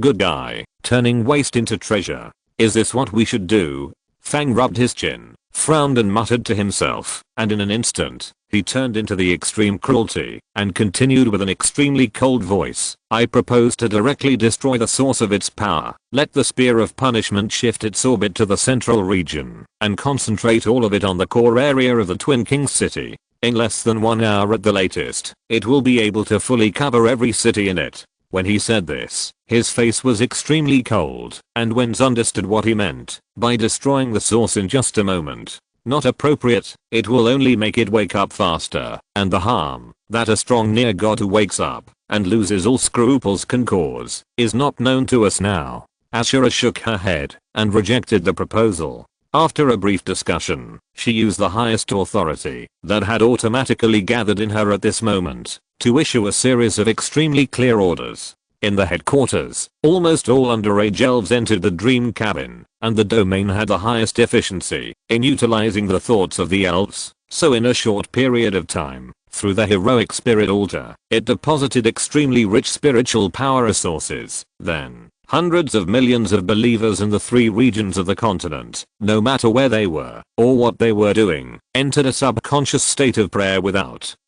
knowing it. Their thoughts will be filtered and refined through the network formed by the elves mentioned above, forming spellcasting resources that can be mobilized in the field. Then, the computing power of the other functional brains is connected to the dream brain, and the middle and low level witch doctors and dream warlocks become the direct controllers of the resource conversion process, and with the support of the huge computing power gathered by the field brain, they are the first to carry out efficient spellcasting preparations. At the practical level, various changes have also occurred due to the orders from deep space. All the qualified combat forces that are submature and can be mobilized have entered the highest level of mobilization. A large number of new types of warriors who have not entered the dream are either responsible for controlling the long-range projection platform, or entering the combat-ready mecha on standby, or going to the surface fighter reserve cabin to activate special flying weapons. Therefore, above the orbit, on the surface, on the sea, and in the deep sea, a large number of ultra-long-range large-scale weapon platforms were activated,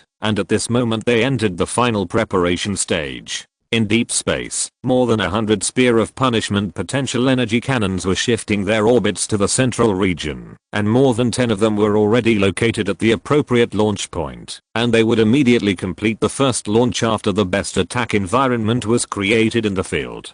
On the surface, deep wells were opened from islands and various areas between the black forests. The unknown land-based weapons with purple gold light were slowly lifted from the bottom and began to adjust the launch parameters with the assistance of the intelligent brain. On the sea surface, the super heavy ships that could not fly entered the combat state, and the heavy muzzles that were erected seemed to be brewing a glow like thunder at all times. In the deep sea, the submarine group was also surfacing, and then opened its own carapace, and inside it also revealed thick and long solid tubes of purple gold. At the headquarters, special surface aircraft loaded with high-level magic cores were urgently launched, after being filled with high-level self-fluid. in the direction they were heading. The airborne carriers were also ready for the deck and energy supply, waiting for the arrival of these aircraft from the headquarters and the subsequent transfer. Afterwards, 210,000 angel legions marched from the border of the 3 domains to the core area of the 2 kingdoms.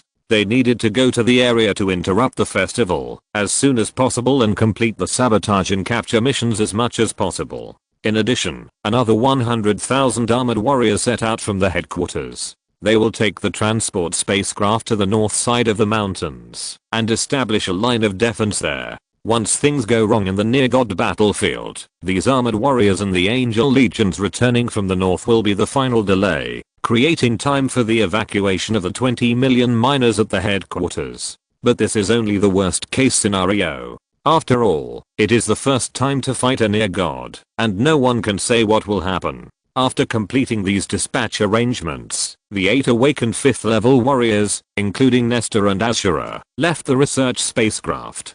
During the process, they deeply merged with each other, and then drilled into the spherical pseudo-celestial body that followed closely. This celestial body is about 2 kilometers in diameter. If it were not for the optical stealth effect all over it, it would be very clear even on the surface, and its entity is a modular supergiant mimic body specially prepared by high-level witch doctors. Its internal partitions store dozens of high-level magic beast bodies that serve as efficient energy sources and integrate the remote docking ports of intelligent brain systems. So at this moment, when the cell flow of the combined witch doctors drilled into it and completed the fusion to the maximum control limit, part of the celestial body began to separate from the main body and transformed into a shuttle-shaped spacecraft. Then, the shuttle-shaped spacecraft completed the ignition and rushed towards the target area. Its final landing point was undoubtedly the location of the near-god mammoth. On the surface, the near-god mammoth was continuing to soar in a nearly mindless and crazy state.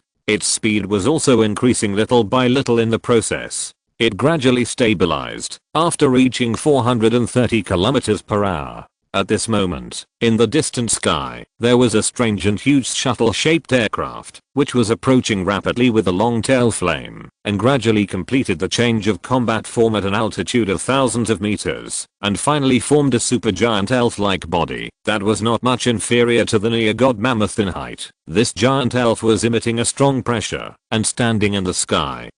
And the moment it arrived, it connected to the domain intelligent brain and became the most direct relay for it to play a role here. Afterwards, it did not continue to approach the bottom as imagined, but just waved slightly in the distant sky towards the near god, and immediately the domain that had been concentrated for a long time was activated, and at this moment, a myriad of changes occurred. At first, it was the authority of the mother goddess of the earth that seemed to have become substantial and took advantage of the gap when the protector was unable to actively control due to lack of reason and forcibly broke through its near-god domain. Therefore, the enhanced gravity of the mother star directly acted on the body of the protector flying close to the ground, causing the latter to rush directly into the earth under the strong pull and lifted up a large piece of soil to become a cover for the sky. Afterwards, the giant elf waved his hand again, causing the magnetic field in the area to form a strong disorder,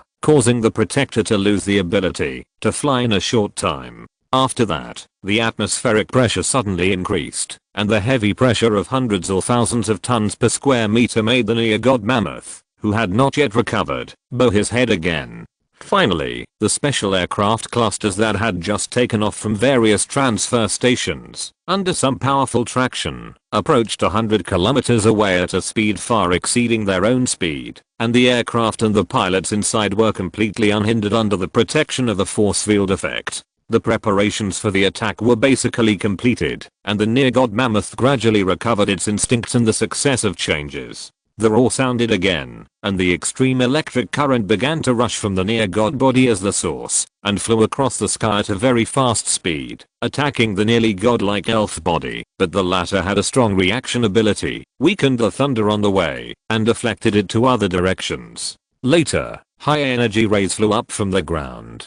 Although it seemed impossible to dodge at such a high speed at such a distance, the intelligent brain and the combined witch doctor's own observation ability cooperated to react quickly at the beginning of the attack. So at that moment, we can see layers of light deflection fields forming in the domain, and at the last moment, dozens of light beams were several meters away from the target, and deviated from their predetermined trajectory. Then, with another wave of his hand, the elf's body split into countless clones in the sky, each of which seemed a little illusory, but became the beginning of a series of substantial attacks. But in essence, it was to preserve the high-level spell effects of those special attack aircraft in the distant airspace with the help of the domain, and then send them out again with the illusory body as the starting point, and project them at the body of the near-god mammoth at an extremely strange angle. Then, tens of thousands of phantoms waved their hands to turn the world upside down. The overlap of illusion and reality made the scenery in all directions no longer familiar.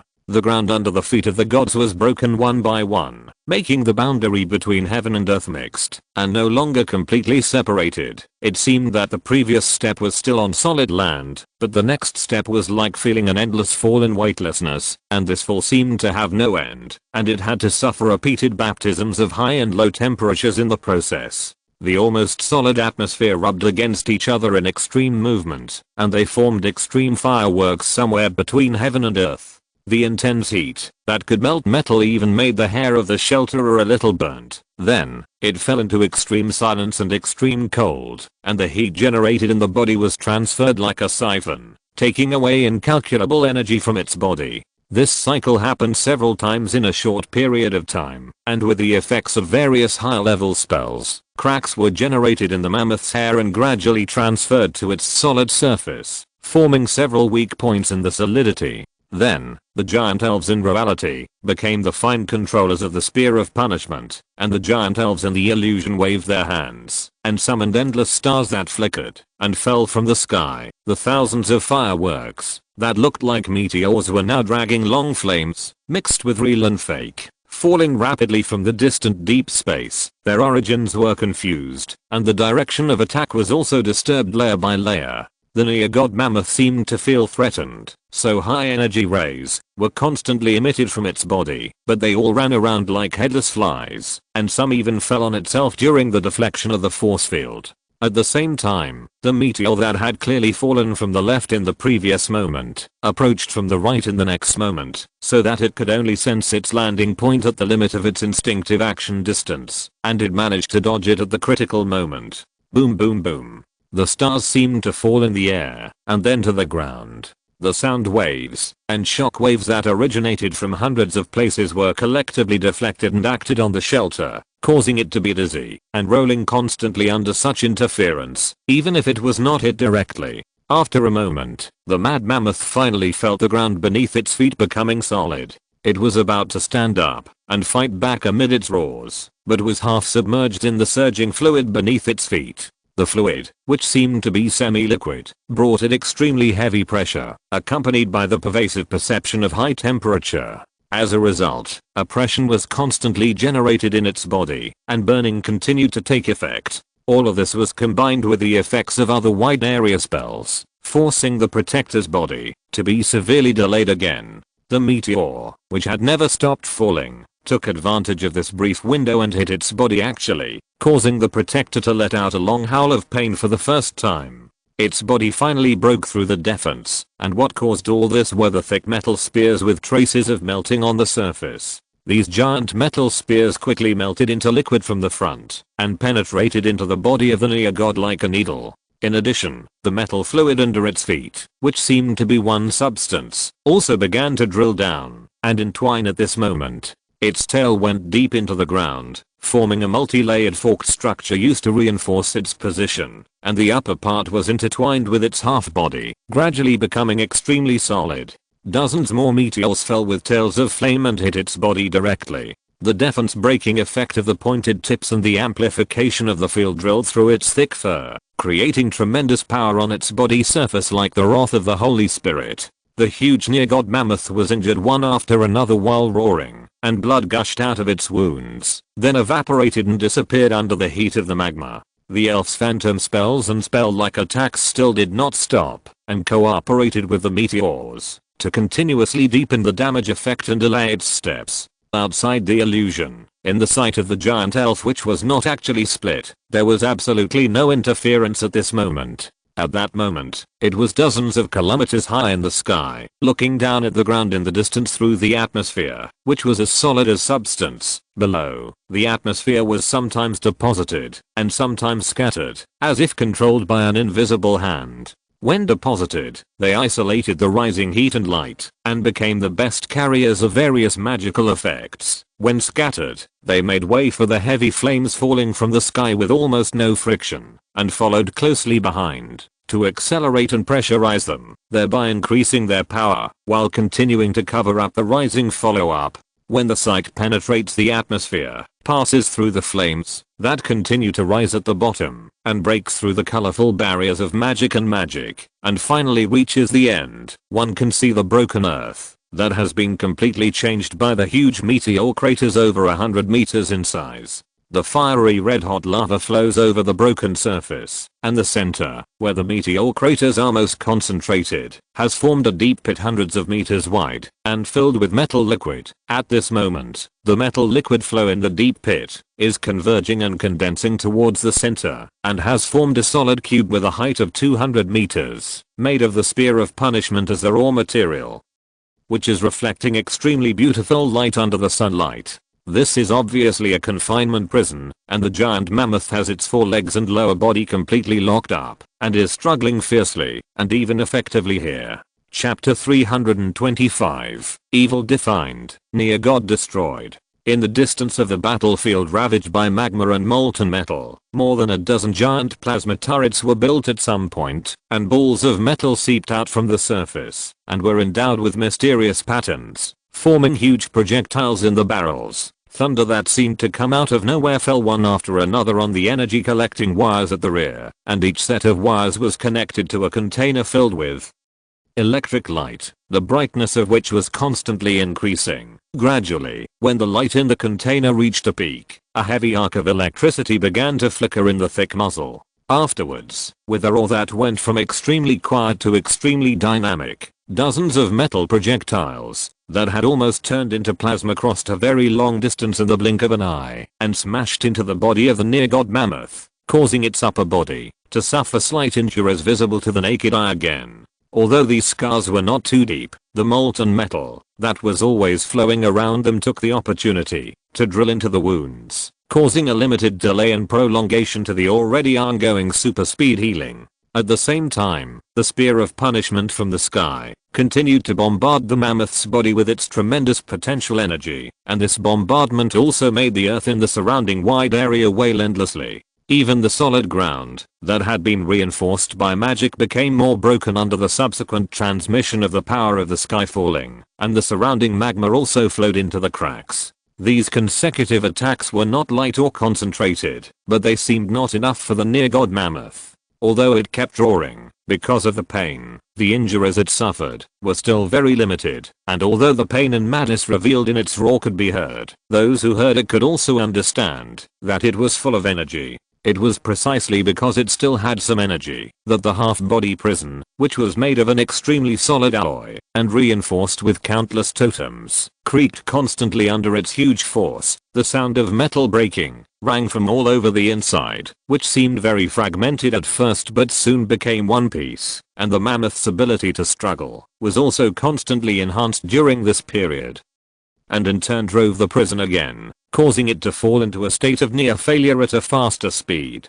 At this moment, the giant elf heard a reminder from the intelligent brain, saying that the inventory of the spear of punishment above the track had been exhausted, and could not be effectively replenished in a short time. So it looked at the sky and the ground far away under its feet. Although the mammoth looked like it was about to escape, the giant elf did not seem to be very anxious at this moment. Because it doesn't matter, the mammoth can continue to seek a breakthrough in the struggle, so it can continue to reinforce. At this time, the nearly 10 million tons of spear of punishment piled on the surface are the best materials for constructing the prison, and there are more metal materials in the earth, which are also resources that can be used at will. Up to now, the giant elf's spellcasting consumption is not too much. Most of the mental power consumed during the period comes from the contribution of believers. Its own huge mental power actually only plays a role in threading the needle, so there is no need to worry about this aspect of consumption for the time being, and in its body, there is a plant wolf that faithfully shoulders the responsibility of supplying energy, so the energy demand of the mimic body will not be a problem, and under the combination of these two, as long as the instantaneous burst of this crazy mammoth does not exceed a certain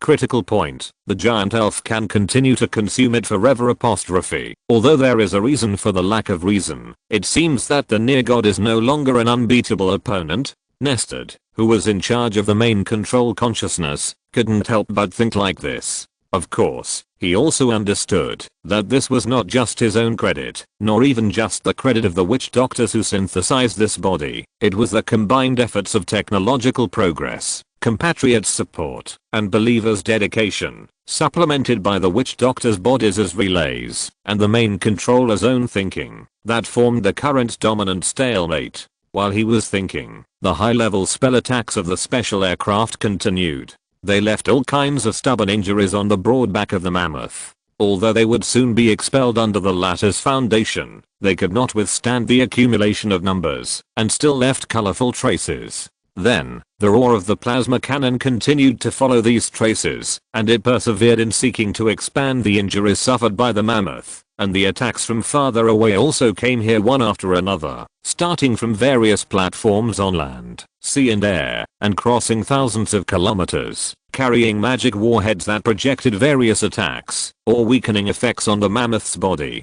But even so, the situation here still fell into a stalemate. Nestor's energy was invested in the cage and the maintenance of various magic effects in the space. Although it did make the mammoth's attack lose its target, and made most of its struggling movements ineffective, facing its extremely solid body defense, it was slow to form an effective breakthrough on the attack end. A little helplessness rose in his heart. Nestor felt that he had not been able to exert the full strength of the domain, so he started to use his imagination. He was thinking about how to make more effective use of this sky-wide domain and thoughts. At this time, another request from the north sounded in his ears, saying that the angel army had approached the core area of the Two Kings and could launch a devastating attack at any time. For the mammoth, the faith line of the myriad races had been initially established. If the other party's prayers, that were still continuing, were interrupted at this moment, although it might weaken the power of the near god, it might also prompt the other party to rise up, and at that time, what this side would need to face would be a near god beast that was no longer crazy. Therefore, while Nestor ordered the north to suspend the attack, he himself considered the way to break the deadlock again. Thinking completed the search in the intelligent brain at the fastest speed, and a pseudo-sect called God of Light in the north caused ripples in his mind. Since thoughts and the power of one's own domain focus on the influence of the mind on matter, then the definition of justice and evil may be one of the effective application methods. After he had thought about it and made up his mind, the order was extended along the network to the headquarters and was transmitted to many witch doctors and warlocks in the dream, asking them to leverage the visualization of 20 million dream elves and collectively strengthen the thought transformation ability of the heroes and virtual props such as the light side, justice side, and judgment side, so as to transform the faith from the north in the direction he needed at the moment. In the front-end experiment, part of the light in the field of vision above the battlefield began to be deflected under the effect of magic. They all converged in the direction of the giant elf and gradually formed a group of red spheres that seemed to be substantial and bound above his raised hand. And in the field, part of the faith thoughts that were initially transformed in the filtering network formed a group of dazzling white light in the dream. Afterwards, the field where the light was located began to seek to overlap with reality, and its target was undoubtedly the red ball in the giant elf's hand. At the same time, the domain also leveraged the cognition of nearly 3/5 of the world's civilized creatures, numbering more than 700 million, and issued a certain definition through the giant elf's body as a relay. False god mammoth, you are the embodiment of evil in this world, and the enemy of the world's civilization. Then, when the white in the dream overlapped with the red in reality, the virtual and real shining ball that was tried to be invested with the holy light of breaking evil was conveniently shot down by the giant elf's waving. But of course, and at the same time a little embarrassing, this verification failed this time. The flying ball of light is still red, and its properties have not changed at all. Although the high temperature contained in it burned the mammoth with star-shaped injuries, it did not have the expected connection with the evil cognition of the creatures. But it doesn't matter whether it is the giant elves, the intelligent brain, or the elves that play a role in dreams. Not only do they have enough time to try it this time, but they can also redouble their efforts in dreams with the time speeding up. So, the computing power is running at high speed, the thinking is constantly leaping, and afterwards, combined with the simulation of the life field transformation, with the mammoth as the target, battlefield verification was carried out again and again, and in this process, those warriors who have embarked on a new path also have some new ideas for themselves in terms of giving power characteristics. In the outside world, during the continuous attempts, the originally scarlet ball of light in the giant elf's hand actually emitted a bit of holiness at a certain time. It was a white light that seemed soft, but had a strong potential deterrent feeling, and at this moment, it was forming a trace of light in the ball of light. Therefore, Nestor's consciousness first carefully observed the fluctuation of the white light in his perception, and in the process of shaping the light ball into a light spear, he moved a little bit of white fluff to its tip, and then suddenly threw it downward. Only at the moment after the light spear was thrown, this energy-shaping weapon with the white strands as the vanguard fell silently to the body of the near-god mammoth. Thus, the contest between defined evil and defined justice appeared in this area for the first time. In the area attacked by the wisps of white light, the mammoth's body suffered damage that was completely disproportionate to the intensity, and from the aftermath, even the emergence of special effects like high-level spells was observed, and the effect was obvious. Although this holy light was still too thin to cause immediate and deep damage, the self-healing effect at the attack point was visibly slowed down for the current situation. That has been slow to break through. Such a tiny effect is already the best motivation. Since it is effective, then continue to go deeper in this direction. But Nestor did not immediately condense any light ball, because there are larger scale external forces that can adapt to the domain. Then, he issued the order to create a holy light pool in the domain, and while maintaining the restraint on the mammoth, he called on some of the abundant resources in the previous shallow understanding to make attempts in details and categories, such as trying to combine holiness with other spells to see the effects that each can achieve.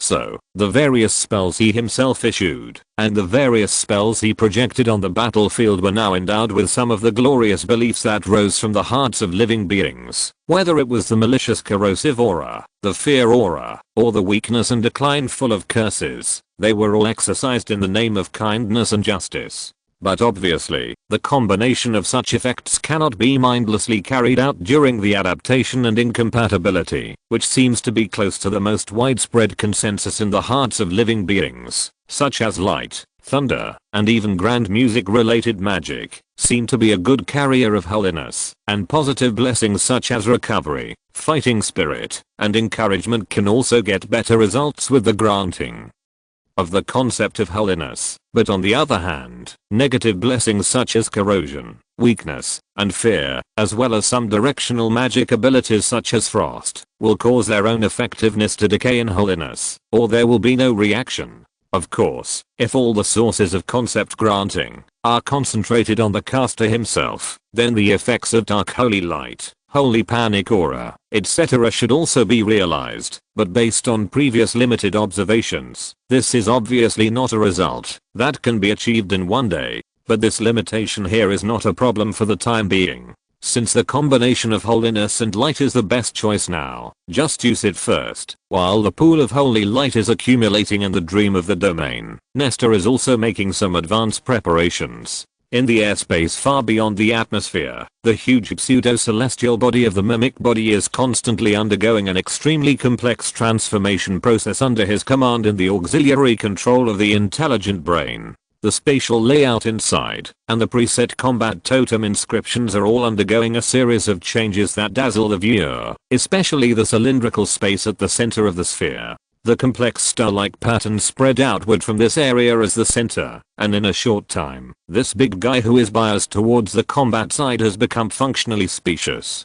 At the moment, the high-level magic beasts in internal reserve have been transferred to other places, and a large number of facilities have been abolished or shifted, thus freeing up an upper and lower space with a diameter of more than 100 meters at the central column. In addition, changes in materials are also happening simultaneously, and heavy transparent bodies are gradually replacing the original plant and metal structures, and in that straight up and down area, a 9-layer overlapping focusing lens structure is formed. At the same time, the energy flow in the pseudo-celestial body also began to concentrate towards the central column area, and the high-level magic beasts that have been transferred to the periphery have to release more high-energy cell fluids under the pressure of the prison furnace, and strive to support the effective operation of the complex totems in the area. Meanwhile, the pool of holy light area that was brewing in the domain began to combine with the virtual and real of this lens space. On the surface tens of thousands of kilometers below, the ground with magma was condensing at a high speed, and the giant elves decomposed a large amount of metal from the underground, and from the magma flowing on the surface with a wave of their hands. These metals formed alloys under the effect of magic, and became solid and heavy in the process of climbing towards the mammoth body, and finally formed a giant sphere with a diameter of hundreds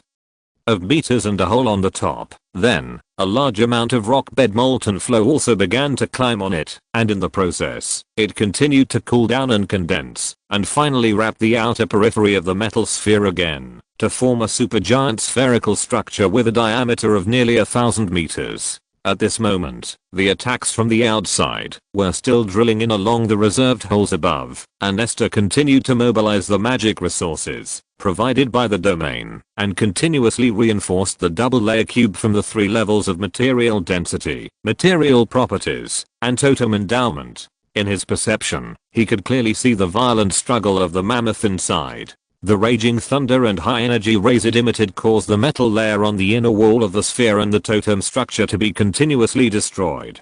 The metal and rock foundation on the outer periphery were also tending to return to liquid state bit by bit in the high temperature formed. However, these breakout processes were constantly interrupted by Nestor. The metal was regenerated and reinforced time and time again, and the totem structure was repeatedly generated. Therefore, this was a process of internal and external struggle. If any party showed a little bit of decline, it might usher in a very serious chain reaction. The positive direction was the eternal ban of the near-god mammoth, and the reverse direction was to let it escape successfully here. Now it is a stalemate.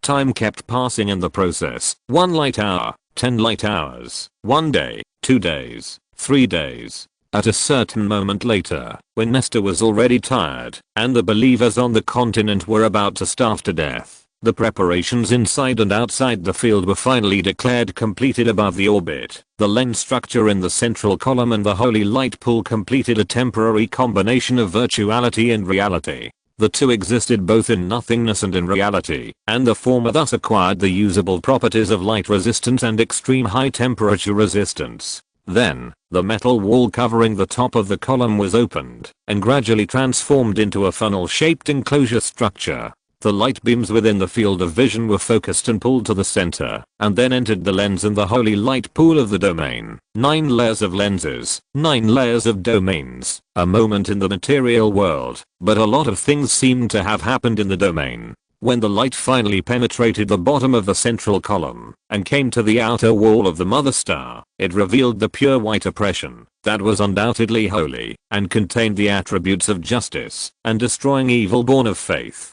Then, without any movement, the light column penetrated the atmosphere that had been diluted beforehand, and shone directly on the surface of the mother planet with a majestic momentum, seemingly endless. The giant elves below had already set up a path for it, so the light column followed the reserved hole, and drilled directly into the place where the near gods were imprisoned, and caused the huge double-layer sphere to begin to expand uncontrollably. Even though Nestor had mobilized all resources to maintain it, it still turned into a molten giant ball in an instant, and then exploded completely in the next few moments. The occurrence of this explosion was actually a situation that Nestor could not have expected, but he still made the best response in microseconds by trying his best to maintain the inner circle and pressurizing the multiple outer circles inward. At least under his efforts, the inside of the giant sphere maintained a higher energy state than expected for several moments, and this was the phenomenon he needed to see. In the silence, majestic light and heat are rising, the condensed air around it absorbs the shock wave, and the temperature at the core is instantly raised to hundreds of thousands of degrees. The strong light it emits also shines out in an overwhelming manner at a certain moment, and turns into high-intensity infrared radiation. The surface at the detonation point is baked 1,000 times more intensely than the sunlight, so even if it is far away from the core, the temperature can reach 10,000 degrees, almost burning most of the substances within a radius of hundreds of meters around it. There are also air waves that spread infinitely to the surroundings at a speed faster than sound in an instant, and flatten all the bumps within a radius of 1,000 meters, and the high energy ray stream that is inexplicably generated also starts from the core and rushes in all directions. They penetrate into the bodies of all organisms that block the way, break their inherent molecular bonds, and cause heavy instantaneous damage, as well as the lifelong pain of the lucky ones. During this process, the domain has always been strengthening the air pressure wall of the outer area, and constantly seeking to concentrate all the impacts to the innermost circle, and has expended a huge amount of mental resources for this. So, when everything gradually settled down, and things within a radius of 1 kilometer slowly came into view, a sphere with a diameter of only more than 20 meters appeared from the center. The surface of the sphere was charred and covered with cracks, and from time to time it would break and throw out disgusting fluid, but there was a faint heartbeat coming from it. Then, when the charred layer on the outside fell off completely, and the internal fluid was completely out of the body, the innermost flesh and blood tissue, which was still more than 10 meters in diameter, was exposed, and the heartbeat that was only faint before became extremely clear at this moment. Obviously, this was a near-god mammoth that had lost its original biological form and nearly 80% of its body tissues under the blow of justice, but it seemed to have retained its vitality at the core. Even such a serious injury did not cause its direct death, and it was even continuing to seek to repair its injuries, but the effect of the remaining holy light seemed to be a more severe bone injury than the special effects of high-level monsters for its evil level, so its recovery could hardly be seen to have any effect, and it only maintained the flesh and blood inside from being melted. Just like not knowing why the explosion occurred, Nestor also did not know how long this special effect could last, so he fell rapidly to a lower airspace at the moment, ready to inflict enough fatal damage from a close distance. At the same time, a series of orders were issued from him. The special attack aircraft cluster began to return to the mammoth. The half of the Spear of Punishment platform that had filled its ammunition magazine and the sea-based and land-based magic missile platform that had also completed the supply began to prepare for the attack, and the plasma cannon in the distance began to roar again. On the other hand, because the mammoth's consciousness was no longer important, the attack order for the core area of the Twin Kings city was also sent to the Angel Legion at this moment, ordering them to immediately carry out the mission to the capital area. Can the holy light still be stimulated? Nestor asked during the descent, and the response from the headquarters immediately replied, the accumulation of the periphery has been exhausted, so the same scale can no longer be achieved, but if only the visualization resources of the tribe itself are used, a scale of 1/10,000th can be formed every 3 minutes. Then take action, and continue to generate attacks. Understood. At this time, Nestor himself finally landed near the ground, and he waved his hand to first bring down various negative effects such as decay and corrosion, and then waved his hand to shape more than 10,000 spears of punishment in the air and let them fall down. So, this became the prelude to the next intensive attack. This wave of attacks came in a concentrated and turbulent manner, with high-level spells and negative effects constantly approaching. Millions of tons of metal bars were bombarded from the air one after another, and then a small-scale holy light attack descended from the deep sky. It was obvious that the remains of the near-god mammoth had become much smaller and weaker, and in the next 3 hours, it was hit with countless wounds and gradually began to break apart. However, the flesh and bones were still in a state of regeneration, and they were constantly seeking to gather towards the central area. It seemed that some kind of power was carrying its spirit and maintaining the activity of its body, making its vitality exceed the observation limit in current experience, like a dogskin plaster that made the attackers feel helpless. However, it was suppressed when its body was intact before, and now it was like a fish on a chopping board, so it gradually fell into defeat.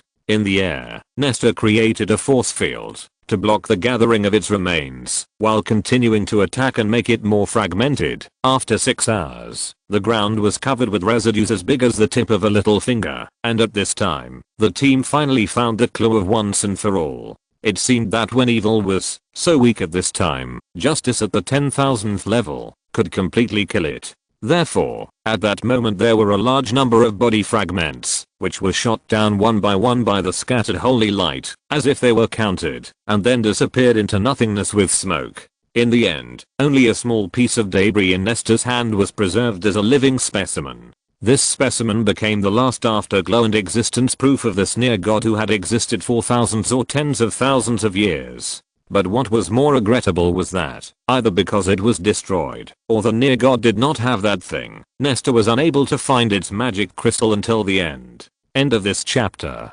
Thank you very much for reaching the end. Don't forget to like. Looking for more exclusive content and immediate access? Subscribe to our Patreon. Remember, every like, subscription, or donation encourages us to continue. Thanks to everyone. See you in the next video.